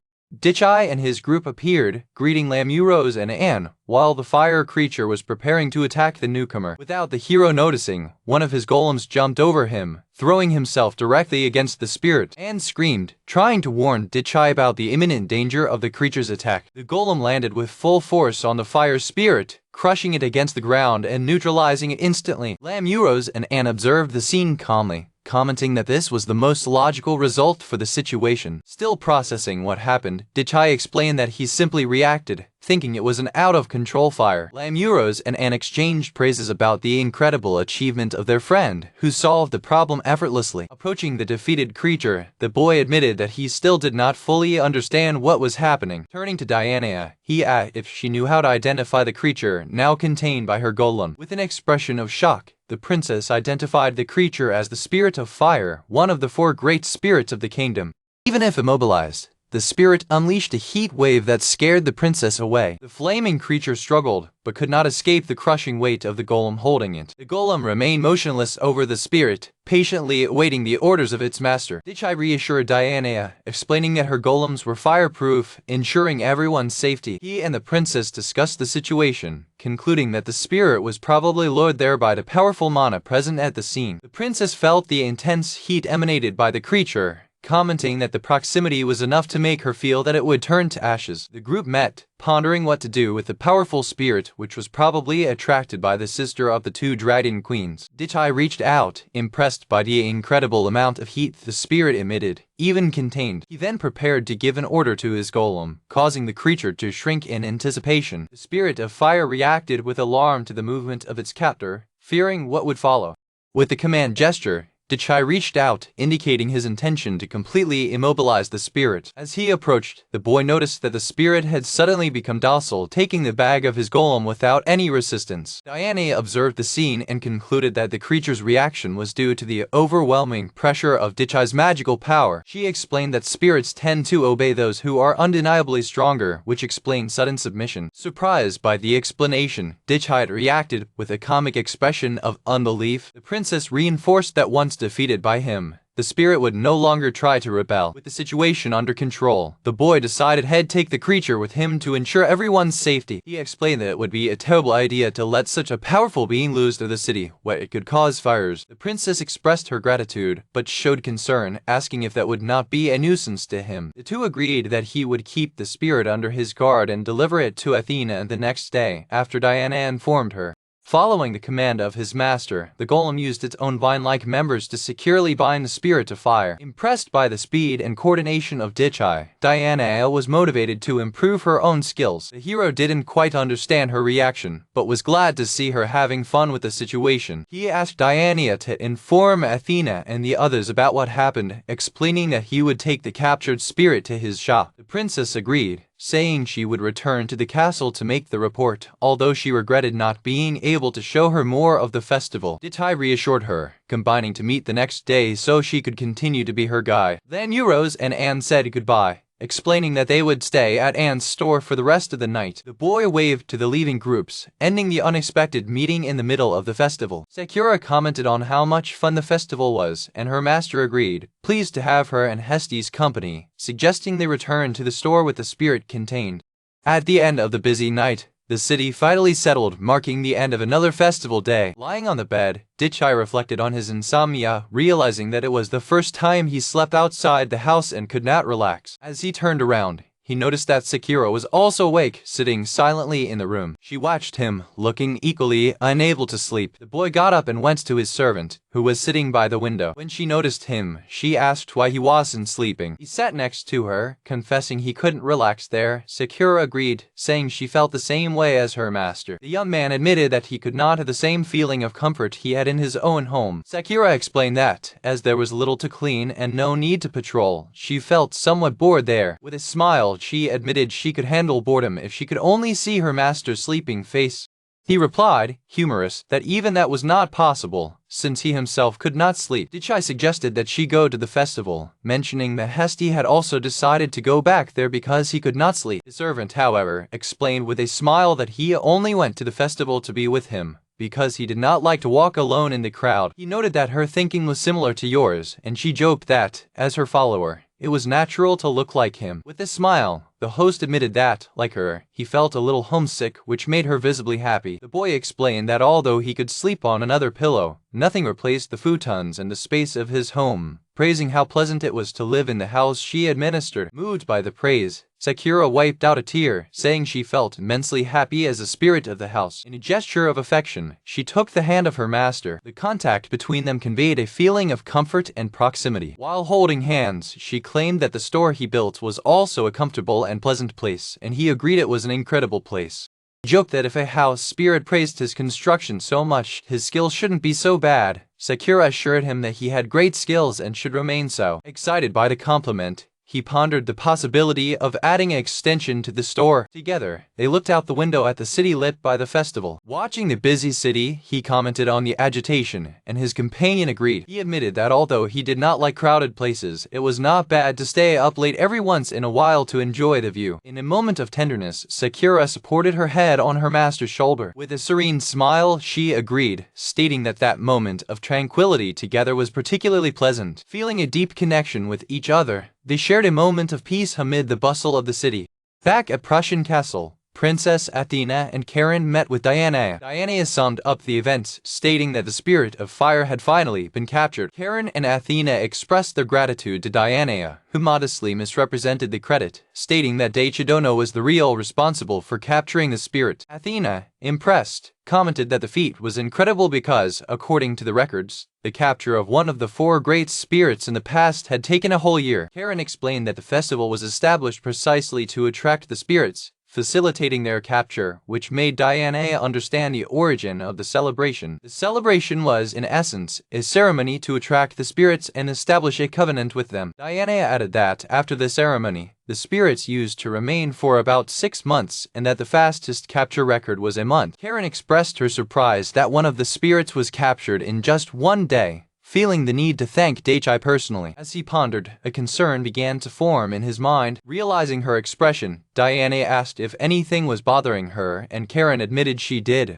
She explained that although she had not yet located the spirits of wind, earth, and water, she could feel their presence. She revealed a locket, a magic stone used by the royal family to seal and monitor the 4 great spirits. Karen explained that the stone was dark with the strength of the spirits, and Diana noticed that it was already completely black. The guard confirmed that the color had intensified since the previous day, a sign that the spirits were absorbing the local mana and evolving into catastrophic threats. Understanding that the 4 great spirits were the personification of nature itself, and that its uncontrolled power would cause a disaster, Diana questioned the need to act quickly to locate them. Karen clarified that although spirits were attracted to mana sources or powerful individuals, they evolved discreetly, making it difficult to find unless they caused a phenomenon on their own. Diana reiterated that this was the purpose of the festival, expressing her hope that all spirits would be recovered before a disaster occurred. Karen, with a serious expression, agreed and began to ponder the worst-case scenario possible. She stated with determination that if necessary, she would have no choice but to risk her own life to contain them. Surprised by the statement, Diana wondered if she was really capable of stopping them. Karen proved to be the best among the Dragon Kings, with all her abilities at the highest level, including her sensitivity to the spirits, which was the strongest of all. She explained that, as a last resort, she was able to seal the spirits inside her own body. Worried, Diana asked if she would be okay, and Karen assured her that she would not suffer direct health problems. However, she admitted that the situation could get complicated if she could not keep the spirits under control. Confused, Diana asked her to explain what she meant by complicate. Karen's answer was direct. she could get angry. Diana reacted with panic, declaring that it was absolutely unacceptable. Diana emphasized that one of her top priorities was to avoid, at all costs, a dragon king losing control within the city. With a reassuring smile, Karen promised that if it got to that point, she would make sure it happened outside of town. She added that she would never forgive herself if she lost control of her own will. She explained that even if she lost control, it would be for a short time, because the power of the spirits was limited and would run out. However, to achieve this exhaustion, she would probably have to sacrifice herself. Diana, alarmed, asked if sacrifice meant dying. Karen confirmed, explaining that it would be containing in her body the power of 4 spirits, which was equivalent to a natural disaster.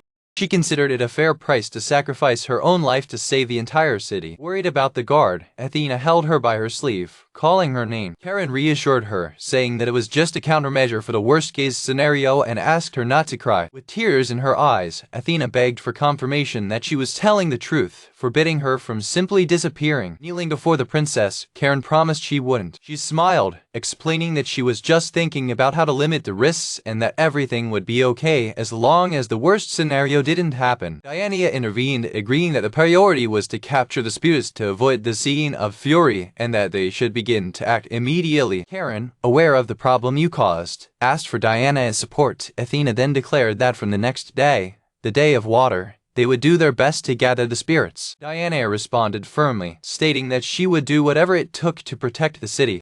The next morning, after a night in the city, life resumed its normal course. Dichai, during breakfast, seemed distracted and somewhat airborne. With a sympathetic smile, Sakura commented, "I understand what you mean. Since the peculiarities of the kitchen here are different from those of home, it is a little difficult to find the right intensity of fire, so the taste may not be exactly the same." He promptly replied, "Really? I think today's meal is great too. You don't have to worry about that." However, the boy added, "But I understand your point, Sakura." Reflecting on the night before, he decided, "I should start adjusting this door gradually to make it easier to use. Expanding to 3 floors must be a good start, right?" Sakura agreed. "Yes, it would be more convenient to have more space after all," he continued, remembering the crowd. "It occurred to me yesterday that, as we had many people coming here, we do not have enough private areas. First, let's start with the rooms. I wonder how long that'll take." With a confident smile, his servant encouraged him, "With your current level, I'm sure the master will finish very quickly." Changing the subject, he asked, "There are also preparations for the opening of the store. How is the progress of apple juice production?" She replied, "The golems have been working non-stop since yesterday, so I think everything will be fine." As he approached one of the golems, Dichai stroked his head and commented, "Satisfied, it seems you completed your task." The golem swung joyfully, proud of his work alongside the newly produced juice barrels. The little creature seemed to vibrate with happiness for having accomplished its mission successfully. With everything ready, the young man declared with a determined smile, "Okay, let's open the shop." He turned to his assistant and instructed, "I'll open the blinds. Please make the necessary preparations in the meantime." Sakura, she promptly replied, "Okay, immediately, master." Positioned at the counter of the newly opened store, Dichai commented, "It feels new to be in front of the store, huh?" A client approached, congratulating him on opening the establishment. It was Garu, the werewolf, who addressed Dichai with reverence. "My king." The boy greeted him back. "Oh, Garu, it's been a while." Dichai thought to himself, with a slight amusement, "Our first client is not a human, but a werewolf, huh?" Curious, he asked, "How are you here so quickly, even if I didn't tell you I was starting this business?" The werewolf answered with pride, "I am very confident that my ability to gather information is the best of all existing species. Besides, we're talking about our king starting his business. There's no way I'm losing that information." The young man commented, "I see. By the way, I hear the werewolf's tribe has become very close to the people of this town." Generu explained that even without his information network, he would have found the site anyway, considering the huge amount of mana emanating from the store. Surprised, Dichai asked out loud, Is it leaking that much? I'm suppressing as much as I can with my cloak, though." Your client clarified, "No, it's leaking from those golems and the drinks you have there. As expected from Arcane, no one but you would try to put something of that caliber on the market." The boy thought, I just thought about myself while applying the layer, so I completely forgot the golems. Now that I think about it, It makes sense, since magic stones and apples from those trees are materials that contain a lot of mana. Generu reassured him, explaining that ordinary humans could not feel the mana, emitting only a slight feeling of discomfort that could unexpectedly attract people. With that, Ditai decided to leave things as they were. With a warm smile, he finally welcomed his first client. By the way, I forgot to say that, welcome. How about buying some drinks? Excited, the werewolf promptly replied, it'll take about 30 bottles, then. Dichai, surprised, exclaimed, that's a lot. Admired by loyalty, the boy commented, the werewolf tribe is really struggling, huh? Generu explained, it's for every agent in our intelligence service. I came here as their representative. He detailed that the 30 agents were in town, in charge of investigating suspicious individuals or strange phenomena. The grateful young man replied, I'm glad you all adapted to life in the city. His subject expressed deep gratitude. It's all thanks to you, my king. We can't even compare our present life with the old times we lived in battles and robberies. Now we live in gratifying days. Dichai stroked the head of a golem and said humbly, I didn't do anything. You're the ones who worked hard. You don't have to thank me for that. Your king's words deeply touched the werewolf's heart. Moved, he declared, our king is truly magnanimous. I'm really glad I chose to serve you. A little dull, the boy thought. I don't remember taking you under my wing, but okay. Turning to the golem, he asked, so it's okay if I put your order inside this small barrel, right? With a smile, he presented a large wooden barrel. Here it is, there's a faucet so you can share as you like. Extremely grateful, Generu exclaimed. Thank you very much. Let's take it easy. With the request in hand, he prepared to pay. So, how much will it be? The salesman scratched his head, admitting, I didn't think about it. How much should I sell? He then turned to his client. How good would that be? It would help if you could set the price, the werewolf panicked. Hey, does that mean the king wants my advice? This is too heavy a favor to ask, Dichai insisted, reminding him. I just want an objective opinion. You're confident about your information, right? Still hesitant, Generu replied. Sighs, I certainly said that, but seeing the insistence of his king, who joined his hands in a gesture of supplication, he yielded. Deep breaths, the werewolf agreed. After all, this is no ordinary juice. He analyzed the drink and concluded, judging by the amount of mana, it's more for the category of a high-level recovery potion, so I guess it could be sold for about 1,000 gold coins. Dichai was surprised by the value, thinking loudly, you can easily live quietly for a year with 3 million gold, so I think selling this barrel of juice to 1,000 gold would be very expensive. Untrusted, he asked, you don't have to buy it on purpose for a higher price just because of me, you know? The werewolf vehemently denied. And that's not my intention. I swear on my life I'm not doing this out of consideration to you. Considering the exceptional status of high-quality potions, this is a suitable price. Convinced, the young man agreed, okay, let's go at that price then. Generu put a heavy bag of coins on the counter. So it's 30,000 gold for 30 cups. He bowed deeply in thanks. Thank you very much. I wish our king's shop would prosper. Dichai and Sakura watched as their first and satisfied client walked away. Holding the bag of gold, the boy reflected with a drop of sweat on his forehead. I can only think of problematic things if business continues to prosper at this rate, however. His unexpected concern was that while it was good to make a lot of money, the store could, in an unforeseen crisis, physically collapse under the weight of so much gold. With the price of apple juice set, Dichai held the bag of gold and pondered. I have to think of a way to use the rent I've earned if I don't want the store to collapse physically. A new client arrived at the store announcing his presence with a good morning. It was Generu, the servant of Hesti, who presented himself with a smile. I'd like to do some shopping. Young monarch, Dichai, in a chibi version, recognized him. Generu. Dichai welcomed him with a lively welcome. The butler expressed his satisfaction. I'm honored you still remember me. The boy reflected on the newcomer, remembering that he was originally Hesti's attendant and had excellent manners. Dichai commented, for a second. I thought you were just an ordinary old man. Generu, flattered, replied. Haha, thank you so much for your compliment. The servant explained, as I don't have much talent for human metamorphosis, I devote all my effort to manipulating the atmosphere around me. Dichai, impressed, thought, the fact that you can do this is amazing, you know. The store owner thought to himself, it's strange that even my second client isn't human either. He pondered, maybe it's just because there are too many inhumans in this town. Well, in the end, a client is still a client. We only sell apple juice here, is that all right with you? Asked Dichai. Generu replied calmly, I don't care at all, it will be a great request, though. Is it okay with you? The boy assured his client, yes, I just dealt with a very big request before your arrival, so I don't think he'll be easily surprised by yours. The butler replied, Oh, then there won't be any trouble. Generu asked for 300 glasses, surprised. Ditai asked, maybe I misheard what you just said. Could you repeat that, please? The servant firmly confirmed. 300 cups, please. The young man, still shocked, exclaimed, that's really a lot. The butler explained the reason for the great request. This is for all the members of our clan who have just grown up, you see. He continued, while Hesty's image enjoying the drink appeared. As Miss Hesty always boasts of how delicious her juice is, there seems to be no end to the number of our people who would like to prove it. Dichai asked, but since we're talking about dragons, I don't think 300 glasses will be enough, right? Generu clarified, it's okay. The newly adults can drink only a little as a kind of reward after all. Still perplexed, the boy asked, I understand, but are you okay to treat a simple glass of apple juice as a reward? Generu explained with conviction, being produced not only from a land overflowing with mana, but also under the personal supervision of his lord. There is nothing in this world more suitable as a reward for them than this juice. Dichai, resigned, thought, really? But if you really need 300 cups, my stock will not be enough. Dichai admitted, I'll produce more, so could you wait a while? The servant readily agreed. Okay, I'll wait as long as it takes if it's an order from you, Monarch. However, Generu added a caveat.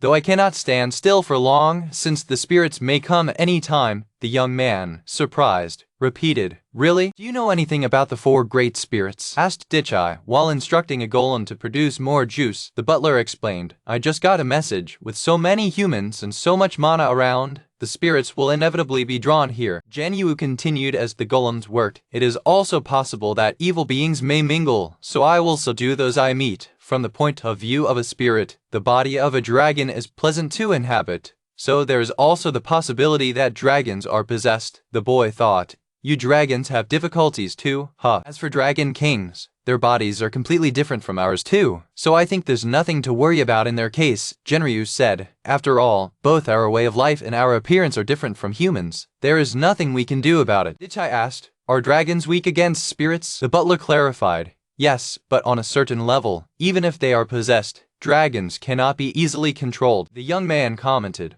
what a dangerous relationship you have there. Oh, looks like your request was completed while we were talking. 2 golems presented a large metal cistern. Here it is, a 300-cup container, said Dichai. I put it in this container, since it's too much. Generu thanked and asked about the price. The servant then commented, as far as I know, the market price of a glass is set at 1,000 gold. That's cheap, forgive my rudeness, but can you live like this? Well, yeah, I can live very well, answered Dichai, scratching the cheek. On the contrary, I'm currently wondering what I should spend the money in making. The butler, scouring his belongings, said, I understand, as expected, my lord is generous. I'm glad the price is low, since I don't have much of the human currency used on me right now. Generu placed a giant bag of gold on a counter with the deaf drum, declaring, 300 cups give 300,000 gold, so I think this bag should be enough. Loading the cistern on the shoulder easily, he said goodbye. I'll retire then. Thank you so much for today. With an amazing expression, Dichai managed to say, Ook, please come back always. Watching his client leave, the boy reflected, so far my store has become a juice store specializing in dealing with inhuman clients. I think it's okay, since the customers are buying happy, though. He looked at the huge purse of money and thought with a sweat on his forehead, I made a lot of money again. Dichai turned to Sakura. I'm out of stock with this last request. Let's close the store for a moment and make the golems produce more juice. In the meantime, let's start expanding the store. Sakura, radiant, replied, yes. Let me help you, master. Watching his shop, Dichai plans his expansion. He decides that to create more space, he will add at least 2 more floors, turning the project into a great construction work. Dichai ponders the best way to make the expansion and suggests using the giant tree that surrounds the store as a basis for construction. Sakura readily agrees with the idea of her master. With the decision made, the boy raises his staff, preparing to begin the magical process of construction. With a firm command, he orders the trees and bushes to extend, forming the new store floors. Obeying his will, the giant tree begins to wriggle and grow, the sound of his transformation echoing as the new floors take shape. The structure of the store expands, with the branches and trunk of the tree forming a new upper floor. The growth process continues at an accelerated pace, with branches intertwining to create the new structure. In an instant, the expansion is complete. Before them, The store now stands as an imposing tree house of several floors with side attachments integrated to the structure. With a happy smile, the boy observes his work, impressed by having completed the complex expansion in just a few seconds. He comments with his servant that he expected more difficulties, since the layout was different from that of his home, but admits that her corrections greatly facilitated the process. Radiant, his companion humbly disagrees, stating that the tree moved so splendidly solely because of the powerful mana of his master. Taking the time off, he decides to start an old project, the creation of an arm made of magic stone. Sakura confirms that this is the tool he plans to use for excavations. The boy adds that the new tool will also be useful for juice production and suggests that they work in the workshop they built on the new floors. With the plan set, the two enter the store to start working on the new project. In the new workshop, Ditai enters carrying a heavy box full of magic stones, the material for his creation. He dumps the stones on the table, declaring that he will use the whole lot for the construction of the magic arm. With the materials ready, he prepares to begin the delicate molding process. Pulling up his sleeves, he prepares to manipulate the magic stones, while his assistant watches with a smile. With a firm grip, he begins to warp the magic stone, which yields under his hands as if it were clay. He continues to shape the rock with ease, giving it the desired shape under the attentive gaze of his companion. Wonderful! Sakura expresses her admiration, commenting on her master's incredible ability to work with magical stones as if they were merely clay. After a concentrated period of work, he announces that the play is finished. He presents his creation, but notes, somewhat disappointed, that the result resembles a ritualistic weapon, such as a vajra, rather than a functional arm. Analyzing the play, he admits that he failed in his attempt to recreate separate fingers, which resulted in a large, rudimentary format. Reflecting on the result, he concludes that, given the circumstances, this form may be the best for now, but acknowledges that he needs to practice much more his creative skills. Observing the tool, he expresses his desire to, in the future, be able to refine his creations with much more detail. His servant approaches and gently touches the surface of the newly created tool. Together, they hold the heavy arm of stone, and the boy seems surprised by her gesture. To encourage him, she claims that her ability to manipulate magic stones so resistant to this level is by itself an incredible achievement. With a smile, she reflects that the strength and weight of the tool are such that they will certainly be able to spray rocks, and the same will apply to apples for juice production. In agreement with her assessment, he decides to stop there. Pleased to have successfully created what he wanted, he rejoices that he has taken good advantage of his free time to manufacture the tool, which they will later use. Sakura, excited, agrees with her master. On arriving at the store, Princess Athena was amazed at how large Dichai's house had become overnight. Karen, your bodyguard, kindly reprimanded her to take care of her manners, to which the princess apologized. The two approached Dichai, who was at the counter of the store, and greeted him. Karen informed the host that they would impose on him again that day. He said he didn't care, since they had business with him. Appreciated for understanding, Karen heard while the boy invited them in, saying that the person of interest was inside. Inside the store, Athena and Karen were surprised to see the spirit of fire, one of the four great spirits, sitting quietly in the kitchen. The young princess, impressed by the creature's tranquility, asked her brother Dichai how he managed to capture her. He casually explained that the spirit attacked him while walking, and the golem carrying his luggage simply knocked him out. Athena, confused, questioned Karen whether it was possible to defeat an elemental spirit of fire with a golem made of wood. His guardian clarified that it was totally possible as long as golem had more mana than spirit. However, she stressed that such cases were extremely rare, because the power of a spirit was at the level of a natural phenomenon. The princess agreed, admitting she thought the same. Dichai declared that, anyway, the spirit was now theirs, for he could not keep it there indefinitely. With the situation clarified, the princess instructed Karen to prepare the pendant to seal the creature. The bodyguard promptly picked up the magic medallion used to contain the spirits. Holding the artifact, Karen ordered the fire spirit to return to the magic stone. Ignoring the order, the clone of the spirit turned and gesticulated toward the kitchen stove. While the boy wondered what the creature was doing, Karen explained that she seemed to like the place and was trying to share its power. Under the influence of the spirit, the stove began to shine with an intense reddish light. From the stove, a new and smaller clone of the spirit appeared in an explosion of flames as a gift. Asked what that was about, the Dragon Queen explained that it was a clone. The spirit had separated its physical body from its consciousness.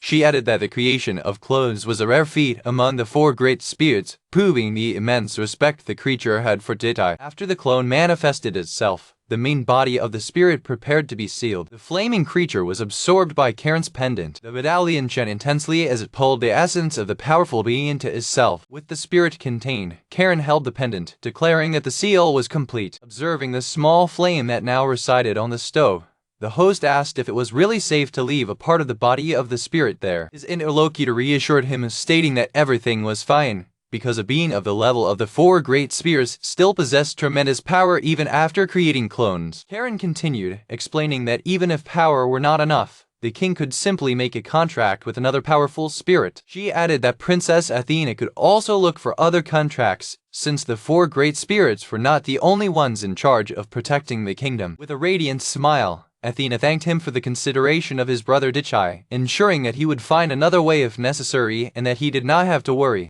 With pride, the young princess mentioned that she was being very well trained by Karen. The boy reflected on himself, noting that Athena's working personality reminded him of Diana. Curious, he asked Karen why she, a dragon king, was training the princess. The warrior explained that she was rescued by Princess Athena on a day when she fainted from hunger, which surprised Dichai, exclaiming, "You too." He thought about how the same thing had happened to Hesti and wondered why the dragon kings never realized they were hungry. Karen explained that sometimes they miscalculate the amount of energy a human body consumes. She elaborated, saying that after using all their power, they need to sleep to replenish their mana and, in doing so, end up neglecting their stomachs. The Dragon Queen concluded that this is why they often fainted from hunger. The host thought that as a living being it would be problematic if Hesti lived just eating grass, and so he made sure that they ate together these days. With a smile, Karen thanked Dichai for trying so hard to understand the Dragon Kings. He replied that he simply could not watch without doing anything. His interlocutor, in turn, said that Hesti looked the same as always and was happy to hear nostalgic stories. Deciding it was time to leave, Karen suggested that they retire, because they could spend all day talking about old times. Athena agreed, remembering that they still needed to look for the other spirits. Saying goodbye with a wave, the two left, leaving the boy at the store door. Watching them leave, Dichai commented to Sakura that, both yesterday and today, he kept dealing with excited people. "Your servant, thank you for your hard work." Sakura offered to make him some tea, and he thanked him. Suddenly, she released a surprise exclamation, which made her master ask what had happened. The two looked at the stove, now wrapped in intense flames, and Sakura noted that the strength of the store's stove had increased. With a radiant smile, she realized that it was a sign of gratitude from the spirit and was happy to be able to cook even more delicious foods from now on. Dichai concluded that they had received a reward for the capture of the spirit, while the little flame happily danced, a new permanent resident in the store.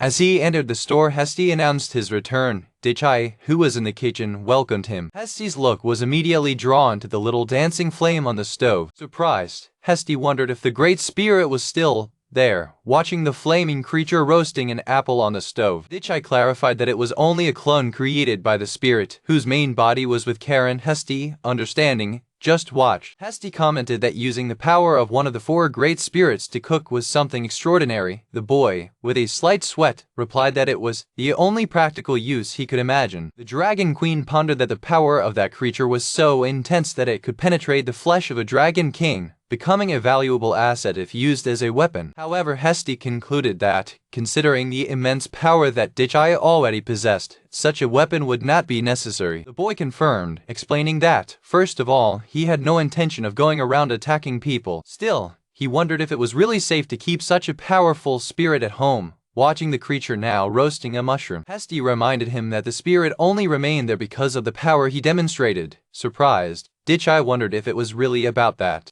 She explained that the only way to master a spirit was through pure power. As he defeated and captured him, they established a kind of relationship of master and servant. The Dragon Queen claimed that a spirit never betrays the one to whom it submits, and that is why the creature left a clone behind, perhaps with the intention of settling in this store. The friendly spirit offered the roasted apple to Dichai, who felt the heat emanating from the food. With a smile, the boy stroked the head of the spirit, commenting that the result was very good, considering they did not use an oven. The flaming little creature seemed to vibrate with happiness with the gesture of affection of his new master. Surprised, Dichai noticed that he did not burn himself by touching the spirit and wondered if it was because the creature had surrendered to him. Hesti corrected, explaining that the spirit was certainly reducing the amount of heat it emitted, but because it was wrapped in fire, it should still be hot. The Dragon Queen clarified that, in fact, his protective magical layer was so strong that the heat could not cross it. The spirit, in turn, seemed to strive to the fullest to contain its flames, as if it wanted to ensure that it was no longer hotter and safe. The boy concluded that everything was fine, as long as he could hold him without getting burned. Suddenly, Hesti's stomach snored loudly, breaking the silence of the kitchen. She wondered, somewhat confused, if perhaps she was hungry, to which Dichai replied that it was quite obvious. With a smile, he offered him the roasted apple the spirit had prepared. Surprised by the gesture, she wondered if it was really for her. He explained that he imagined that she would return home hungry, and so he prepared the snack for her. With a sincere thanks, Hesti accepted the apple that he extended to him. Without hesitation, she took a big bite of the baked apple. His face lit up with a radiant smile, indicating how delicious the apple was. Satisfied, Dichai told her to eat quietly as he went to the front of the store. Positioned behind the counter, he is prepared to meet the clients of the night. With the store open for the evening business, he relaxed, waiting for the next client, imagining it would probably be another non-human to show up. Lamuros and Anne approached the store, saluting Dichai, who was busy at the counter. Dichai greeted them, commenting that he hadn't seen them since the day before and reflecting that his clients were consistently inhuman. He welcomed them, but asked for a moment to finish programming a golem to meet the customers. With a smile, he reminded Lamuros that technically she had been there before when she fell in that same area. Lamuros admired the shop, commenting that it was his first time visiting the site. Embarrassed by the memory, Lamuros admitted that it really caused problems on that occasion. Watching the menu, she asked Dichai if that was, in fact, a juice store. He confirmed that he did, and with the golem programming completed, he declared that everything was ready. Lamuros promptly ordered 50 bottles. Surprised, the boy asked if it was a gift, but she enthusiastically confirmed that she would drink it all herself. Confirming that he would drink all by himself, Dichai reflected that, among the Dragon Kings, she was the greatest and had an appetite to match. Understanding, he presented him with a barrel containing the equivalent of 50 bottles. Thank you, she opened the barrel with enthusiasm, ready to drink. Without hesitation, she lifted the heavy barrel and began drinking directly from it. Watching the scene, with Anne shocked next door, the boy thought that was really incredible. Recovering from the shock, Anne offered to take care of the bill. Seeing the price of 1,000 gold coins per bottle, she was shocked, wondering if he was really okay with selling such a high-quality product for such a low value. She explained that because of having physical and magical recovery skills and being delicious, the juice would normally cost twice the price. The boy admitted not to know much about market prices and said he was satisfied with that value. He then calculated the total, stating that 50 bottles would cost 50,000 gold coins. Anne was distressed, lamenting that all her earnings of the day would disappear with that purchase. While Lamuros was grateful for the drink, Dichai asked what the two were doing in town, and began to search her purse to show off her products. With a smile, she explained that they were traveling and selling goods as remedies and magical items. She added that Lamuros was helping her carry the products, and mentioned that they had won a lot, and Dichai commented that their business seemed to be thriving. She explained that because it was Festival Water Day, many people were drinking, so they were selling recovery potions and sobriety. Watching the party crowd, the boy wondered if that was normal, and Anne confirmed it was a festival custom. As a result, there were always people who drank too much, which drove the sale of their items. The boy praised her for being good at business. With modesty, she replied she wasn't that good. Realizing his hesitation, he asked if there was anything wrong. She explained that she tried to sell high-quality potions, but the price was so high that it ended up leaving customers sober instantly, which Dichai found an interesting form of business. She illustrated this situation, describing how customers, hearing the price of 20,000 gold coins per potion, were shocked. With a sigh, she lamented that even drunks, they all controlled their purses well, being able to sell only a few low-grade potions as a remedy for sobriety. She expressed her frustration, for although she knew that extreme grade would be difficult to sell, she believed that high-grade women would have a way out, but reality proved complicated. Curious, Dichai asked how many of those potions she couldn't sell were still left. He specified that he was interested in items that were not bulky and that could be expensive. Searching her purse, she presented a high-quality recovery potion, which cost 20,000 gold coins each, and reported that she had 10 units. She also showed a communication remedy that allowed the spirits to physically touch, worth 150,000 gold coins. To your surprise, he decided to buy everything. Shocked, they both asked if he would really take everything, and the boy confirmed his decision and calculated the total, reaching the impressive amount of 350,000 gold coins. Dichai, however, said everything was fine.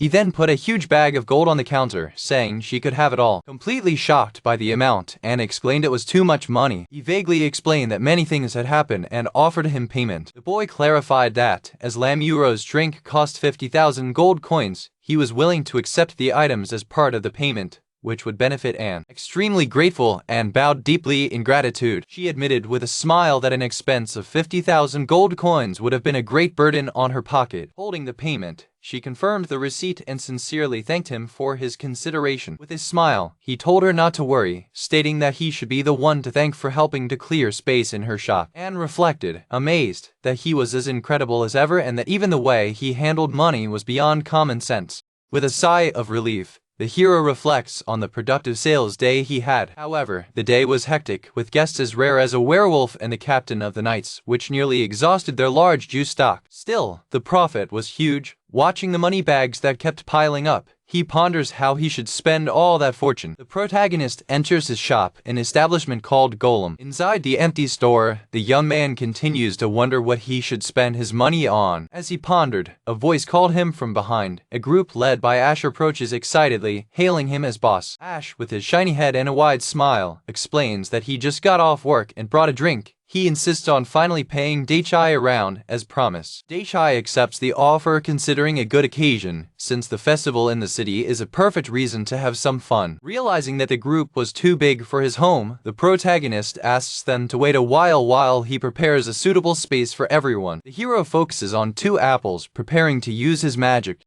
With his staff in hand, the young man orders the apples to grow, expanding in length and width. Instantly, a large wooden deck materializes before the group, a spacious platform created in a blink of an eye. Ash companions marvel at the display of power, exclaiming how amazing their boss is. Suddenly, a group of rabbit women approaches, calling for their savior with admiration. The women of the Battle Bunny tribe, led by Rebecca, greet the hero, happy to see him after so long. Rebecca mentions that she learned from the werewolves that he had opened his store and was about to go out for fun. The rabbits then offer their services as waitresses, stating that serving others is their specialty area. They express their desire to return the favor since he was the savior who built their shop and they have not yet had a chance to serve him. The host notes that Ash group is already completely enchanted by the charm of rabbit women. He agrees to rely on their help, but asks them to be careful not to cause any confusion in the city.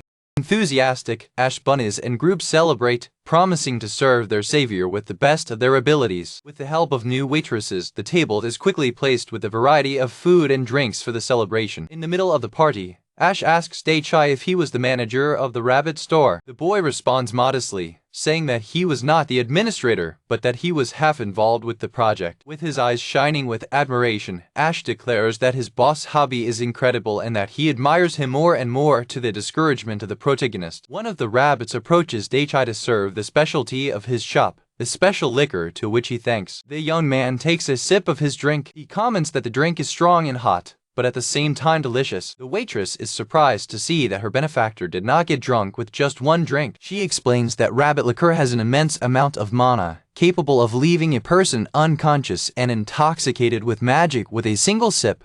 Shocked, the girl concludes that the reason her savior is perfectly well is that her mana reserve is so gigantic that the drink had no effect. The protagonist rebukes her casually for trying to get him drunk with such a strong liquor and asks what his intention was. Insinuatingly, the rabbit admits that she thought that if he got drunk, she might try something with her. Faced with the cold look of her savior, she quickly portrays herself, saying it was just a joke and asking forgiveness, especially for having made such an insinuation in front of his shop. The girl explains that liquor is so precious that it is usually served diluted in water, but she wanted it to taste the concentrated version, which is even better. Meanwhile, the guests treat the waitress as a real idol, treating her with enthusiasm. The hero agrees that since liquor is so strong, it is best to dilute it for general consumption. He then turns around and calls his golem, asking him to bring some apple juice to the table. With the juice in his hands, the protagonist begins to dilute the potent rabbit liquor in a glass. Asked by the rabbit, the young man explains that the liquid is a juice made from the apples of his property, which contains a considerable amount of mana, making it perfect to dilute the drink. The rabbit notes that the juice seems to overflow with mana. Ash and the others also ask to prove it, and the host confirms, saying that everyone can drink at will, for he has prepared him to be safe even for ordinary people. The waitress rabbits try the new mix of liquor and apple juice. With her cheeks flushed, she exclaims that the drink is delicious and extremely rich in mana. Ash is also impressed, stating that the taste is incredible and that, even though he has tasted high-quality liquor, he has never felt anything like it. Satisfied with the reaction, the hero thanks Ash and tells Ash that the golems are making more juice, so you can drink as much as you want. Observing the scene, the protagonist realizes that even having diluted the liquor with juice, the combination still seems to be too potent. Your suspicion is confirmed when, shortly thereafter, all guests, including Ash Rabbit and group, are lying on the floor, completely drunk. Sakura arrives with water, but realizes it's too late. She notices that everyone except her master fainted. The protagonist confirms, observing the scene of his fallen guests. The hero and Sakura discuss what to do with the fainted guests. He suggests that, as the weather is hot, they can rest right there. Suddenly, the protagonist's attention is captured by something unexpected amidst the dormant bodies. He sees a little light blue girl, also passed out and clinging to a bottle, and wonders who she is. Watching the figure asleep, he asks if she's been drinking with them the whole time without anyone noticing. The young man and Sakura observe the mysterious girl. He speculates that she may be a spirit, and his companion agrees that this is the most likely explanation. Outside her shop, the host ponders that, because it is a festival, it is okay for her to be completely drunk. To avoid a tumult, he decides to capture it discreetly, lifting his staff and ordering the trees and bushes to extend. In response to its command, branches and vineyards begin to move and stretch toward the target. The vineyards gently involve the sleeping girl, and the boy confirms that the capture was successfully completed. At this moment, Hestia appears, ignoring the fainted guests, and addresses the protagonist. Hestia, curious, asks if another spirit has appeared. The young man greets her and asks if she rested well. The newcomer explains that she felt a mana with affinity to water coming from outside, which awakened her. The protagonist, shocked, confirms her suspicion, revealing that the captured girl is, in fact, one of the four great spirits, the spirit of water. Looking at the sleeping creature, he expresses his unbelief that being wrapped in the ground is one of the treasures of the kingdom. He says it's hard to believe that she's a great spirit when you see her so drunk. Hestia notes that although the water spirit likes to drink, she seems to be excessively drunk. She then asks the hero if he drank with the entity, and he confers that yes, she is undeniably drunk. Hestia deduces that they had a drinking competition and that the young man won. He, however, thinks they were just at the same table. She clarifies that the water spirit loves drinking challenges and probably drank so much in an attempt to overcome it. The boy begins to protest, confused by the situation. He denies having participated in any competition, insisting that all drank at their own pace and gradually. Hestia points to the huge amount of bottles scattered across the floor, questioning the part of the few. She states with certainty that he won a drinking dispute, which consequently established a master and servant relationship between them. The protagonist, scratching his head, admits not to understand how these rules work. To stay awake, Hestia decides to fly to report what happened to Diana. The boy entrusts the task to her, and Hestia readily agrees. The hero becomes thoughtful, still processing the unexpected turn of events.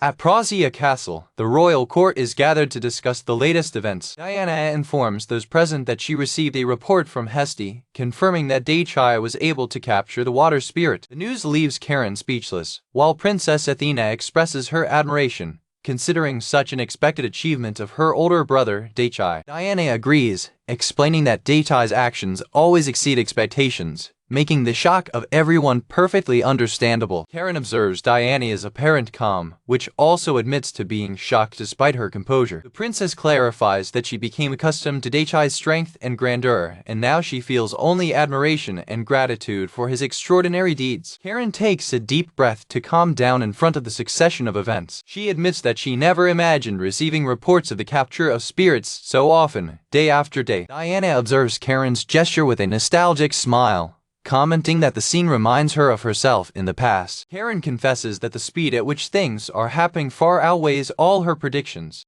To change the subject, Diana focuses on the next step. She decides that it is imperative to visit Daichai's shop the next day to express her gratitude personally. Athena realizes the evident happiness of her older sister with the decision. Diana, in turn, tries to pull herself together, reminding herself to keep up, because this is an official meeting. The conversation turns to the plans of the next day, the last of the festival. Athena declares that they still need to find the spirits of the earth and the wind, and that tomorrow will be their last chance. They plan to explore the outskirts of the city, a vast plain rich in the energies of land and wind, and other promising sites identified from the castle. Asked about her own plans, Diana explains that she needs to guide visitors and organize preparations for the traditional burning of last-day fires. Still, she offers your help for the night in case the group needs it. Athena politely refuses, reaffirming the group's decision to try to resolve the situation on its own as much as possible. Diana accepts the decision and informs her that she will be standing by at the castle from night, asking you to inform her if anything happens. With a smile, Athena agrees with your sister's plan. The group's determination is clear in their eyes. Karen reports that, thanks to Daichai's cooperation, the progress of the mission is much faster than expected, to the point of predicting a new capture the next day. Worried, she shows an artifact to Diana, a pendant used to seal the spirits. It expresses the fear that the situation will become more complicated if the spirits become stronger. Diana notes that the pendant is completely black, a sign that she interprets as bad news. Karen considers that, either because of the large number of people in the festival or because of the abundant mana in the area, the situation has climbed beyond its calculations, making it difficult to subjugate spirits. Both discuss how the festival will keep spiritual activity high for at least another half-year. The fact that a dragon king like Karen is concerned shows the gravity of the situation. Faced with the challenge, Karen and Athena pledge to do their best at the last chance they will have the next day, while Diana promises to cooperate to avoid any incidents.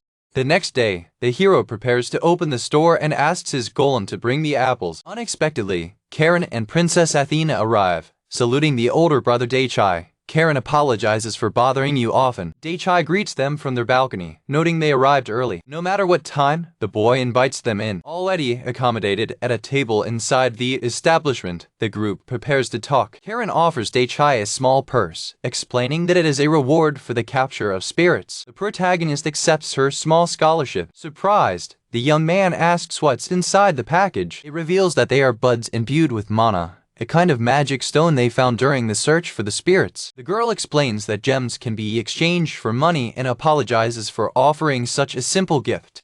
The host gladly accepts the gift, stating that he did nothing for a reward, but is happy to accept the memory. The hero points to the sink where the water spirit, now in a smaller form, has settled since he woke up that morning. It shows how the creature acts as a filter, purifying the water passing through the tap. Karen is baffled by the scene, noting that the spirit seems completely submissive and devoted to Daichai, something he himself does not understand how it happened. The noblewoman explains that because they have selfish and wild personalities, it is extremely rare to see the spirits of wind and water acting so docilely. Worried about the creature's unpredictability, Karen asks if she can seal it back on the pendant, and the young man agrees. Thankfully, the Dragon King prepares to carry out the sealing. She reaches out, holding the magic pendant to attract the entity. Suddenly, the spirit of water divides, creating a clone with the appearance of a small fish that jumps excitedly. While Daichai and Karen observe, the two aquatic spirits rotate in the air and approach the pendant.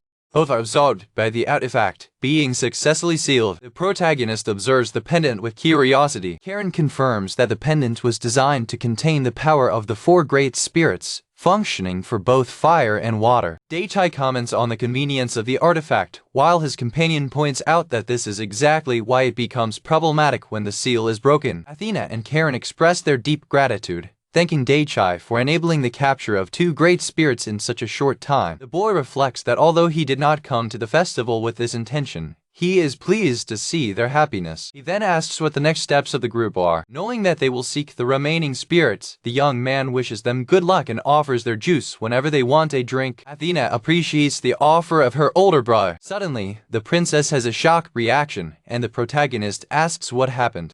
Scared, Athena points to the boy's feet and asks what that creature clings to him is. The hero looks down and comes across a small golem attached to his leg, recognizing him as the creature of the underground cave and wondering since when he followed him. He realizes that he had not noticed the presence of the golem because the creature was fused with the ground. Without understanding the situation, Daichai turns to the princess and asks if she knows what that is. With the face flushed with astonishment and animation, Athena confirms that it is the spirit of the earth they were looking for. With an expression of resignation, the protagonist realizes that he captured the third great spirit without even realizing it.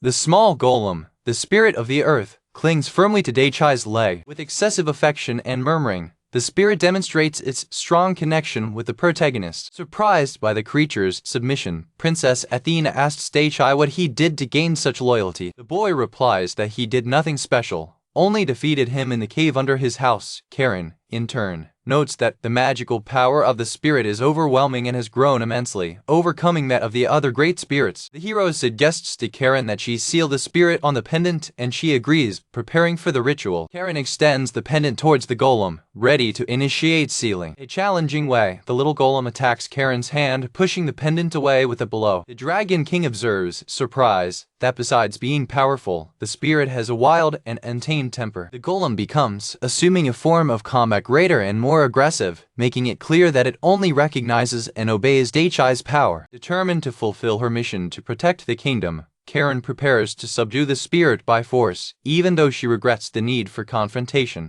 The stone creature continues to grow, becoming more threatening. Using its powers, the golem begins to cover the store floor with sharp earth thorns. Angry with the imminent destruction of his property, the host decides that the situation has gone too far. The protagonist steps firmly on the ground, demonstrating his authority. With a serious look, he prepares to impose a condition on the rebellious spirit. The hero severely warns the golem, questioning whether he plans to destroy his shop. Threatened, the spirit abruptly to attack, while Athena, on the ground, sighs relieved by the intervention. Seeing the fallen princess, the boy turns around and asks if she's all right now that the danger has passed. Athena, a little embarrassed, explains that the magical pressure released by the voice of her older brother was so intense that it knocked her down. The Dragon King, also affected, confirms that she is well, although she admits that she was taken by surprise by the demonstration of power. Scratching his head, the protagonist apologizes, admitting that his magical power tends to leak when he raises his voice.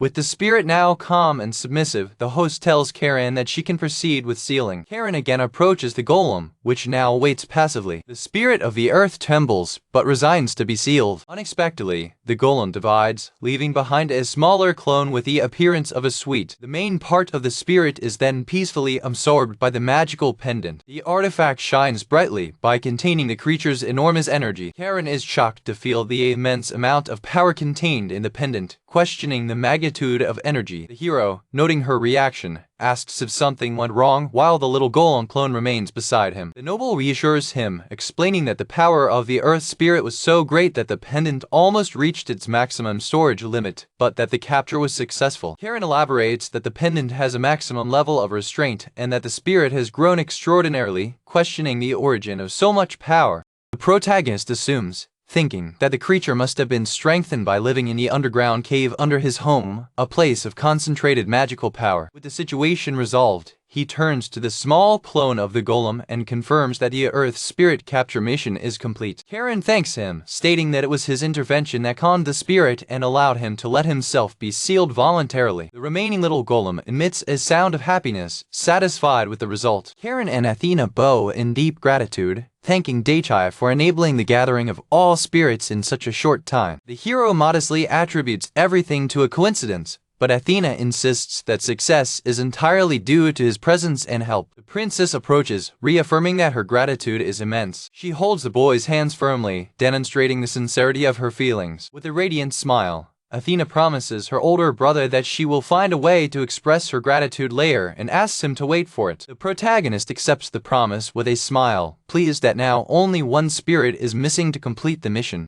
In the store, the protagonist notes Hesti about to leave and asks where she's going. Hesti explains that he promised to go to the festival with Anne. The hero notes that she clearly does not seem excited about the idea and questions why the promise. Hesti clarifies that the tour is an exchange of favors, since she asked Anne to take care of Lamuros. The protagonist points to the street, showing Hesti that Anne is already waiting outside. Hidden in an alleyway, Anne looks forward to her older sister with an expression of pure obsession. The boy comments with Hesti that the intensity of her magical presence prevented him from noticing Anne approaching. Hesti, embarrassed, apologizes to the protagonist for having to witness the embarrassing scene. The hero notes that there is no need for excuses, pointing out that everyone on the street is already instinctively avoiding Anne. Despite the rush, Hesti insists on apologizing to the store owner Anne was using as a hiding place, and the protagonist admires her politeness. Before leaving, Hesti turns around and stops him, saying he needs to give him an important warning. She warns him that his magic sheath, the seal that contains his power, is weakening and that he needs to be careful. Hesti explains that this sheath seals the mana that accumulates constantly in his body, which puts him in a situation of overflowing power. It clarifies that, although the mana usually leaks slowly, the amount it possesses is so colossal that it would be disastrous if the sheath broke. The boy finally understands that's why he released such intense magic pressure earlier. Hesti advises you to learn to control your emission of power. Thanks for the advice. The protagonist decides that he can try to use a golem as an intermediary to release his magical power in a controlled manner. Hesti smiles, satisfied with the solution found by him. With a sigh of resignation, she says goodbye and addresses her particular hell, the encounter with Anne. A little awkward, the young man wishes Hesti good luck in his difficult tasks. Hesti walks reluctantly towards Anne, who awaits her eagerly.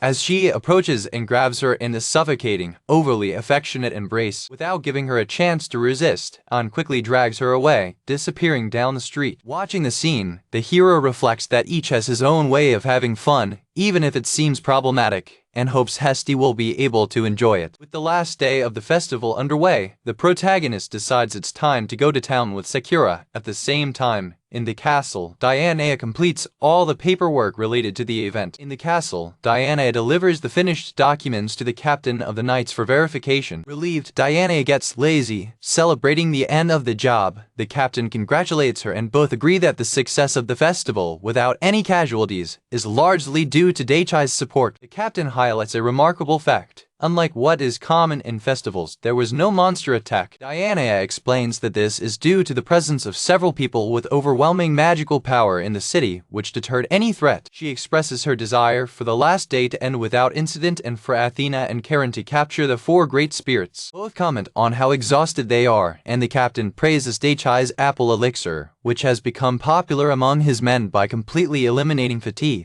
With a smile, Diana agrees, recognizing that they really owe Daichai a lot. Suddenly, a soldier rushes into the room, asking for forgiveness for the intrusion and bringing an urgent report from the city. Diana, be careful, ask what the emergency is. The soldier reports the emergence of a powerful magical tornado on the plain outside the city, which is advancing directly towards him. Looking out the window, Diana deduces that it is not a natural and suspicious phenomenon caused by the spirit of the wind. The captain says it's a little lucky the incident happened outside the city, giving them time to react. Urgently, Diana orders the soldier to immediately inform Athena and Karen about the emergency. The soldier readily accepts the order and returns to carry out the mission. Determined, Diana informs the captain that she will suspend her duties to help and asks if he has finished checking the documents. With the captain's confirmation that everything is in order, Diana prepares for battle, ready to meet the unexpected visitor. In his workshop, the hero prepares for work, remembering Hesti's advice that a good way to release his excess magical power is to use it to create items. Sakura brings the necessary materials for the task, apples and magic stones. The protagonist thanks you for your help. The young man explains that, in addition to other items he has already created, his goal is to manufacture a complete armor, and Sakura offers to help. He plans to leave a golem running the store so they can leave as soon as they finish the job. Sakura opens the window, letting a cool breeze into the workshop. She comments on the last day of the festival, explaining that there will be fireworks burning in the central square, celebrating the land and the wind. Sakura suggests that they close the shop early, explore the city and then watch the fireworks from a less busy location, which the boy agrees is a great plan. Happy with his agreement, she cuddles in his arm, expressing her joy. With the evening pledge set, the two prepare to begin the item creation work. The protagonist explains his plan. First, he will transform the apples into trees to use as raw material. With one command, he uses his magic to make apples grow. Instantly, a giant tree appears from the small apple, growing explosively before it. The unusual size of the tree surprises both the creator and his companion. Concerned, Sakura asks if the tree did not grow too much, but the boy does not seem to have had difficulty. He reflects that it is becoming more difficult to regulate his magical power, confirming Hesti's warning of his constant growth. Sakura reaffirms what Hesti had said. The power of his master is constantly growing. He decides to take advantage of the situation to practice and get used to his power, as they are in the middle of a renovation in the store and the festival is happening. Suddenly, a strong gust of wind enters through the window, and the protagonist comments on how windy the day is. He rushes to close the window against the wind. Watching time through the window, both express the hope that the strong wind will not prevent the burning of fireworks. Meanwhile, on the outskirts of Pausia, a powerful tornado forms on the plain, observed by Athena and Karen. Karen confirms that the green tornado is a sign of the magical power of the wind spirit. Faced with the threat, Athena asks what the capture plan will be. The Dragon King initially planned a magical attack to show who is the strongest, but the colossal size of the tornado makes her reconsider the strategy. She concludes that the best option is an attack combined with Athena, using full force to weaken the spirit and allow sealing. Determined, the princess understands the plan, a magical attack with full force to subdue the creature. The noble woman instructs the young woman to strike first, ensuring she will synchronize her own spell with hers. The princess wielded her wand, concentrating her magical energy for the attack. Although he admits not to be as powerful as his older sister, Athena claims to be an elite witch and prepares to use all her strength. With a command cry, she casts her spell, ordering the target to be reduced to ashes. The princess fires her fire cannon, and the Dragon King responds immediately with her hybrid blow, combining the attacks.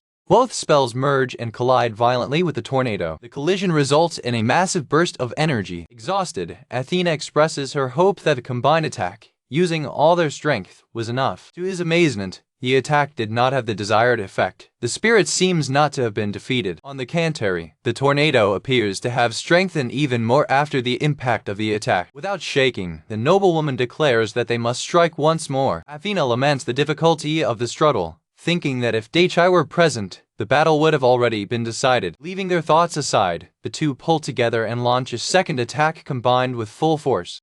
The collision of Athena and Karen's spells results in a massive burst of energy. Exhausted after the attack, Athena expresses her hope that the combined effort was sufficient to defeat the spirit. To their amazement, the attack did not have the desired effect. The smoke dissipates, revealing that the spirit was not defeated. From the ashes of the explosion, the true shape of the spirit of the wind, a creature like a bird, emerges unharmed. Watching the creature, Karen comments that although they did not defeat the spirit, at least they managed to destroy the barrier of the tornado that protected it. The princess falls to her knees, completely exhausted by the combined attack, admitting that the effort has exhausted almost all her energy. Karen reaches out to help Athena rising, showing concern for her companion. The young lady apologizes to her partner, explaining that she hasn't used her magic so intensely in a long time. The Dragon King reassures her, remembering that capturing a great spirit is a task that would normally require an entire army, and that she does not need to worry. The princess expresses her admiration for her older brother, Daichai, commenting on how he handles such challenges easily, and the noble one agrees.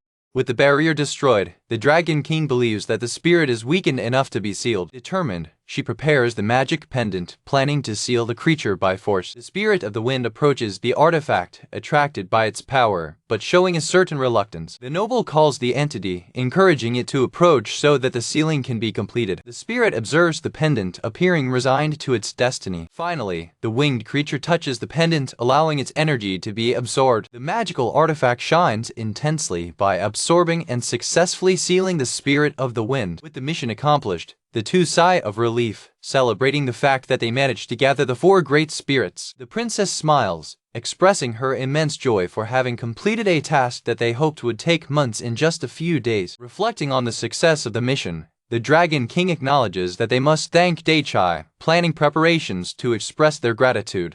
The young woman celebrates excitedly, remembering that even with the end of the mission, she will still have many tasks and training sessions with her partner upon returning home. Suddenly, Karen's expression changes into a shock and pain, feeling something terribly wrong from within. She looks at the pendant on her chest, realizing that a chaotic and unstable energy is leaking from the artifact. The energy of the four great spirits now gathered begins to leak out of control of the pendant, involving the body of the noble. The magical power of the spirits becomes wild, trying to absorb Karen's strength and invade her body, burdening her completely. Fighting to contain the energy, the Dragon King warns the princess that she has bad news and needs her to perform an urgent task. The young woman is horrified to realize the seriousness of her partner's situation. The noble explains that the powers of the four great spirits are mixing and going mad, and that she is using her own body as a temporary seal to contain the continuous release of energy. She claims that the situation is under control for now and urges Athena to take the opportunity to inform Diana about the emergency. The Dragon King orders the princess to request the immediate evacuation of the citizens and the preparation of a countermeasure for the spirits.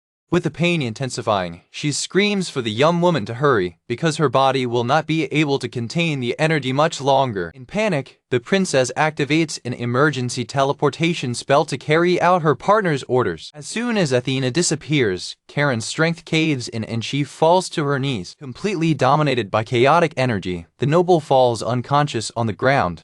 The protagonist and Sakura are shocked to observe the gigantic armor he has just created. Sakura comments, with a smile, that the armor is immense and that the magical power of his master has far exceeded expectations. The hero admits he never imagined that the armor would grow to the point of being larger than a 3-story building. Impressed by his creation, the young man decides to baptize the armor of Indo Lightning Reborn. With the name decided, the boy and his companion prepared to enter the armor and test their movements. Already inside the control booth, the protagonist announces that the test will begin at the robot's hands. The arm of the armor moves successfully, and satisfied, he decides to test the weapon then. The handle. The gigantic armor lifts its imposing locket, demonstrating its power. Contemplating the scene, Sakura attributes the exceptional performance of the armor to the strengthened state in which her master is currently. On the street, a group of children sees the giant robot and marvels at the scene, believing it to be some kind of spectacle. From inside the cabin, the hero and Sakura observe the marvels of the children through the monitor. To entertain the children, the young man makes the armor perform some movement and poses. The children vibrate with emotion when watching the robot move, screaming how amazing it is. The young man smiles, pleased to see the infectious joy of the children with their performance. Sakura comments that the enthusiastic reaction is also due to the splendid form of the armor, and her master concludes that robots are loved everywhere. Decided to entertain the audience a little longer, he prepares to move the feet of the armor, but notices something strange in one of them. As he looks closer, he realizes that the little spirits he had captured are clinging to the robot. Small creatures emit sounds, desperately trying to draw the protagonist's attention to something. Watching the scene, Sakura assumes the spirits want him to take them somewhere. The spirit of the earth in particular seems extremely desperate at reinforcing the urgency of the request.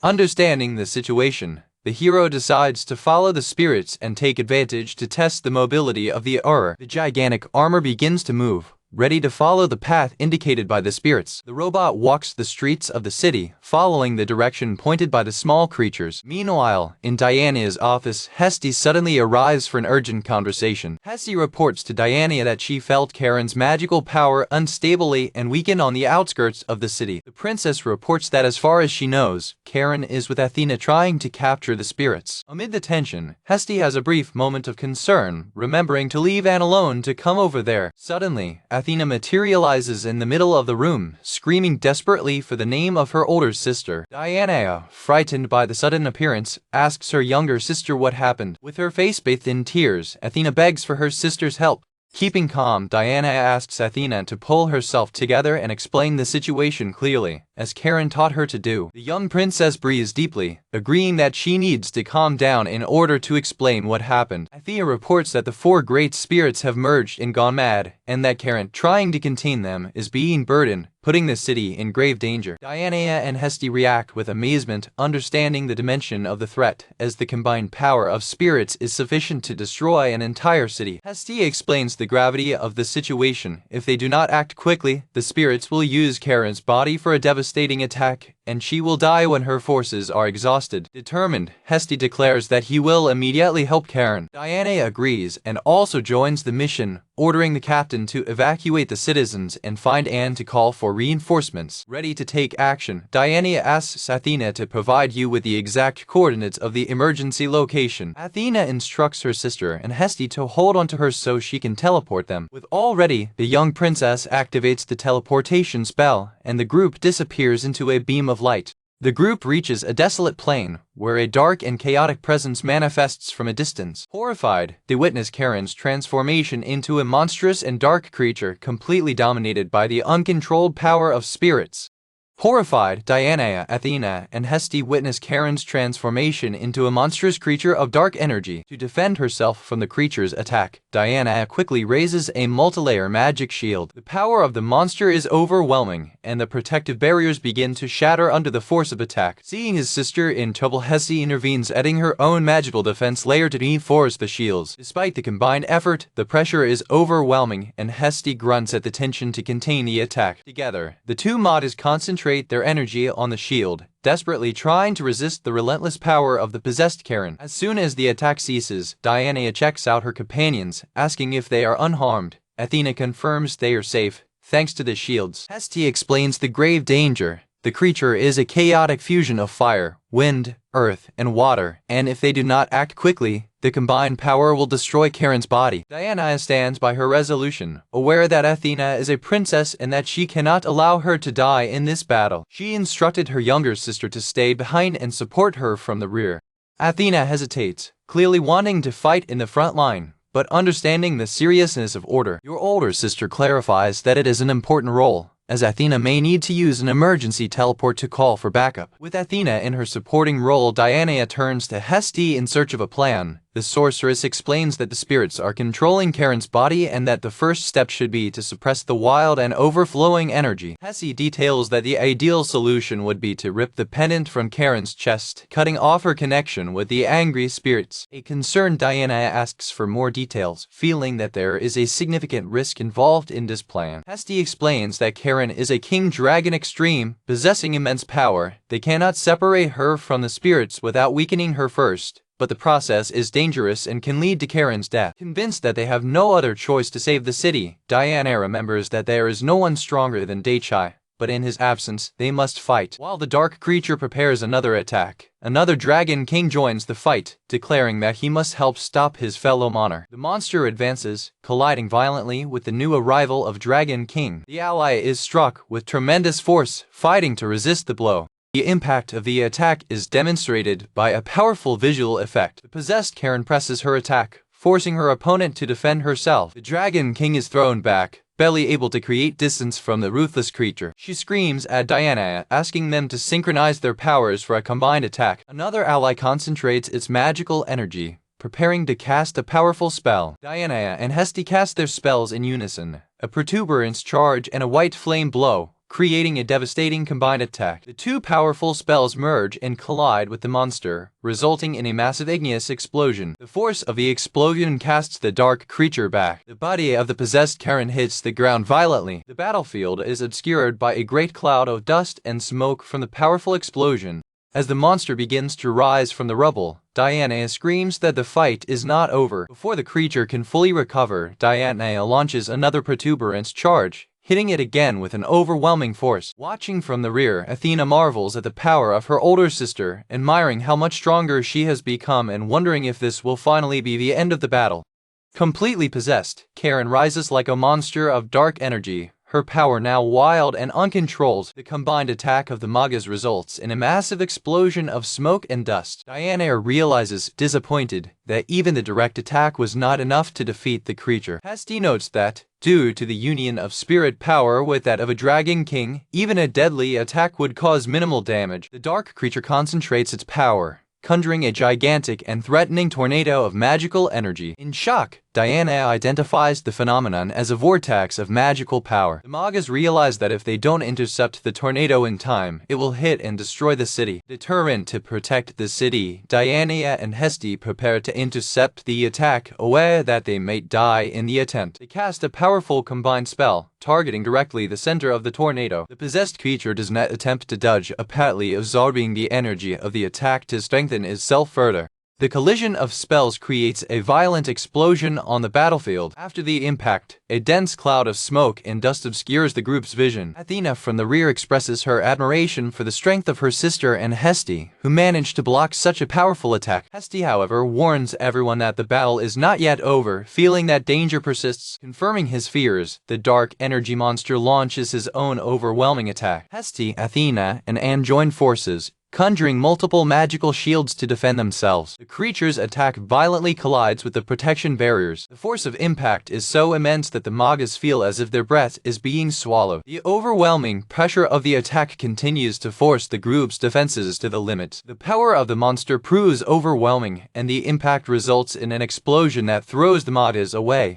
Athena, fallen to the ground and stunned by the speed of the attack, is questioned by her sister if she is well. Worried, the young princess points to the blood on Diana's face, which reassures her. With determination, the noble rises, stating that as long as she can stand, she is well. The group observes the creature from a distance, which still emanates powerful energy, preparing for a new attack. Hestia asks Diana if she can still fight, and the princess answers that it is not time to give up. Without waiting, the dark creature advances at high speed, targeting the city in the background. Realizing the intention of the monster, Diana stands in her way, determined to protect the citizens, even if it costs her life. With her heart accelerated, the noble prepares for impending impact. As the creature approaches the final blow, a tremor shakes the ground, interrupting the creature's attack. Confused, Diana feels a slight push coming from under her feet, and Karen's body is repulsed backwards. The monster is thrown away by an invisible force. Completely exhausted, Diana finally gives in and falls to her knees. Hestia approaches to help, and both feel majestic and powerful magic filling the air around. The two Magas recognize the warm and familiar aura that surrounds them. They look up and understand the origin of the overwhelming power. Daichai's giant robot appears on the battlefield,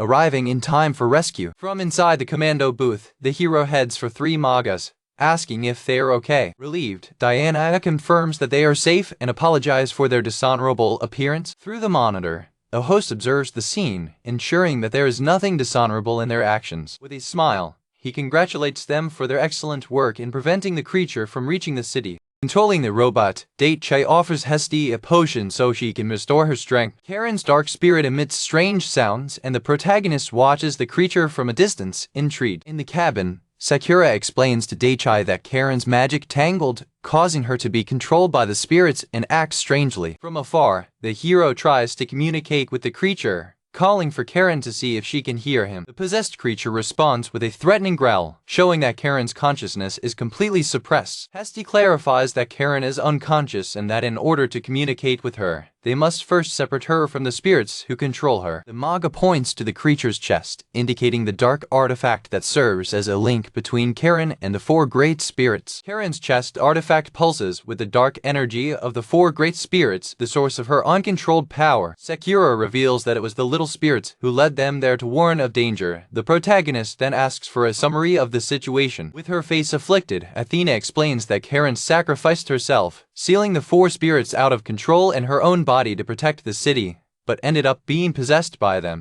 Hestia confirms Athena's story, reaffirming that Karen is in fact acting as a living seal to protect the city. The hero reflects that the Dragon Kings, like Hestia, have a tendency to self-sacrifice. He concludes that this attitude is not good, showing his determination to resolve the situation in a better way. Realizing the growing hostility, the possessed creature launches a powerful energy attack. The monster advances at high speed, concentrating his strength on a direct blow. Daichai's robot defends itself, causing a massive tree to sprout instantly to block the dangerous attack. The force of impact is overwhelming, demonstrating the immense power the creature now commands. From inside the cabin, the protagonist and Sakura observe the scene. The hero comments that the attack was not so shocking, and his companion notes that the spirits seem to instinctively fear his power. Despite the fear of the creature, the young man realizes that the hostility of the spirits is not diminished. The creature is repelled by the blockade, but recovers instantly, still ready to attack.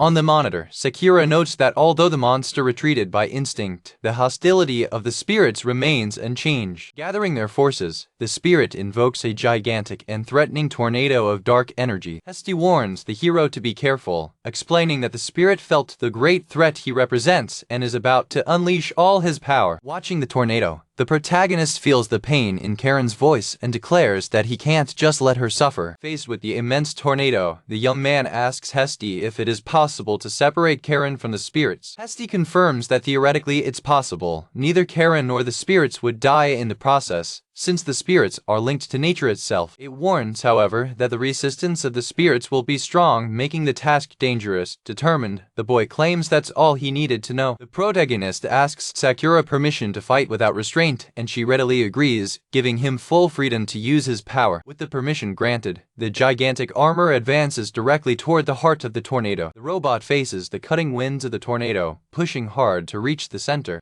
Using his weapon, the armor opens its way through the storm of magical energy. Although the force of the wind is impressive, the armor resists the blows and continues its relentless advance. Inside the cabin, the pilot observes the impressive force of the wind, but concludes that, with the thickness of the armor, it is not a great threat. Reaching the center of the tornado, the hero sees Karen's silhouette and flame. He realizes that behind the monstrous form, Karen's spirit is crying in pain. Firmly, the protagonist promises to save her, recognizing her sacrifice to protect the city.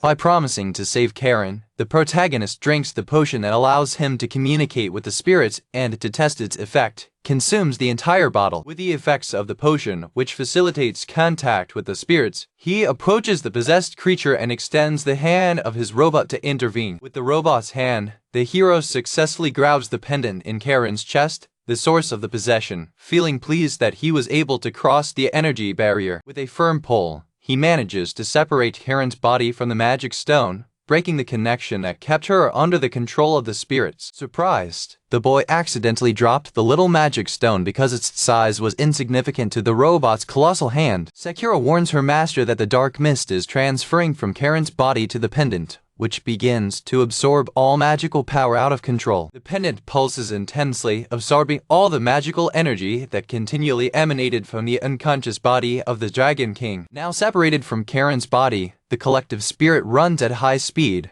forcing the hero to scream for him to stop. The energy of the spirits condenses and forms a powerful tornado, and Hesti notes that the vortex began to move. Sakura explains that the spirits attract everything around them, causing the tornado to follow the entity just liberated by the battlefield.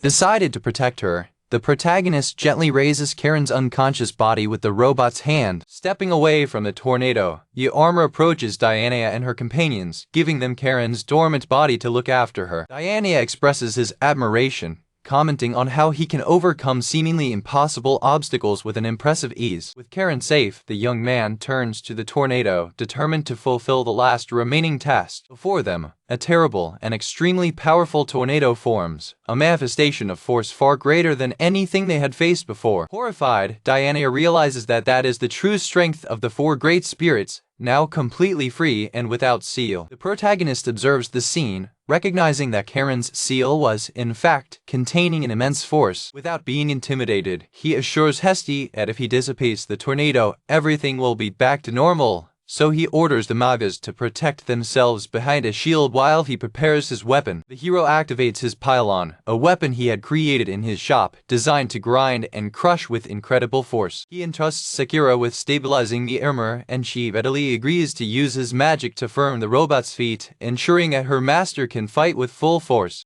As the tornado approaches, Sakura uses her tree magic to create massive roots that surround and anchor the legs of the armor, ensuring its stability. The boy reflects on the principle of magic stone weapons. Their power depends directly on the magical strength of the user, allowing even simple artifacts to accomplish incredible feats. He decides to test the power of his pylon, made of high-quality magic stones, and orders the armor to crush everything in its path. The armor activates Kongo Vajra mode, releasing a massive energy wave from the pylon to counterattack the tornado. Turning its weapon at high speed, the robot creates a tornado itself to rival that of the spirits. Within the vortex, the spiritual entity reacts with fear and pain to see the overwhelming power of the pylon approaching. The pylon moves relentlessly toward the spirit, ready for decisive impact. The collision is so powerful that the collective spirit is divided into four distinct parts, separating the four great spirits. With the defeat of the spirit, the storm ceases and the sky begins to shine, revealing the sunlight. The sky opens completely, showing the robot standing victoriously on the battlefield, now peaceful.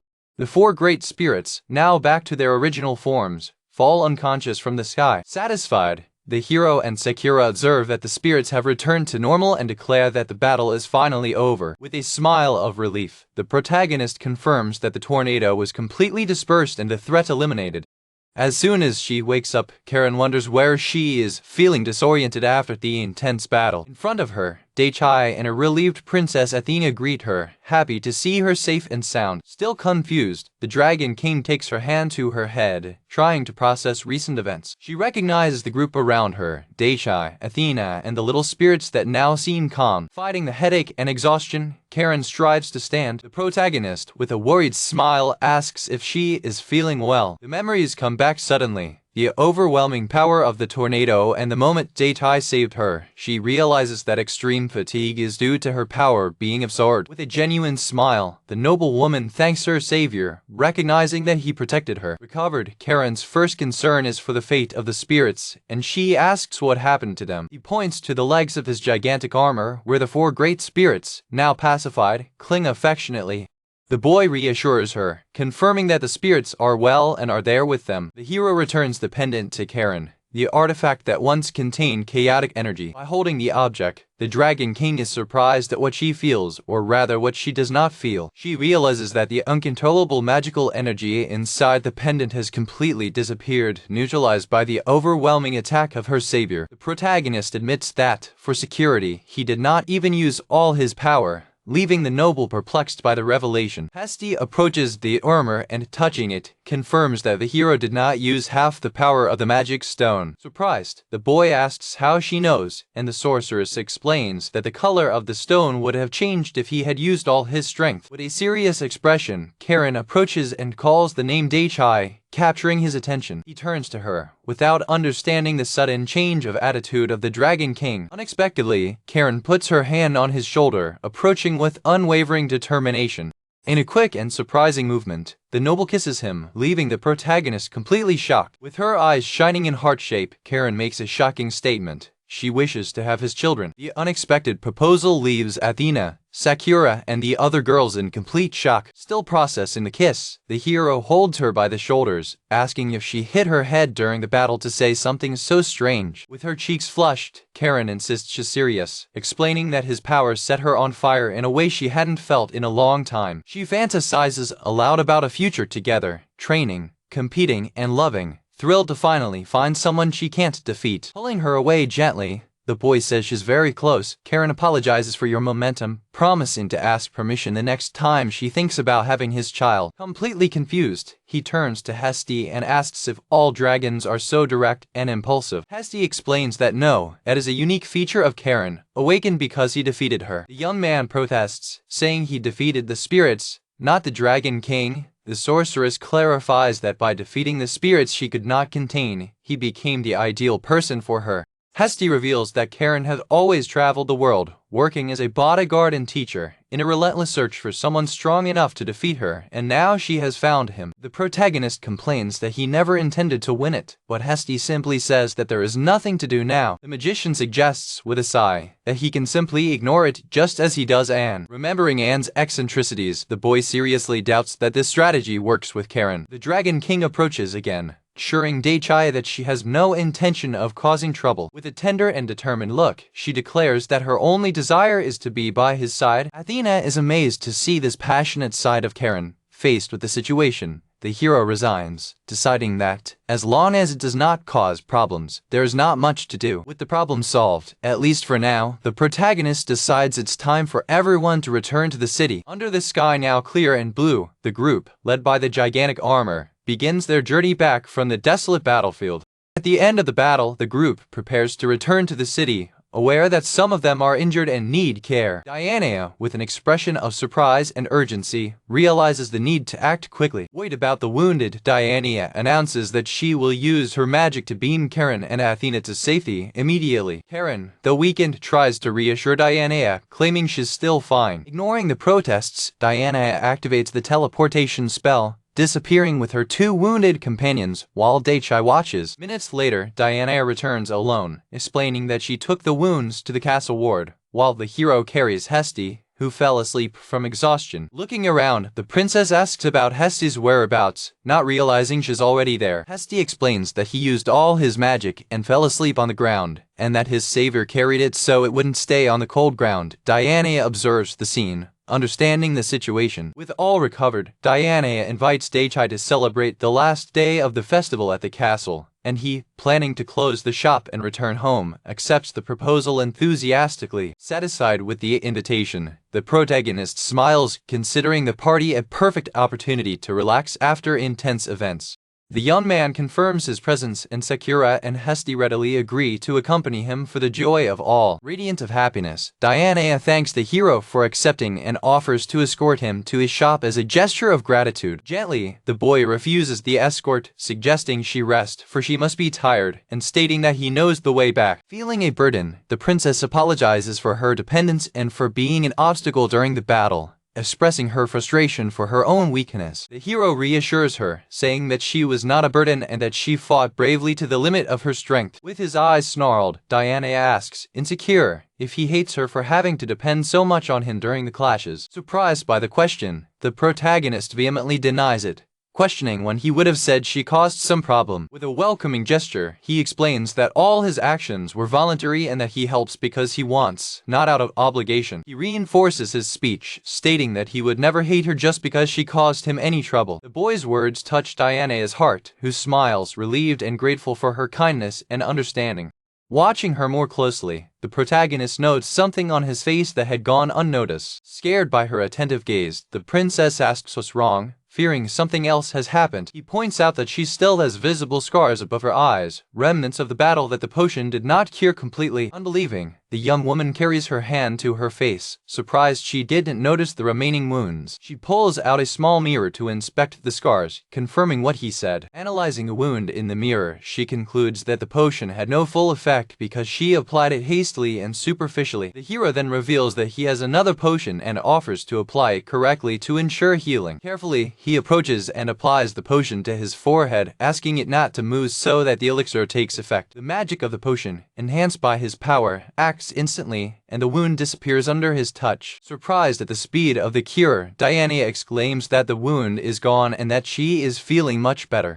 All of a sudden, she's moaning and falling to the ground, her body reacting unexpectedly to powerful magic. An energy wave runs through it, leaving it in a state of shock and pleasure, a side reaction to the potent combination of magic. Worried, the boy kneels next to him, asking what happened and if she's okay. Still on the ground, she explains that the mixture of her magic with the potion caused a strange and overwhelming reaction to her body despite having healed her wounds. Feeling guilty for the adverse reaction, he apologizes and helps her sit down, asking if she can get up. She tries to stand up, but her legs weaken and she falls again, unable to stand. With her body shaking, she tries once again to rise, but admits that her forces abandon her momentarily. Realizing her difficulty, he asks if she can't stand up, and she confirms, ashamed, that she can't. Without hesitation, the protagonist decides to take the initiative to help her move. He takes her in the bridal arms, lifting her from the ground easily, to the surprise and embarrassment of the princess.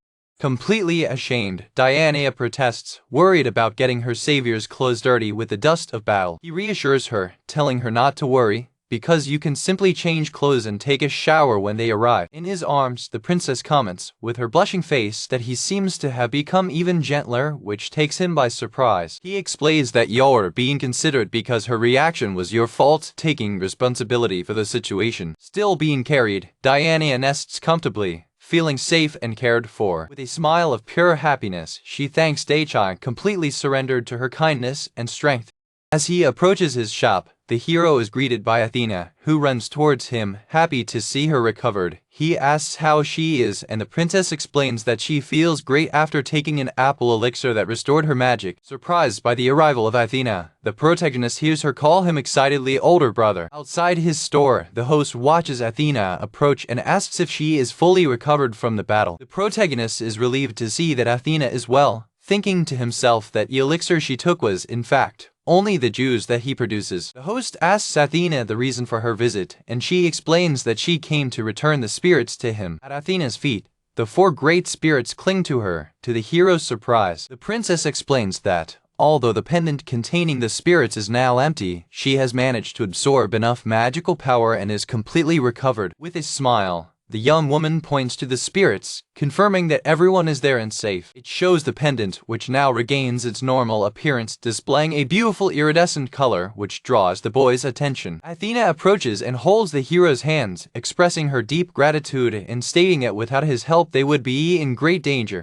Exhausted after battle, Hesti sleeps on his feet, while the four great spirits also rest on the ground. With her radiant face, the princess thanks again, emphasizing that without the intervention of her older brother, both she and Karen would be in an extreme danger situation. The protagonist responds modestly, saying that the most important thing is that she is well. Diana joins the conversation, insisting that they want to express their gratitude in a more meaningful way. The two sisters announce that, as a form of thanks, they will personally take care of him during the banquet at the castle. With a determined expression, Diana reaffirms the plan, promising that they will do their best to please him. The boy finds the proposal a little strange, thinking that he will probably end up taking care of them, but accepts the idea, content with the prospect of eating and drinking at the party. Excited, Athena takes Daichai and Sakura by the hand, inviting them to the castle together. The young princess happily stands between the hero and his companion, holding the hands of both. While walking through the city, Diana calls for her sister, trying to contain a little of her excessive enthusiasm. The older princess apologizes to Daichai and Sakura for her sister's impulsive behavior. The protagonist comments with Sakura that the situation is fun, and she agrees, comparing the ride to a family outing with a daughter. As they pass through the crowd, the citizens recognize and comment, confusing the boy with the princess' husband. The hero sees a familiar face in the crowd and greets Ash, who, seeing him with the princesses, asks if he is also on his way to the castle party. The protagonist is surprised to learn that Ash's group was also invited, and they explain that they received the invitation as recognition for their contribution to recent events. Ash, excited about the meeting, suggests that you all proceed together to the castle. Upon arriving at the castle gates, the captain of the knights personally welcomes them, apologizing for the late reception. The captain offers to personally guide you to the party hall. As they walk down the hall of the castle, the soldiers and knights walk away, paving the way in a sign of respect. Two knights observe the group passing, commenting with admiration on the imposing appearance and fame of the hero of Prussia. Confused to hear the title, the boy questions the captain, who explains that the nickname hero spread throughout the city after he saved everyone on 4 different occasions. The captain offers to ban the use of the title if it bothers him, but the protagonist reassures him, saying that there is no need for such drastic measures. Relieved, the captain thanks you for a formal greeting. Upon arriving at the ballroom, Diana comments on the popularity of the hero, who in turn attributes half of his fame to mere coincidences. The group enters the main hall, a luxurious and lively atmosphere full of guests and tables full of food. Observing the agitation, the protagonist comments with his companions that the party seems to be quite fun. The princesses encourage him to relax and have all the fun he wants. The celebration extends until late at night, with everyone enjoying the lively party in the company of friends. After the party, the protagonist rejoices that Diane helped them get home. He informs Sakura that he will take Hesti home exhausted first, and Sakura decides to prepare a bath for them. He asks Hesti, visibly tired, if she can walk, and she insists that she can, despite her fatigue. The hero is surprised to discover that the 4 great spirits followed him home. Hesti explains to the protagonist, who is confused, that spirits tend to live near those whom they serve, suggesting that they chose him as their new master. Hesti suggests that spirits could live on the surface of their dungeon, considering it a new home suitable for them. The spirit of the earth and others seem to agree with Hesti's suggestion, immediately beginning to interact with the ground. Without hesitation, spirits begin to dig the ground, preparing to settle in their new home in the underground dungeon. As the spirits begin to assimilate to the dungeon, Hesti comments on their actions. The concerned hero asks if they'll be alright, and the spirits seem to confirm that. Hesti explains that the spirits put total trust in him. They will not go to places he forbids and will come immediately if he calls them. Hesti details that dungeon is a perfect habitat for spirits, with air circulation and water supply controlled, making it comfortable even on rainy days. Suddenly, the spirit of the earth emerges from the dungeon, presenting a great and bright object to its new master. The hero asks if the object is a magic stone, but amazed Hesti corrects it, exclaiming that it is a mass of pure spiritual power. Hesti explains that although it is similar to a magic stone, it is an extremely rare and valuable material that only spirits can create. She admits with great enthusiasm that she never had a chance to sue one and desperately wants to touch it. The protagonist wonders why the spirit would offer him something so valuable. Hesti suggests, jokingly that it could be a rent payment, an idea that the spirit seems to confirm with enthusiasm. Satisfied that his gift was accepted, the spirit buries happily back on the ground, disappearing into the dungeon. Seeing Hesti's fascination, the hero decides to give him the spiritual stone, telling him to make good use of it. Extremely happy, Hesti accepts the rare material, promising to do his best to create something wonderful with it. Your master looks forward to seeing the result. Upon arriving at Hesti's house, she collapses from exhaustion at the door. Thanking him, the protagonist notes that they have not yet reached her bed. He takes the exhausted Hesti in his lap and carries her inside. She expresses admiration for how quickly he regained his vast magical power after the events of the day. Continuing to carry her toward her bed, the hero suggests that her exhaustion may also be due to hunger. After you put her to bed, he asks if she's okay. Hesti ensures that beyond sleep he is well and will regain his strength until the next day.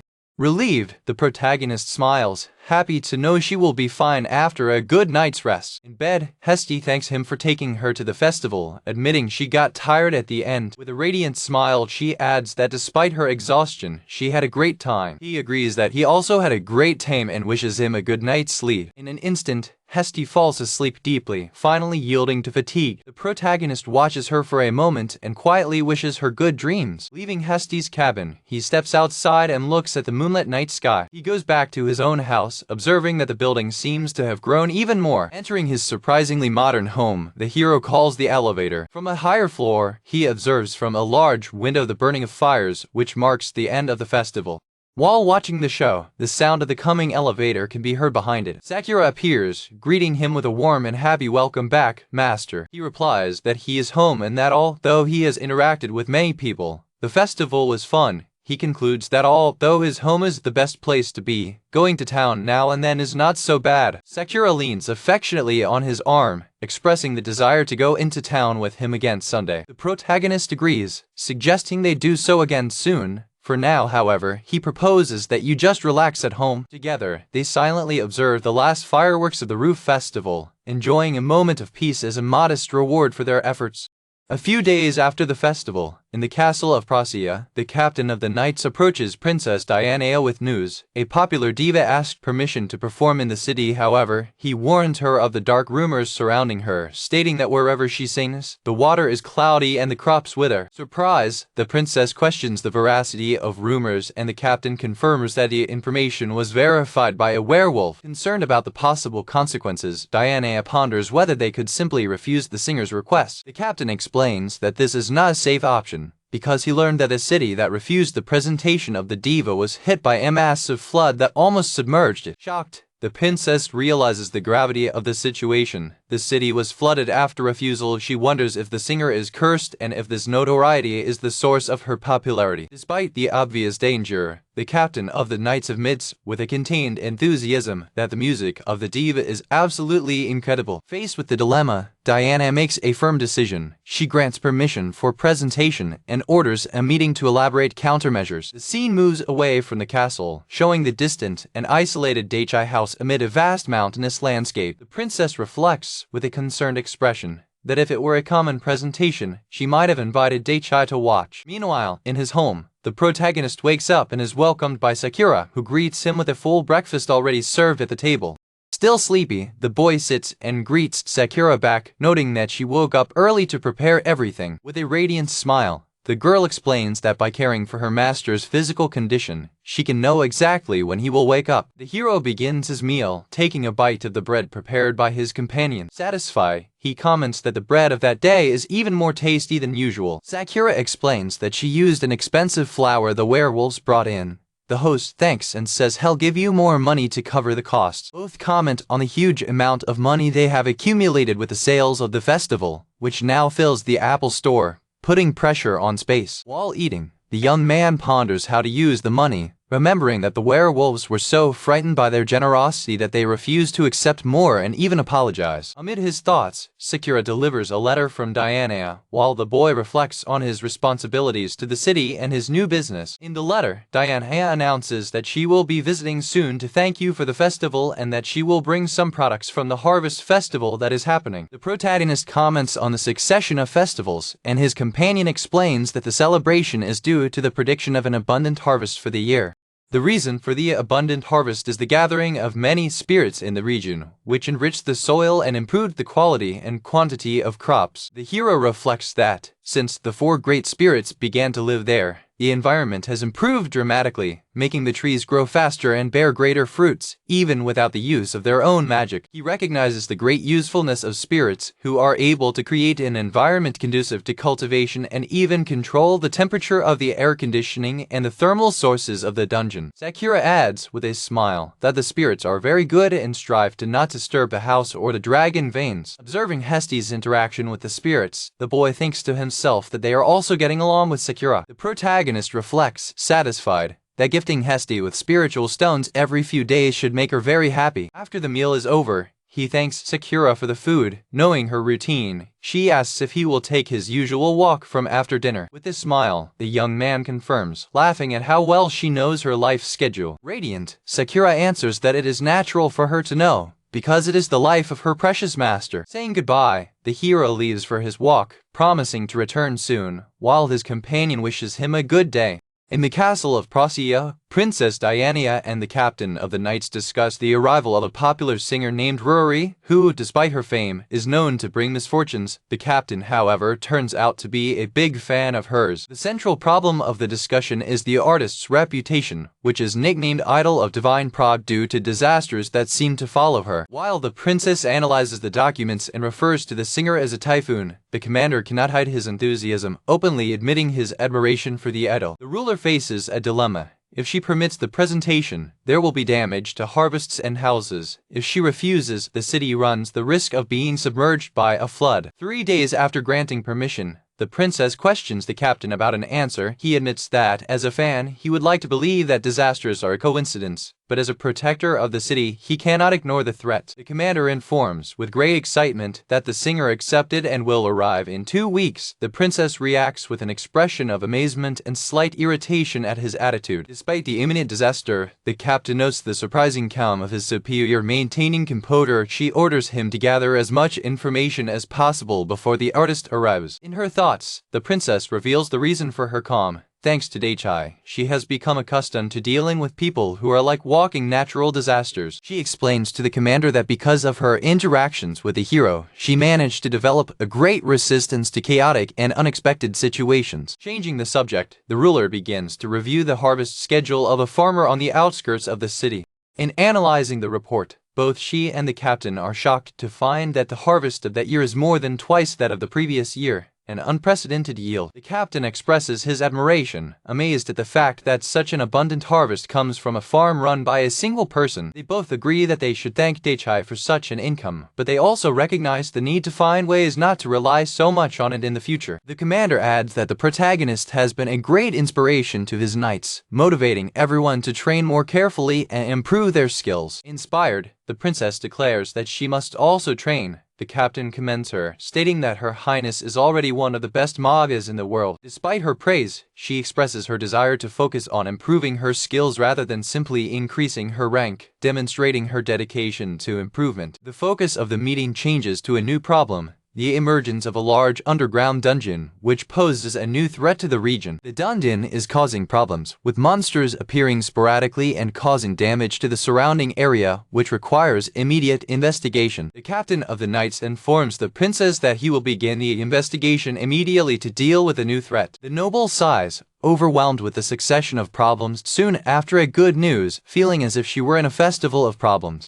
Meanwhile, in the woods, the hero and Hesti discuss how to use a spiritual stone. The maga suggests attaching it to his staff due to its superior quality and flexibility. With a confident smile, Hesti offers to maintain the staff, promising that it will make it even tougher. Suddenly, the conversation is interrupted by the appearance of a great black dragon, who appears from the heavens and looks at them in a threatening way. The immense dragon hovers over them, its wings covering a large area and demonstrating its intimidating size. Acting quickly, the protagonist lifts his staff and orders the trees to form a shield, blocking the attack of the dragon, which collides violently with a wooden barrier. The impact of the collision is powerful, and the dragon is momentarily held by the improvised magical defense. Watching the creature, Hesti comments with a confused expression that does not recognize that dragon. The hero asks Hesti if she knows him, noting that the creature seems to have lost intelligence. To deal with the threat, the young man invokes one of his earth slangs. The golem, with its massive force, advances and attacks the invading dragon.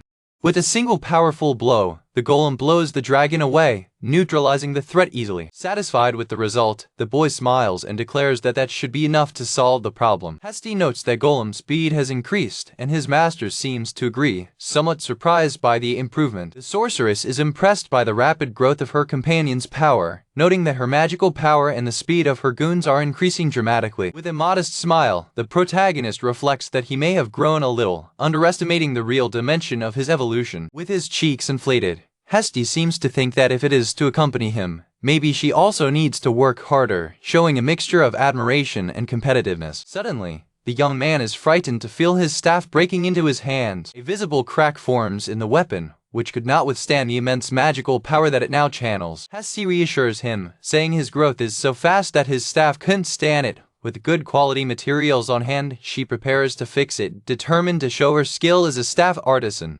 Hesti presents the improved staff to the protagonist, who is surprised at the speed of the work. She modestly responds that she didn't raise him from scratch. The boy notes that although the shape has not changed, the weapon now has a new glow. The craftswoman explains that the new weapon is twice as resilient as the previous one, strong enough to break rocks with a blow, which leaves the hero impressed by increased power. It clarifies that such reinforcement was necessary, for otherwise the staff would not be able to withstand the immense magical power of its master. With a proud smile, the wizard encourages him, saying that now he can use the weapon with all his strength without restrictions. Thankfully, the young man decides to test the staff immediately, spreading apple seeds on the floor to use his magic. With an energetic command, he raises the weapon and orders the seeds to stretch and bear fruit. Instantly, small apple seeds transform into gigantic trees, demonstrating the amplified power of the staff. Surprised by the ease of the feat, the hero reflects that he created an entire forest in a blink of an eye, while his companion watches the scene amazed. The protagonist realizes that his staff is easier to use than ever, trees grow faster, and the amount of magic apples has increased to set aside. Hesti smiles at seeing that he liked the result. His companion questions him about what he intends to do with the massive harvesting of so many trees.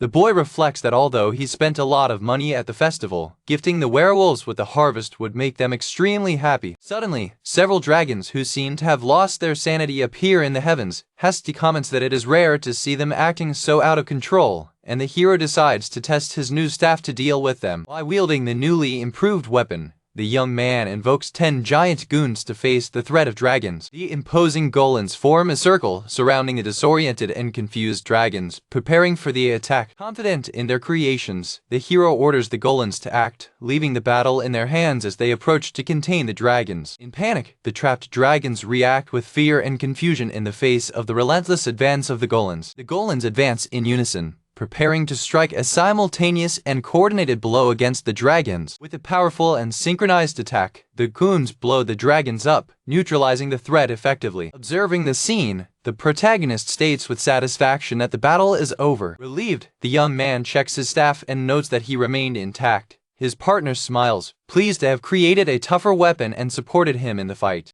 The hero thanks Hesti, admitting he feels much safer with the new staff. Happy with the compliment, the magician smiles sincerely, content with her words. While working with his golems, the hero is approached by Anne. Worried, she asks about the recent attack of the dragons and if he suffered any damage. The protagonist reassures her, saying that everything is fine and that they attacked. Anne is surprised that the dragons were thrown away. The boy ponders that if the attacks continue, more dragons will end up being defeated in the same way. The protagonist explains to Anne that although he is reprogramming the golems for any attempt to invade, he believes he needs to adjust their power a little bit, and leaves the final decision to her. Anne asks if she can keep the scales that fell from the dragons. Surprised by the request, the hero wonders why she's asking him. With a smile, Anne explains that the right to materials is his. After all, he was the one who defeated the dragon. Modestly, the boy says he didn't do much, he just drove them away, and lets her take whatever scales she wants. Anne explains that normally dragons do not lose many scales and that removing them with magic takes time. However, the impact of the attack was so strong that they fell alone. Thank you, she bows, happy to be able to use the materials. The hero realizes Anne looking around anxiously and questions her. The girl reacts restlessly and a little embarrassed by the question. She admits that she would like to see her older sister, but she doesn't have much time, implying that she didn't come just to have fun.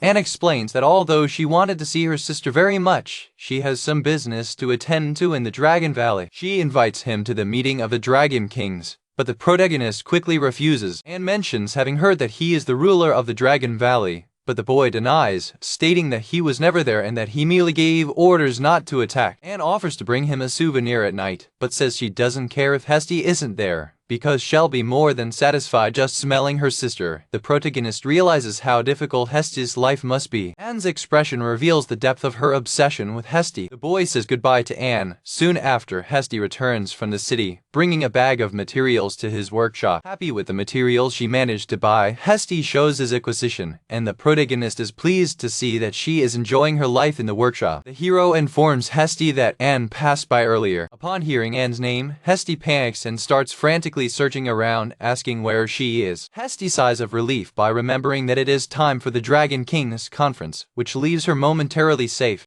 The protagonist reassures her, confirming that Anne is no longer there and has already left for the Dragon Valley. Hesty explains that every few decades, the Dragon Kings gather to talk. The boy questions the reason for such a meeting. It clarifies that the Dragon Kings tend to neglect the gathering of information by being very strong, and that the meeting was a suggestion from her and another Dragon King to correct it. The hero asks if she will attend the meeting, but Hesty refuses, explaining that she is no longer a Dragon King. She reveals that she lost her title as Dragon King after being defeated by him, something the protagonist had already heard from Generu. Hesty points to the dragons that circulate the area, informing that he knows the most sensible and that he can use them as he pleases. The boy supposes she means using them as a means of transport. Hesty agrees, considering that moving with only one dragon is much better than with an entire pack. Hesty recalls that the last time he tried to use a group of dragons, including a white man he never saw, he ended up causing panic. The protagonist confirms the memory, remembering how everyone in the city panicked, believing that Procea was doomed. The hero concludes that they should not do something like this again, and that, anyway, he already has a golem for transport. Hesty agrees, admitting that golem is terrifying even to the eyes of a Dragon King, but that there is no need for haste. The conversation is interrupted by Sakura, who runs toward them, calling for his master and Hesty. Sakura announces that lunch is ready and invites Hesty, who has been in town, to join them. The former Dragon King accepts the offer with enthusiasm.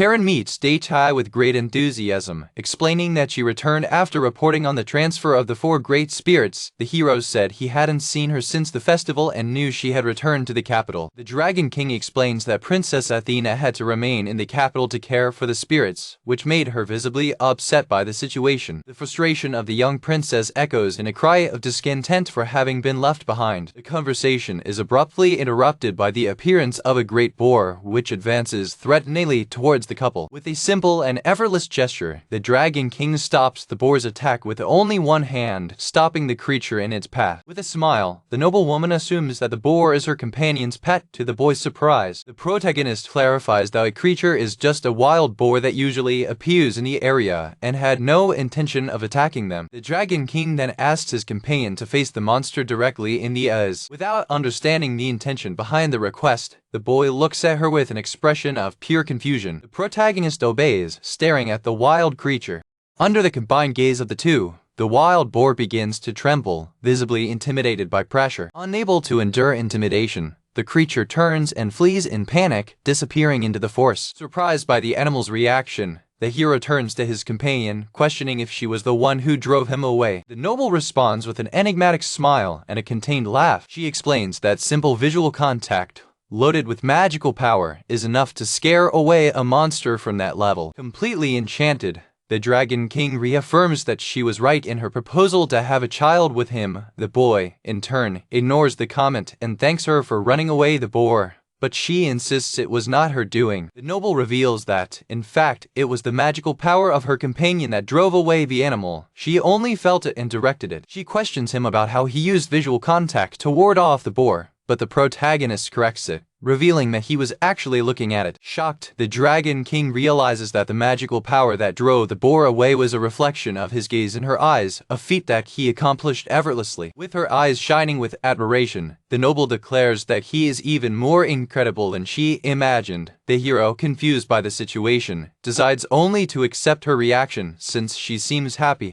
Changing the subject, The protagonist finally asks what was the purpose of her visit. The noble declares enthusiastically that her main purpose was to see him, and that her affairs in the Dragon Valley were only a bonus. She marvels at the combination of the magical power of the earth and the aura of her host, considering phenomenal synergy. Watching the landscape, the Dragon King expresses her charm for the place, commenting on how wonderful it is to be there for the first time. The visitor marvels at the beauty and magical intensity of her host's estate. Realizing her excitement, the noble woman pulls herself together with a pygmy, while the boy continues without understanding her reaction. She apologizes, a little embarrassed, admitting she got carried away by the excitement of the moment. The Dragon King asks permission to visit him again after his meeting, explaining that he still wishes to thank him properly for saving her. The hero reflects, relieved, that it is much easier to talk to her when she is calmer and more centered. He agrees with the visit, but warns her that she will probably be asleep by the time she returns late at night. The noble assures with confidence that it will end the meeting quickly. The boy, however, doubts that the conference of Dragon Kings can be treated so lightly. Faced with fanatical determination in his eyes, the protagonist decides to simply agree and not discuss. He then invites her to visit him before he goes to bed, yielding to his requests. Extremely grateful, the Dragon King promises to return at the speed of light and leaves in haste. Watching her leave, the protagonist expresses a brief concern with the conference, but quickly decides not to stress and go relax in a hot spring. In the Valley of the Dragon, monarchs gather for the conference of Dragon Kings, but note that, with the absence of Heste, they cannot proceed properly with the meeting. One of the rulers, Lamoraz, comments that, although he has not come to the site for a century, nothing has changed. Karen adds that Heste, as always, was well informed about the situation. Determined, Anne declares that she will follow the example of her older sister and continue the conference. However, Lamoraz quickly directs the focus of the conversation to the most important topic, Daichai. The monarch agrees, stating that the presence and actions of the hero are a point that cannot be ignored. With her eyes shining in a heart-shaped shape, Karen agrees enthusiastically, stating that she never gets tired of thinking about him. Anne reveals having heard about Karen's proposal to have children with Daichai. The noble confirms with pride, explaining that it is natural to fall in love with a man of such power and that it is better to express his feelings directly. Comprehensive, Anne shakes Karen's hand, demonstrating full support for her companion's feelings. Anne observes the calm of Lamoraz when talking about the hero.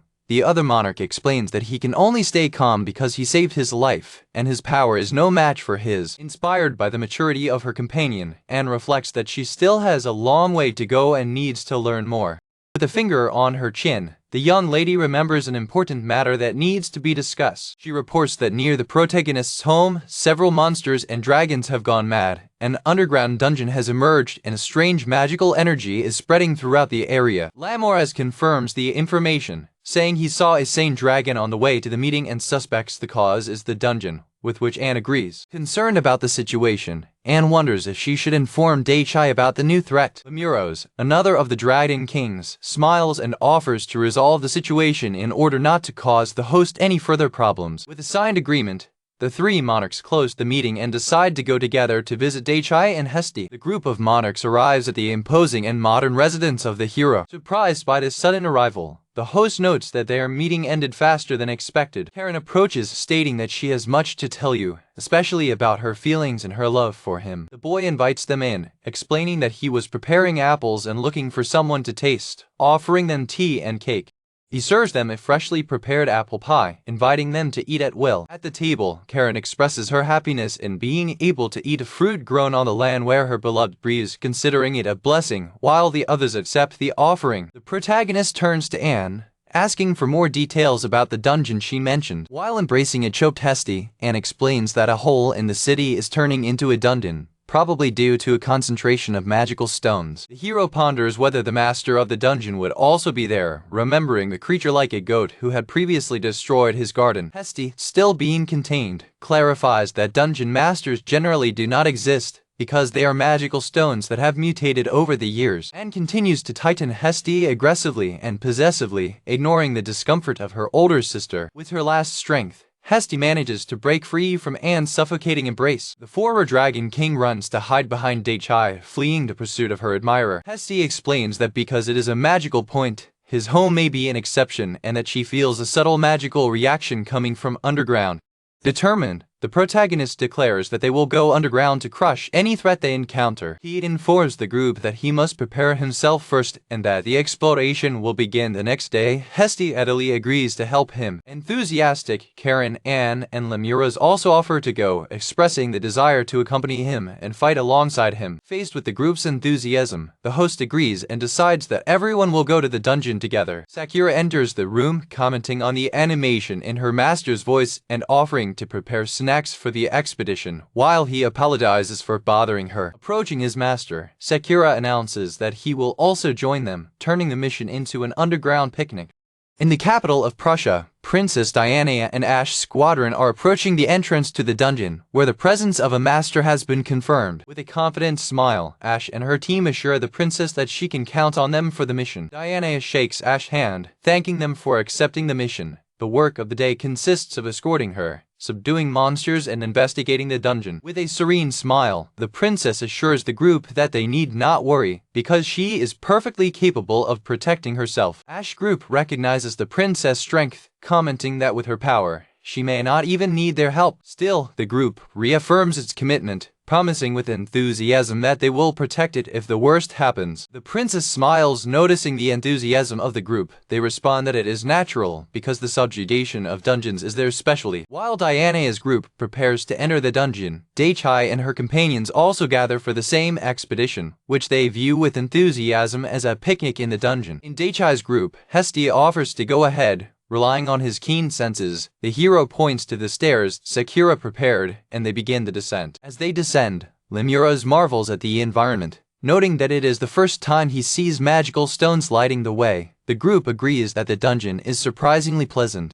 Lemuras comments on the overwhelming magic of the site, which could crush it if it lowered its guard, and, in turn, adds that Daichai's magic is even more impressive. Karen can barely contain her excitement with the magical atmosphere to the point of having a nosebleed. Observing Karen's reaction, the protagonist warns her not to get too excited to faint, which she vehemently denies. He then turns to Sakura, asking if she feels any reaction from the master of the dungeon. Both Sakura and Hesti respond that they feel no specific presence of the master within the jurisdiction of the dungeon. However, Hesti feels a pulse of energy coming from outside the area toward the city, concluding that the dungeon master must have originated there. Anne, with her excessive affection, embraces Hesti from behind and offers to guide them in the right direction. The group continues to advance through the cavernous passages of the dungeon, following the energy trail. The protagonist praises Hesti's ability, impressed by her being able to feel the master's presence even from a great distance. Hesti explains that dungeon masters absorb large amounts of mana, which makes them traceable by energy movement. Deep down, she gets angry with Anne's hug, which is getting in her way. Finally freeing herself,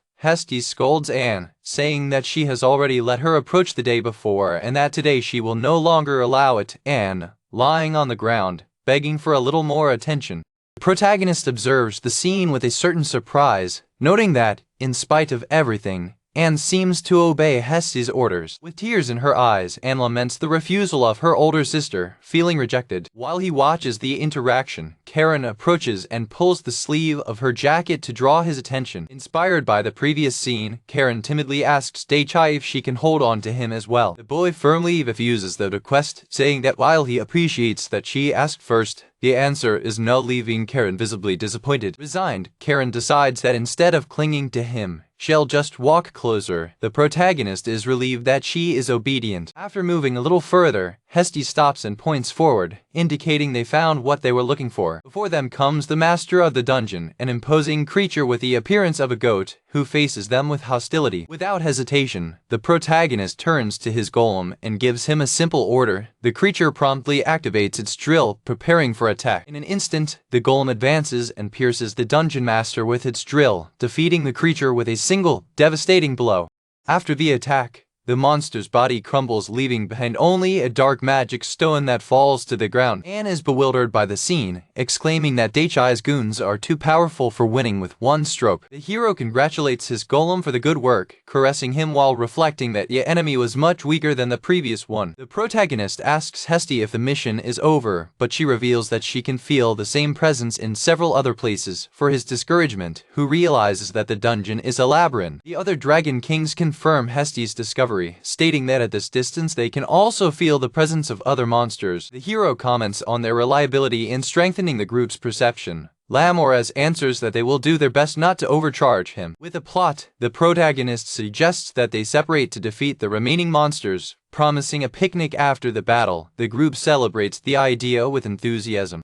Within a newly discovered dungeon, Ash explains to Princess Diana the dangers of the site, emphasizing that encounters with monsters are frequent and that battles can extend for hours, demanding resistance. Suddenly, a wild creature, like a rabbit, leaps out of the shadows toward the group. Without hesitation, the princess reacts instantly, casting her Fire Thrower spell to intercept the attack. The monster is completely disintegrated by the princess' power. Ash, impressed by her firepower, questions how she manages to maintain mana consumption in consecutive battles, to which she responds that an enemy of that level is easy to defeat. The noble and her companion agree that dungeons, especially unknown ones, are mentally and physically exhausting places, and that only monsters could relax in such an environment. With an experienced look, the princess reflects that, in fact, there are no dungeons that are kind to humans. She notes that the subtle magical energy emanating from the magical stones scattered throughout the cave is affecting her senses, making exploration even more challenging. The princess thanks Ash group for their knowledge of dungeons, which has been of great help.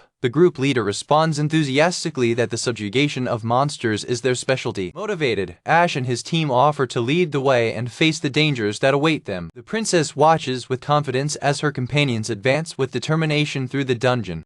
Suddenly, Ash orders his group to stop abruptly, feeling a threatening presence ahead. Before them comes the master of the Manhwa, an imposing creature with a goat-like appearance, surrounded by an army of lesser demons. The creature faces the group with hostility, preparing for confrontation. In response to the threat, Ash's squadron quickly positions itself to protect the princess from imminent attack. With a surprising calm, the noble woman asks them to let her pass, to the surprise of her protectors. Without showing fear, the princess faces the master of the dungeon, wielding her staff with determination. She reflects that although in the past she was afraid in situations like this, now there is no room for fear. The noble woman attributes her new courage to Daichai's influence, whose overwhelming power has accustomed her to facing extraordinary challenges. Determined, she prepares to show how much she has grown since her last great battle. The princess concentrates her magical energy, preparing a powerful spell. With a command cry, she releases her double charge of protuberant skill, a fire attack that advances by destroying the smaller demons and directs itself to the leader. With a look focused and fierce, the noble channel all her strength into the attack. The mighty magic of fire annihilates the minions of the master of the dungeon. The spell hits the target in full, involving the master of the dungeon in an explosion of energy. The impact of the attack is overwhelming, demonstrating the princess' enhanced strength. Hit hard, the monster unleashes a cry of pain before being consumed by the power of the spell. After the creature's defeat, his body crumbles, leaving behind only a dark magic stone that falls to the ground. The group of Ash and the princess observe the remnants of the battle, with the dark stone in the center of the clearing. Satisfied, the princess looks at her staff, recognizing with pride that her power has grown. The squad congratulates the noble for victory,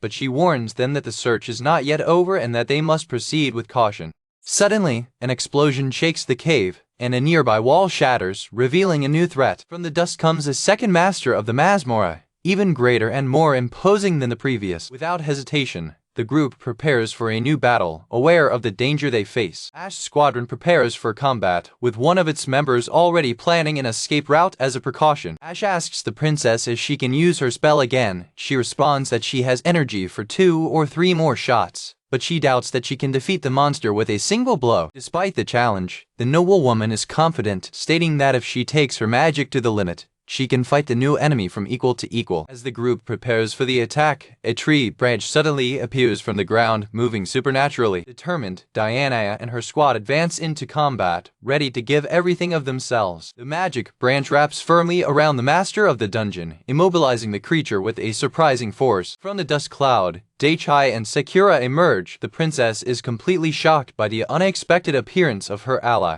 While the immobilized monster falls to the ground, the hero casually comments that is the 5th he defeats. The protagonist turns and greets Diana and Ash, whom he refers to as Brighthead, happy to meet them there. Sakura informs her master that the magical reactions have diminished, indicating that the Dragon Kings have also completed their tasks. Knowing that the other group is approaching, the hero decides to defeat the last master of the dungeon before they arrive. The protagonist decides to follow Heste's advice to defeat the creature without damaging his magic stone. With one command, he tightens the magic branch surrounding the monster, immobilizing it completely. Using the branch as a whip, the young man swings the creature into the air and throws it violently against the ground. The spectacular blow defeats the master of the dungeon, who crumbles and leaves behind his magic stone. Satisfied, the hero watches the magical stone intact on the ground, finding that he found a new way to defeat monsters with a single blow without damaging the spoil. Sakura congratulates him with a radiant smile, commenting that even Heste considered it difficult to apply the exact force for such a feat. After the meeting, the two groups gather inside the dungeon. Diana's group meets the protagonist, who explains that he came from the basement of his home to crush the dungeon masters before they could attack.